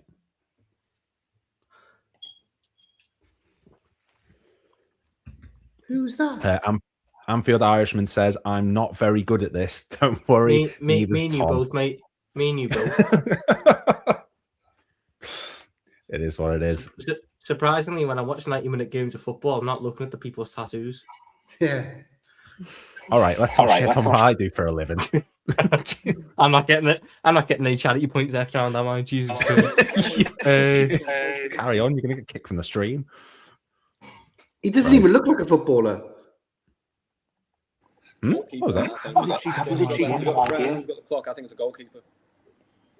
Okay, well, if everyone's written something down, I will go round to you one at a time. We'll go Mike for this one. I think, I could be wrong. I think it's Pepe Reina. Pepe Reina, good shout. Tom's drinking a beer, so we'll go to Lola. Okay, I just want to be clear. I wrote down McAllister. I crossed it out. I wrote down Mariles. I crossed it out. And I was just about to write McAllister. So I'm going with McAllister. She's hedging her Gary bets. or Alexis. Gary or Alexis? Gary. Definitely Alexis. I don't think Gary had any tattoos, unless anyone knows anything about tattoos that were in areas. Well, that we... if I start doing this quiz as a frequent thing on the channel, I will look into it to see if he does. Mo? I've gone for a real left field one, and that's Charlie Adam. Charlie Adam. I think he has a can of Tennant's tattooed somewhere on his body, but I can't be sure. Tom Little? I went for third time's a charm. It hasn't worked the last 2 times I've done it. It's got to work eventually. Roberto Firmino. He had about how many? He had about 50 tattoos. There I was can tell you. I saw someone praying, and I know he's religious, and he baptized half the squad when we won the Champions League. So I'm hoping that it sort of works in our favour here. Well, I can tell you it doesn't, because the answer is Suso. Fuck. I don't think anyone was going to get that. And the fact that there was silence in the room after they'd said that really just emphasizes how big of a dick move that was. I forgot he'd played for us. I think he does, to be honest. But yes, that concludes whose tat is that. So scores after that round then. So in 4th place, we have Tom Little on 6, who's ran off to go get a beer. In joint 2nd place, or 3rd, however you want to phrase it, we have Mike and Mo both on 9. And then in top place, it's Lola with 12. The person who said that she can't do quizzes. And I'm slowly believing that that's just not true. Just while Tom's getting a beer and Mo is, I'm assuming, crying. Oh, no, he's back. Never mind. Someone put misread the year. And Dicko says Bobby. Calvin says Dejan. Darzo says Suarez. Anfield Irishman says Chan as a guess. Well, Chan's got a few tattoos. And Anfield Irishman says, for fuck's sake, Lou, lol. I think that's how my relationship works with my fiance most of the time. It's just her kicking off at me. And anyway, that brings us into our next round, which is a bit of a teaming up round. It is, where is it? Do you think the C same? So, do you think the C same is essentially the Mr. and Mrs. game? Basically, all I'm going to do is I'm going to put 2 words up on the screen for you. And it's everyone's involved in this. So I'm going to put you into teams of 2. You all write down what you think of for that, or what you think the other person's going to do. So if I said to you, for example, worst number 9, you would write down an answer for that. You have to try and guess what you think your partner's going to put. If you both put down the exact same thing, you get the points for it. If you don't, no points for you. It's 5 points per correct answer. So say, for example, for this round, I'm going to put 1st place and 4th place together. So I'm going to put Lola and Tom together, and it's going to be Mike and Mo. Oh, don't worry. It's only going to get better. I think I'm in the doghouse now. Babe, I meant you tell me off, not the other way around. But yeah, that's basically how it works. How long did you spend on naming these as well? To come up with the C same. You've definitely not thought of that straight away. Yeah. Mate, I'm clever one of it. Have you seen my channel? I'm intelligent. Kind of. But anyway, we're going to move on to that then. So, as I say, it's going to be Tom and Lola. It's going to be Mike and Mo. You all answer these as well. I've only got 4 of them because I don't want you here all night. The first one is best and final. And you write down what you think the other person is going to say. And if you both get the same answer, you both get the point. So it's best and final. Hang on, I'm confused. We got best final. Can you just repeat the rules again so I can understand? So basically, you and Mike are together and Lola and Tom are together. I've put the 2 words on screen saying best and final. You write down what you think Mike is going to put for the answer, and Mike's going to write down what he thinks you would put. You both have to write the same thing, if that makes sense. So like I said, if I said to you worst and number 9, you could put down Andy Carroll, and if you both put Andy Carroll, you get the points. If one of you puts Andy Carroll and one of you puts Ricky Lambert, you get no points. You're trying to guess what the other person would write down as the answer. Okay then. I don't know how to do it so that I'll have to do it one at a time, but we'll go to the winning team so far, or the winning member. Lola, what have you wrote down? Well, I went to and fro on this because obviously Tom's 24, but I don't think there's a better final arguably in the club's history. So I've gone with Istanbul 2005. Istanbul, and I think Tom's put the same. Yes, 2005 Istanbul. Istanbul 2005. That is that's 5 points going on to them. So that is Lola on 17. That is Tom now on 11. That's about as many points as I won in the last round. I wish I could be with you every round, Lola, you know? Actually is as well. Mike, go to you. Okay, Mo, it's literally the same deduction, man. It's got to be the Champions League final 2005. Talk to me. Tell me you put it down. Of course I have. Of course he Mo, come on. has. 2005. That is 5 points. That is 5 now to Mike, putting him on 14. I might stop reading out the scores as I go, just to sort of add a bit of intrigue and mystery to it, because otherwise, where's the fun? Someone put 2006 FA Cup final.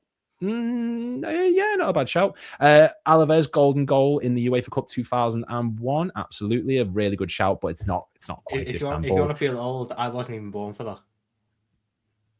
No, I feel old now. I was born 5 months later, so I don't remember that at all. Well, you just kind of ruined Mo's night, you know. I know, yeah, it just got really bleak then. Nice one. Yeah, but that was like a team hint, so I'm not going to go 2001 FA Cup final for Eton. Well, there was no FA Cup final in 2001, Tom, but you do you. Next one. Well, not for us. No, there was. Yeah, never mind. I'm getting my days mixed up. It doesn't matter. I'm the host. Shut up. Next one. We've got expensive and flop. Expensive. Expensive. Flop. No talking. Flop. No communication. No talking. No communication. Can't give hints here.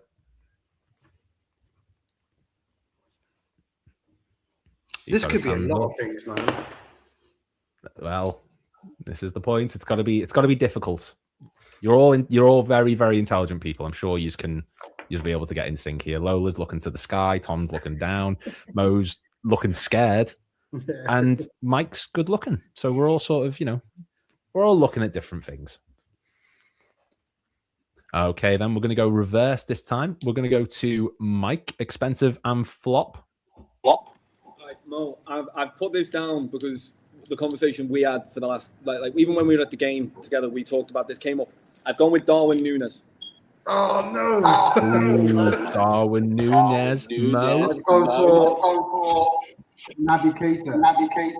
Oh, no. Oh, that is not a match. I'm afraid. No points for either of you. Tom, what have you put? I was so going to write down Navigator the entire time, and I went at the last second for Núñez. Darwin Núñez and Lola. She's put Núñez. Yes! Yes! That is another 5 points. I think what we're seeing here is Lola tends to carry the team. Let's just sort of put that out there. Mike, my bad. I've got a soft spot for Núñez for some reason, so that's why I never mentioned him. Hey, Mo, don't worry. Me and you were on the same path here. Núñez was actually all right. Casey didn't do any of what I expected him to do. That's it. Hey, Mo, you know what? Like, we get him next time. Lola can't keep carrying Tom much longer, so the next one's ours. Just you wait until the next round. No one's going to be carrying anyone, I'm telling you now. Next one we've got, I've sort of given it a hint already. Worst and 9.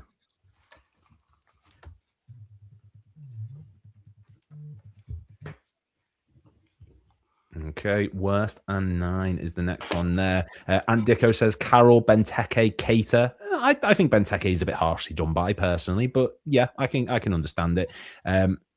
Shaur Japidesen. Sorry, mate, if I just butchered your name entirely. Says Darwin. And Darzo 97 Gaming says Ricky Lambert. He was a flop, but he wasn't expensive. He was cheap. He was cheerful. We knew what he was there for. Right then, go reverse then. Lola, what have you put? Carol. Andy Carroll. Tom. Yes. Yes. I'll need Andy Carroll. Do you know what? I'm Andy so Carroll. relieved because I was going to put Andre Voronin, but I can't remember. He wasn't number 9, was he? No, I didn't know what number he was. I was going to put Voronin, but I didn't know what number he was. We're so in sync, Tom. Was he 11? No, he wasn't 11. I don't know. I can't quite remember. I think he might Mike, have been 7, which is really dark. is he 7? No, he wasn't 7, was he? No, he wasn't 7, was he, Varner? Mo, lad, I feel like I've gone. I don't know whether this lad was number 9 now. I'm panicking. I put Iago Aspas. Oh, Iago. Iago Aspas. I've gone for Andy Carroll. I should have gone. For our older viewers, I've also put down Sean Dundee, who some of our older viewers might know. Oh, Tom will know that. Oh, For those who want to know as well, Andre Barnum was number 10. Was he? Yeah. Was he Aspas number 9, by the way? Aspas was number. So the number 9s that Liverpool have had in our history, we've had Ricky Lambert, El Hadji Diouf, Andy Carroll. We've had Iago Aspas. We have had Ian Rush. We have had Roberto Firmino, Fernando Torres, Sean Dundee. There's been a multitude of different options. Number 9. Morientes was. Morientes. I feel like a case should be made. Aspas is worse than Carroll, though. Like, if we're having that conversation, Aspas is worse than Carroll. Just. Oh, tenfold. Sorry, the microphone voice thing kept throwing me off then. It kept repeating myself, and I sort of kept going through the same cycle of me the over and over. Though, Andy Carroll was our record transfer at the time. Iago Aspas was always meant to be 3rd choice. Iago Aspas. Yeah, and I think because you mentioned it a few times.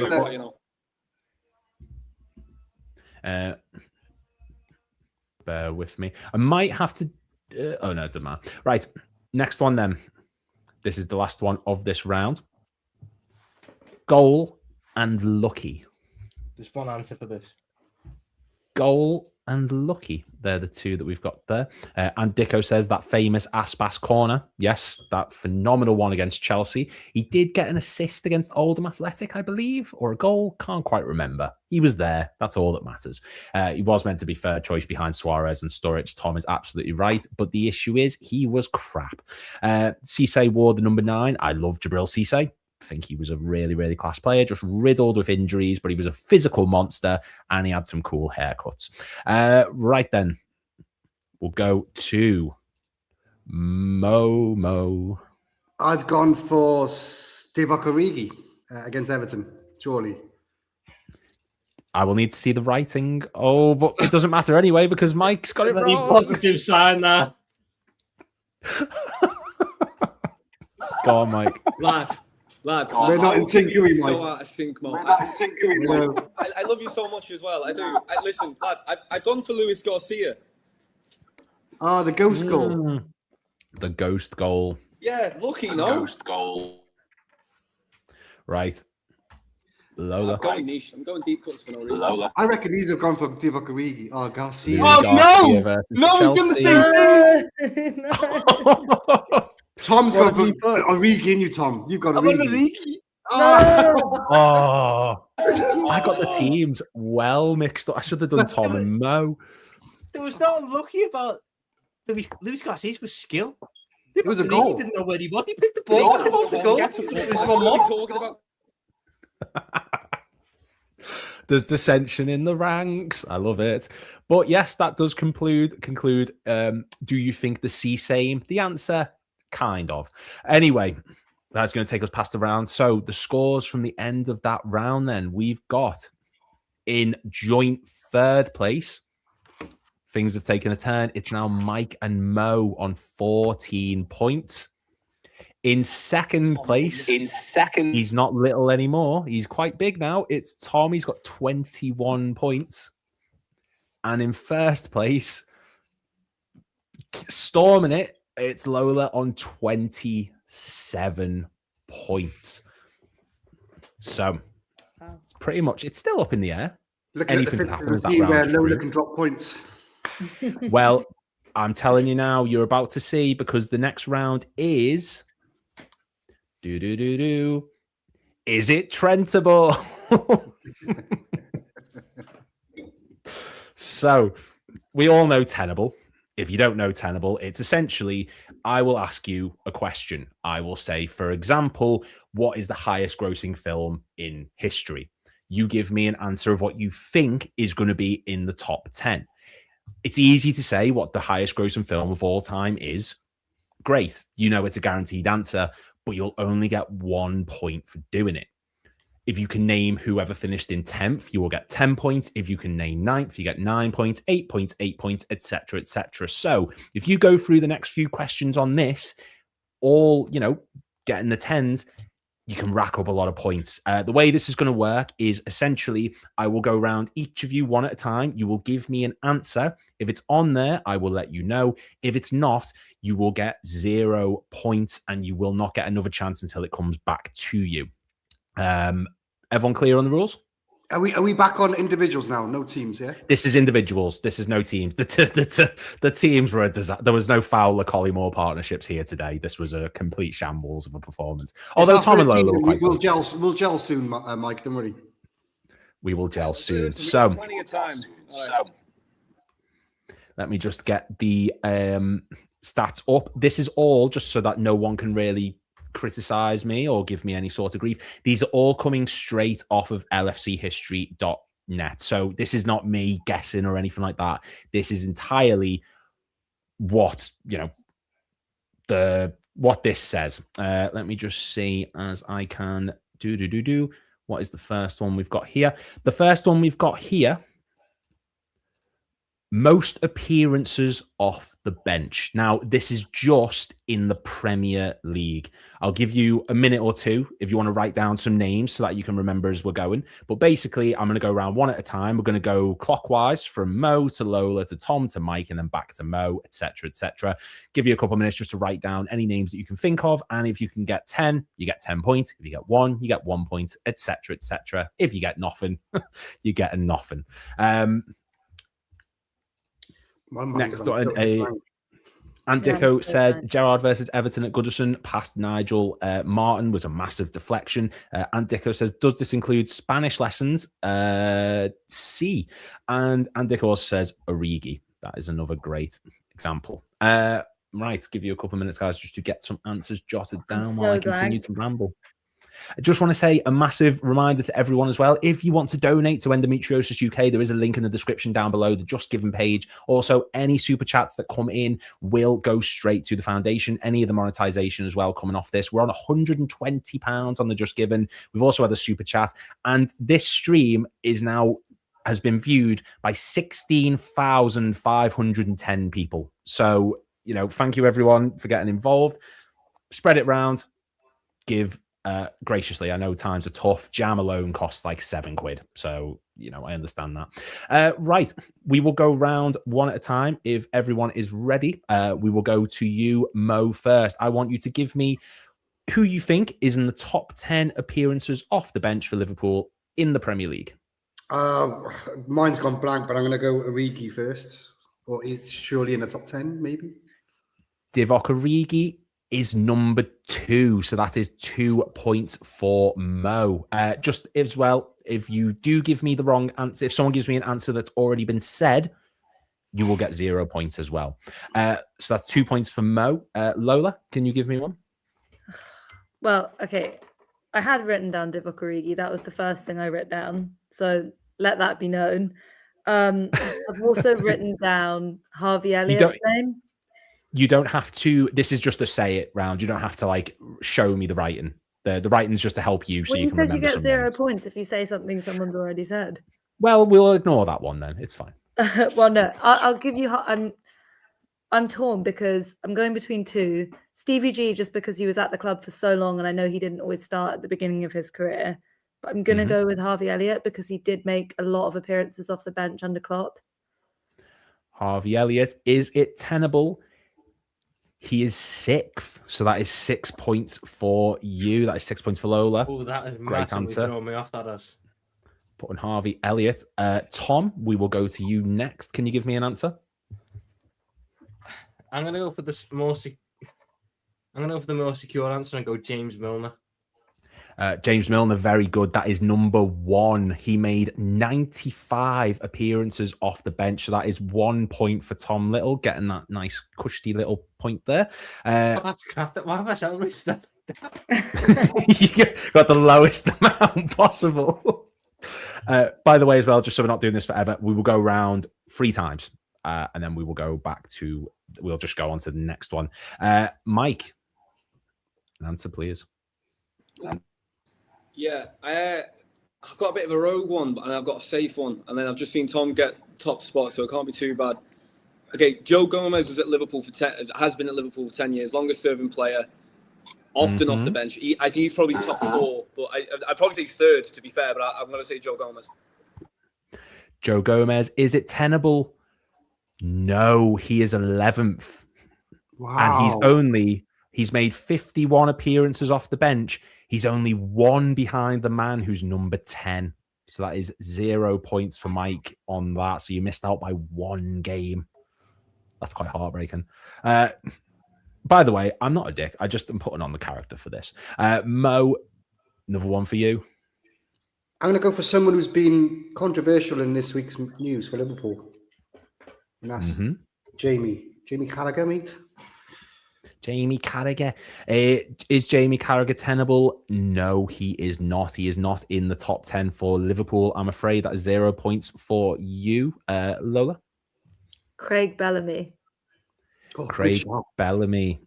Craig Bellamy is not in the top 10, I'm afraid. That is another one missed for you. Tom, you've got a good chance here to rack up some points if you can give me one that's short towards the bottom.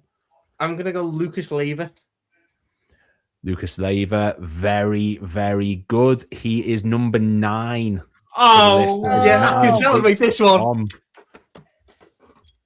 That puts you on 31 points. He's back in the race. He's back in the race, boys. He's back in this. Mike? Is it bad that I don't currently have any fucking names written? That hasn't already been said. Curtis Jones. Curtis Jones. Is Curtis Jones tenable? He is. He's 3 points. He was 3rd on the list. So that is another 3 points for Mike. Very, very good. We'll do one more round, and then I will do one more round of tenable, and then we'll move on to the next game, because the next one is going to stress everyone out to no end. Mo, can you give me a name? I'm going to go for our fallen soldier, Diogo Jota. Is it tenable? It is not. He is 16th on the list with 44 appearances. I'm afraid. Lola. Daniel Sturridge. Is Daniel Sturridge on the list? No. Daniel Sturridge is 14th. So he's 2 places higher than Jota, but he is not quite there yet. Tom. I need one of you two to say one of these 2 names so I can wipe it out. I'm going to go Smitsa. Vladimir Smitsa. I've got him written down. Vladimir Smitsa is 10th on the list. That is 10 points for Tom. 41 points for him. He's got 9 and 10. Some could say he's cheating. Who's to know, really? I had him written on my sheet as well, and I didn't. I said very good, Mike. You are the last man to take part in this particular round. Listen, I don't think this guy. I just know this guy played a lot for us, so there's kind of just a shot in the dark. I'm gonna say Robbie Fowler. Oh, Robbie Fowler. No, he is not tenable. He's actually 19th, which is a lot higher than I thought he'd be, to be honest. I didn't think he'd be that high up, but can I no, he is not name I had on my list? Where was Ryan Babel? Ryan Babel was 4th on 60 appearances off the bench. So the remaining 10. The remaining 10 that didn't get said, obviously we said Schmeiser, we said Lucas Leiva, Danny Murphy at number 8, he made 56. Alex Oxlade-Chamberlain at number 7. Jordan Henderson at 5th. No one said Jordan Henderson as well. It's a big, big call. And then we'll do one more round, guys, for is it tenable. And we're going to do one of these. I'm quite good at this one. You want to? I have more, but I don't want to keep everyone here all night. It's easy for me, but everyone else has lives. And tell me when you got half an hour free. I'll just do this for an ego boost.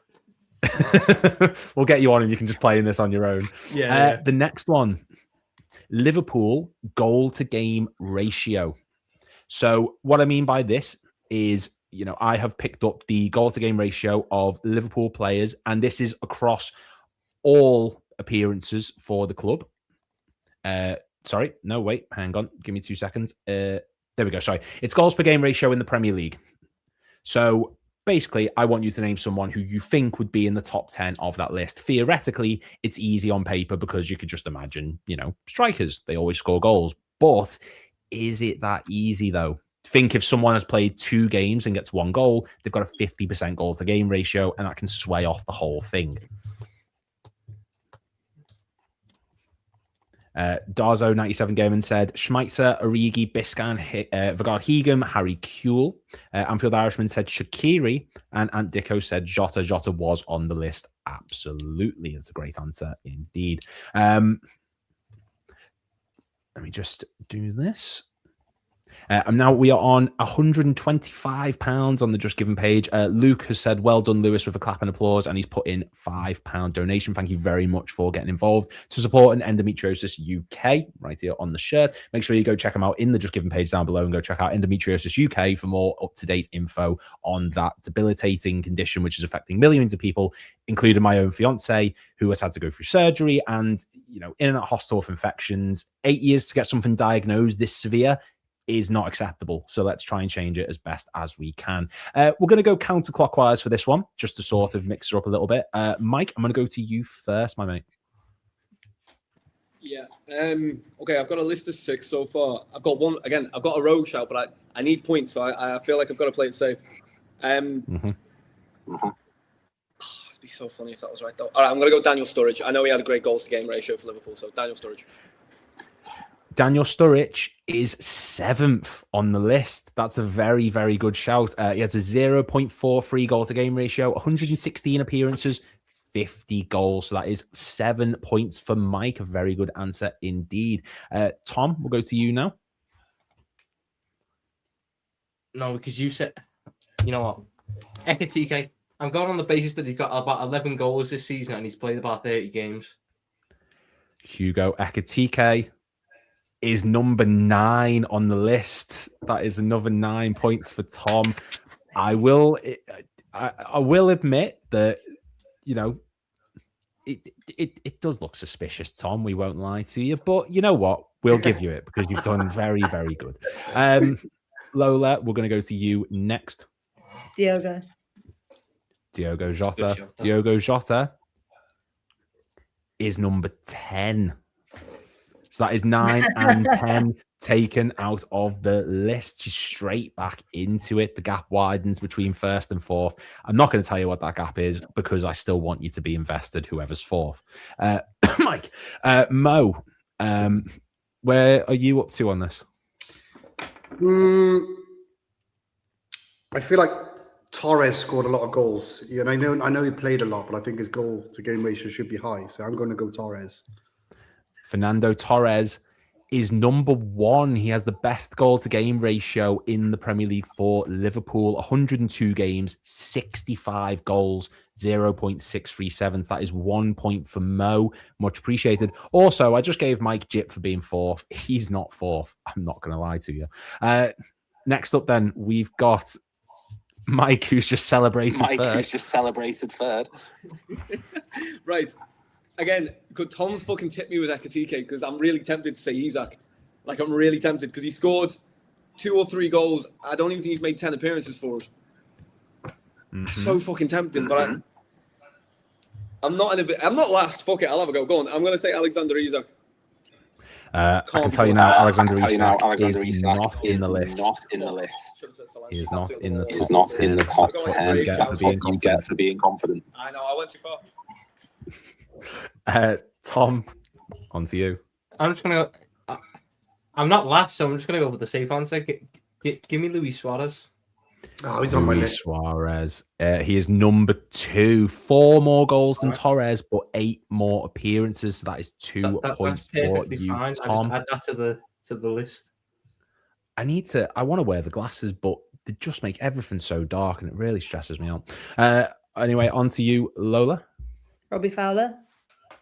Robbie Fowler. Robbie Fowler says D, and Robbie Fowler is correct. Number 5 on the list. That is 5 points going to Lola, to God himself, who gave us, well, many people good memories. It wasn't me. I wasn't born at the time. Mo, we'll do for you. I'm going to go the Welsh legend, Rushy. I thought you were going to say Kiefer Moore, but it is what it is.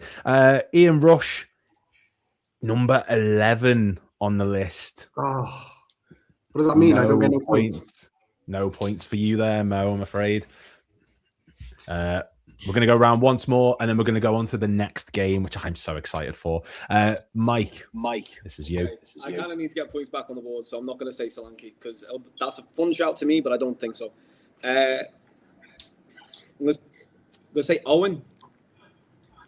Michael Owen, correct. That is 4 points. He is number 4 on the list. It's a good thing you didn't say Solanke, because I know this one. He only scored 1 goal in 27 appearances for us, and that was on the last day against Brighton. So I thought he barely played, you know.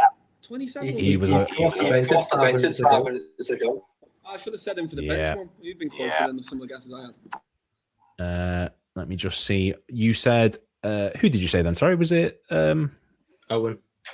Owen, yeah. So that's 4 points for you. It's hard, this quiz host malarkey. And then it's Tom next, isn't it? Yep, Tom next. I'll just get him out the way because no one says him. Salah. Mohamed Salah. Mohamed Salah is number 3 on the list. The 3rd best goal ratio for Liverpool in the Premier League. 14 points from this round. I've done all right there. All right, Tom. Let's calm down. Lola. Since Tom said Mo, I'm going to say Sadio Mane. Oh, I was going to say him. Sadio Mane is number 6. That is 6 points to Lola.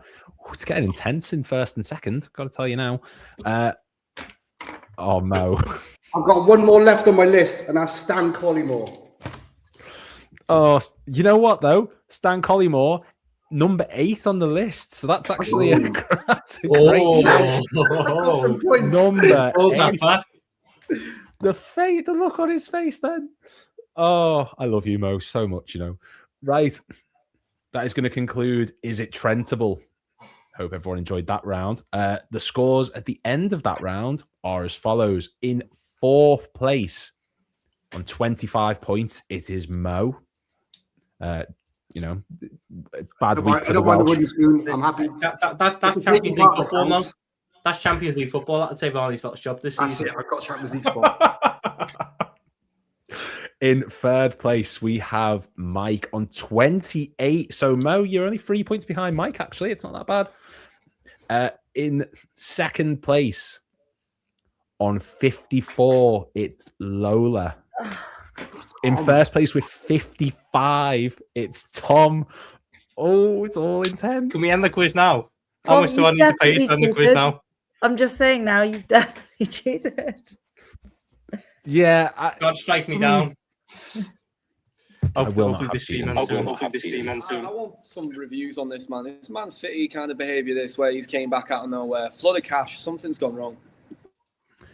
Listen. All right, let's not start talking about a flow of cash unless it's for just giving to Endometriosis UK. Exactly. Everyone make sure to get involved in the description. Let's not even suggest otherwise. By the way, I'll send that 30 quid afterwards, obviously. Well, don't tell them. Right, but I'll tell you what, though. The scores are going to change heavily in this round because, let me just get it up for you now. It is win, lose, or draw. So, this round, the way it's going to work, I have a timer on my phone. I am going to give you 45 seconds each. I'm going to put you into pairs. I'm going to ask your teammate to cover their eyes. And basically, you are going to draw the scenario. It's basically Pictionary. You're going to draw out what the scenario is. Your partner has to guess what the drawing is. If they get it right, you both get 5 points. If they get it wrong, then they get it wrong, and we move on to the next team. Everyone all clear? Everyone all good? I wish this had been presented before I had 6 pints today. Well, to put this, we're going to put first and fourth together. So Mike and Mo and Tom, the team that almost were before, are going to go together, and Lola and Mike. So we'll start off with Lola and Mike. So Mike, this one is for you drawing, if Lola could cover her eyes. And this is for you, Mike. You've got 45 seconds starting now. Lola, you can uncover your eyes. Oh, bear with. Hang on. Do I draw it or do I describe it? Sorry. Sorry, right. I will pause. You're drawing it. You're drawing the situation. Okay, easy. For sure. Tell me when. Your time starts now. I feel like this is where it's all going to go cock up, but it is what it is. If anyone gets points in this round, fair play to them. It is going to be mental. Darzo97's game says Mark Walters, Littman and Gerrard, Cisse, Sturridge, Ronnie Rosenthal. That's not a bad shout. And Mane. Ronnie Rosenthal obviously had the worst miss in Premier League history for Liverpool, hitting the crossbar from about 2 yards out. And Dicko says Owen Fowler and Torres. And Football Knowledge says Lloyd. I don't know who Lloyd is, but sure. Okay, Mike, pens down in 5, 4, 3, 2, 1. Pens down for you, Mike. Now, Lola, if you could describe what you see when he puts it up. Brilliant. Fuck, it started so well, then I started to panic. Right. Okay, hold on. Let me try and get this. Looks like a fucking assassination. You might have to put it closer to the screen, like right up to the screen. Hold it way closer to the screen. Just look at the guy. Oh, I can't tell what that is. Are you filming on a tin can? Okay. Bitch. 7. 7. Okay, so that's a number 7, but all I can see is like squiggly lines coming out of him. Honestly, I feel like that's Michael's camera more than the drawing. So it is someone lying down with a 7 and a squiggly, what looks to be anger. Yeah. Okay. No, you can put it. No, you can put it. I'm working through two ideas about what it could be. Okay. I'm thinking either it's somebody as the draft excluder in a wall, or it's someone injured, or it's someone doing like a scissor kick. They're like at an angle. But I'm trying to think of like iconic Liverpool number 7 moments. Mike's moving it. I don't know if that's to like help me understand. No cheating, Mike. It's just really hard to see the other bits of the drawing. I don't know. Like, I don't think there's much to see the rest of the drawing. There's just like squiggly lines. I can't say anything, can I? Nope. No, you cannot. I'm trying to think of like Liverpool number 7 moments, and the only one that's coming into my head is Doug Leish's goal against Chelsea when we won the league at Stamford Bridge, but I'm sure it's probably not that. So I'm sorry, Mike. I'm sorry I couldn't do better with that. Oh, battery exhaust. The answer was that man killed his camera. Oh my God, this round's gone to pot. You were so excited to score it as well. You know what? Listen, I'm gonna fix my camera now. Can I tell her what it was or no? I will tell her what it was. I might give you a redo. If we can sort. Oh, I'm back. Put it up to that camera, see if that helps. I tell you what, you buy a really expensive camera and then it's shite as soon as you need it to focus. Right. This won't help, by the way, because it's a terrible drawing. Right. Just hold it right closer. Just hold it right up to it. That's better. It's still the number 7 player lying down. No, I'm sorry. Suarez free kick. The Suarez had hard volley against Norwich. Right, it's not Suarez diving in front of Moyes. I tried. Sorry. To be fair, Mike, he looks like a devil. Like, it's my fault. I need to figure out where that second voice is coming from. It's really annoying me, but it is where it is. Oh, right then. You know what? It was a good effort. Fair the best enough. bit of the drawing is it looks like whoever's number 7 is getting smited down by God. There's just angry arrows hitting into him. Right then. This one is going to go... we'll get Mo drawing this one. So, Tom, if you could cover your eyes, please. And Mo, this is... Tom, I'm going to... Just because of the cheating allegations, I'm going to ask you these to turn allegations around. are horrendous, by the way. Is it because I'm Scouse? Well, I'm Scouse as well. So... It maybe doesn't not. work as well when you're in. I would like you to turn away if you could as well, please. Do you want me to leave no the room? corruption. No, don't leave the room. Just, how am I meant to tell you when to come back? All right. Okay. Well, You could be looking at the screen. yeah. Honestly, I don't trust Tom in the slightest, by the way. No, I'm not having this. Shut the fucking door, lad. Shut the door. Tom, get back here. Yeah. Tom, come back. I don't understand. Don't trust Tom off camera. All right. Well, I've already shown Mo the thing. It's all gone to pot. It is what it is. Sticking around in the comments. Someone says, I definitely know this. I should think you do. But, you know, you can look at the screen now, Tom. I'm just curious to see where your phone was during that time. You can look back at the screen now, Tom. Okay, fair enough. These allegations against me are horrendous just because I know that Vladimir Smicer came off the bench a bunch. That's not why. You know what, Tom? Tom, we're not doing this. You're not going to gaslight the audience, all right? I'm watching you. I've fixed my mic now, so it's not echoey. I can keep talking now. You can't stop me now, Tom. And Mo, put down your pen, please. Pencil down, Mo. There we go. Right, Tom, this is for you to guess. What the fuck?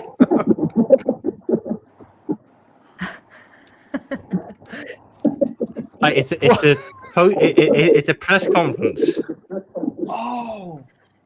Yeah, but it's a can press you be conference. More specific. Why is he holding the middle finger up? Can we steal in this at all, Tom? Lewis? You've seen you know the what? answer. Yeah, you've seen the answer. After this, though, after this round, we can. Oh, if we're talking about cheating, someone said you haven't seen the answer when it was on the screen for about 20 seconds. I was surely. fucking fixing my camera, lad. That excuse, that old chestnut. Come on, Tom. I'm going to need an answer. Don't forget, these are moments, like iconic Liverpool moments. So it's, you know. I'm going to say then it's the Rafa Benitez facts. Oh, he's just 100. Yes! Yes! Yes! It was a press conference. I didn't know which one it was. Yes. Lola, you had a grievance there. What's your? Well, we're going to VAR.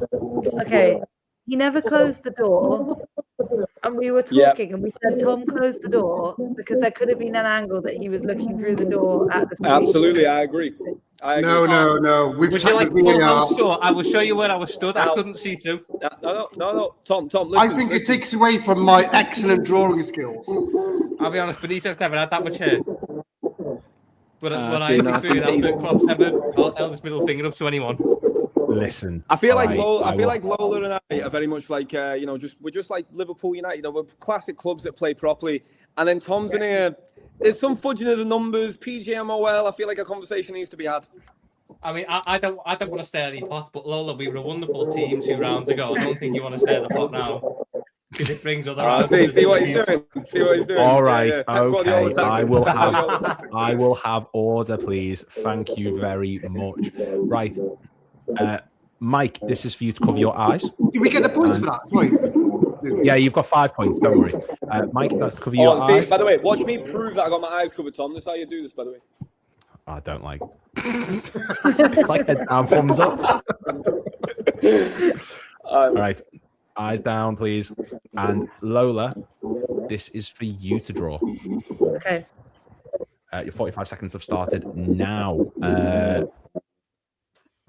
Let me just double check. The Just Given page has gone up again. We're now on £150, guys. Thank you so much. Mike, you can uncover your eyes now, by the way. There we go. Look like one of the masked men in WWE. Mike, you've got 25 seconds. You didn't see what it well?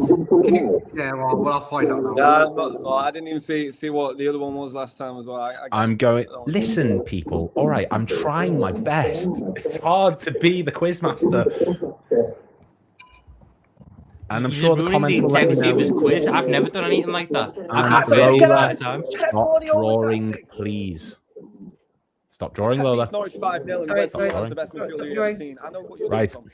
Okay. Mike, this is for you to guess. What is this? Oh, that's your boy sniffing the white line.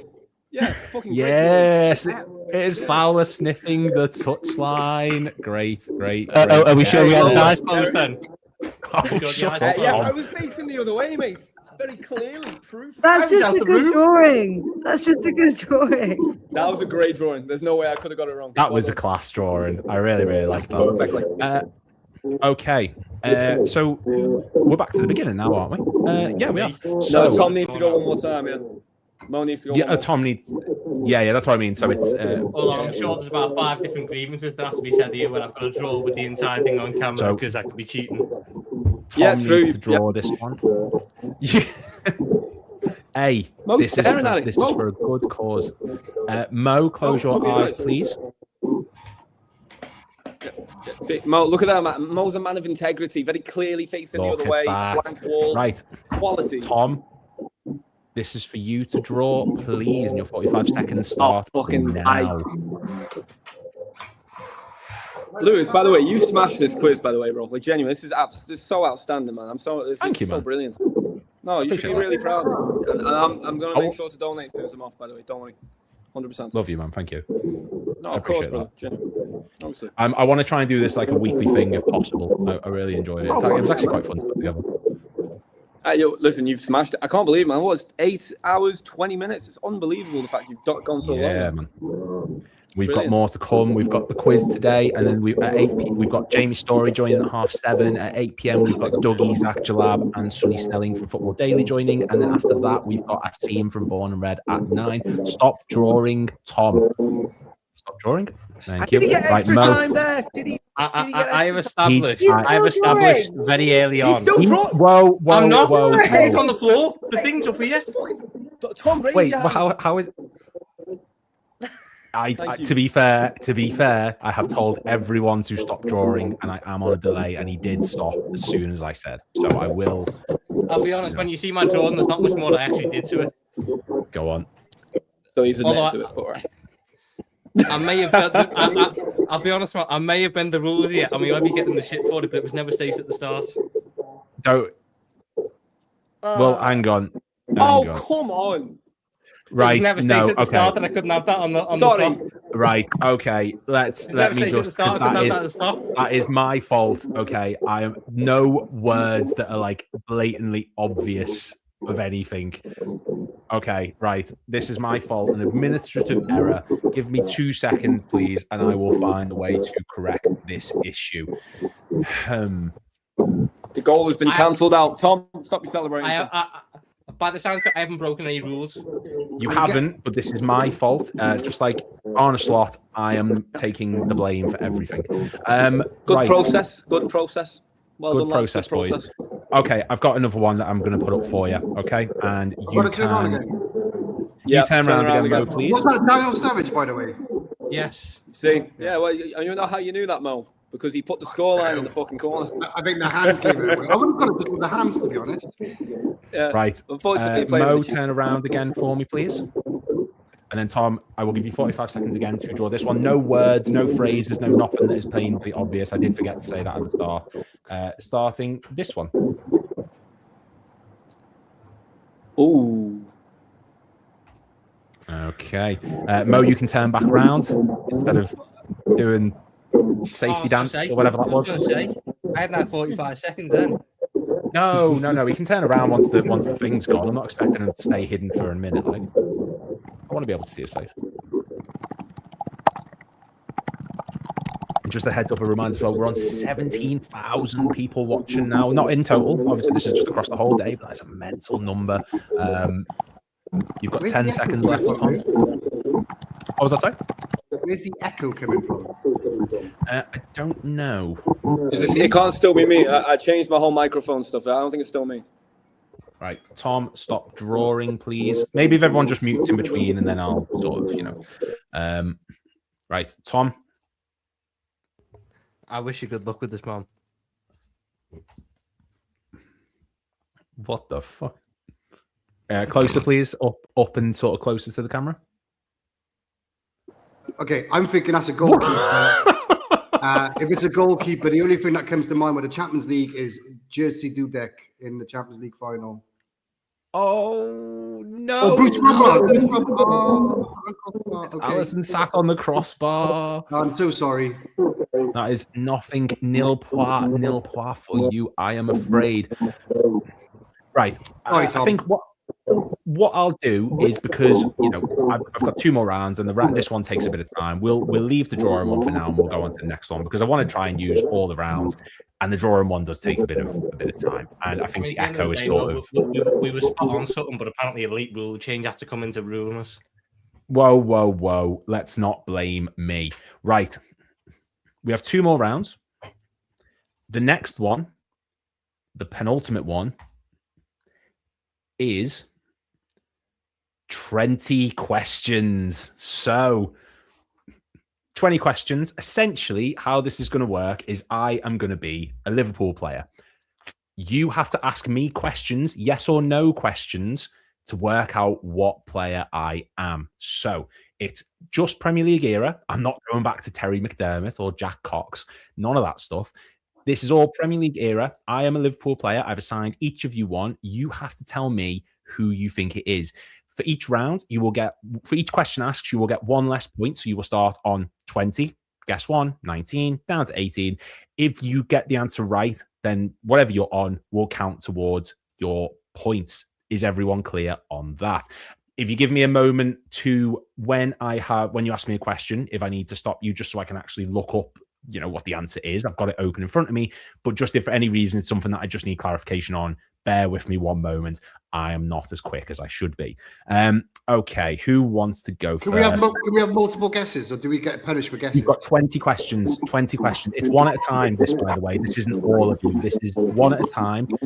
I've assigned each of you a player. And you get yes or no questions guessing who I am. So we'll start with.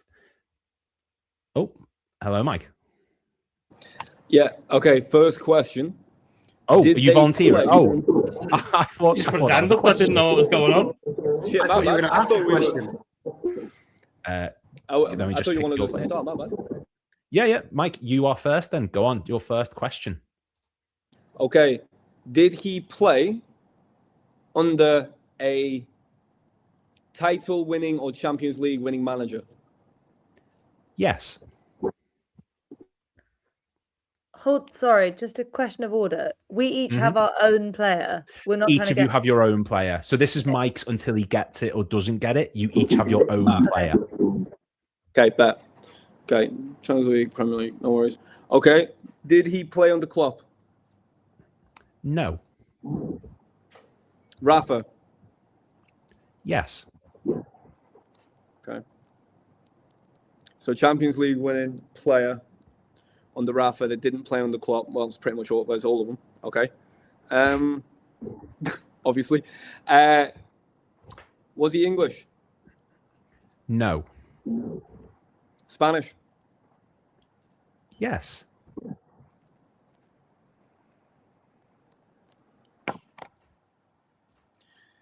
Did he score in the Champions League final? Yes. Is it Xabi Alonso? It is Xabi Alonso. Very good. That is 14 points for Mike. Excellent deduction work there. So yeah, does everyone understand how it goes now? Everyone understand the rules of the game, and we're all happy with that. Nola nodded first, so Lola can go next. Okay. Let me just get your player assigned for you.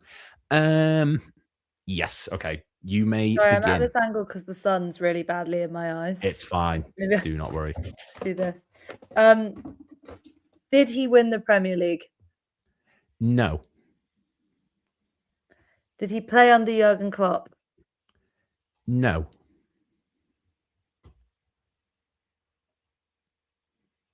Did he play under Brendan Rodgers? Yes. Was he South American?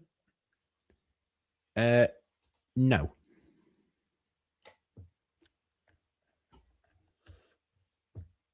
Fucking hell. I don't know why I've maximized you as well. I do apologize.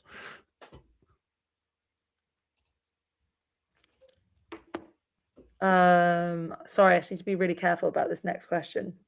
It's fine. Was he a midfielder? No. The shades back on here.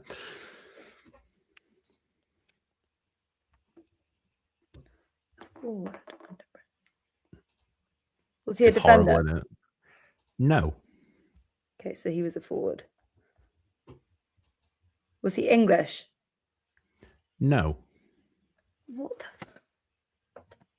Who can it be?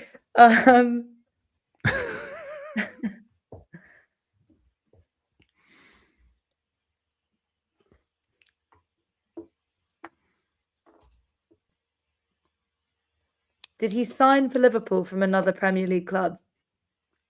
No.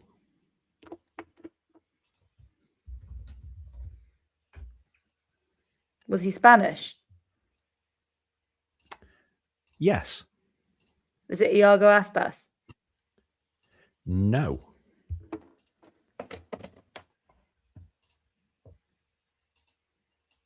Do all of you guys think it's really obvious? Yeah. Well, I'm I've impartial. only heard so- halfway through, but there's a name in my head. I've got a name in mind. Tom's probably Googled it. Under Brendan, forward, who's Spanish, and it's not Iago Aspas. I feel like you're sort of going down a rabbit hole here, and I will sort of help you out. You have only asked me, is it a midfielder or is it a defender? Yeah, so it's a winger or a striker, right? Okay. Or we can have a position in the pitch.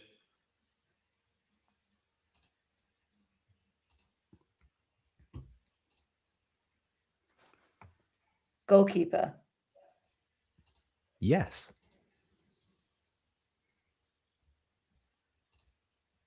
Fucking hell. It's a cruel pick, this one, Lewis, you know. It's good. Oh, get a grip.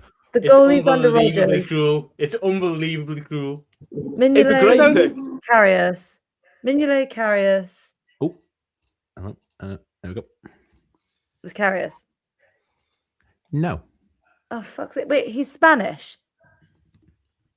Yes, you've asked that one already. Yeah. Who the fuck was the Spanish keeper?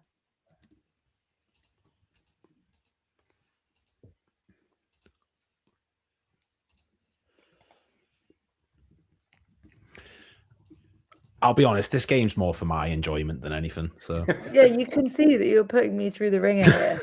Fucking hell. Okay, so I'm just confirming some things from the questions I've already asked you. It's a goalkeeper, yes? yes, yeah. And it's a Spanish goalkeeper. So it's Pepe Reina. Is that Pepe Reina? Was that sorry? It's Pepe Reina. Is that who it is? It's Pepe Reina. It is absolutely. It's Arnold Pepe because you don't remember him for Reina. Rodgers. No, And he's I led you remember down a him rabbit for hole of Benitez. Rodgers. Yeah. Yeah, it was a very short-lived stint there, but that is 8 points for Lola. That's you know what? mean, That's still good dude. though. That's mean, especially when the last one you gave was an easy one. I don't think that's me. Look, I've done this based on the intelligence of the person doing it, so consider it a yeah. bit of a compliment. Good save. Good stuff. Right then. This one is for you, Mo. Your 20 questions start now. Is it based on intelligence then? Is it Mo Salah? No. That's a good, very bold guess. I appreciate that. Has he played under Klopp? Yes. Okay. Is he a striker? No. Midfielder? Yes.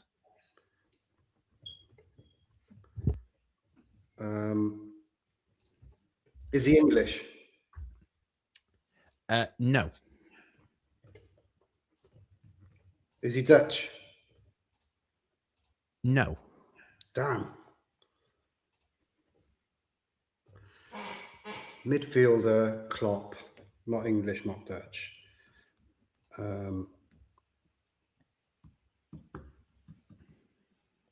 Is he Brazilian?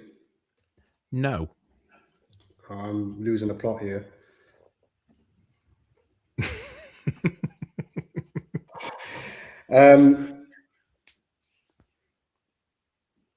Did he win the league with Klopp? No. Ah, okay. Oh my God.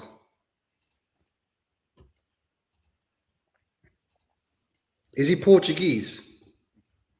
No. Struggling here.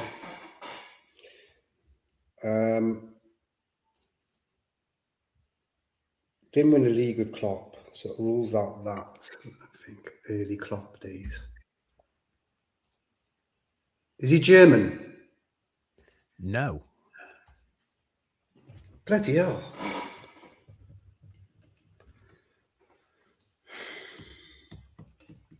It's going around the nationality based route here. Yeah, I've gone down the rabbit hole and I got to go away from that. Is he a winger? No. Made it even harder. You did ask me if it was a midfielder before, just sort of. Yeah, I asked it if he was a midfielder, but midfielder can include a winger, yes? Yeah, okay. That's so. Yeah. With your clarification, now obviously he plays centre mid or attacking mid or defensive mid. He's not English, he's not Dutch, he's not Portuguese, and he's not German. Great.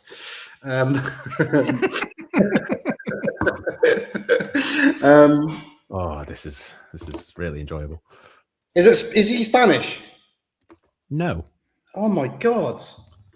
I've made a mistake by going down a nationality rabbit hole. You're playing like now. Country guess who. I am country guessing now. So he's not German, he's not Spanish, he's not Dutch, he's not English, and he's not Portuguese. What have we got left?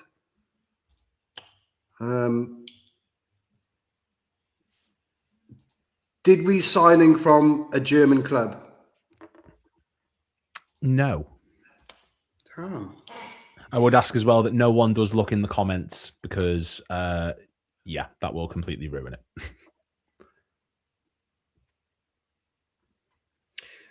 Was he also part of Brendan Rodgers' squad? Yes. Oh, have you picked a Welsh guy? Because I'm Welsh. Is he Welsh? Yes. Oh, God. Joe Allen. It is Joe Allen. Yes, it is. Yes, it is. Very, very good.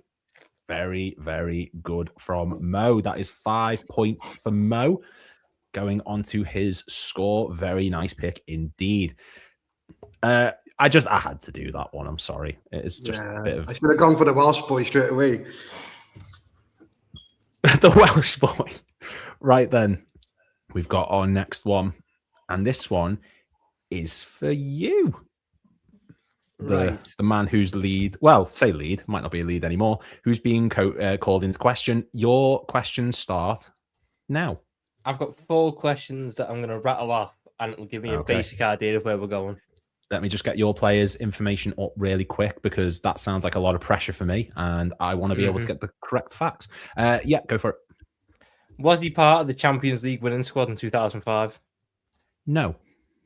Was he part of the Champions League winning squad in 2019? No. Was he part of the Premier League winning squad in 2025? No.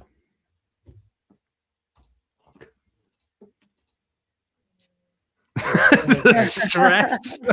Okay. Was he at Liverpool in 2013-14? Yes. Perfect. Right, so I can wipe out. Am I allowed to write during this time and take a bit of time? Yeah, you can write whatever you like if it helps you remember the answers. Just make sure we can see what you're writing, just so we know you're not typing yet, Tom. Is that okay? Thank you very much, mate. Just want to make sure no phones are used. Yeah. Storage is out. He was in 13-14, but he wasn't. So it can't be Gerrard. Okay, was it a forward, i.e. striker, right wing, left wing, or central attacking midfield? No. So I can wipe Suarez out, Aspas, Moses, Sterling, Coutinho. I can also probably wipe out Allen because I doubt you're going to give me Joe Allen. I have to give Mo Joe Allen. Is that a question? No. This is just deduction. Be so funny if he has, by the way, if you just have Joe Allen as well. Process of elimination. You know what? I'd have to applaud him if he did that. Mate, the amount of frill. Is it a defender?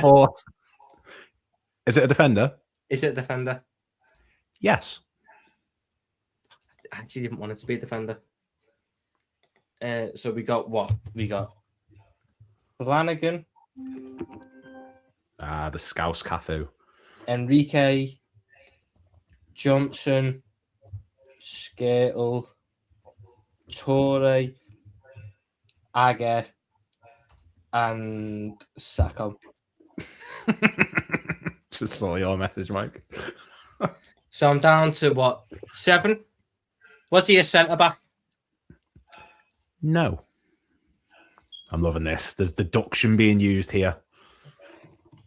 Is there there's a fullback I'm forgetting? Ali fucking Sissoko. Is it Ali Sissoko? No. Fuck. Should not have done that.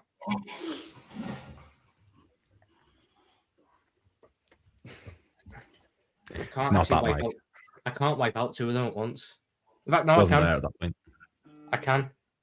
Go on. Did they make their debut before 2010? For Liverpool, was that? For Liverpool. Yes. Is it Glenn Johnson? It is Glenn Johnson. Well done. Let me just get his picture up there for you. That is 11 points for Mike. Beautiful. It's not for Mike, it's for me. Mike's not getting my points after that deduction. Give me another 11 points. Fine. I even showed all me working out that time. You know what? I've got to give you credit. The power of deduction there. I love how you thought Ali Sissoko before anyone though. Like I'm gonna pick. No, because I've forgotten him. I was sitting there going, if I've forgotten him, someone else might have forgotten him and then remembered to the last minute. And if I miss him, I'm gonna kill myself. Honestly, that one would have got me. Mike, your guesses that you sent to me, neither of them were in the team at that point. Yeah, listen, I was freestyling. Who did you send? Freestyling. I messaged him. I said Sacco. I said Manquillo. I was just guessing names, and then he said not a defender. Sacco was in the team in 13-14. Fuck it, lad. I got 14 points. Tom, I got 14 points. I'm fine. I'm going to Who was your one? third. I went and got a beer, so I didn't hear your one. Who was your one? Mate, I had Jabi Alonso. I got him pretty quick, but I got lucky. Like literally, look at the other ones that people got. I got the easiest one. You did. No. Someone had Joe Allen. And someone's given Jabi Alonso. No. Look, I just like to add. guys. I'm being humble, so you go. No, Mike, you did really well. That's what you meant to do there. What are we doing? Right then. For this, I will give you the scores before we go into our final round. The final round. I don't want to keep you all here too much longer, but our scores on the doors at the moment. In 4th place with 35, it is Mo. Giving it the old flex. Look at that. Humble. I love it. But you can still come back. There is still a chance. In 3rd place with 59, it is Mike. 59. Okay, 59. What's all this? I know I'm the one echoing, so I'm like mouthing out. I'm like, have I shortened the gap? Oh, yeah. Well, so you're on 59 points in 3rd. In 2nd place on 60, it's Tom. And in 1st place on 67, it's Lola still at the moment. It's all... Ooh. Oh. Well, our top 3 is close. Sorry, can you just do that again for me, please? What was that one? Oh, competitive. And that brings us into the final round. Now, this final round, I need hands up because with the controversy that went on later on, debatably, I'm not here to criticize anyone. I want honesty for this one because this one is all important on it. It is the, if it wants to load, that'll be brilliant, the knockout round. So the way this is going to work, I am going to give you a topic. One at a time, you are going to give me the answer to that. You're going to say what the next is. If you get it wrong, you are removed from the stream. You'll be brought back in. Don't worry. It's just to put you started, it just adds a bit of tension. And if you go out first, you get 0 points. If you go out next, you get 2 points. If you go out next, you get 6 points. And if you get the final answer or you are still the last one standing, you get 10 points. So for example, I could say to you, Liverpool PFA Player of the Year's reverse chronological order. You will say who won the most. Go Mike, you say who won the most recent. Then Tom, you would say the one before that. Lola, the one before that. Mo, the one before that. And then we go back to Mike. So if player A won it in 2020 and then won it in 2019, if Mike says 2020s was X and I say 2019 was the same player, do I still count or is it? That still counts, yeah. It's just whoever's won it. You don't mute Mo. Just to confirm, the maximum points available is 10 points.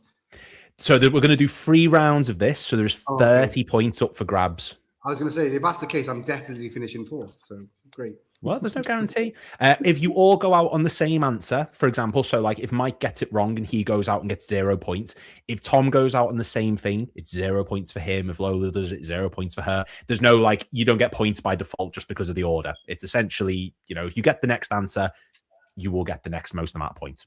So is everyone ready? Everyone's hands sort of where I can see them. No Googling, no searching, no nothing, no Alexas, no. I apologize always for this horrendous analysis that's been bestowed upon you because I'm here. Well, Tom, you both can see stood it them, upon please, Tom. yourself, Wow. That's horrendous, that, Mike. We all love you. I mean, it was love. Sorry, I didn't even mean it like that when I said it. I meant because you cheat. I didn't mean that. I'm sorry. Now I feel bad. Right. And our first category is, I'm not saying you have to hold them up like you're, but just sort of do all this. So, oh, I hit the mic. The first category is Champions League winning teams, reverse chronological order. So I'm going to go round one at a time. And you are going to give me who won the 2024-25 one. Then the person before that. So it's not just Liverpool? Nope, this is just every Champions League winning team, not just Liverpool. If we won every single one, what would be the point in competition? Okay, then. So the way this is, you... How can you write with your hands on camera? If you can sort of do it... I'm just looking at Lola's camera. That's all I'm doing. I was just writing. I can't be Googling. If you can make it look somewhat obvious, then that's fine. So everyone sort of, I'll give you a couple seconds to write down a couple of answers. And the way this is going to go, we are going to go Mo, then Lola, then Tom, then Mike.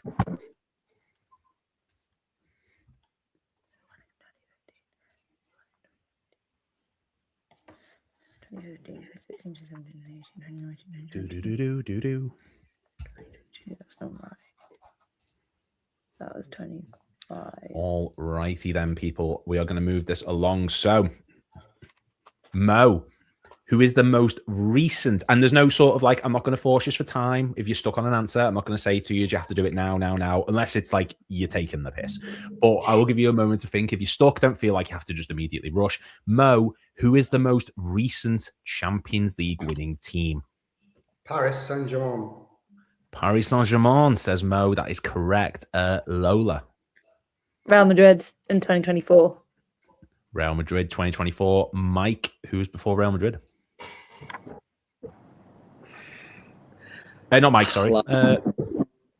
Tom. Tom, even. Or me, yeah, your call. What one is it? 2023? So we've had PSG, Real Madrid. Who won it in 2023? Manchester City. Manchester City. Mike. Lad, I don't have a fucking Scooby-Doo, My brain's gone so blank, it's unbelievable. Honestly, I feel like a canvas. I'm Real Madrid. Correct. Oh, fuck me. Mo. What year are we on now? We are on 2020, 2021. 2020. For some reason, that John Terry thing comes to my mind, so I'm going to go Chelsea. It was Chelsea. It wasn't the John Terry one, but it was Chelsea. 2019, 2020, Lola. Bayern Munich. Bayern Munich. Tom? I got it easy. 2019 was Liverpool. It was Liverpool, the greatest club on earth. Mike? Was Madrid. It was Madrid. Mo? Madrid again, because I know they won it twice before us. Yes, and Lola? Madrid. Madrid. 3 Madrids in a row, nice and easy. Back to Tom, who won it the season before Real Madrid. Barcelona in 2015. Barcelona is correct. Mike? Wait, what year am I in here? 2013, 2014. 2013, 14 already. Hold on. So Madrid was 18, Madrid was 17. Who was 16? Madrid. That was Madrid. Madrid won it 3 years in a row. Okay, and then 15 was who? Barca. Barca. So I'm on 14. Well, you were on Barca, but Tom just decided to shout the answer out. So No, I said Barca. Oh no, he did. He did. Yeah. Right, And then calm down now. That means fair, 13, 14. So it was 13, 14 13, Bale, or 14. was 13, 14 Munich? Or was it Juve? Because there was a final, wasn't it? And Mandzukic scored. Was that 14, 15? Hey, Tom, look at the camera, lad. You'll give it away with your face if I'm right or wrong. What? Who'd you say, Mandzukic? I'm thinking of the Mandzukic game, but I don't know. But then I fucking Madrid won that many. Oh, hold on. No, it was the Madrid Atletico one, wasn't it? In Madrid. Was it? Correct, That was 2016 now. 2030. They played them twice. Fuck, they played them Why twice. you answer? Let me stoke the fire. Let me get him down. I'm not having it. There's no wind ups in this. This is all family entertainment. Mo.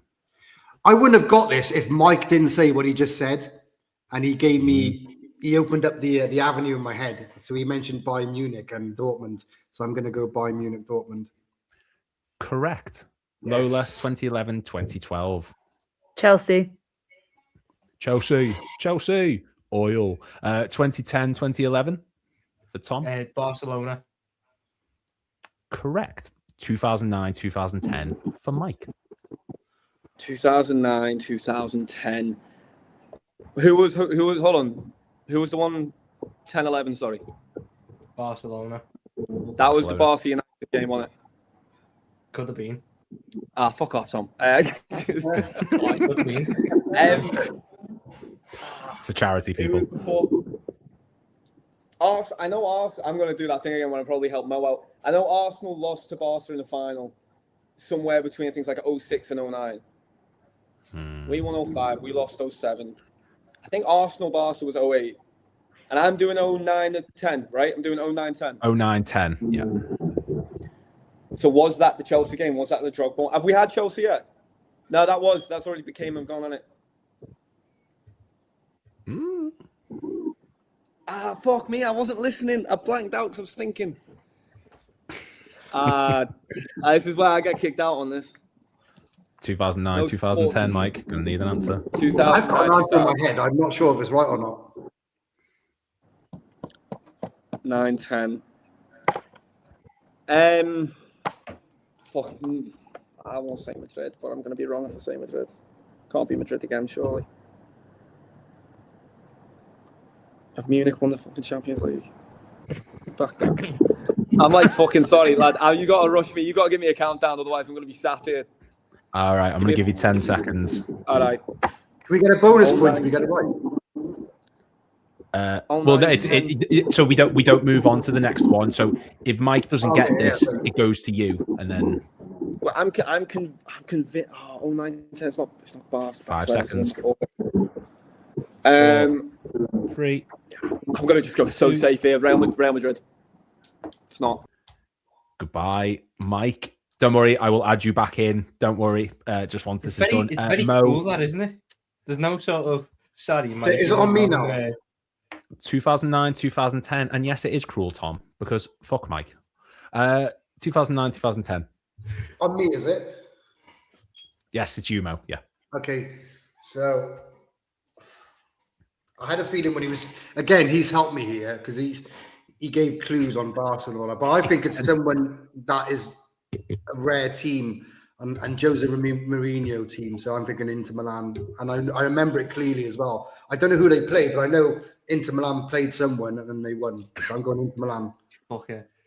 Correct. Yes. It Who did was they play? 2-0 by Munich. 2-0 by Munich. Oh, When he took us and again, he gave me that answer he did by his chatter, and that's how I got that. Yeah, he does. Lola, I've got a real problem here, right? Because I remember Champions League finals, and I'm not going to give it away, but I remember them from where they are. So, like, I know 06 was Paris, I know 07 was Athens, and I know 09 was Moscow. So he's done 9-10, which is Inter. Yes. I'm going to go 09, Moscow, Manchester United. Goodbye, Lola. 09 wasn't 2008, Moscow, was 2009. 09 was Rome, and it was Barcelona against Manchester United, and Barcelona won. It was Barcelona versus Manchester United. By the way, that is 2 points to Lola because we did get past that. So that's 2 points for Lola. Let me just add that on before we move on. Right then, Mo. So what are we on now? So we are on 07, 08. 2008, sorry. And Tom, you said Barcelona just then, didn't you? Yeah, Barca won 09. And they beat United in the final. So yeah. I know United won one in that era, so they wouldn't have won 2 in a row. We wouldn't have known about that because the fans would have not shut up about it. Right? And I know there's Chelsea as well, but then there's also. I'm going to roll the dice and go Man United. Correct. Yes. 2007 was AC Milan versus us 2-1. Inzaghi got him, and Kop got the pointless goal. Correct. 2005, 2006, Mo. This is after we won. Yeah. After we won. Hang on, didn't we play Milan straight after? No, we didn't, did we? There was another final in between that. There might have been.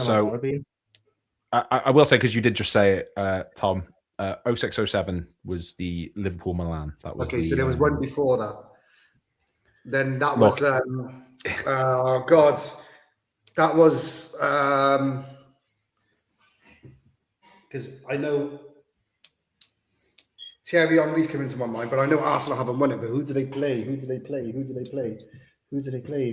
got to be a Spanish here, either Real Madrid or Barca, Barca. I'm going to go Madrid. No, I'm going to go Barca. Correct. Barcelona. 2005 was Liverpool. Oh, he gets the easy. How come he always gets the easy ones?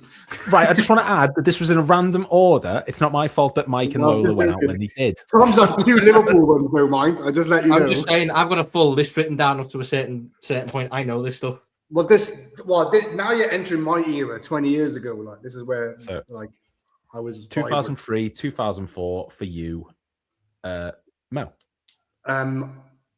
This was another strange team out of the blue, in my opinion,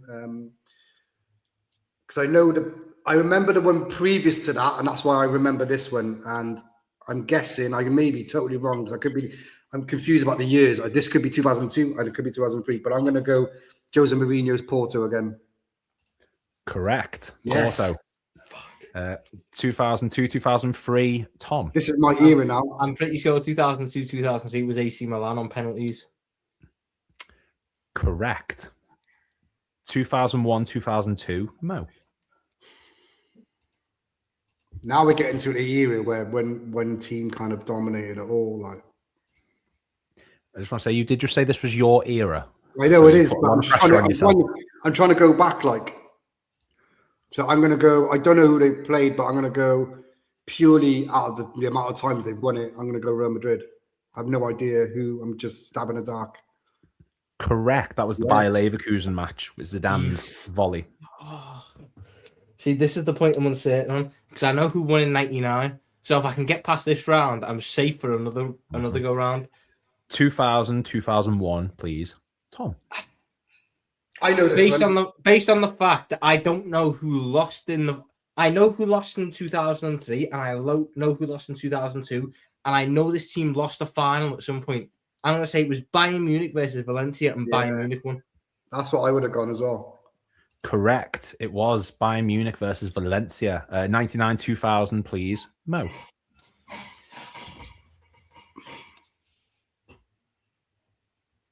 I could be giving Tom the next answer if I say what I say, so I don't want to say it.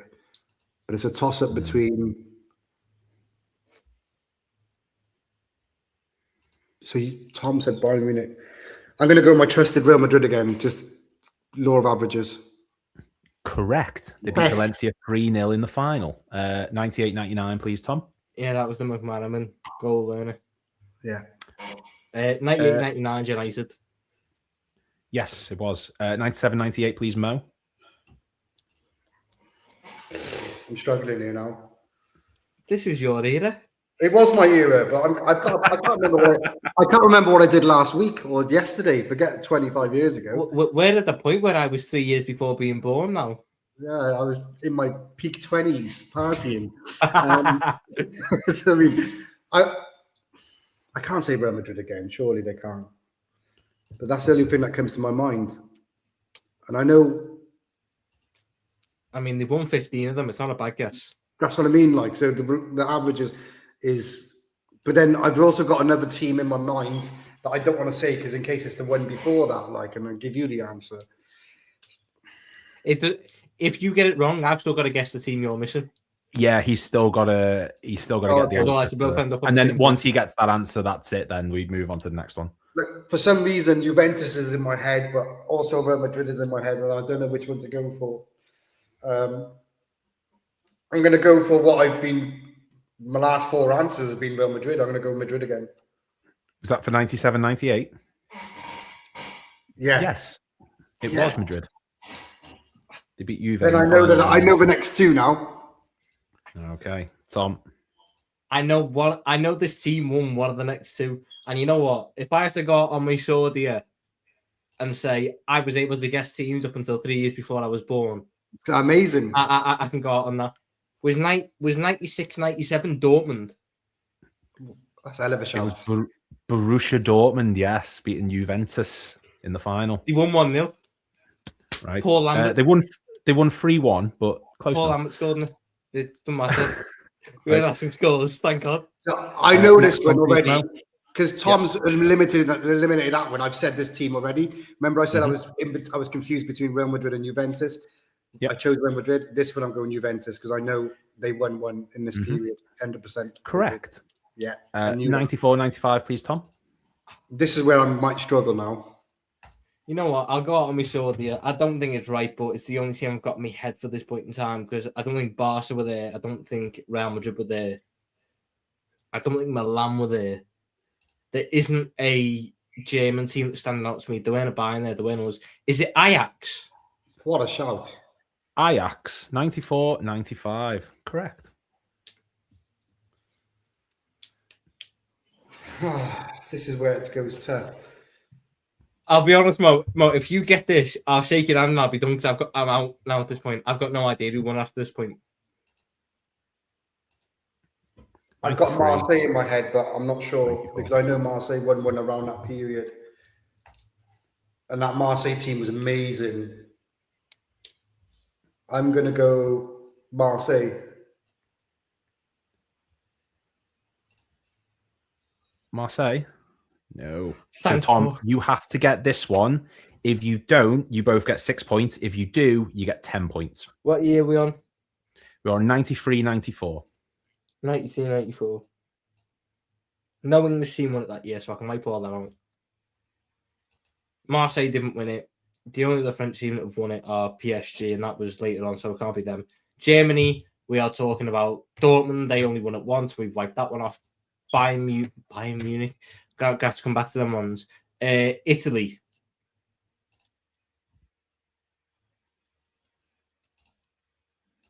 Fuck. Why is Juventus sitting in my head? Why is Juventus sitting in my head? It shouldn't be. Milan didn't win it. What did they with Baresi? You know, I would take 6 points here. I would take the 6 points. I think it's a good effort, and Mo's ran me a fair way because I should have won that around 2002 with the amount I pulled out the bag there. All right. I'm gonna say, what's it, 93, 94? 93, 94. You won 5 early on there. I'll take Real Madrid. Incorrect. It was AC Hey, Milan. AC no! Milan won the 93-94 Italy was final. sitting in my head, and I didn't know which Italian team it was. I can't hear anything. Hold up.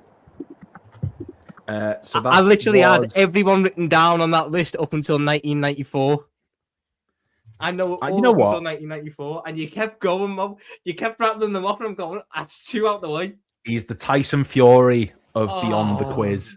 Just gets knocked down and then brought back up. I will do one more with you all because I don't want to keep you forever. If you want to do the third, we can do, but obviously you've been here long enough already. To be honest, Tom, I had Real Madrid 4 times then. So. I had Liverpool twice. They were the gimmies. Can you hear us, Mike? Yeah, I can hear you now. All back. Perfect. Right. I might keep yous in rather than knocking yous out. I just do it for dramatic effect. I'll knock yous out and then I just back in. It's not fair keeping you sitting in the studio for ages. The next one we will do is not in chronological order. It is Premier League 100 club. So this is players who have scored 100 goals in the Premier League. I have got the list in front of me. The way this is going to work is you are going to give me a name from the player who scored over 100 goals. Perfect. If they're not in it, you are eliminated. If you say the same name that has already been said before, you will not get it. I want to see sort of hands as well, if possible, please, from everyone. There we go. Can I write? I'm just writing. You can write. Yeah, writing's fine. It's I couldn't be certain Googling individual. with one hand, just so everyone knows. So if you ask me, has this player been said, I will not be giving you the answer. If you get it wrong, if you say the same name that has already been said, you will be eliminated. There are 35 players who have reached the 100 club mark. And yeah, when you say a name, I will copy and paste it into the Notepad app so that I know it's already been said before.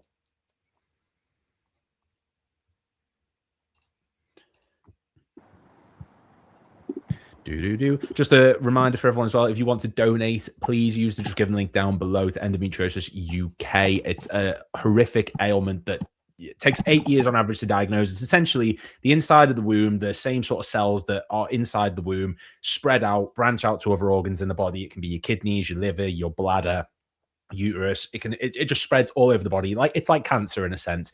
It can transform into that if it's not treated.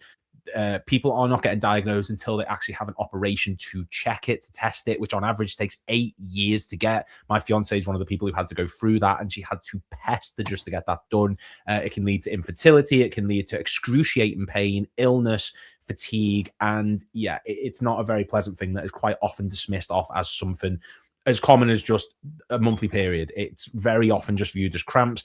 And that needs to drastically change. So please, anyone who can, please use the link down below. Donate anything you've got. I know times are tough. A loaf of bread sets you back about £2 nowadays, but even just £1 makes all the difference. Right, we are going to crack on with this, guys, and we are going to start giving our answers. Before you go, how many was the list?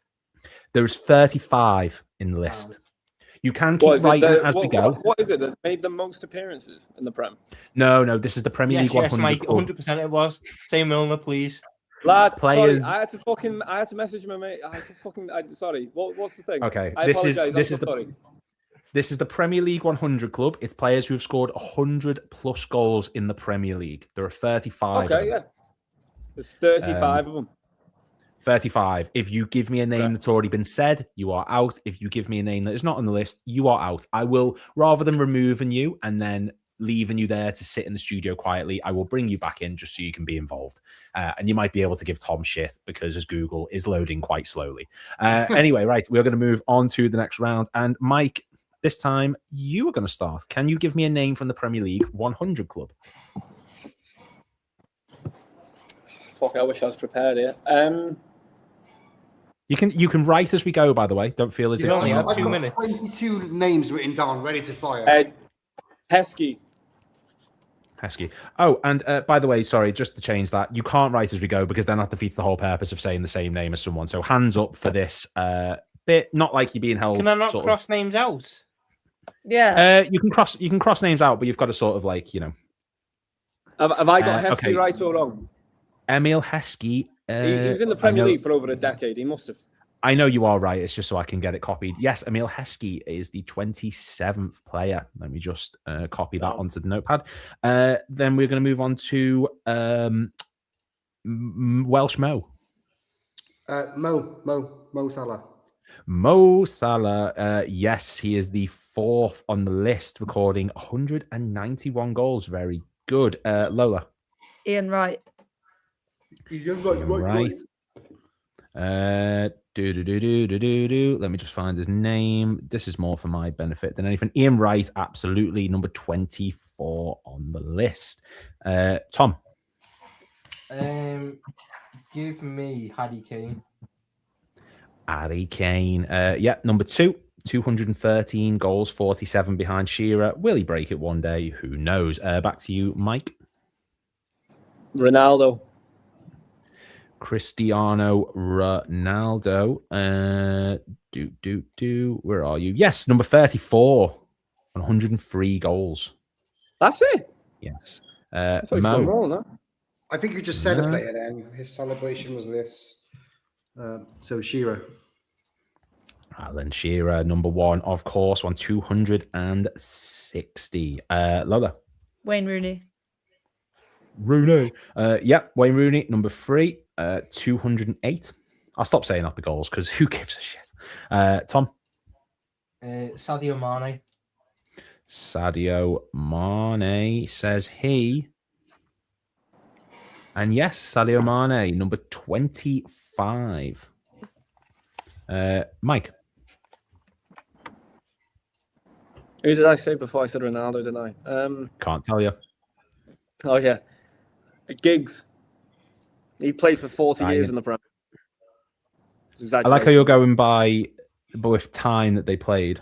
Well, I'm trying to think of like who I grew up with that I constantly seen score. That's kind of the start for me. I don't want to go too obvious. Giggs constantly score. No, but he you know what he did do though, Tom? He scored. Didn't he score like consecutively, like one a season for his entire at least like it was at least one like 24 seasons something. He scored a goal in every season up until 2014. Yeah, exactly. So it's like in my head, like bare minimum. But is it enough? It is enough. He is on 109 goals. Thank God for that. I'm going through midfielders. Who are we on? You, Mo. Oh, sorry. I'm going to go for Liverpool players, seeing as this is a Liverpool channel. God. God? Yeah, God. I like it. That is Robbie Fowler. Yes, he is on the list. Who else at United?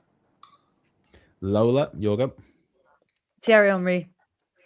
Thierry Henry. Yeah, he's number 8 on the list. Sorry, the dogs just got back. If you can hear any weird noises. That's fine. I just assumed it was Tom again. Tom, your pick. Raheem Sterling. We love you, Tom. Yeah, Raheem Sterling is definitely on the list. He is number 20.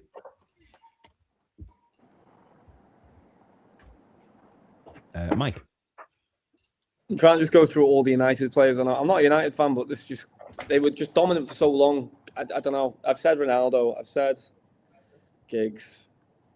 I blanked out for a moment. I feel like Rooney's been said. I feel stupid to lose out on Rooney. Bold one, Scholes. Paul Scholes, yep, absolutely. Number 30 on the list. Paul Scholes scored 100 goals. Yeah, because I remember I was watching the Lampard Gerrard Scholes debate and that came up. Wow. Yeah, scored way more goals. He scored 107 goals in 499 appearances. Fucking something that. Mo. Again, you just gave me an answer by saying Lampard Gerrard, so I'm going to go flip a coin. I'm going to go Stevie, lads. Steven Gerrard. Where is he? Yes, number 23. No, there's an answer here which just completely negates the entire thing if you go for him. Say what? Do tell. They basically just had to give me round, basically because Mike decided to name an entire debate the around answer. 3 players that in this category. What? Because I said Lampard and fuck. Yeah. So you gave me two answers there. Right. Well, Lola. No, I keep giving I'm you gonna go answers, bro. I for forget big points for fat assists. Frankie Lampard. Yeah. Oh, shock. Wow. What a pull that is. Hey, lads. I feel like I should get From the some points for pits. assists. I'm saying. You kept us in another round, you have. So thanks, Mike. Right. Let's just call you Trent. So is it me now? It is you, Mike. Tom, yes. Mike, have you got any more tidbits of wisdom to give me? To be honest, lad, can I tell you what my next move is? Because I'm at a United players, so I'm gonna go to Tottenham because my mum was a Tottenham fan, wasn't she? So I can go through Tottenham players, and there's 3 in my head. Okay. That I I'm know not have gonna got go Tottenham. I'm gonna go Aguero. Yeah, safe. I'm not even going to attempt to do Martin Tyler's thing. Yeah, he's number 6. I've got such a break. Hey, I reckon this would be a stupid one to go out for, but I'm confident. Darren Bent. Ben definitely did. I think he's right. Darren I had him Bent in my definitely FIFA career did. mode for like 10 years. Darren Bent. Darren Bent did 106 goals. Hey, fucking come on, boy. Mo. I've got like 5 old school players which I'm keeping in the cannon for when it gets to crunch time. So I'm going to keep those players to the side because of my age. I know some of them, Mo. For my age, I'm going to keep them aside. So I'm going to still keep it modern day if I can, and I'm going to go Haaland. Yes, Erling Haaland. The same number of goals as Paul Scholes, actually, 107. Fucking Paulie boy. Lola. Jermaine Defoe. Jermaine Great Defoe. shout. Yep, he is definitely on the list. I have seen him. Jermaine Defoe, number 10 on 162. He took my Spurs boy. I got one more Spurs boy in the bank. Is it One me more now? Spurs boy in the bank. It's Peter Tom, Crouch. That's not even the one I was thinking of, Tom. Oh, you give him another one. Peter Crouch is here. Yeah, number 29. I'm like Santa Claus. Hey, Tom, you're going to fucking love this one, mate. Who's the Spurs lad that played for us and played for Liverpool? Go on. Play for Spurs and Liverpool. There's no Easy. way you got a. I There's know. no way Robbie Robbie Keane got Keane 100 goals. definitely fucking did. There's no way Robbie Keane got 100. 100 goals. I will fucking bet it. I'll concede all my points right now. I'll concede all my points. What's He the point? brags about it. Who did you say? Robbie Keane? Robbie I Keane. think he's on the 100%. list. Has to be. 126 goals for Robbie Keane. Come on. Absolutely. Because don't forget, he played for Coventry, he played for Leeds, he played for Tottenham, he played for Liverpool, West Ham, and Villa. Brother was a fucking floater, man, I swear. Is it on me? Yeah, it's you, Mo, yeah. I'm going to go. I might chip into my old school names now. So I'm going to go. I'm not sure if this has been said, so I'm taking a risk here. Dwight York. Dwight York has not been said. That's a very good shout. He scored 123 goals, tied with Raheem Sterling, actually, who we've already had. Spoiler. Lola. Andy Cole. Andy Cole, absolutely. He's not been said. He is 5th on the all-time list. Okay, now. If I go out on this because he's been said, I'm going to fume. Michael Owen. No, Michael Owen is not. He's not been said, and he is on the list. He's number 11. Wow. Mm-hmm. I didn't realise he scored 12 so behind many. Jermaine Defoe. Okay. Mike. We're going old-fashioned. I kind of want to stick Spurs here. He's not been said, is he? Teddy Sheringham. He's on my list. What a shout. What a shout. 146 goals. Very, very good. Yes, Teddy Sheringham. Come on. I'm going to have to get my old schools out the way before people start saying. I've got a few in my head, lad. I've got a really good old school player. I used to like watching him despite the team, is Les Ferdinand. That's a boy. Yes. Les Ferdinand. Yep, he is number 12. 149. Lola. I feel like he's already been said, so I'm kind of nervous. But RVP. Oh, great shot. He has not been said. No, Robin van Persie. Yep, number 15. 144. I'm assuming he's up there by the amount of teams he plays for. Romelu Lukaku. I've Yeah, fucking on my list. guessed it. I was going to say Lukaku. I say Mia. Romelu. Yeah, Romelu Lukaku is there. But Mike. I feel like he's already been said. I'd hate to go out on this because I think I'm good at this. I think I know this one well. If anyone would have said it, I think it would have been Mo. Don't think Mo would have said it because I think the only Arsenal players I've heard so far are Henry and Bergkamp, which leaves one lad that played for Palace and Arsenal. But I don't know if he's already been said. I'm kind of nervous to say his name because I feel Tom has him in his locker. Do it. Do it. Oh, I know no, Lola said. hate I know that. Lola said Henry. Lola said Henry because I was fuming because I was going to be my next one. You know, So, I've got a backup that I'll go for that's safer. Nicholas Anelka. No one would have said Anelka.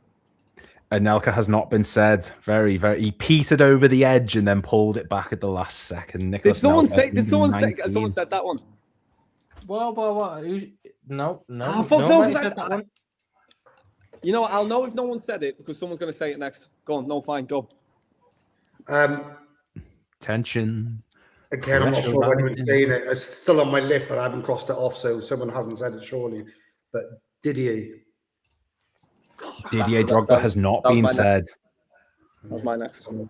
Great shout there from Mo. That is Didier Drogba. Absolutely. We're coming up to the sort of tail end of the list, guys. We're doing very, very good so far. Is it me now? It is you, Lola, yeah. Fuck.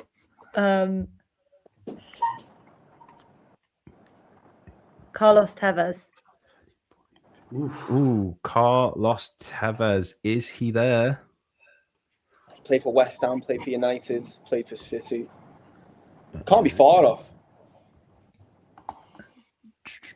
Maybe like back end, like 110. Carlos Tevez is not yeah. on the list. Oh, I'm glad you're back in, though, just so you're not there for ages. Tevez is not there. If you'll indulge me for 1 second, guys, you are on 1, 2, 3, 4, 5, 6, 7, 8, 9, 10, 11, 12, 13, 14, 15, 16, 17, 18, 19, 20, 21, 22, 23, 24, 25, 26, 27, 28, 29. You've got 30 of the 35 names so far, guys, so there's still... Oh, that's weird because I got 6 names left. There's 4 names left. There's 4 names left. And I've got 6 written down here, so I'm going to wrong. wipe one of them off now, I sound- think. Or I sound hope. weird. I'm going to wipe one of them off now. And I'm going to say Heung-min Son. I'm back. Heung-min Son, Mike is back. Is Tom gone, though? No. Heung-min Son is number 16. That is the 31st name on the list, so there is 4 left. That means we go to Mike. Right, hold on. Who did I miss then? So, please don't put me at odds here just because I disconnected. Come on. You just missed Maybe Tom's. that should be better then, shouldn't it? I will give him, because he did disconnect. I will give him that. It was Son that you missed. That's it. Yeah, that's it. Heung-min Son. See, I've got 2 in my head here, and again, I feel like Mo's probably said Dion. The pressure. I love it. Mo, do I think you've got this lad in your locker? 100%. I've got 4 names written down here. I'm going to say Dion Dublin. He's on my list. Dion Dublin, absolutely correct. Yeah. Dion Dublin. He is, I have seen him, so I know he's there. He's number 25 on 111 goals, tied with Sadio Mane. My battery's going to die here, lads. So I've got, how many we got left to get? 3. 2, I think. 3. I've got 1, 2, 3, 4 names.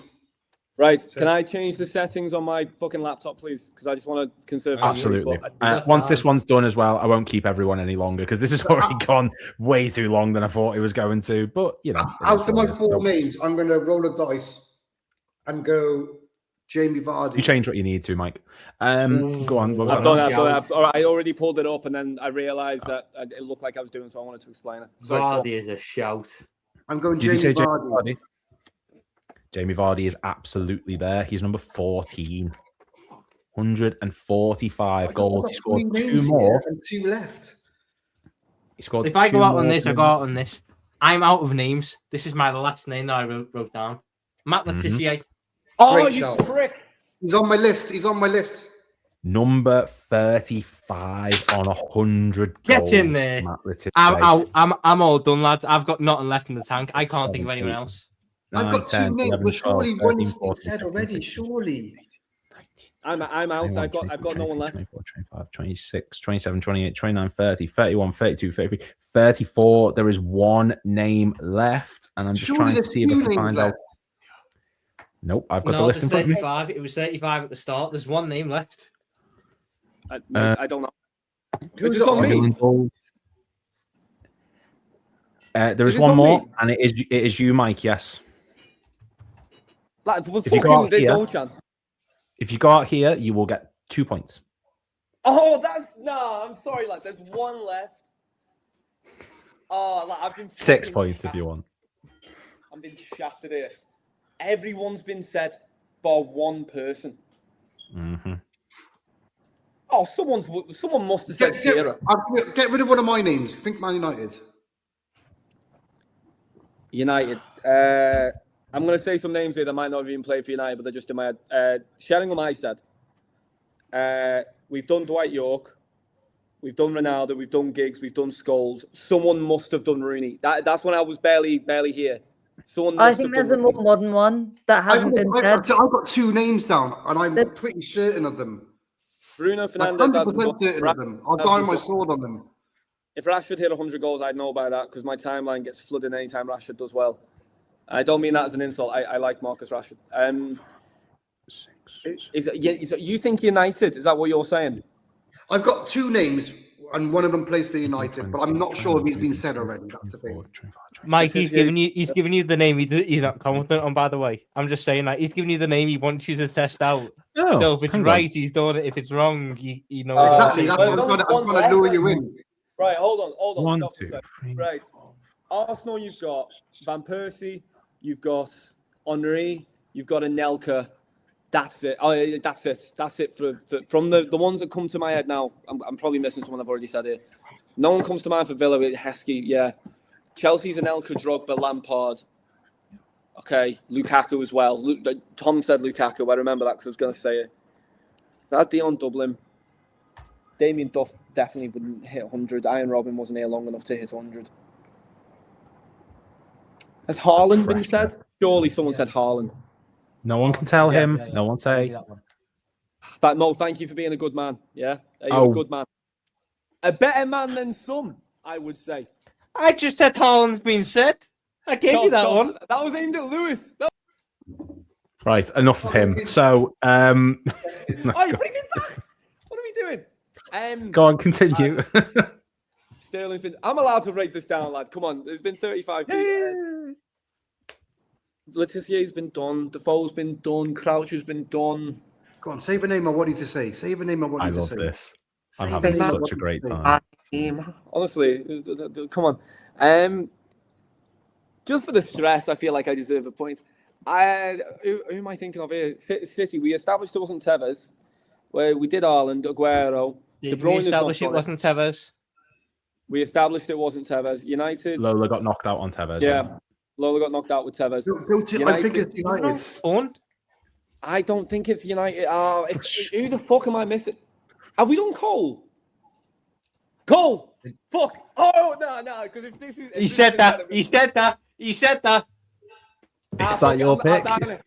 You know what? I like to think Welsh Mo and I shared a moment when we stood next to each other at Anfield. I don't think he'd lie to me. I'm going to say Cole. Right, well, you're out. Okay. Mo. So you know what, Mo? You know what? This has been one hell of a game. Either you're correct and you win, or you're not correct and we both tie. Because I have no idea who the last one is. I had 2 names written down. One of them was Andy Cole, which he's taken out, and I wanted him to say that because I wasn't sure whether it's been said before. The other name is a wild card. It's a hell of a shout if it's right. I'm fucking Googling it now. I won't say it, but he played for Leeds and Chelsea, and that's my guess. Do it. Jimmy Floyd. Oh! Jimmy Floyd Hasselbank is correct. Look, very good. It's written there as well. I had a list left. incredible. I had a list left of names that could have potentially. I had like Van Nistelrooy on my list of names that could have hit it, and like Walcott, but Hasselbank was the one that was the top of that. Right. Can I argue? I never got to lose that one, so I should also get the 10 points. No. I'm fourth anyway, so give me the 10 points. It is true. Tom did not get to lose it, so I do have to, by default, give him the 10 Yeah. points. Actually, he should get 9 because I should, I got it right. Maybe Look, there's a 36 name. That all just right, suddenly this is happened the today. first one of these quizzes. Give me a bit of leeway, guys. I'm still learning. I will put it to you because obviously it's 7:30 and this started at 5, and I don't want to keep you forever. It's not fair. You have your own lives. You've already come out to support this amazing cause. It's up to you if you want to leave the scores as is, or I have until 8 o'clock if you want to do one more of these, but we'd have to sort of power through it. I'll do. Fuck it, no, I don't mind. Let's do one more. I want to win. I'm a selfish bastard. I want to win, so let's do one more. I will check with Mo. So Tom and Mike say yes. Lola? Yeah, why not? In for a penny, in for a pound. In for a penny, in for a pound. And Mo? Yeah, man. Mo didn't even want to, but 3 people have agreed to it, so he's stuck here. Yeah, the democracy So- outvotes me anyway. It is going to be Liverpool trophies won, reverse chronological order. Give me 30 seconds to get a beer, and then I'll do it. That's him Googling the answers. So the way this one is going to work is essentially I am going to say to you, it's the trophies that Liverpool have won backwards. The trophies I'm counting for this: Premier League, Champions League, FA Cup, League Cup, Super Cup, Club World Cup, and Community Shield. You have to do it backwards in terms of when we won them. So, for example, the From what FA year, Cup though? is... What was that, sorry? Is there a year it starts from? So it starts from... So the way it's going to work is, so, for example, you win the FA... If we won every single trophy last season, for example, the FA Cup would be won in May, so you'd say that one first. And then before that, it would be... Sorry, it'd go... How do I explain this?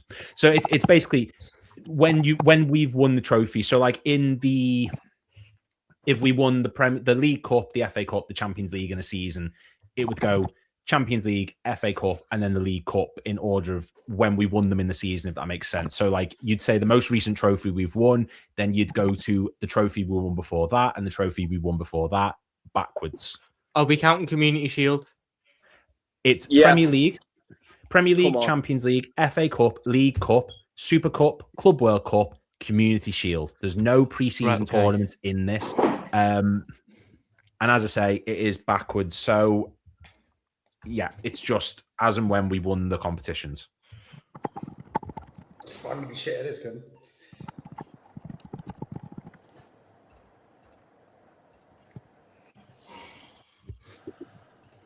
Okay. So go Og Isa. Yeah, says hey from Serbia. Hello, thank you very much for tuning in. We are now on our 9.5. I think I'm getting divorced. She's also asked me what I want for dinner. I don't know what I want for dinner. I know we're getting a takeaway though, because I am not cooking at 10 o'clock at night. I'm making ramen, lad, and I can't wait. I've been craving ramen. Can I just say, your food, when you put it on Twitter, mate, it makes me hungry. Brother, I thought you were going over a very different H word then, and I was very concerned. And it would be correct. It would be correct to use that word as well. I'm not going to be against it.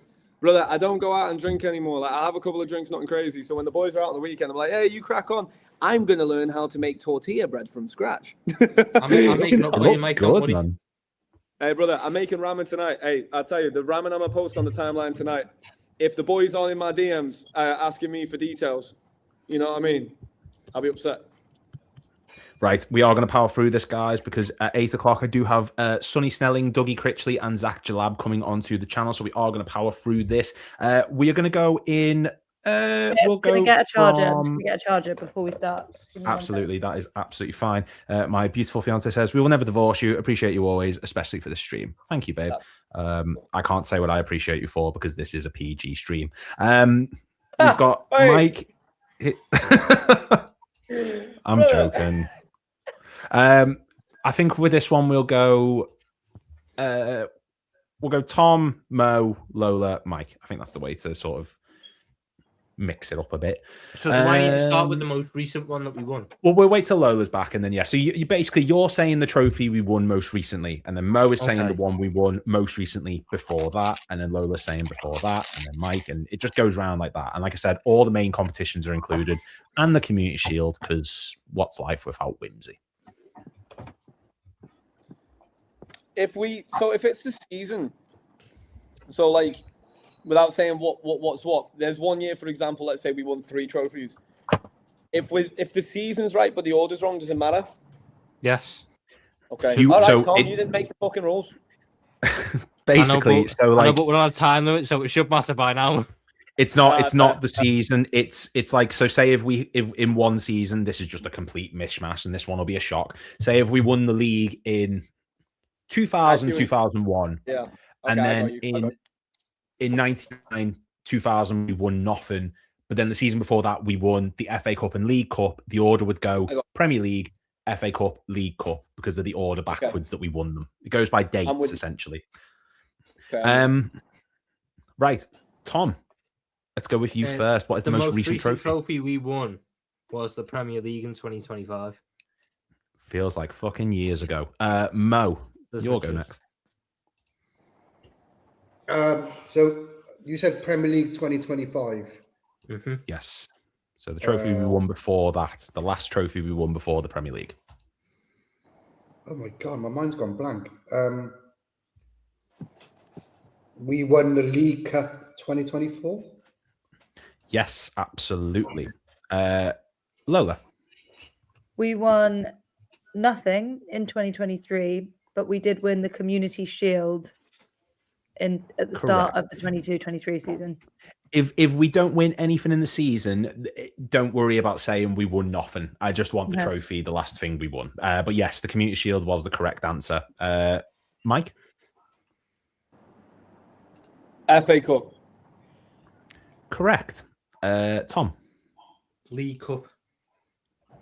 Correct. Mo? Oh, you messed me up without telling me the years now. You can tell them. You can do them for yourself if that helps. By all means. What was the last one you said? League Cup, was it? Mm-hmm.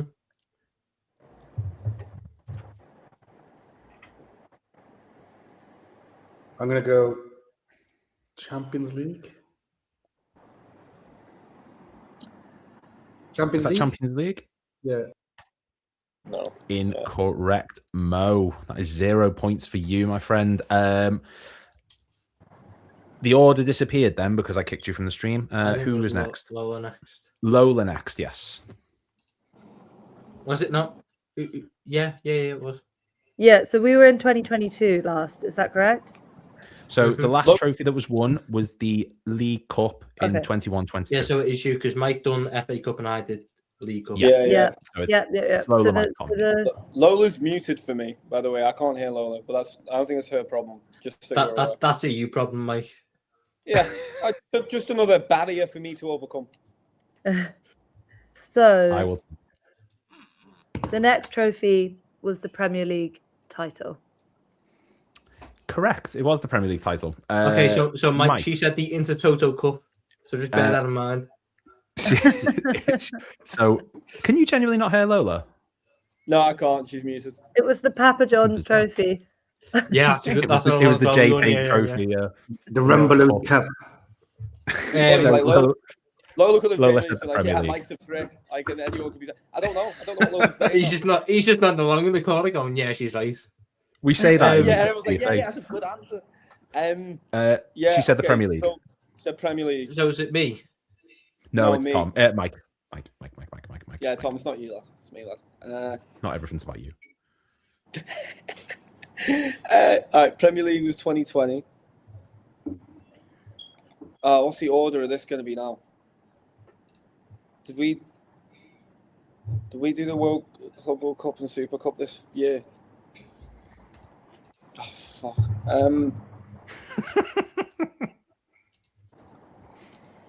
Nah, because this is the fucking season where we won like 4 trophies, but like. All I'm gonna say is Dougie Critchley's in the background here waiting, so I think there's gonna be a time put on here. Sorry, lad. All right, my bad. I'm thinking. I'm not even entertaining and winding you up. Shut the fuck up, Tom. It's just let the man be. He can't. Fuck what? We won the league. So if you're going backwards from that, the season we won the league was COVID year. I don't feel like we do the Club World Cup. What was I doing? I was a fucking swim instructor that year. I watched the game, didn't I? So you got to run through your life, Tom. Tom, you got to do this, lad. This is how you do it. I was a lifeguard. All right? I'm trying to remember because I went out to watch the Club World Cup. Zach Jalab sat in the background going, why am I listening to some random fella tell me he was a swimmer? Why is he talking about swimming? Lad, like I said, he's never going to see my face again. He's going to find me on Twitter and block me. It was the Club World Cup. Correct. The Club World Cup. Come on, Tom. It was the Super Cup. Correct. Lola. The Champions League. The Champions. Yes, absolutely. That was the Champions League. Mike. So Lola said the 2019 Champions League, right? Yes, she did.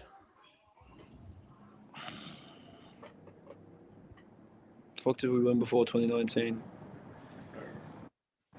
Was that our first thing with Klopp on it? Was that our first trophy with Klopp? No. Who knows? Mate? Tom.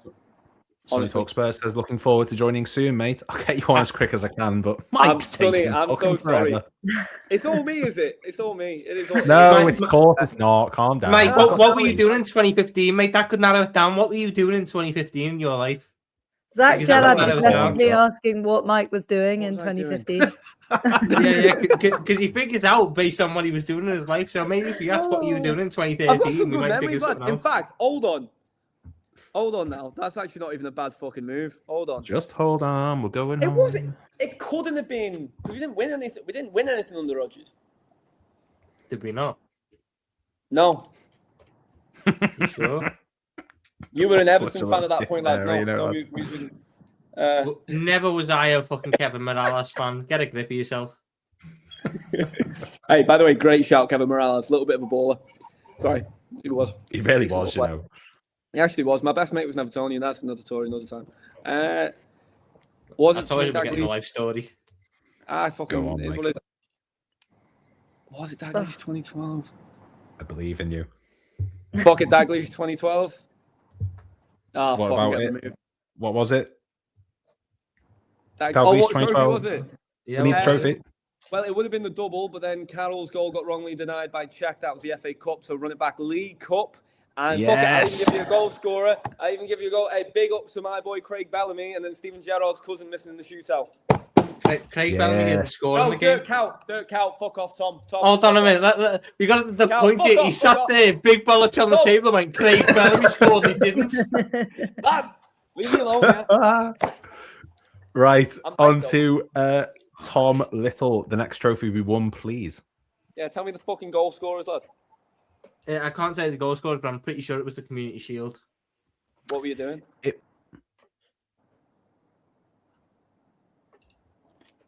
What was it? The Community Shield in 2006, 2007. Yeah, you are right. Yeah, it was 2-1 against Chelsea. It was it was Crouchy and my future husband-to-be, John Arnerisa. Yeah, they both scored. Lola? I wonder where is left foot's going. What was that? The Super Cup? FA Cup. FA Cup. Yes, correct. Right, Lola, we got 15 minutes. Stop. Hey, allow it, lad. Lola said the FA Cup there, by the way. I like to think Lola has my side here. I'm probably wrong. She's probably telling me to fucking hurry up. But I'm just saying, me and Lola were an unbelievable team in round 2, so I'd like to think that carries over. Oh yeah. I really appreciate you. It was just all those times that you went out to get a beer. I trusted you at first. Lola, I'm so sorry. I'm cutting you off. I just seen that. I was cutting you off. I'm so sorry. Why can't you hear Lola? We're just understanding that I like beer. Yeah. There you go, lad. So what was the one Lola said? Sorry. She said the FA Cup. The FA Cup, what year? 2006? 2006 FA Cup. Did we win before the week? This is getting too far for me now. Now I'm starting to lose track. 2006 FA Cup. Did we win anything else in 06? I think we did. Did we win the Super Cup in 05? I actually don't know if we did. We obviously won the Champions League in 05. We all know that. So then, Super Cup. I don't remember the Super Cup. The Super Cup 2005. Correct. Fucking we're on it, lad. Tom. Sorry, what we on? Did you say Super Cup in 2005? Tom, last time you weren't paying attention to our stream, it all went wrong, mate. So please. I know, didn't it just? Didn't it just, mate? Fair, he's very good at Elden Ring, though. He's very good at Elden Ring. I am, mate. I'm not. You know, no, I lie. I still haven't beaten that boss, but who cares? Do you know what, Tom? I can't express this enough. We all love you so much, you know. Oh, we do. Genuinely. I mean, the big thing is I love myself enough, isn't it? That's all that matters. I go UCL 2005. Shock horror. UCL 2005 is the correct answer. Lola. League Cup. Correct. Yes. Mike. What year? Lola said the league. What year? What year? That was. That's not on the agenda. But You don't need the year. We don't need the year. What did you say? I wasted half my time writing down years here. Hold I on. didn't even Hold need on. them. I don't even have a trophy or a year here. What did she say? She said the League Cup, which I will say because he can't hear, and then Tom, you can benefit from this as well. That was 2002, 2003. 2003. When Gerrard hit it off Beckham's bollocks and scored. Trying to. Yeah, lad, we're getting into the territory now where like my brain is just on the very little knowledge I'm burned here. I'm burned from that. I'll be out next, I think. I know we had a mad season under Houllier in 01, so I'm imagining that's what's next. Mm-hmm. That was, and everyone called it a fake treble. If you're not a Liverpool fan, everyone called it a fake treble. So what would a fake treble be? Well, we didn't win the league, so it would have been a European trophy. Yeah. It wouldn't have been the Champions League. If you're going for a fake European trophy, which way are you going? Well, that's too much. Europa League wasn't the Europa League then, was it? It was the It's the Jonathan's Paint Trophy. No, it wasn't. It was the UEFA Cup, wasn't it? So was the UEFA Cup the last thing we won in? It would have been the last thing we won. Now at this point, I was learning my ABCs. I think, Tom, if you just want an update on my life at this point, if you want an update on my life, by the time we won the UEFA Cup in 2001, I was not born. All right, fair enough. You were in your dad's sack. Fair play. I'll give you that. Mm-hmm. Well, no, I was in my mother's womb at that point. I was a little bit developed. But we won the FA Cup that season. Speaking of wombs, endometriosis is something which does affect women's wombs. It obviously spreads out. Please donate using the Just Giving link down below. Go on, Mike. I'm so sorry. I did not mean to interrupt that. I'm so sorry. No, it's fine. I interrupted you. I interrupted you. Don't worry. I caused it all. There was a brother. What are we doing? Right. 01, we won the League Cup, the FA Cup, and UEFA Super. So then League Cup's out of the way. So what came first, FA Cup or UEFA? It's before they fucked with the fixtures. So UEFA would have been the last one. UEFA Cup 2001.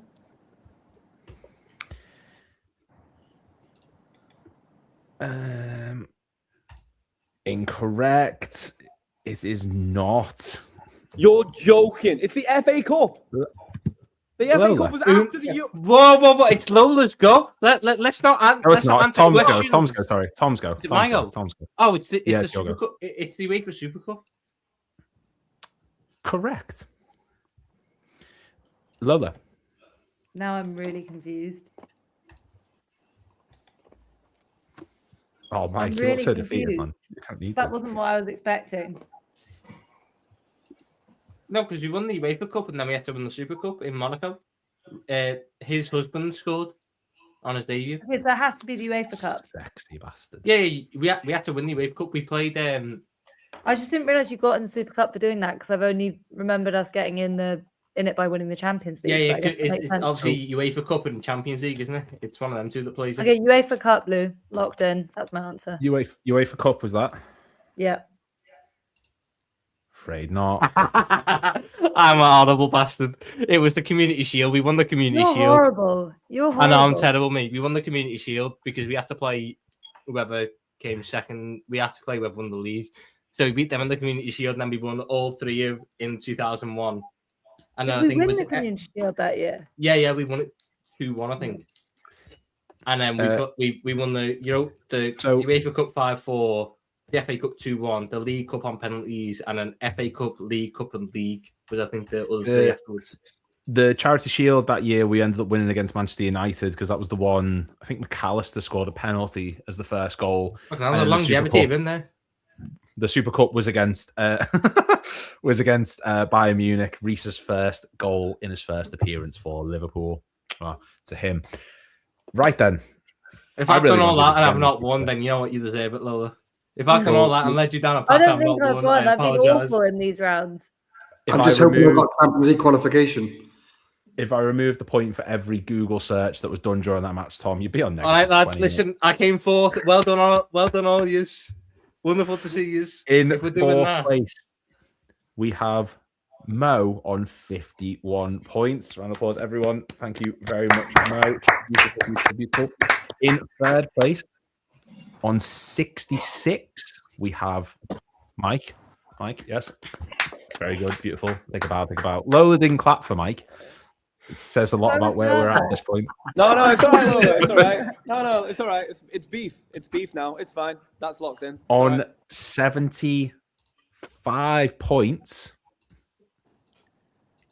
we have Lola. And on 86 points, we have Tom. Google himself has won. Very, very nice. Obviously, VAR is going to be reviewing this, and VAR is going to be deciding whether that title will stand. This is the best thing that's happened to me in the last week.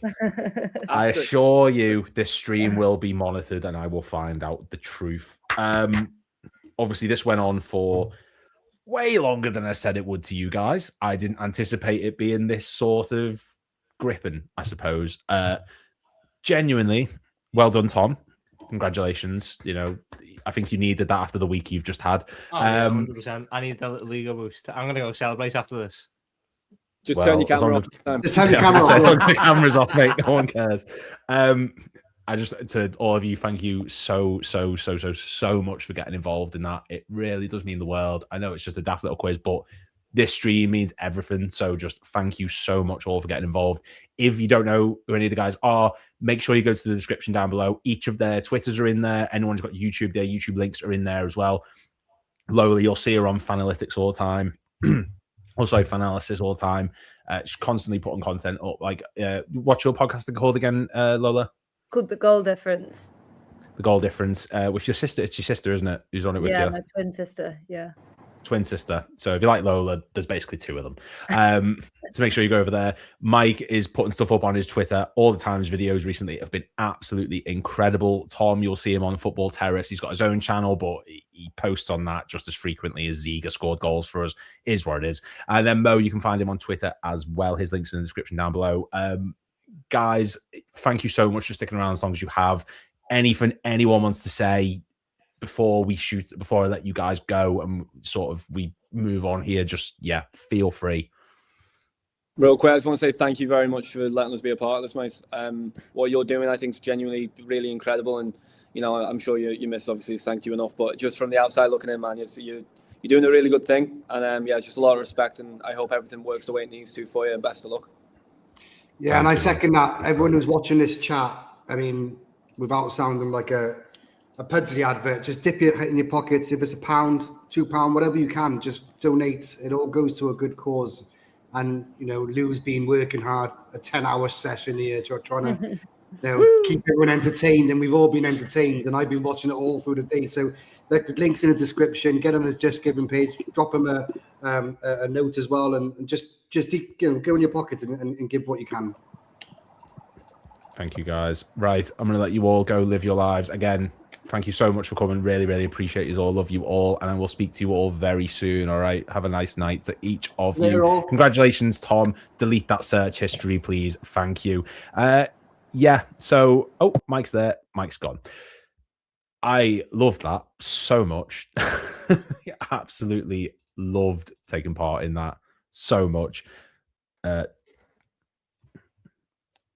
Bear with Tom. Sorry, I'm just sorting out the brown envelope payments. I'm not doing this again. Right. No, genuinely, check the Just Giving I'm page in about. joking. I know. Genuinely, check the Just Giving page in about 10 seconds. Oh, love you, man. I'll speak to you in a bit. Brown envelope. I appreciate the ego boost today. Thank you very much. Big with everyone. If you can as well, make sure to donate down below. It's for a great cause, and it's off the work of a great man. So make sure you're doing what you can, and you've got great guests coming up. People who haven't been on passed around Twitter as much as in the last week. So and make sure you enjoy them as much. Big with everyone. I'll speak to you in a bit. That was Tom. Right, I'm going to quickly shoot off for 2 seconds, guys, just to have a bit of a break, and then as soon as I come back, we will be back with Sonny Talk Spurs, Dougie Critchley, and Zach Jalab, each of whom I'm just going to quickly send the link to because I realised I haven't actually done that.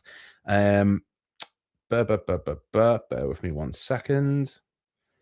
Where are we? Just quickly send the link.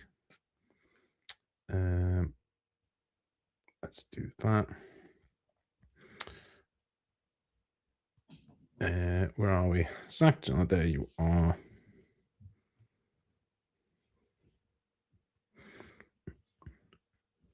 Right. And then, where are we? Hello, pig. Give me 2 seconds.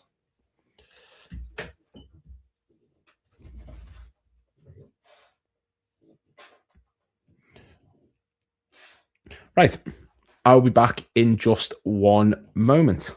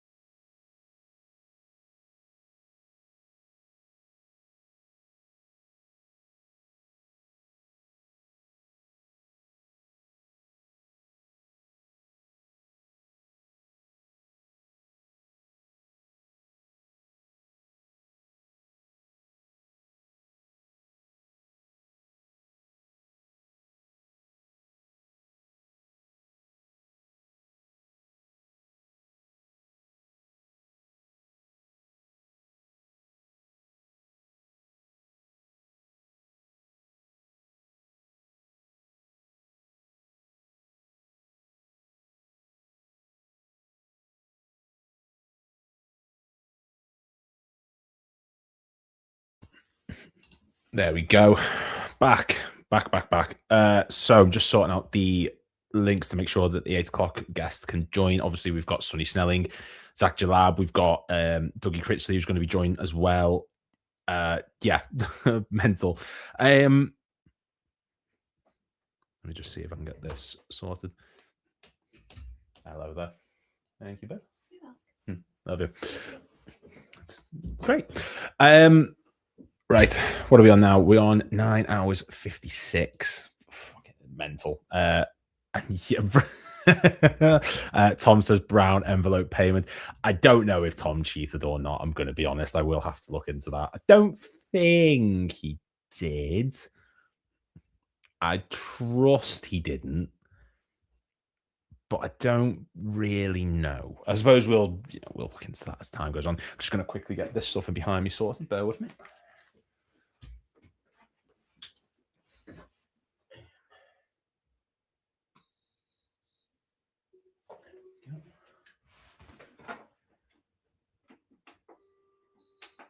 There we go.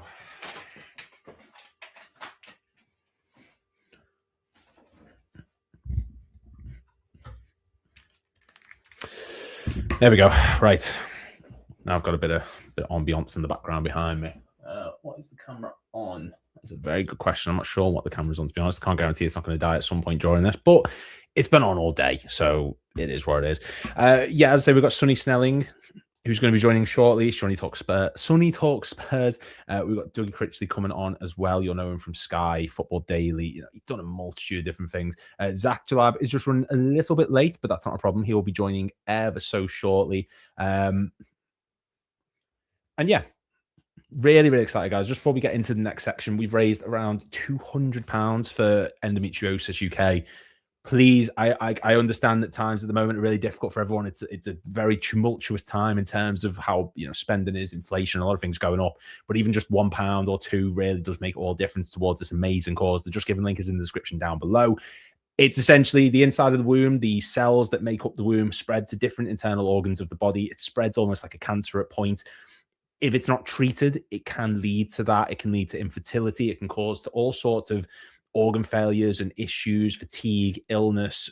And it, like I said, my fiance suffers with it. It's a real, real struggle seeing her deal with it. And it's something that no one should have to deal with. So make sure that you do give generously in the link down below. Any super chats, the exact same. Get your comments in. As of at the moment, in terms of total views for this, we are on 17,405 for the whole day, which is absolutely mental. And it's only going to get better because we have Dougie and we have Sonny joining in the stream now. Guys, thank you so, so much for taking the time out of your day to be a part of this stream. How is everyone doing? Very good. I mean, Snells has had a pretty full-on day, I imagine. Deservedly craziness. I don't think we're not talking about that, are we? We've come to speak about a special cause, haven't we? Just no Spurs chat, no. We're going to have to, aren't we? It's the elephant in the room. Yeah. We've got Sunderland's incredible ascendancy in the Premier League. We've got Tottenham managerial changes up the wall. We've got Zach Jalab, who will be joining in about 15 minutes or so. He's just running a little bit late. And then we get to talk about Chelsea. Can't wait for that. But yeah, I mean, first, like I say, guys, thank you both for taking the time out of your day. Really, really do appreciate it. Just before we get into this, where can people find you? And what's the best way to see the content that you do put out? Go on, Snells. I'll go first then. Yeah, well, Sonny Talks Spurs on YouTube, where you can see me losing my head at Spurs all year. You can also catch me on TalkSport. I'm on one of their shows called Inside Spurs, and then just Sonny Snelling on most of my socials. It's just me losing my head. I'm so deflated at the moment. It's unbelievable.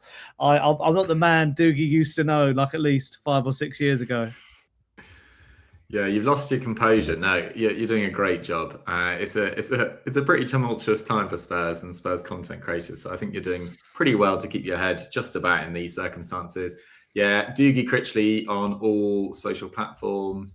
Started my own YouTube channel about a year ago. So if you want to go check out that, I work for Sky primarily, so I'm on a lot of their YouTube content and a bit on Sky Sports News as well. So yeah, you can check me out there. But yeah. I mean, Lewis, well done, first of all. Yeah, I heard how much you raised before we came on. That's fantastic. And for such a worthy cause, there's actually a girl in my office that recently got diagnosed with it. And speaking to her a little bit about it, I think this will make a massive difference to, what is an under-talked about health condition. Absolutely. Like on average, it takes about 8 years for people to get diagnosed with this, which for something of that magnitude is not, it needs to change. So like I say, guys, anything that anyone can give is really appreciated. And I mean, I suppose we'll get the negative stuff out the way first before we sort of move on to the positive stuff. And Sonny, I'm sorry, that does mean going to you first about That's this, fine. but De Zerbi, I mean, look, Tottenham this season, it's been up and down. We've seen so many, in a way, parallels to the Liverpool season, winning a trophy and then coming off the back of that euphoria, suddenly things dip ever so slightly. And you find yourself in this situation now where Roberto De Zerbi is the man being trusted to maybe bail Tottenham out of this relegation battle. I mean, how are you feeling about the appointment as a whole for De Zerbi joining? It's a strange one, isn't it? Because, I mean, De Zerbi as a manager in himself is, some people, I remember Pep Guardiola saying he was one of the best and most influential managers in the last 20 years of Premier League football. I think Jamie Redknapp on Sky said he was one of the best in the world when he was at Brighton, and his Brighton side were an amazing watch. I mean, a lot of footage of them and highlights has been doing the rounds on Twitter, and the way they moved the ball was unbelievable. Same with his Marseille side. Obviously, he did well with them, got them into the Champions League. And, on paper, it makes a lot of sense because he is, an attacking coach. Spurs fans want to see attacking football, free-flowing football like we had under Ange Postecoglou, but maybe a bit more defensive stability. The issues lie in other areas, really, that I don't trust this Spurs squad to really be able to, implement his style, within 7 games. Don't get me wrong. He signed a 5-year deal, which is great, and he's a lot of the quotes today say he's keen for a project, but as Doogie will probably agree with me, and we were speaking about it the last couple of days, I think his max stay at a club's been 1 year and 9 months. So I don't really imagine he will be fulfilling that 5-year deal. We've chucked the kitchen sink at him to get him in, so much money, and it just shows the incompetence of our board and owners. I mean, they've showed much incompetence as well when Daniel Levy was leading the charge as well. It's just one of those things where if it had been the appointment before Tudor, then maybe it would have made sense. And I saw if it was Sammy Mockbell was delivering some details on it and saying that apparently we did go for him. It just screams what we did with Conte and Nuno. We tried to get Conte, went for Nuno, that didn't work. We went back to Conte. It's just Spurs in a nutshell. But it's a big task, and if he does it, then fair play to him. But Rome wasn't built in a day, is what I'd say. And I think there's finally my last point on this would be, I don't know if anyone's seen the Lewis Dunk quotes that have resurfaced saying that the first 2 weeks under De Zerbi were like hellish. He said it was like some of the things he was asking them to do was like insane, and it was really, really tricky. Take 2 weeks out of it, that's down to 5 games. And it really is when the heat comes on. So, I mean, trying to predict what Spurs will do this season is it's just an impossible challenge. But as well, and Doogie, I'd love to get your thoughts on this, because for Tottenham now, who, when I was speaking to Flav Bateman about it earlier on, and he was talking about Tudor tried several different formations. He tried to implement a 3 at the back. He was playing people out of position, as in he had Jed Spence at right back, and he was moving natural players into strange positions. You've then got De Zerbi coming in, who predominantly likes to use a sort of 3-2-5 when he's in sort of offensive structures. He wants to move forward in a very aggressive manner. But this is a very depleted Tottenham team with a lot of injuries, a lot of players who aren't ready to really maybe be in that sort of aggressive mindset. Is it the right appointment in that regard for Tottenham? Do they need someone with that sort of approach, or do they need someone who's perhaps a bit more reserved? We're just not going to concede goals. We just need to build a bit of structure to get us through the season, sort of thing. It's a difficult one, isn't it? I mean, Tudor was more defensively minded than a De Zerbi, and that didn't necessarily work. It feels like with the kind of levels of confidence that Spurs have got right now, maybe they do need to almost play their way out of it. But then there does seem an element of risk in that their best ball-playing centre-backs in Romero and Van de Ven have been so mistake-ridden over the last few weeks. And you're arguing that maybe, despite his errors against Atletico Madrid, that Kinski's probably better with his feet, at least on paper, than Vicario as well. But are they going to throw Kinski back in after he was substituted after, 16, 17 minutes against Atletico Madrid? Yep. Pedro Porro has no confidence whatsoever and has been off it for the last year to an extent that I didn't really think we'd see. Someone like Destiny Udogie, who would be such a useful asset to have if he was fully fit. Same with James Maddison, Kulusevski, Bergval's coming back from injury. Solanke's barely had any momentum this season due to injury. Richarlison's been up and down. Odebear's now out. Tell's new to the league. The list just goes on and on and on. You can pretty much talk about every Spurs player and say they've had something going on mentally or physically this season. Yeah. So to ask a new manager to come in with this very brave style of play, I mean, they got criticised this season for not doing much daring or doing Spurs. They've certainly done that, but it feels like this was the appointment in February when Frank left, because he was fired by Marseille in mid-February. And maybe he didn't want to come in, and maybe the financial package wasn't as good, and maybe the relegation clause or the potential leaving of the situation wasn't quite right then because Spurs weren't as desperate. But they have handed so much control and initiative of this situation to De Zerbi. He effectively holds all the cards. I mean, you look at this contract and you think it's kind of perfect for De Zerbi. He can get out after a few weeks of being one of the best paid managers in the Premier League. If he keeps them up, he'll seem like an absolute hero at the club. And he probably, Spurs is the kind of caliber of club that he would have been in line to get this summer, even if Spurs were in a great position, because he's known as so combustible. So I think it's not a bad appointment from Spurs. It's just the conditions make me so worried about it all blowing up in Spurs' face. But on paper, this is the guy I probably would have gone for, and I said so on Twitter in February. So, I can't really complain too much. It just does feel like there's an element of risk. But then to bring it, I don't mean to instantly bring it to Sunderland, but the first game for De Zerbi is at the Stadium of Light. And I think that's almost the perfect fixture, if I'm totally honest. I think we are delighted with how the season's gone. We've got our 43 points. We've done the double over Newcastle. I don't think many Sunderland fans would worry if we don't win another game. And I do think Sunderland it's not the worst fixture to have first up for De Zerbi. But at the same time, if we get momentum in that game, our crowd are, it's such a cliche, but the 12th man, and they're a very effective 12th man, it could all crumble in the opening 90 minutes, and then he's up against it already.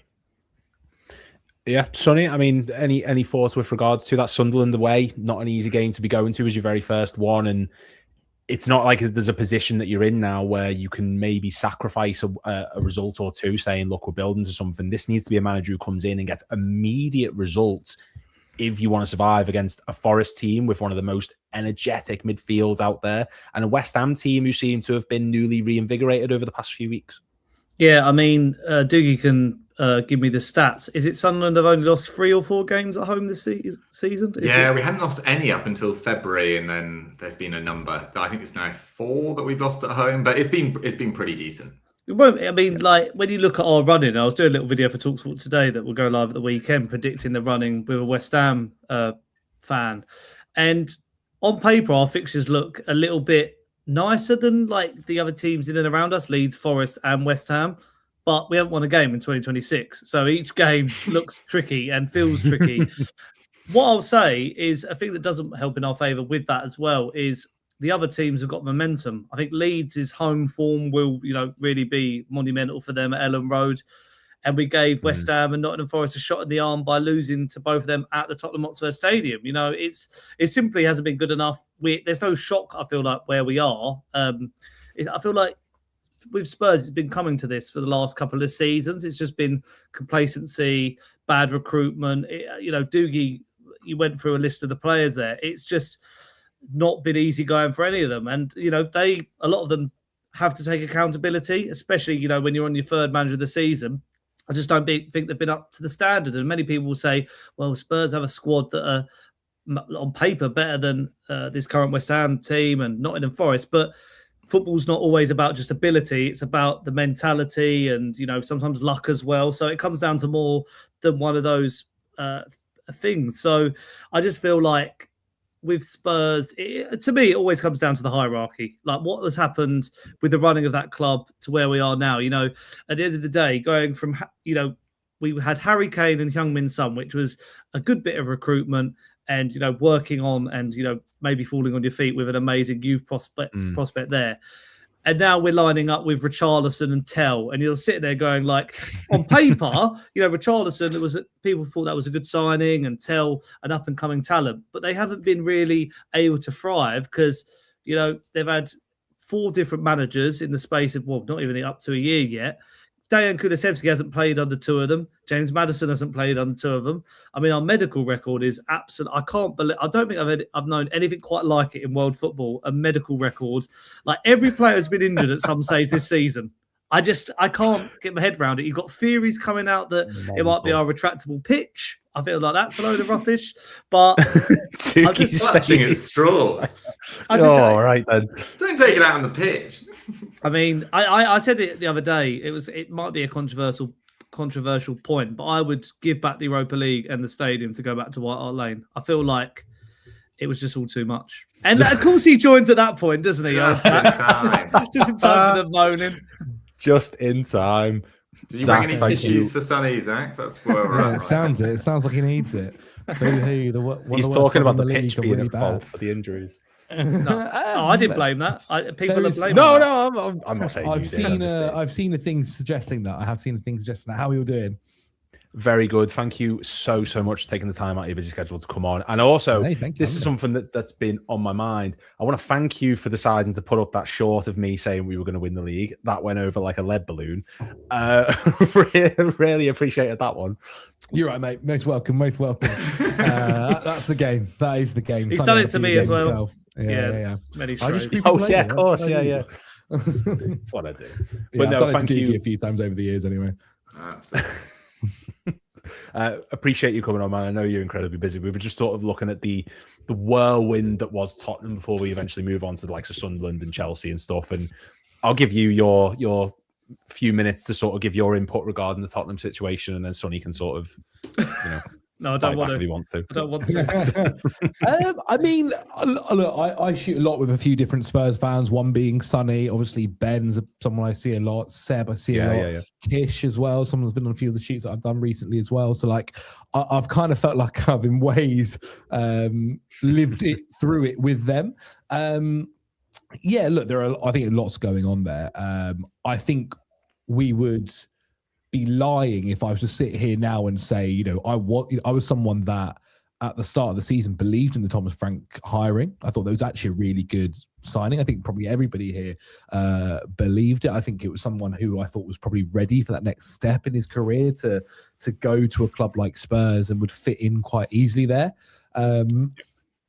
Nobody would have thought it would go as bad as it has. We've got a friend of ours who's a Spurs fan called Jack. Like, he wasn't a massive fan of the move originally, but I don't think he thought it would go as bad as it has done. That Spurs are genuinely in a relegation battle right now.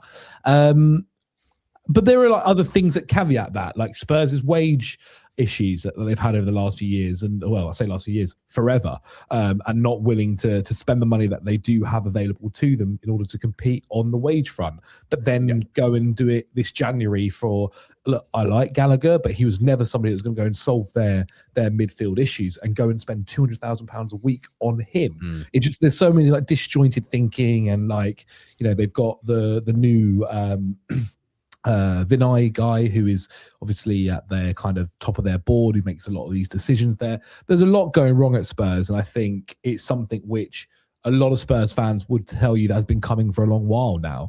And in ways they've had the likes of Harry Kane and Heung-min Son to paper over the cracks and to drag them and to the Champions League at times, and even the Champions League final against obviously yourselves. They've had some very good times with the likes of Poch, of course, but really since then, I don't think they ever kind of took the next step forward. They built an amazing stadium. It is a fantastic stadium. They've got an incredible training facility, but that's all well and good if you're not actually building a good squad, or a squad that is able to compete, or a squad that is genuinely a Champions League contender. Then what else? What's the point in that? You could put League One players, for all I care, in that training centre. It's not going to make a difference, is it? If they're going to play in that stadium as well, what does it matter if the actual quality on the pitch isn't that good? There are definitely players who I think, as it's got bad, haven't helped themselves. Like Romero is a Champions League quality player. They have Champions League. Someone take away his phone. Yeah, definitely. But yeah, a lot of them have never been in this kind of battle before, an actual relegation battle, and don't quite know what to do. And sometimes it feels like every game you watch Spurs, it just goes from bad to worse to worse to worse. Yeah, and I think I made a point earlier on of saying something like, this is, in terms of relegation battles, this is one of the best in terms of the quality of teams that are fighting to go down or not go down, because you've got this Tottenham team who do have good players, but it's Tottenham at the moment. You've got Forest with that midfield, the electric energy they have, Elliot Anderson, Ibrahim Sangare, Gibbs White. You've got West Ham, who Nuno seems to have had a real regenerative effect in a way, and there's still talented players like Mateus Fernandes and Bowen. And now, like, Doogie, Sunderland, we'll branch into them a little bit, because I think coming up into this season, obviously Reggie Labree's like, it's been a breath of fresh air in terms of what he's brought into that squad as a whole. But for expectation this season, surely, I mean, you can tell me completely different, but was it to be in the sort of mid-table battle, or was it just a case of, given the fact that we've seen all the promoted teams recently go down immediately and the quality of the Premier League that is there at the moment, was it just to survive, or like what was the expectation going into this season? Well, these guys will remember, and it does come up in the Football Daily group chat quite a while ago, that this is quite a few years ago now, Sunderland were linked with being taken over by the owner of Dell, the computer. I remember this now. And I put a tweet out saying that Sunderland, I did like year by year progression, and it was Champions League by 2030, and we are on course, guys. We are on course. But I remember that. That's so good. In all seriousness, no, I did not think this would be happening whatsoever. I thought we could survive. I really did believe in a lot of the signings that we made and the caliber of players we brought in, although I was slightly in disbelief. I mean, I still don't know how Granit Xhaka is playing for Sunderland, or Nordi Mukiele, to be totally honest. They're clearly levels above where we've been in recent years. And people forget that last year in the Championship, we were quite a distant fourth. We didn't scrape into the playoffs, but we had no momentum going into the playoffs. We beat Coventry in the last minute. We beat Sheffield United in the last minute in the final.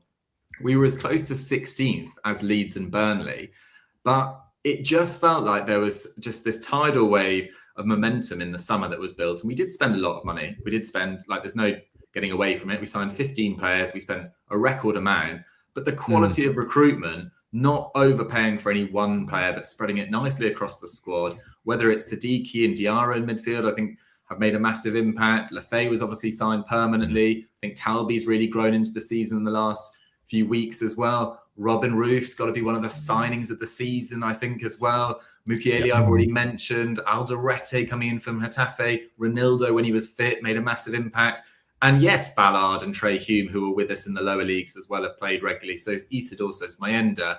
But Brian Brobby in the derby, it was just, I do think it should probably go down as one of the greatest summers of recruitment in Premier League history. And I say that, we're not going to win a Premier League in the next few years, but given where people had us or what they predicted, even in August, like again, we're talking about people making silly predictions, and you can find silly stuff I say on a weekly basis.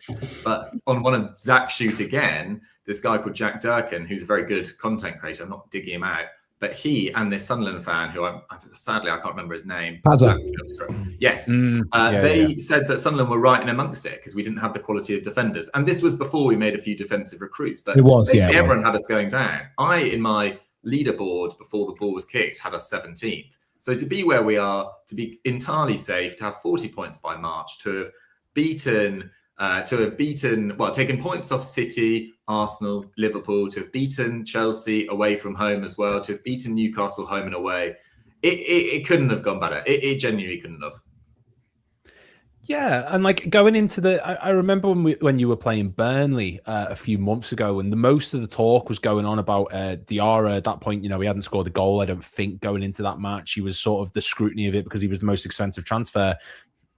But everyone else that they were talking about, Adingra, he's had brilliant moments when he's been playing. Enzo Lefebvre, obviously, you had him on loan the season before, but you signed him permanently. There's been a multitude of players that you touched on there who've been absolutely fantastic. And of those, which one of those signings has had the most impact? And also going into this some window, because let's face it, most clubs that tend to have this sort of renaissance season get cherry picked apart. Southampton had it, Fulham have had it in the past, just to name a couple of examples there. Yeah, exactly. So like every team gets like cherry picked when this happens. Bournemouth is another example recently. Are the players that you are concerned will be moving on perhaps to bigger clubs, so to speak, in the summer as well? Yeah, definitely. I mean, in terms of impactful signing, I could write an entire book on Granit Xhaka. He's the most important one, not necessarily just on the pitch, because I think his impact, it's not wavered since sort of January, February time, but I don't think his form has been quite where it was at the start of the season. But you can see it in the games that he doesn't play, how much less confidence we've got as a side and the leadership that he brings. In terms of players that I would be surprised if they're not being talked about in boardrooms all across the country and in Europe, like I think will do really well to keep hold of Robin Roofs. I genuinely think he'd be perfect for a club like Chelsea. I think Manuel Neuer is leaving Bayern in a couple of years. Whether they want to sign someone more experienced is another matter, but there aren't that many quality goalkeepers around. It's really difficult to find them. It's not a particularly strong market right now. You're telling me right now with all there we go. And probably Sack as well. He's Tottenham bound. Yeah, but I mean, we signed Robin Roofs for 9 million. If someone offers 40 million pounds for Robin Roofs, I'm afraid that's kind of got to be the model for a club like Sunderland. Like I back our recruitment team to find another one, maybe not as good as Roofs, but I think we can find another decent goalkeeper. And then I think the kind of underrated or less talked about player that I could see being picked up by, again, a top 6 club and maybe not necessarily playing a starting role, but a useful squad role is Noah Siddiqui. I think you have to watch him on a weekly basis to see the energy that he brings, the impact he can have between both boxes. He's not added goals and assists to his game yet, and potentially never will, but he's still so young. He's only 20. And he's played pretty much every single game. When Diarra was out with injury post-AFCON, it was him and Granit Xhaka really holding down the fort. And I think a club like Man United, who potentially need to sign 2 midfielders this summer with Casemiro departing, with Agate's future a little bit up in the air, it's basically just Kobbie Mainoo in there. So they need multiple midfielders. Siddiqui plus a more star midfielder, I think, would make a lot of sense for a club like Man United. Yeah, and like Siddiqui, as you say there, in terms of his actual overall stats, he's got like a 57.1% successful dribble rate, which is in the top like 29% of players for that position in the Premier League. He very rarely gets dribble past. He's contributed to 0.24 clean sheets a match. He's a very astute player, and there are a lot of people out there that different clubs will be looking at, like from Forest, for example, for Liverpool. Who was it I wanted us to sign? I wouldn't mind us if we went out and got Delane Bakwa. Elliot Anderson, but Delane Bakwa I think could be a superb signing for Liverpool. And like there is these clubs like Sunderland who do develop these talents and they suddenly progress into amazing players. One club that isn't doing that is Chelsea in an extent, who, there is fantastic players there. And Sonny, you're going to get your opportunity now to sort of I've got a leg to stand on. Yeah, whatever says, we're not in a relegation battle, so it's true. No, it's true. But there is like this Rosenior resurgence, it started off brilliantly to an extent. He was picking up wins. There did seem to be a change in system and the way everything was operating. But some of the past few results, the 3-0 loss to Everton, the 3-0 loss to PSG, 1-0 Newcastle, 5-2 PSG. Is there a concern there, or is it a sort of, look, it's a young manager, he's come in with a massive squad, there's a lot of expectation, it is going to take time to build? Like, what are you making of the Liam Rosenior appointment so far? I don't know if Liam Rosenior is like the biggest issue for what Chelsea fans feel like at the moment. Like, no, of course not. Yeah. I think, definitely that he, I feel for him in ways. I think he gets a little bit too much stick than what he actually deserves. I think with the way social media and how things work in football now, I think he gets so brutalized over things that any other manager doesn't. If I'm totally honest, everything, like all of it, a picture of him having a drink after a football game, Let the man have image a of pint. him on the bench, whatever it may be. Like football social media has always been, you deserve it after nearly 11 hours, mate. Well done. But I think with football social media, I don't know. Like, look, there are definitely maybe things he said which haven't helped, like the man age thing, all that kind of stuff, which definitely hasn't helped his case. And taking a joke about that for sure, but then it's almost like it's gone beyond that now. Even who was it recently, his ex-teammate or whatever, like coming out and saying he's changed. Kevin Kilbane, all these comments where it's just like you're trying to get your 2 pence in, your 5 minutes, whatever it is. You're trying to kick a man whilst he's down. In a comment where a person you've not seen in 5, 6, 7 years is now different and different now that he's become a football manager. Like what? Oh my God! Shock, horror. Can you believe it? Somebody that's now in a managerial role isn't the same as what they were like as a player. So I feel for him in that side of things. I think there have been in the actual football side of the game, I think he's made errors, definitely. I think he's trying things in moments where maybe he didn't have to try things in. The call to drop Rob Sanchez for Jorgensen in the first leg of the PSG game is a massive call, and ultimately probably ends up being the reason we lose that game. Jorgensen makes several mistakes in that, especially after it gets to 2-2 and it becomes a game that Chelsea just can't come back from in the second half, and really is the start of where all this last few weeks of turmoil was kind of kicked things off with. So on that side of things, yeah, he's definitely made errors. Do I think he was the level that Maresca got to by the time Maresca got sacked? No. But Maresca had a year and a half being able to manage Chelsea and get to that level. He managed to... look, I never wanted... Funny enough, I've not wanted a few managers of Chelsea to be sacked over the last few years. Never wanted Tuchel to go. I never wanted Maresca to go. But that's kind of where it got to with the board and, you know, people falling out with them. And I think that's where it feels like it. You know, you've seen players come out today in the last few weeks or whatever, also expressing that fact now, and it almost feels like it's a bit bigger than the manager. You know, I feel for Rosenior a bit when, again, you're in the international break and you've got several players coming out talking about how much they loved the previous manager. Like, it gives the feeling that maybe he hasn't quite gelled with them as well as he and could. he can't put out performance to sort of exactly.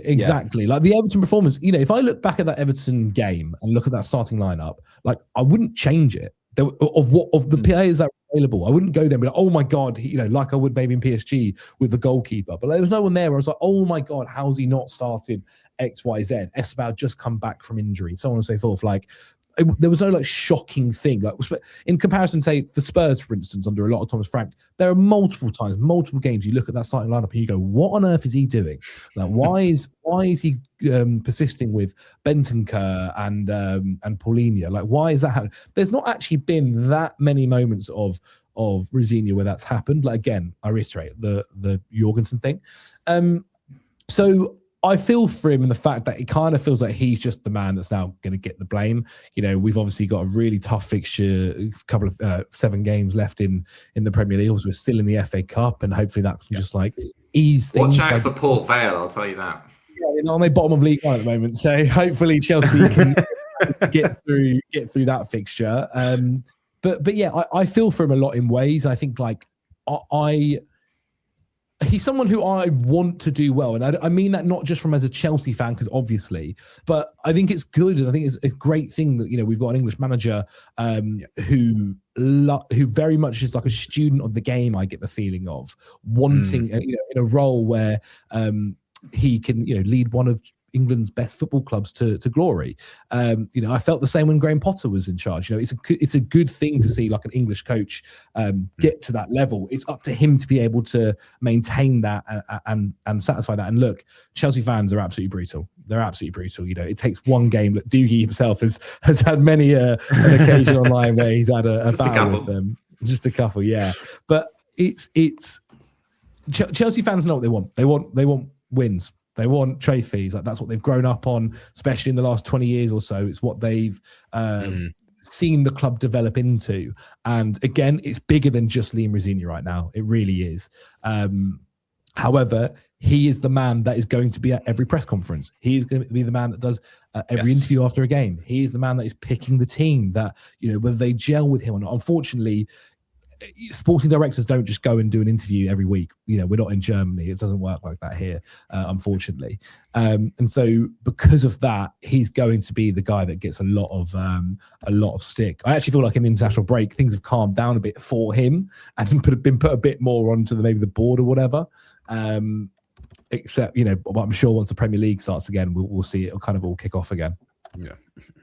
Well, yeah, and like you say, Port Vale, FA Cup still to come, and then beyond that, you've got City away, United away, Brighton. No, sorry, City at home, United at home, Brighton away, Forest at home, us at home, Tottenham at home. We sometimes get, like, previously, especially under Maresca, like, I was actually always quite confident going into the bigger games. You know, when a game kind of meant something under Maresca last season, we managed to normally get there. You know, we had good results against Liverpool, obviously, last season. Even in the game at Anfield, which we lost, like, we played really, really well. I think Arne Slot, if I remember correctly, said, you know, it's the best team that he's played against so far this season, last year. City under Maresca actually in the second game, if it wasn't too bad.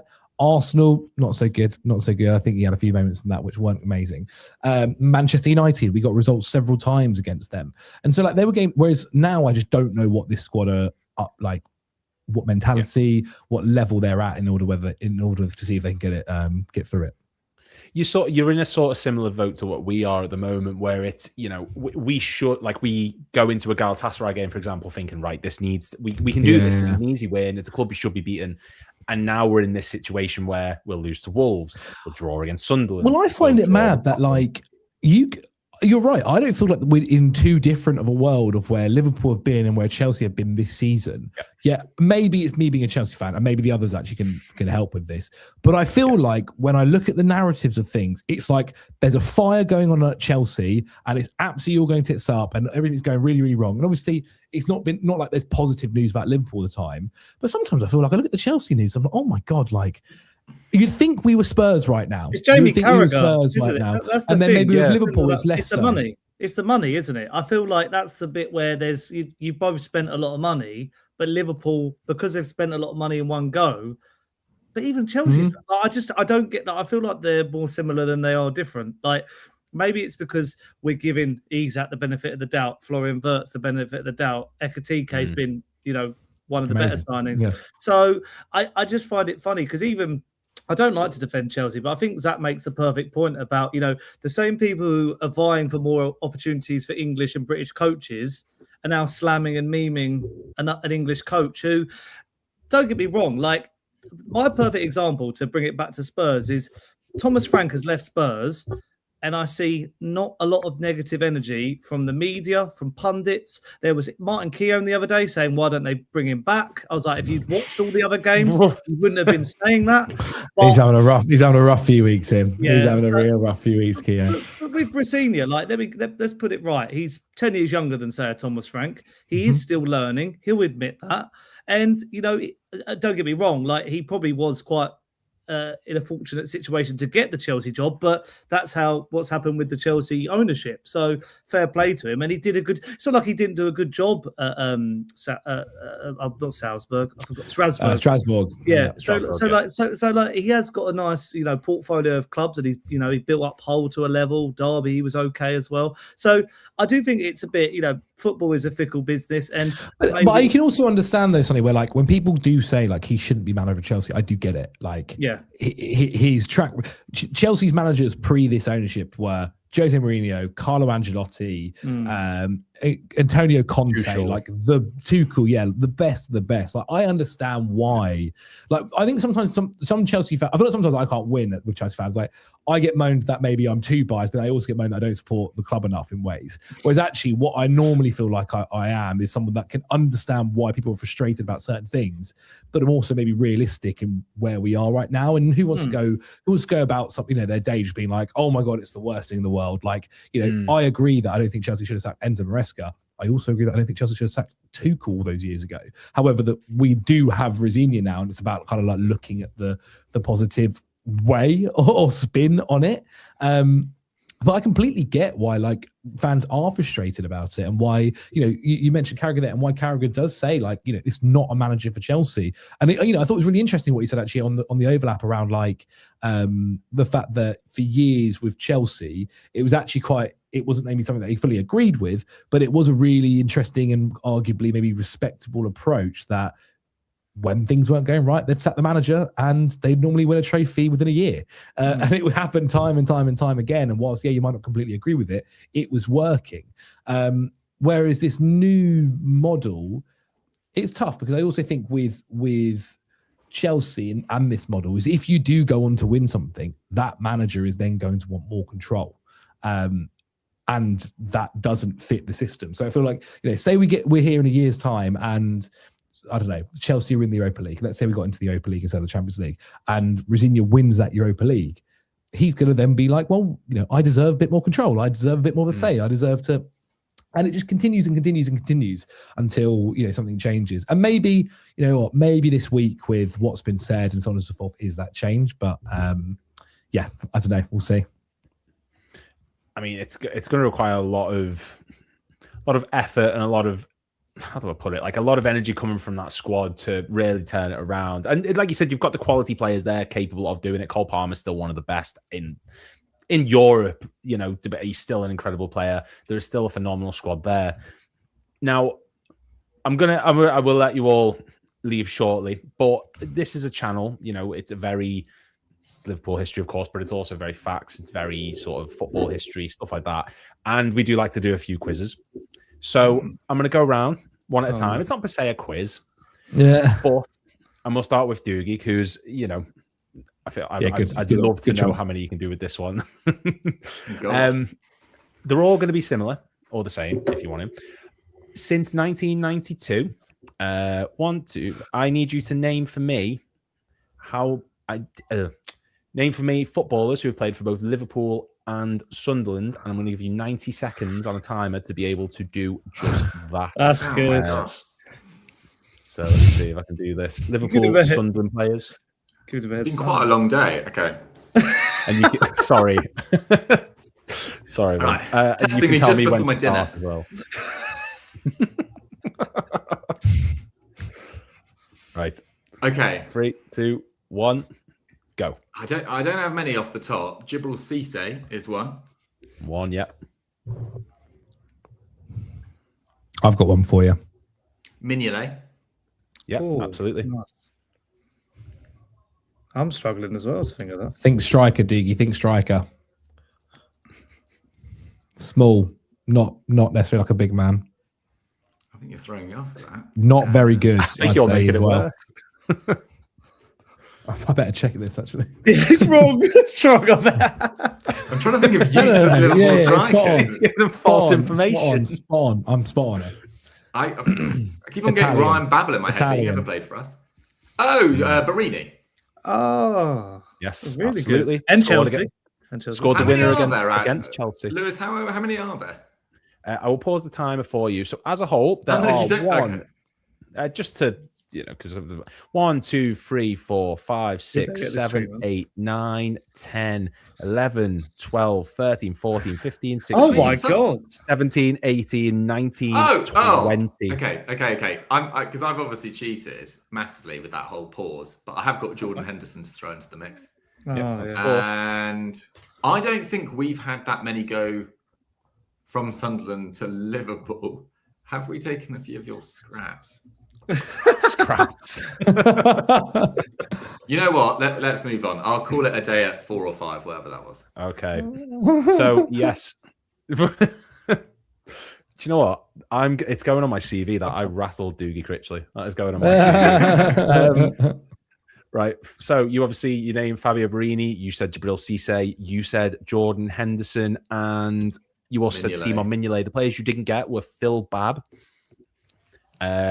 Sebastian Coates. He played for you as well. Andrea Desena, Stuart Downing. That was one. Ovi Ajaria,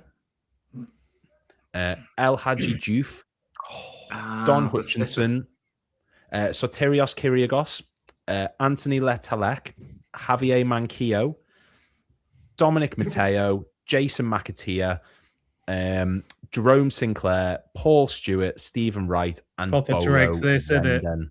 Okay, do you know what? I'm actually not as embarrassed as I was 20 seconds. Yeah, they were hard ones. That is a random ass list. That is the most random. Do you know what? Of all of those players, I'd say maybe 2 of them were good for Liverpool. Maybe 3. Not a great list, I won't lie to you. You definitely got some of the scraps. Right.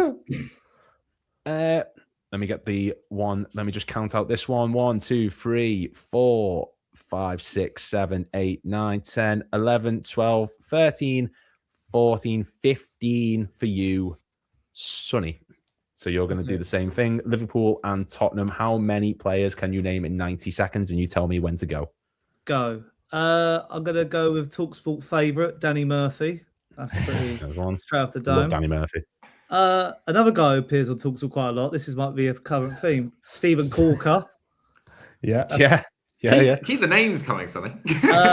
Peter Crouch. Crouchy, yeah, absolutely.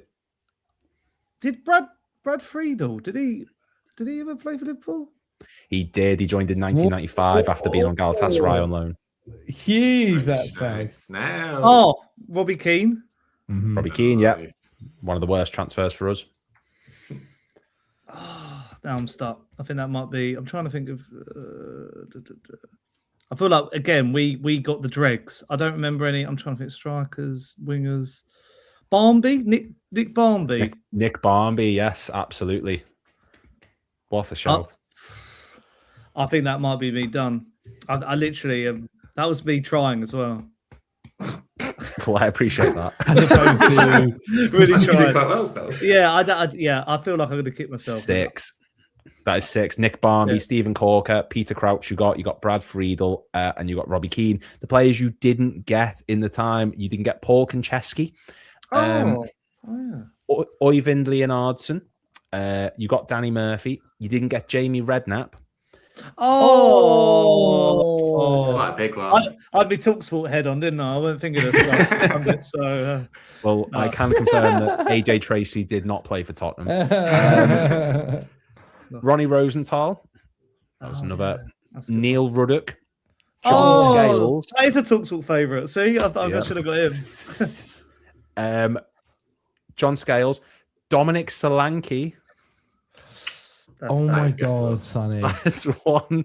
And Christian Ziege as well. He also played for Tottenham. So I just forget Solanke played for Liverpool. I just don't associate him because he was that bad. Done. Well, I think I may know an answer for mine. Well, I need you to tell me, then. Zach, who has played for Liverpool and Manchester City in 90 seconds. No, I'm not. Don't worry. It's Chelsea. No, I was going to say, flip it out. Right. You have good number, 90 seconds starts now. Okay. Let's say Barini. So obviously, let's say Solanke. Someone that me and Sonny actually met not too long ago, Zenden. Okay. Fernando Torres. Daniel Sturridge. Mohamed Salah. Raheem Sterling. Wow, he's doing well here. Doing good. Been Googling. Joe Cole. He was looking to the right a long time. Victor Moses. Moses, good shout. Yeah, 2013-14, he was on loan. Raul Moriles. Yes, spot on. We're in double digits. Glenn Johnson. Yep. Awful. No, I don't know about any others. Said Torres, didn't you? Who else will play for you? Yossi Benayoun. Yossi Benayoun. I loved Yossi Benayoun. Yes, 11. Okay. How many are there? There are 19, I believe. Yeah, you don't know about. Did Jasper Kroenke play for Liverpool? Kroenke did, yes. Yeah. Who else? Anelka. Yes. Nicholas Great Anelka. shout. Very good. And that is time. That is 90 I was about to say seconds. Joe Allen for some reason. Joe Allen. I was like, no, he might be Chelsea. You could have had Joe Allen if you wanted. Fucking we didn't want him. I'll tell you that now. Well done, Right. Zachary. I mean, I think you got combined Sonny and Doogie's score there. I'm not going to lie to you. But yes. But I'd say maybe with mine, we're a little bit like mine some big names there as well that have like played for both clubs, I guess. Cult heroes, I'd say. Hey, don't forget Phil Babb. Come on. Yeah. Sorry, slid into the post while sorry. playing against you. Thank you very much. Crushed the Well, who were some of the ones I missed out? Some of the ones that you missed out on. So you missed out on. You got Joe Cole, Glenn Johnson. You got Raul Moriles, Victor Moses, Salah, Solanke, Sterling, Sturridge, Fernando Torres.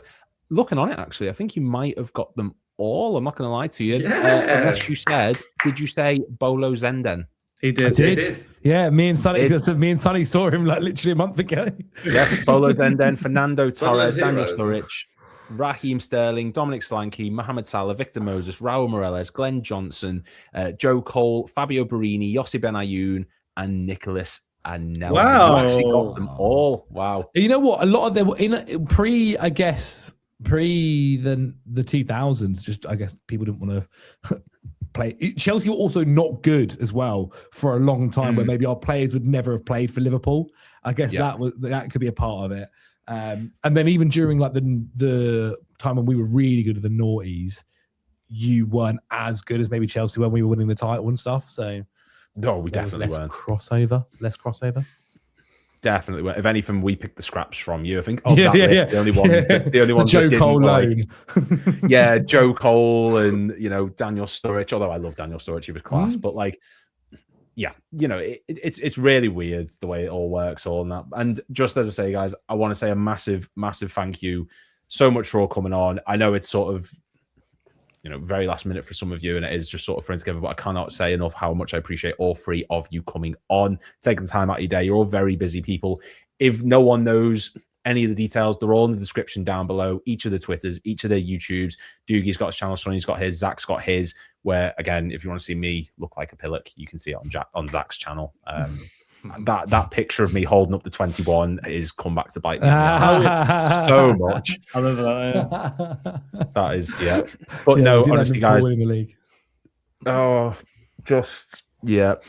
Thank you all so much for getting involved. Anyone got anything they want to add just before I let you guys shoot and go live off the rest of your lives? Well done away to you, from this mate. stream? Well done to you, well mate. done. 11 hours on this is incredible. Oh, thank you. Raising a lot of money for a good cause. Yeah, Thank you. That wasn't me fishing, by the way, for compliments. That was No, genuinely like you deserve anything them. you want to add. Well, thank you all so much for coming, guys. Really do appreciate it, and have a great rest of your night, night to all three of you. And lives. all the above. All the above. Thank you, mate. Have a good one. Cheers, guys. And there we go. Football Daily. Sonny, Doogie, Zach, all getting involved. But just wanting to get their opinions on a couple of things to do with their clubs, really, because there's Chelsea, Sunderland, Tottenham, mental, all the things they've been through this season. We're going to take a quick 2-minute break or so. At 9 o'clock, we have a scene coming on. What is this? There we go.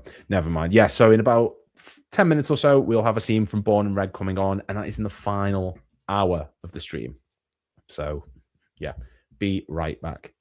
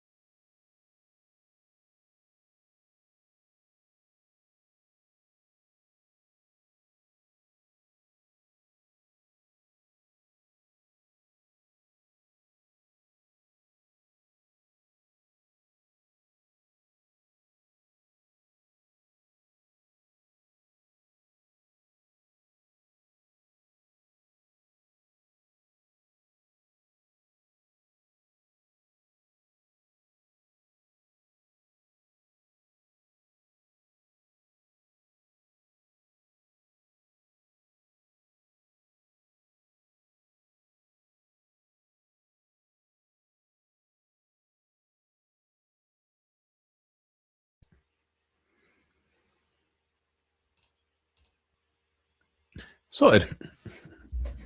Let me just get this camera back on, because it did die during all that, which is a bit stressful, but it is where it is. There we go. Back in, and now I can change over to the good camera. I just realized you can see my sweat on that that picture. There we go. Nice. Back. It's been a long day. Just joined. What guests haven't been on yet? The last guest that we have is Asim, obviously from Born and Red. He's going to be here for the last sort of, he's going to do 45 minutes, and then we're going to do a sort of 10-minute 15, just sort of send off to hit the 12-hour mark. We're currently on 10 hours, 54 minutes, which, you know, mental. We've raised money as well for this amazing cause. As I say, there is a link down below, Just Giving link. Please get involved with that to support Endometriosis UK. Asim will be joining momentarily. And yeah, you know, the people we've had on today, we've like Red Men have come on, we've had Abby come on, we've had AGT, we had the quiz. I love doing that quiz so much. And, you know, everyone who was involved in it was here for a good few hours, longer than it was meant to. And I cut out some of the rounds as well. There was meant to be more. I was meant to do another round of the drawing game. I was meant to do another round. There was, you know, there was extra bits and bobs, but it was so fun, and I'm so made up that I finally got to do that, because that had been that's been typed up in my thing for so long, the quiz questions and all that stuff. And yeah, really made up that I've actually finally been able to do that. I want to try and do that like as a regular thing. Really would like to do that as a regular thing on the channel if possible. Like I said, it's a rip off of Quizlemania. It's basically the same thing that they do. But yeah, it'd be great to be able to actually do that on a frequent basis. Maybe get different guests each time. Maybe try something different each time. I don't know. But yeah, it'd be fun.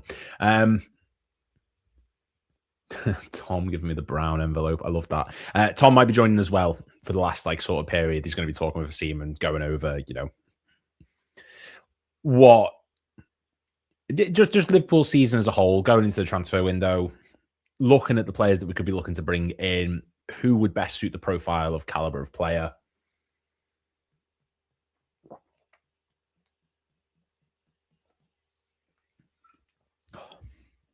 Beautiful. Tom says, just that confirmation, the brown envelope has been deposited. Happy doing business with you. Did Tom cheat? I'm going to look into that. I will ask him when he comes back on for the last section or so. I say we are just waiting for everyone to join. They'll be joining in just a moment. Yeah, I mean, run out of faith. Like, it's just been so mental discussing everything that we've been going on today, everything we've been talking about. And the overriding sort of narrative has been, you know, there's a lot of negativity in the Liverpool camp at the moment, and there's been a lot of mixed emotion towards how the season's gone, a lot of mixed emotion to how the transfer window went in the end, a lot of mixed emotion to, you know, where we are currently as a club. And that's really depressing to see. It's disappointing to see.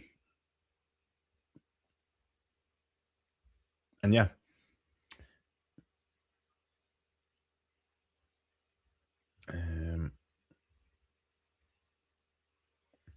What's this? Emails galore. Let me just I'm going to get up some of the Liverpool stats here. LFC stats. Going to go over a couple bits of the season, talk about the players that we could be looking at to bring in to sign. Because the thing is with Asim,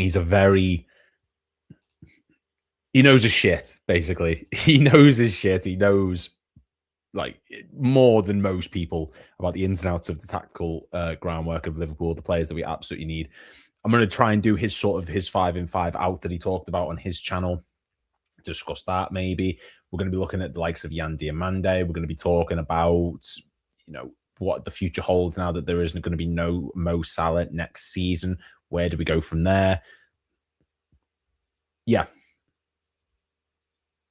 Mental. Just sort of stalling for time, if I'm being completely honest with you. What comments have we got coming in here? A lot of answers still to the quiz. There we go.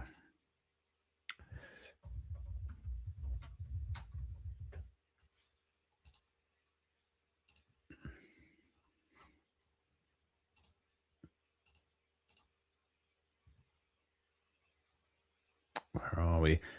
There we are.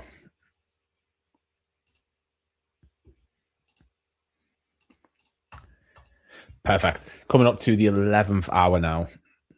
11th hour on this stream. Madness. 11 hours sitting in this room. You know what?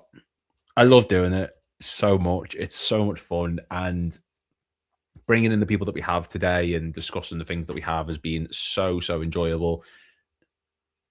We've had just having like Doogie and Sonny and Zach come in like free of like this channel is such a homage to the channel, to Football Daily in the way that was, and I would love to do something like that full time. It's so entertaining, and Football Daily was a proper inspirational channel. Every day I used to listen to it and listen to those top 10s that they used to do, the chats they used to have, the discussion points. It was so entertaining to listen to, and I love content like that.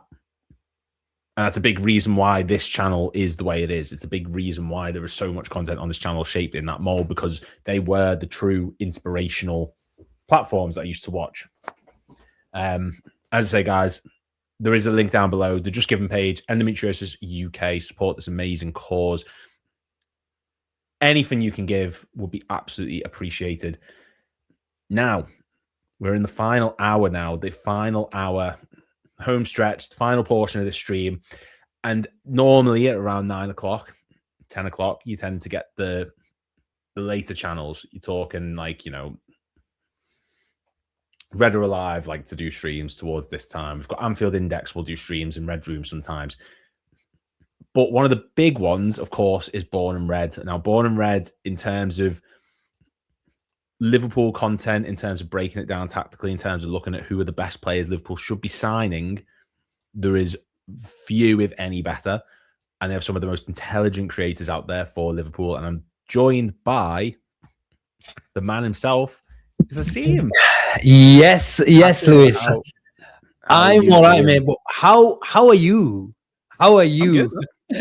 I'm good. We're pushing on to 12 hours. We've got a Corona. We're nice and chill, all positive on this end, man. All good.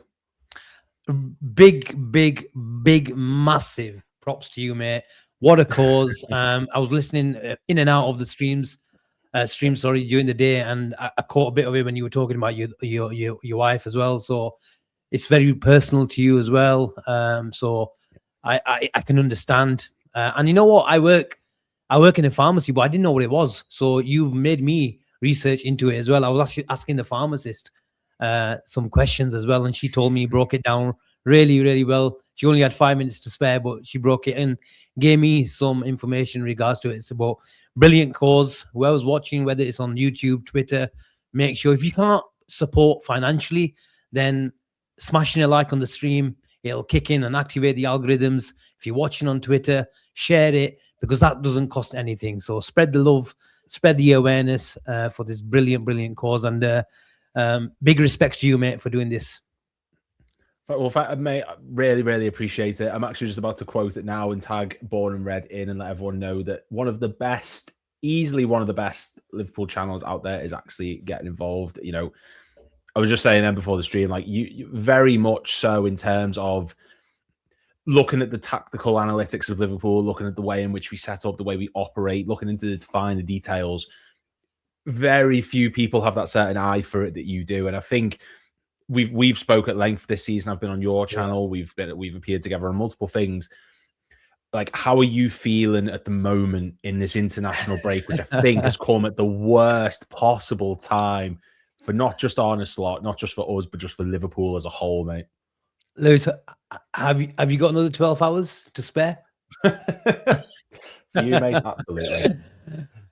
Well, look, in terms of a tactical sense, just general thoughts, it's been a shit show. It's been a shit show, Lewis. We read the league completely wrong. The manager read it wrong. The club club's hierarchy read it wrong as well. Yeah. And the thing is, we don't have access. We're not privy to what's happening behind the scenes. We can only go by what the manager is saying on a weekly basis at press conferences and what we get, from the club. And sometimes that's a lot of propaganda on most occasions as well. But we have to take it at face value. We sometimes have to read between the lines. But generally speaking, we take and interpret, the best we can. And at the end of the day, we have to judge what's happening on the pitch. I know there's been a lot of talk about off the pitch these days, but we stick to the on the pitch stuff with Liverpool. And in terms of a tactical sense, in terms of a setup, I've been talking about the manager and the club as a whole.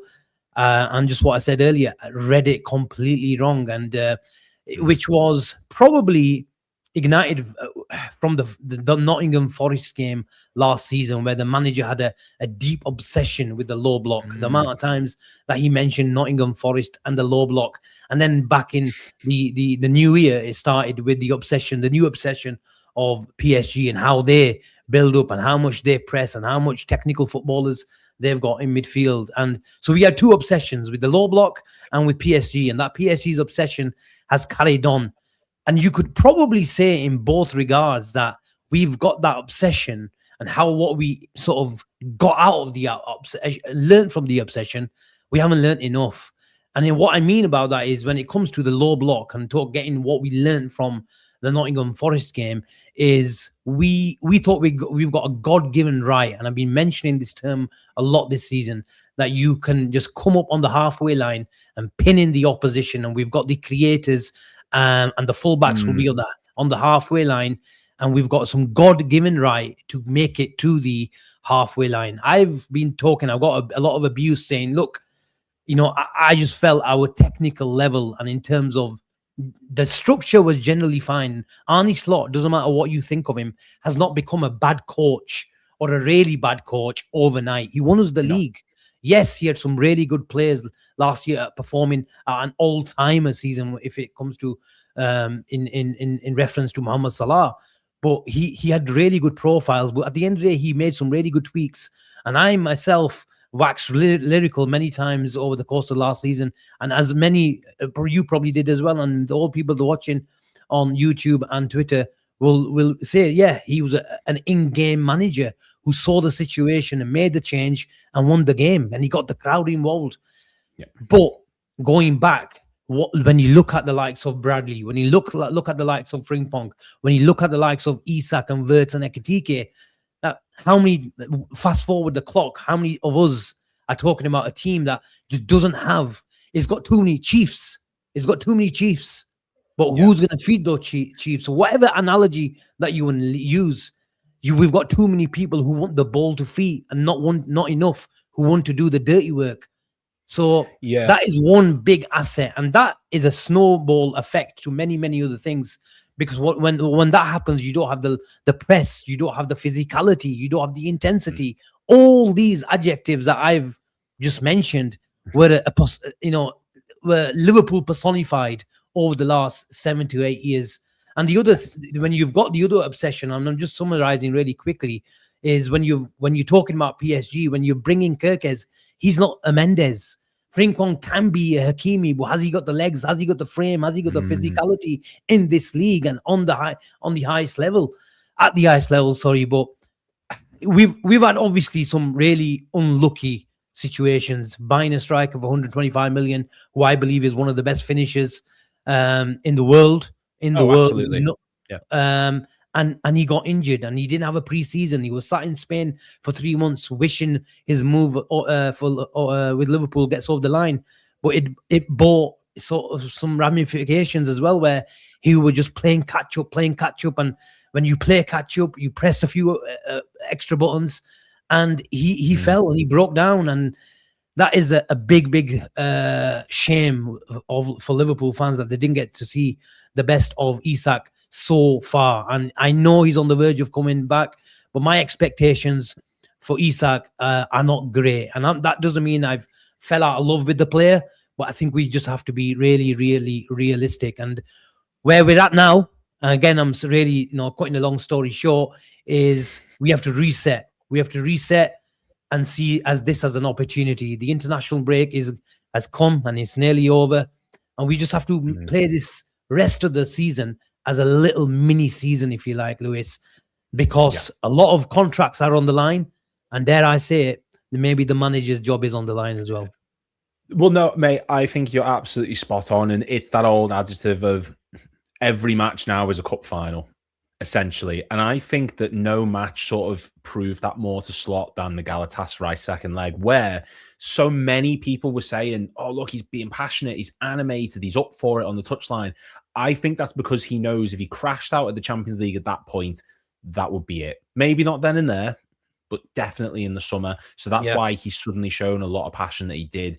And like you say before, we have been a team carried by individual brilliance at points this season. Ekitike against Newcastle, Wirtz against Wolves.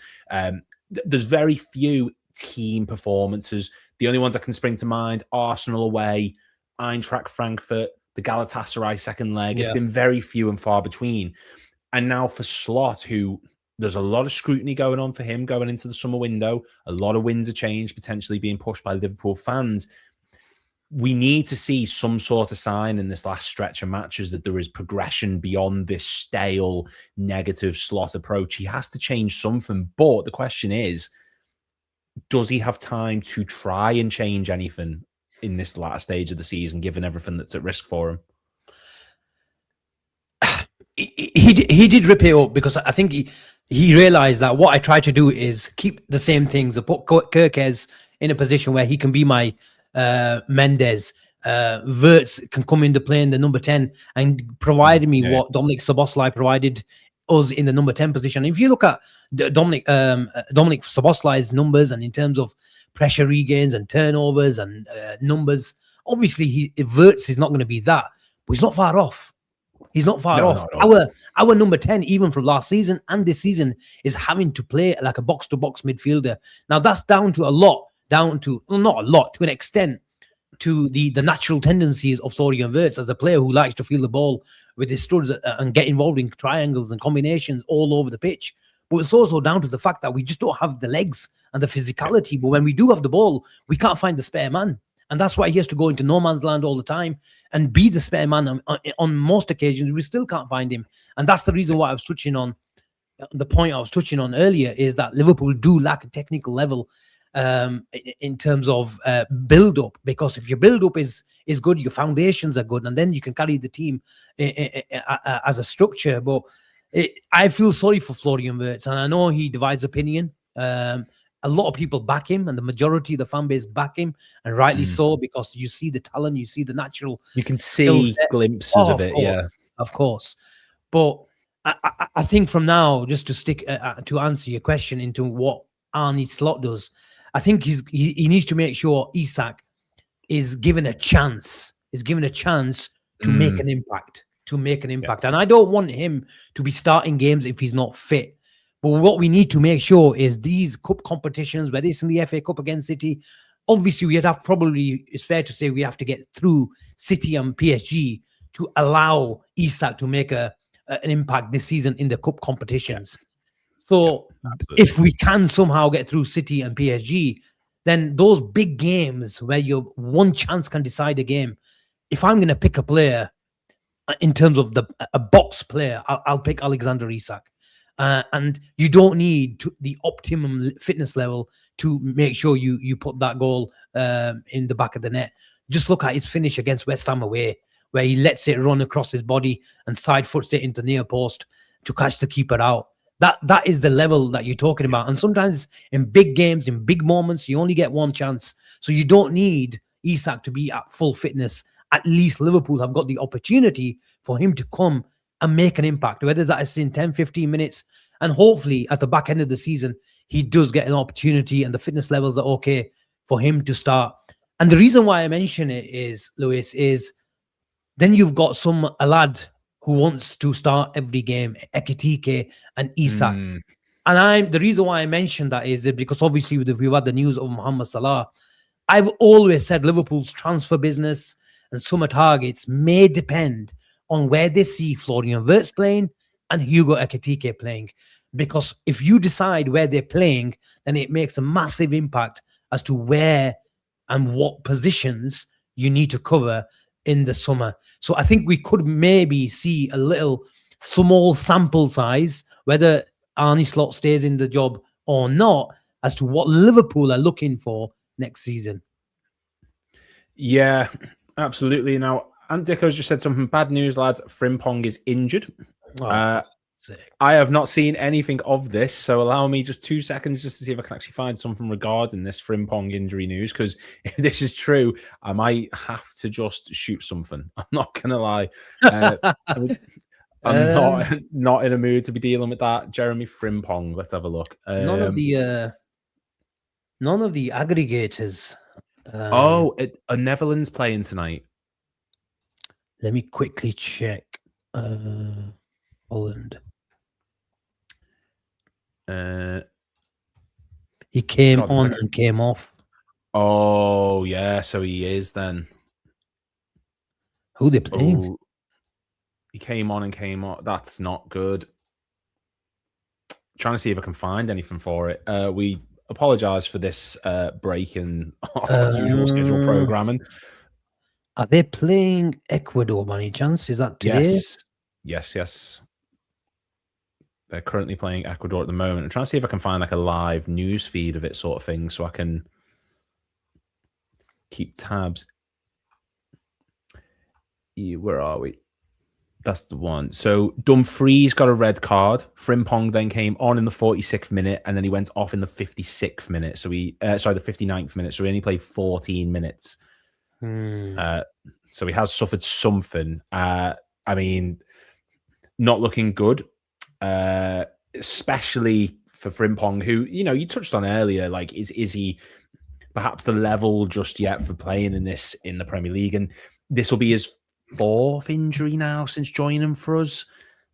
That's a very, very, very worrying sign, because as much as I like Frimpong, his main strength, his main asset is his pace. It is his physicality and energy levels. But we saw in the past, like, it's a very different example, but Michael Owen, the minute he lost that pace, the minute he lost that acceleration, he was not a player capable of playing at the highest level like we saw. So, there's a worry there, absolutely, for Frimpong, that once he does lose that sort of pace because of these injuries, what does he offer to this Liverpool team?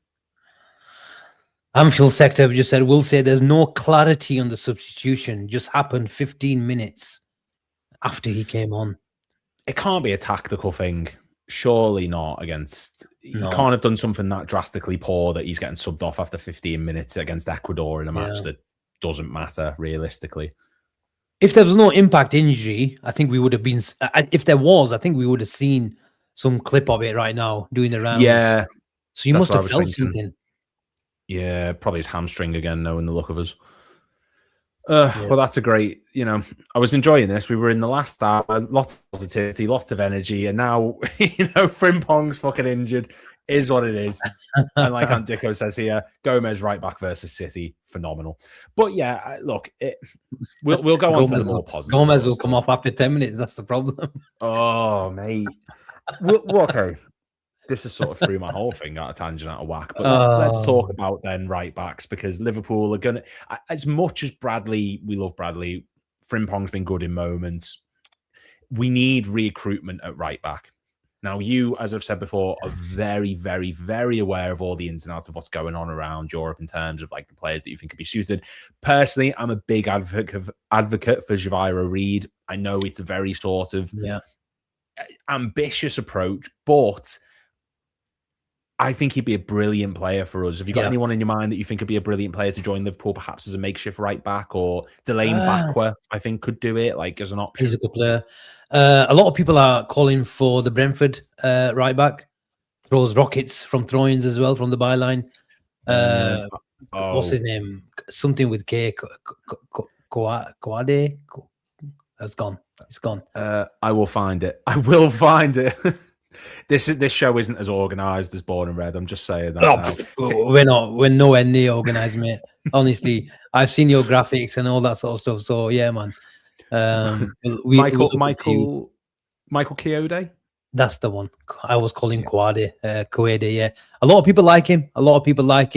whether he can make that jump up to Liverpool and play, in a possession-based football team. But he's definitely a dueler. He's definitely physical, and he's got a long throw, which matters these days, doesn't it? So he probably wouldn't be my pick. I think the kid that you mentioned from Feyenoord, I'd like someone to read, to like sort of fill in, because that's massive. That's massive now. But I do feel, Lewis, that we do need, especially long term with Van Dijk at his age, and regardless who that Van Dijk replacement is, we need to make sure we've got plenty of technical ability in the back line, because these days it's all about a high press. If it's not a high press, the moment you play out, it's all over the park. It's a man-to-man press. Yeah. So if you can't manipulate the ball these days, you really struggle.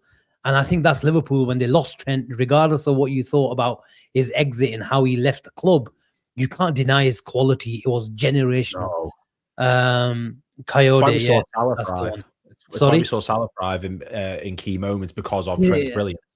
It was a cheat code, Lewis, as you know. And what it also gave Liverpool is relief, because you had Van Dijk covering, with all due respect, Andy Robertson's lack of ability on the ball, because he allowed him to roam and really maraud down that left. And then Konate and Trent were a really good partnership as well, where if Trent went into midfield, if Trent went into a really high position, wherever he was, if he was in an advanced position, then, Konate had clarity to his role as well. So it sort of bought, and that's probably one of the reasons why we saw like Matip and Joe Gomez and Van Dijk at their peak of their powers cover Robertson and Trent, who were practically fullbacks for us under Jurgen Klopp, because we had the three sitting midfielders, but them guys were literally our wingers, because it allowed Salah to play just inside. It allowed Mane to play inside. And then we had our 5 attackers with our 3 up front. So it was a joy to watch. But I think those days have gone now, is because we don't have Van Dijk, age 27, and we don't have Joe Gomez, 18/19 in the championship years. So Gene's in the house. He mentions Pedro Porro. I think Pedro Porro is a really good technical footballer. I have gone in the past and said it on record that I would probably take a punt on Pedro Porro. There are some bozo moments with him, but I think especially if Spurs go down, and it's probably a case of 2-3 teams, if they do go down, there are some real good opportunities, bargains there available. And Spurs have a few bargains available, if I'm really honest. Oh, absolutely. Also, if you want to join, man, feel absolutely free. Like the floor is open if you want to jump in at any point. If you want the link sent to you, or feel absolutely free to do so. I know Tom is going to be joining us in about 10 minutes or so. So if she wants to join in, the offer's there. I'm giving you the choice. No, I completely agree. And I think that one manager who so much of the attention is gathered at the moment around Xabi Alonso, and the discussion of whether or not he's going to become Liverpool manager should Slot leave, which is looking more and more like a reality, more so than a possibility. One manager, though, that I would love to see brought into Liverpool based on the way he plays, his track record, the way he utilizes his wing backs, his narrow attack and front three. Sebastian Hoeneß just feels to me like he really does possess something that could get the best out of a good number of these players, playing that compact, narrow front three when it's in attacking phase, using the wing backs to keep width and pushing high, utilizing a back three with a drop double pivot in front of it to provide stability. Like, it feels as though that could be something that Liverpool would benefit from with the players we've got and the players that we're being linked to, like an Elliot Anderson. We've got Xhaka coming in, Leone's coming back. I don't know if you know like much of Sebastian Hoeneß. Obviously, you'll have done your research. Like, of course, you have about everything pretty much. But do you think that he could be a possible manager that we look to bring in the future? Do you think he's someone that we should consider bringing in instead of Alonso? I don't think he's high on the list, Lewis, if I'm really honest. Okay.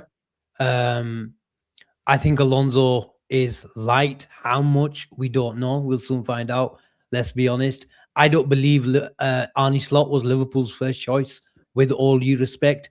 They can tell us that they had like it took 6 months to prepare a dossier, and I'm sure they've done that. They did their due diligence, and like they always do. But I think Xabi Alonso was their first choice, and he told them that he's off to Real Madrid, and you know, that's, you know, what happened at Real Madrid.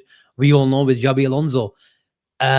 Whether they shake hands with Arne Slot remains to be seen, and I'm sure we'll discuss it later on as well, and especially when Tom comes as well. He's always got an opinion, but I don't like the back three system. If I'm really honest, I thought it was a frozen version of Tom there. It's just smiling and that's it. I came in the perfect time. I do always have an opinion.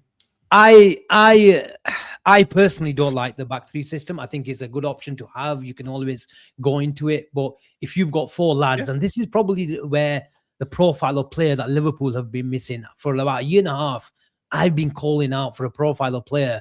It only enhances Liverpool's physicality and versatility in this really physical league, but it also allows you to play a back three when you're in a back four system where one can go and one can stay. And that is what Liverpool should be, you know, going towards. Good in possession foundations.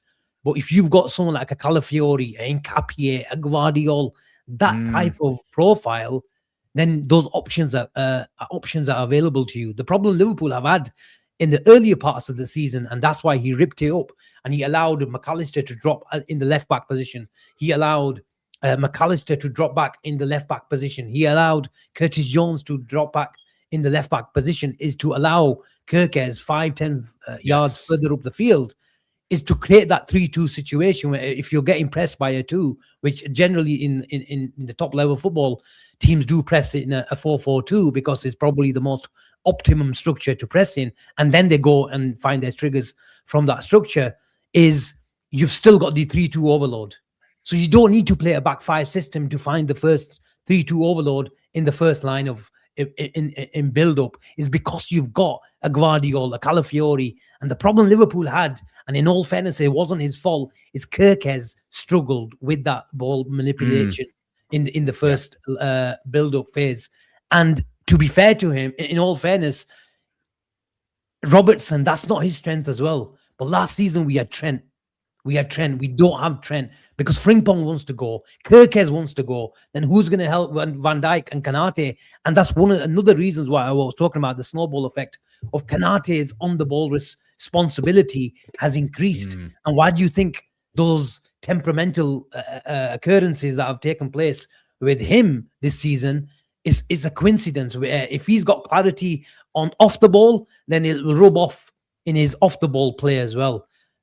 Because that's what some players are when they've got a certain responsibility. If you give them too many tasks, they do struggle, and it's probably an unfair. Many people think unfair thing to say towards professional footballers, but it's all about roles and how you take them out. And I think we've just given too much to Kanate this season, and that's why you saw the manager rip it up. And he played let's not get sacked type of football where we were all bored and we were all getting told it's a 13-match unbeaten run.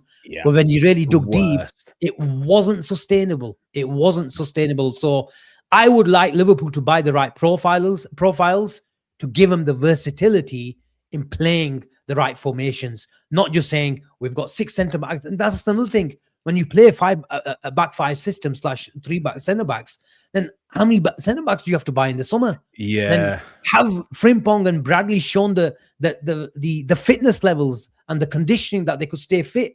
I think I've got no problems with the conditioning, the fitness levels of someone like Kirkes, but then he needs support as well. I don't trust Shimikas in a wing back role because I don't think he's got enough output from that. Because when you start playing a wing back system, effectively those guys are holding your width. And those guys need to provide the width. Robertson and Trent in their peak, they could play any system. But these guys, I think they need a lot of support. Not just the fullbacks, it's the centre-back area as well. Yeah, it's very much like if plan A doesn't work, there is no plan B sort of thing. And there's players in this system that are just suited to the one mold as opposed to being able, like a tactical chameleon, so to speak. And you talked about things rubbing off there. Speaking of that, we've got Tom back on the channel here with us today. Obviously, he was involved. That's one of the better ones I've heard, you know. I'll give you that one. That's one of the best ones I've heard all week. Oh, Tom, you know what, mate? I've got so much time for you, you know. Genuinely, you're one of the nicest people. You're also the first winner of the quiz on this channel, which, you know... Oh, there's no surprise. There's no surprise. In completely non-acrimonious circumstances. I Mate, that brown envelope made the see just given page. I'm just saying, your Google was on fire. I'm just saying. Look, the VAR reviews in. Was that a genuine... Was there Googling, Tom? The amount of notes I've written, there wasn't. I can categorically sit there and say with confidence, I've Googled a lot of things in the past week. Wasn't that? there was a set. I did like a quiz, which to be fair, I loved doing. I thought that was class. And one of the rounds, Tom, the first round was, you know, I put two people in pairs, put two words on the screen, and you had to guess the same word. No, the first round was a stupid round of Have you ever watched a Liverpool match and looked at a person's tattoos? If so, you're going to win this round. I really want to try it if I see him, but I'm not going to put him through that. Whose tat is that? Was a great round. Fucking do one. But yeah, anyway, you know, we're talking about like the potential, the change in the guard of the manager coming in, like just the setup and the build up of which we're in right now, and we're just talking because Jeremy Frimpong, it's just came up during the stream, has got injured again, which is. What? He's got injured again. He's come off after 15 minutes. Yeah. Can't believe and that. Like, we're going to have to go into the market surely for a right back this summer. And we touched on Javira Reed. Someone said on our Martinez, who I think would be a great player to look at. Another player that I would really be interested in signing is Kiriani Sabe from Club Bruges. He'd be another player to potentially look at. Do you think, Tom, now, like, going into this, and this isn't like a question, I'm not going to go back and forth. Everyone just jump in. It's a podcast. Who's asked? We're in the final 30 minutes. But, like, would you be looking at a right back this summer? Is that something that we definitely need to do? The problem with right back is it's the position that fits the registration requirements. So both our right backs are homegrown. So it's very hard to shift one of them because we're not exactly, you know, got an abundance of homegrown players, especially if the guys like Curtis Jones and Joe Gomez are going to be moved on this summer. We can't get rid of all the homegrown players because we need someone to fit registration, and Connor Bradley and Frimpong fit that requirement. Their fitness is a separate problem. You're not going to sell Bradley this summer because he's going to be injured for most of pre-season. And you're probably not going to sell Frimpong because it's his first year. No, don't sell Frimpong. And you know, you're going to give him the time to get adapted to it. So as much as I think that right back is going to be a problem position in terms of fitness, I don't see it getting addressed this window. I see it being kicked down the road till the summer afterwards, where they can figure out which one of the ones they want to sell and buy the mainstay for that position.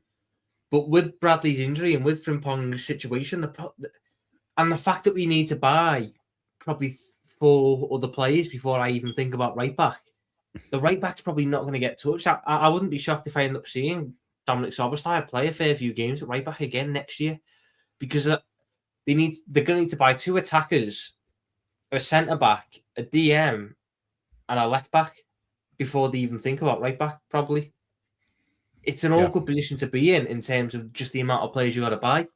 So I wouldn't be shocked if we end up keeping the right backs that we've got, because they're not bad players; they're just injured. Yeah, but the problem is, like you touched on there, like we're not going to look into it this summer, and obviously I seem feel free to jump in on this one, but like you touched on Szoboszlai being right back, we're going into a summer window now where Jones is potentially moving on. McAllister, I wouldn't be shocked if he was to move on. Endo is probably going to move on. Elliott's not going to be there. We're very, very limited in midfield. Now, keep in mind as well, we have to strengthen on right wing now.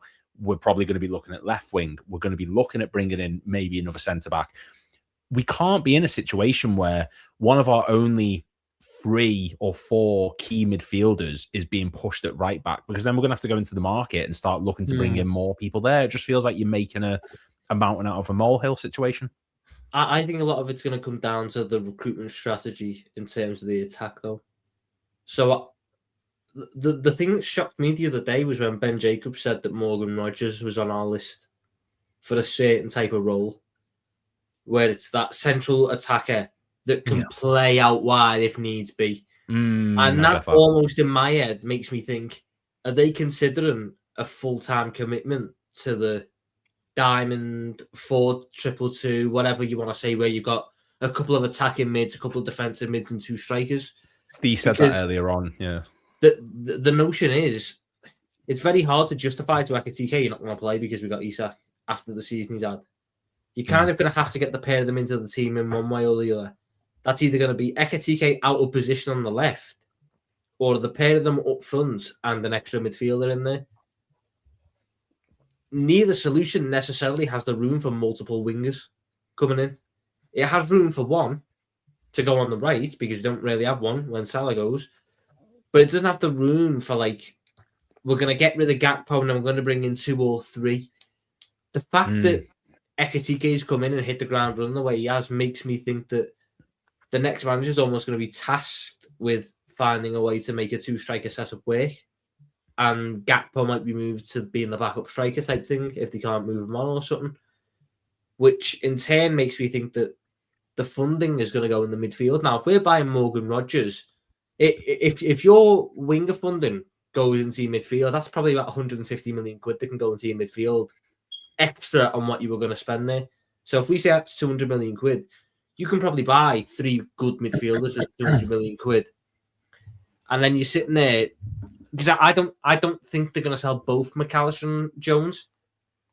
I think Jones will come, but I think McAllister will probably end up staying, as much as I think it should be the other way around.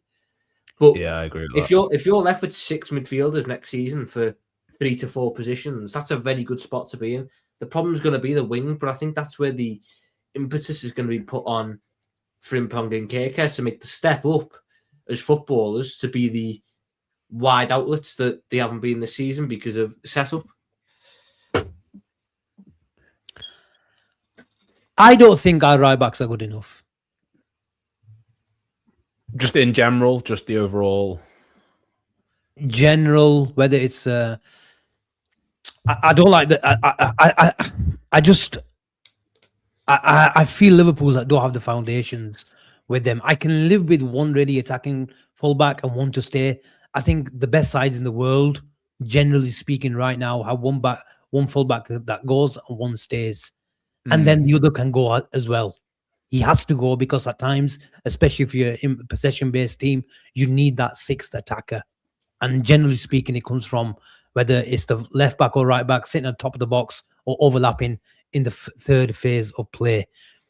Now, I have a big problem. Maybe I'm obsessed with Liverpool's build-up, but I just don't think Conor Bradley and Jeremy Frimpong can manipulate a ball and connect to win the number 6.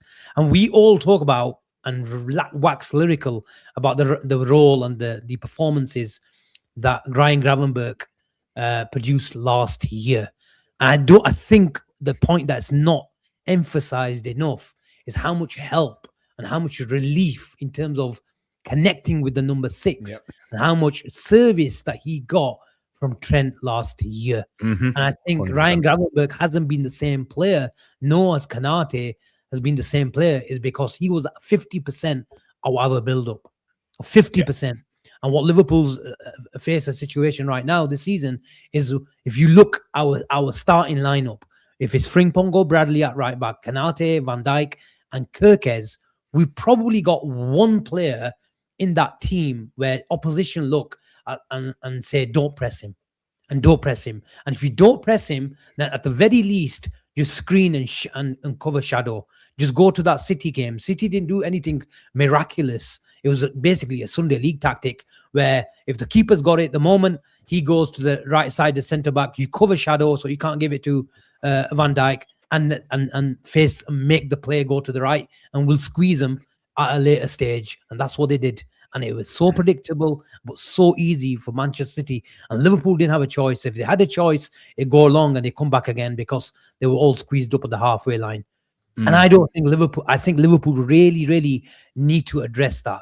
Whether you go and get not a world class, but a more disciplined, more established number 6 who can connect with the right back and the defense in general, or you go improve at right back and make sure you get a technical marauder, but a physical specimen as well that can withstand the physicality of the league, but also can play football. And I'm not saying Conor Bradley and Jeremy don't play football, but they arrive in situations at a later stage of the attack.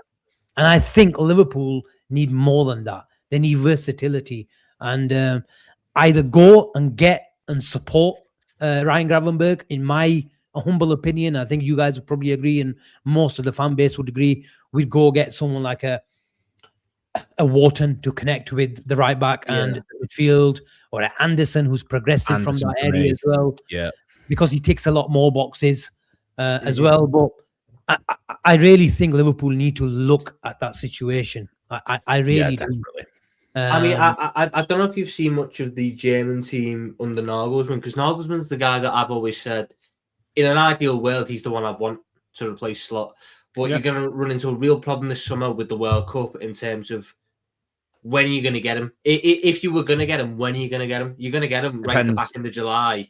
Depends when Germany crash out, Yeah, he gets 2 weeks with the squad. You're not going to get much time. But I love watching his German team in terms of the way they set up, because they play a double diamond setup. So there was 3-1 at the back, where one of the DMs will drop into the back line and the other one will sit. So with them at the minute, it used to be Tony Kroos before he retired, but now it's Kimmich will drop in, and Stiller, who I think is an incredible DM in terms of his passion, will sit at the tip of that deep diamond, and then at the top end diamond, you've got Voltemada or Havertz or whoever's up top, and then you've got 3 very technical 10s in Gnabry, Wirtz, and Musiala. Who basically get the license to do whatever they want to do, because you're going, if any one of you pick up the ball there, you're so technically sound that you can manipulate it and create something. And he gives the width to the fullbacks. But I could wax the call for Nagelsmann about hours. He can also put wingers in that and go, well, one winger is going to go out wide and the other one's going to be the fullback. And then we'll take the right back to sit inside, and then the other DM gets to join the attack. And he can adapt. Unbelievably smart at adapting his tactics for the players. But I look at that general setup and I go, you're after a back 3 with a technical DM. Now, I know the limitations of certain players.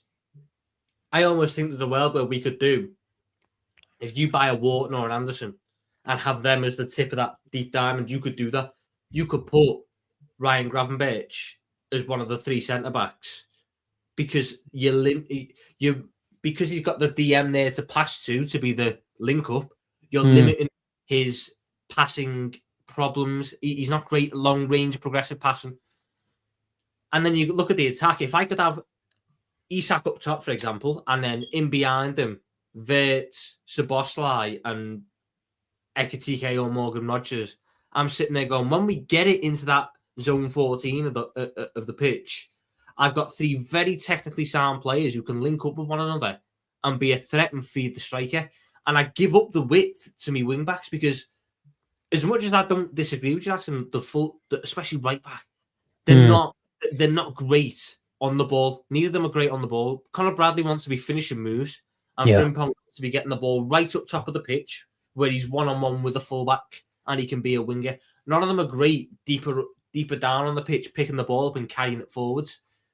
But I almost think that it's the best of a bad bunch in terms of we either buy a winger to play out wide and just isolate him from everyone, because I also don't think Bradley or Frimpong can invert very well. I don't think Frimpong is technically sound. I think Bradley's decent at inverting. I don't think he's awful, but he certainly could be better at it. I don't think he's bad, though. I think Bradley's really good at arriving for a cross, which is not something you ever really want to say about your fullback. But if there's a cross put in and Conor Bradley's in the box, he more often than not wins it and forces a decent save. But he operates at... We don't have a fullback that operates on a slow tempo. Both of them get the ball and want to get forwards, operate very quickly. Third man runs. Yeah, they're just constantly either getting the ball and passing it off and then running, or just running. And the one thing that Trent did really well, especially at the last end of his time at us, was he would sit off and leave everyone else to do that. So if it didn't work out, it's falling back to him. And he's got the entire pitch to look at in front of him and go, where am I pinging this pass to? Who's getting this now? And you can sustain attacks. I think the big problem we've had this year, we don't sustain attacks very well. I think too often at times, we'll get 6-7 players forward. We won't end up having a shot. And then we'll be in 3-on-3s going back because we haven't picked up the second ball. And their two wingers and the striker are running our two centre-backs and our DM. And too many times it happens. And Van Dijk and Konate can stop a fair few of them. They can't stop all of them.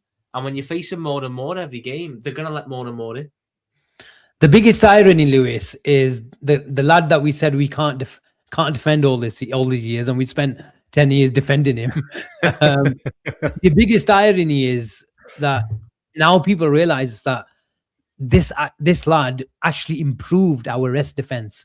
Where what Tom is talking about, he didn't need to go into crazy advanced areas to pull back, put a cross back. And obviously, he was a dynamic fullback. We were just talked about it under Jurgen Klopp, where he was just coming on and burst on the scene, and he was a dynamic winger. But he was probably a lot, leaner as well. And when the more he matured and built natural muscle, and his array of passing improved over the years, he wanted to feet. He wanted it to feet, but the beauty about him was he could do it from 50 yards further back. And if he didn't, it turned into a hospital ball and we'd all go mad. But he'd keep on trying it because one would pull off and we'd all be talking about it after the game. But if it didn't, and he was still there in a position, you go check Trent's counter-pressing stats over the last 10 years. It's probably one of the best in the Liverpool team, is because he was in a position to counter-press if that ball didn't go as it would like, even if it wasn't in the air. It was one of the few changes at the back end of Klopp's time that worked. Putting Trent in the position where he wasn't so far high and wide meant that we were able to sustain more attacks, because when teams are clearing it, because the counter press was always very good on the Klopp, but teams would clear it and it would typically be one of Matip or Van Dijk who knocking it sweeps up down and heads it forwards. Whereas when you had Trent there, Trent would pick it up, and then because of his passing range, you had such an opportunity to get another attack going forwards. And I just think this year there's been too many times. I don't think it helps with the moments where we're on the counter attack and then players are putting the foot on the ball and stopping. That doesn't help half the time.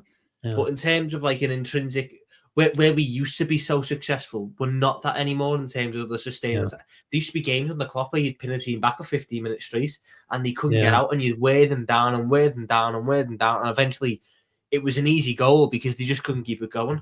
I can't think of a time this year where we've pinned the team back for 10 minutes and just kept trying different avenues of attack and wore them down and got the goal. One of the go on, Lewis. Go on.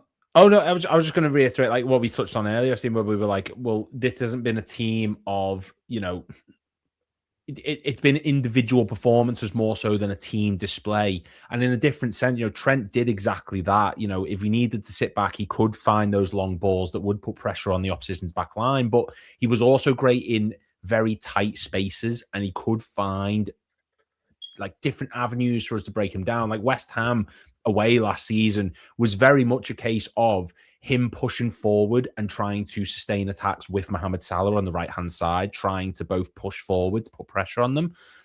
But he could adapt it. Whereas this season, it does feel very much like if plan A doesn't work, if route one doesn't work in terms of the way that we're set out doesn't go the way we think it will, there is no sort of plan B and there is no sort of contingency for that. Yeah, 100%. 100%. Now, look, we're talking about a generational talent. But I think Liverpool looked at the situation. Good, was he? If we're being honest, he wasn't that good, was he? He would have been that good if he'd stayed. He wasn't that good in reality.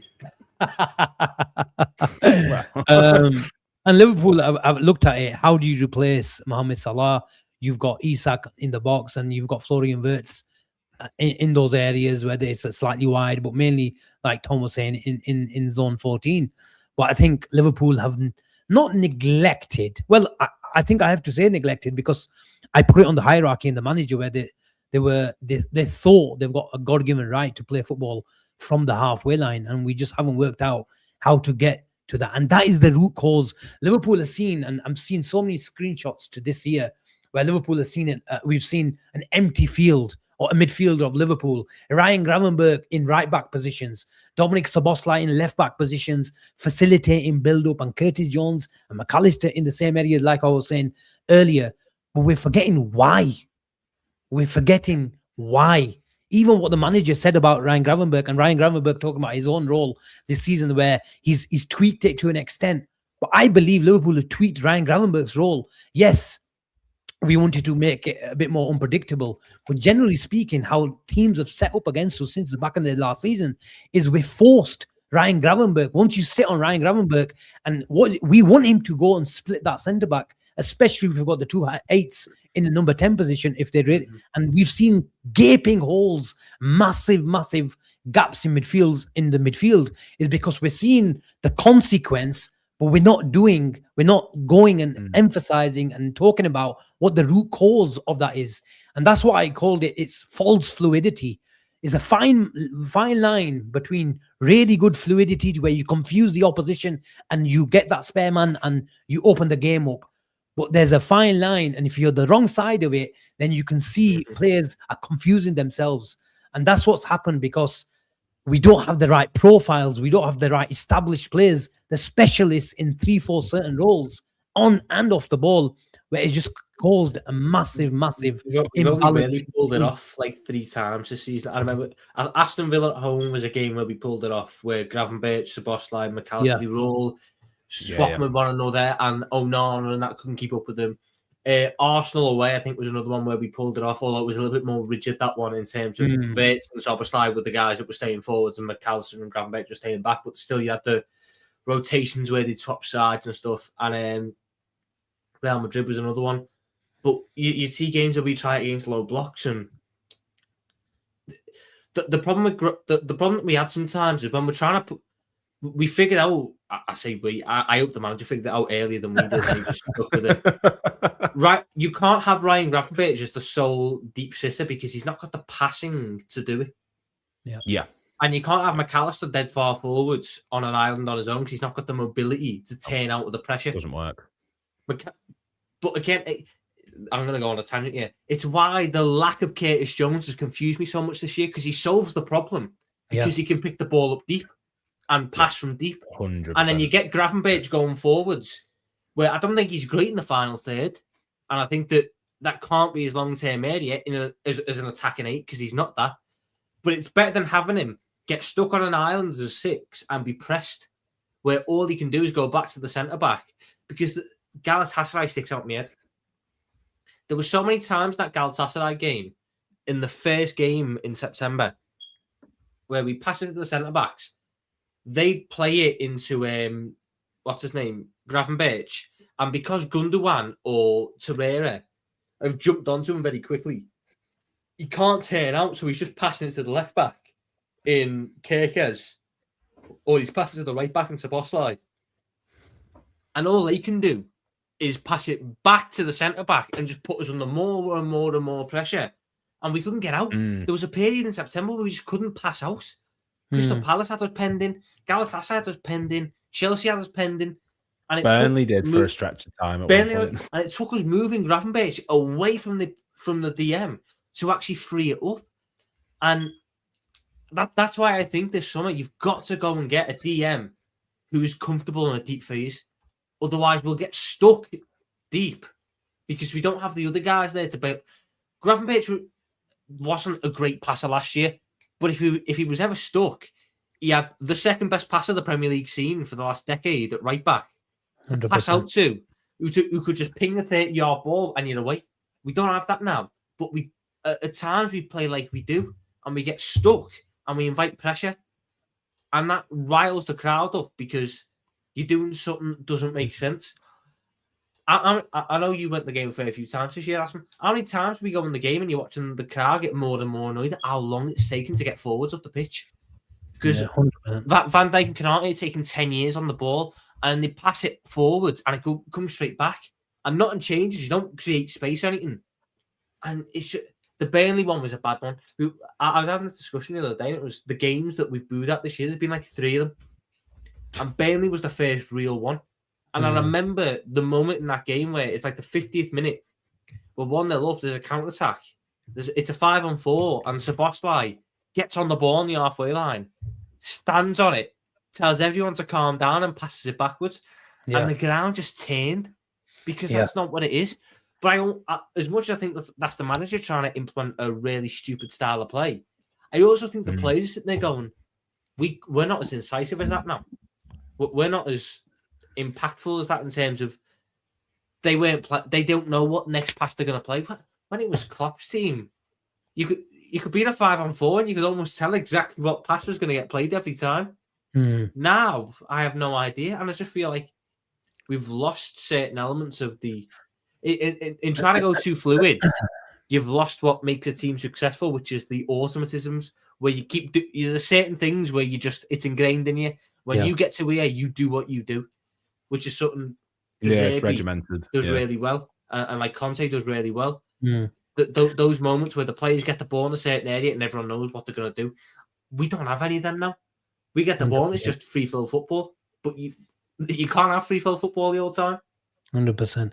You over the years when shit hit the fan, and even in settled play, but more so when we were chasing the game, where we had to take a few more risks, it still had a lot of an element of control in it, where because we had certain profiles who were comfortable in all phases of play and more importantly in all areas of the pitch. And sticking with the right back is even in a Jurgen Klopp side, when shit hit the fan, he'd put Konate and Van Dijk on the halfway line, he'd let the fullbacks go, and that dynamic of Szoboszlai, Trent, and Salah, it was so fluid.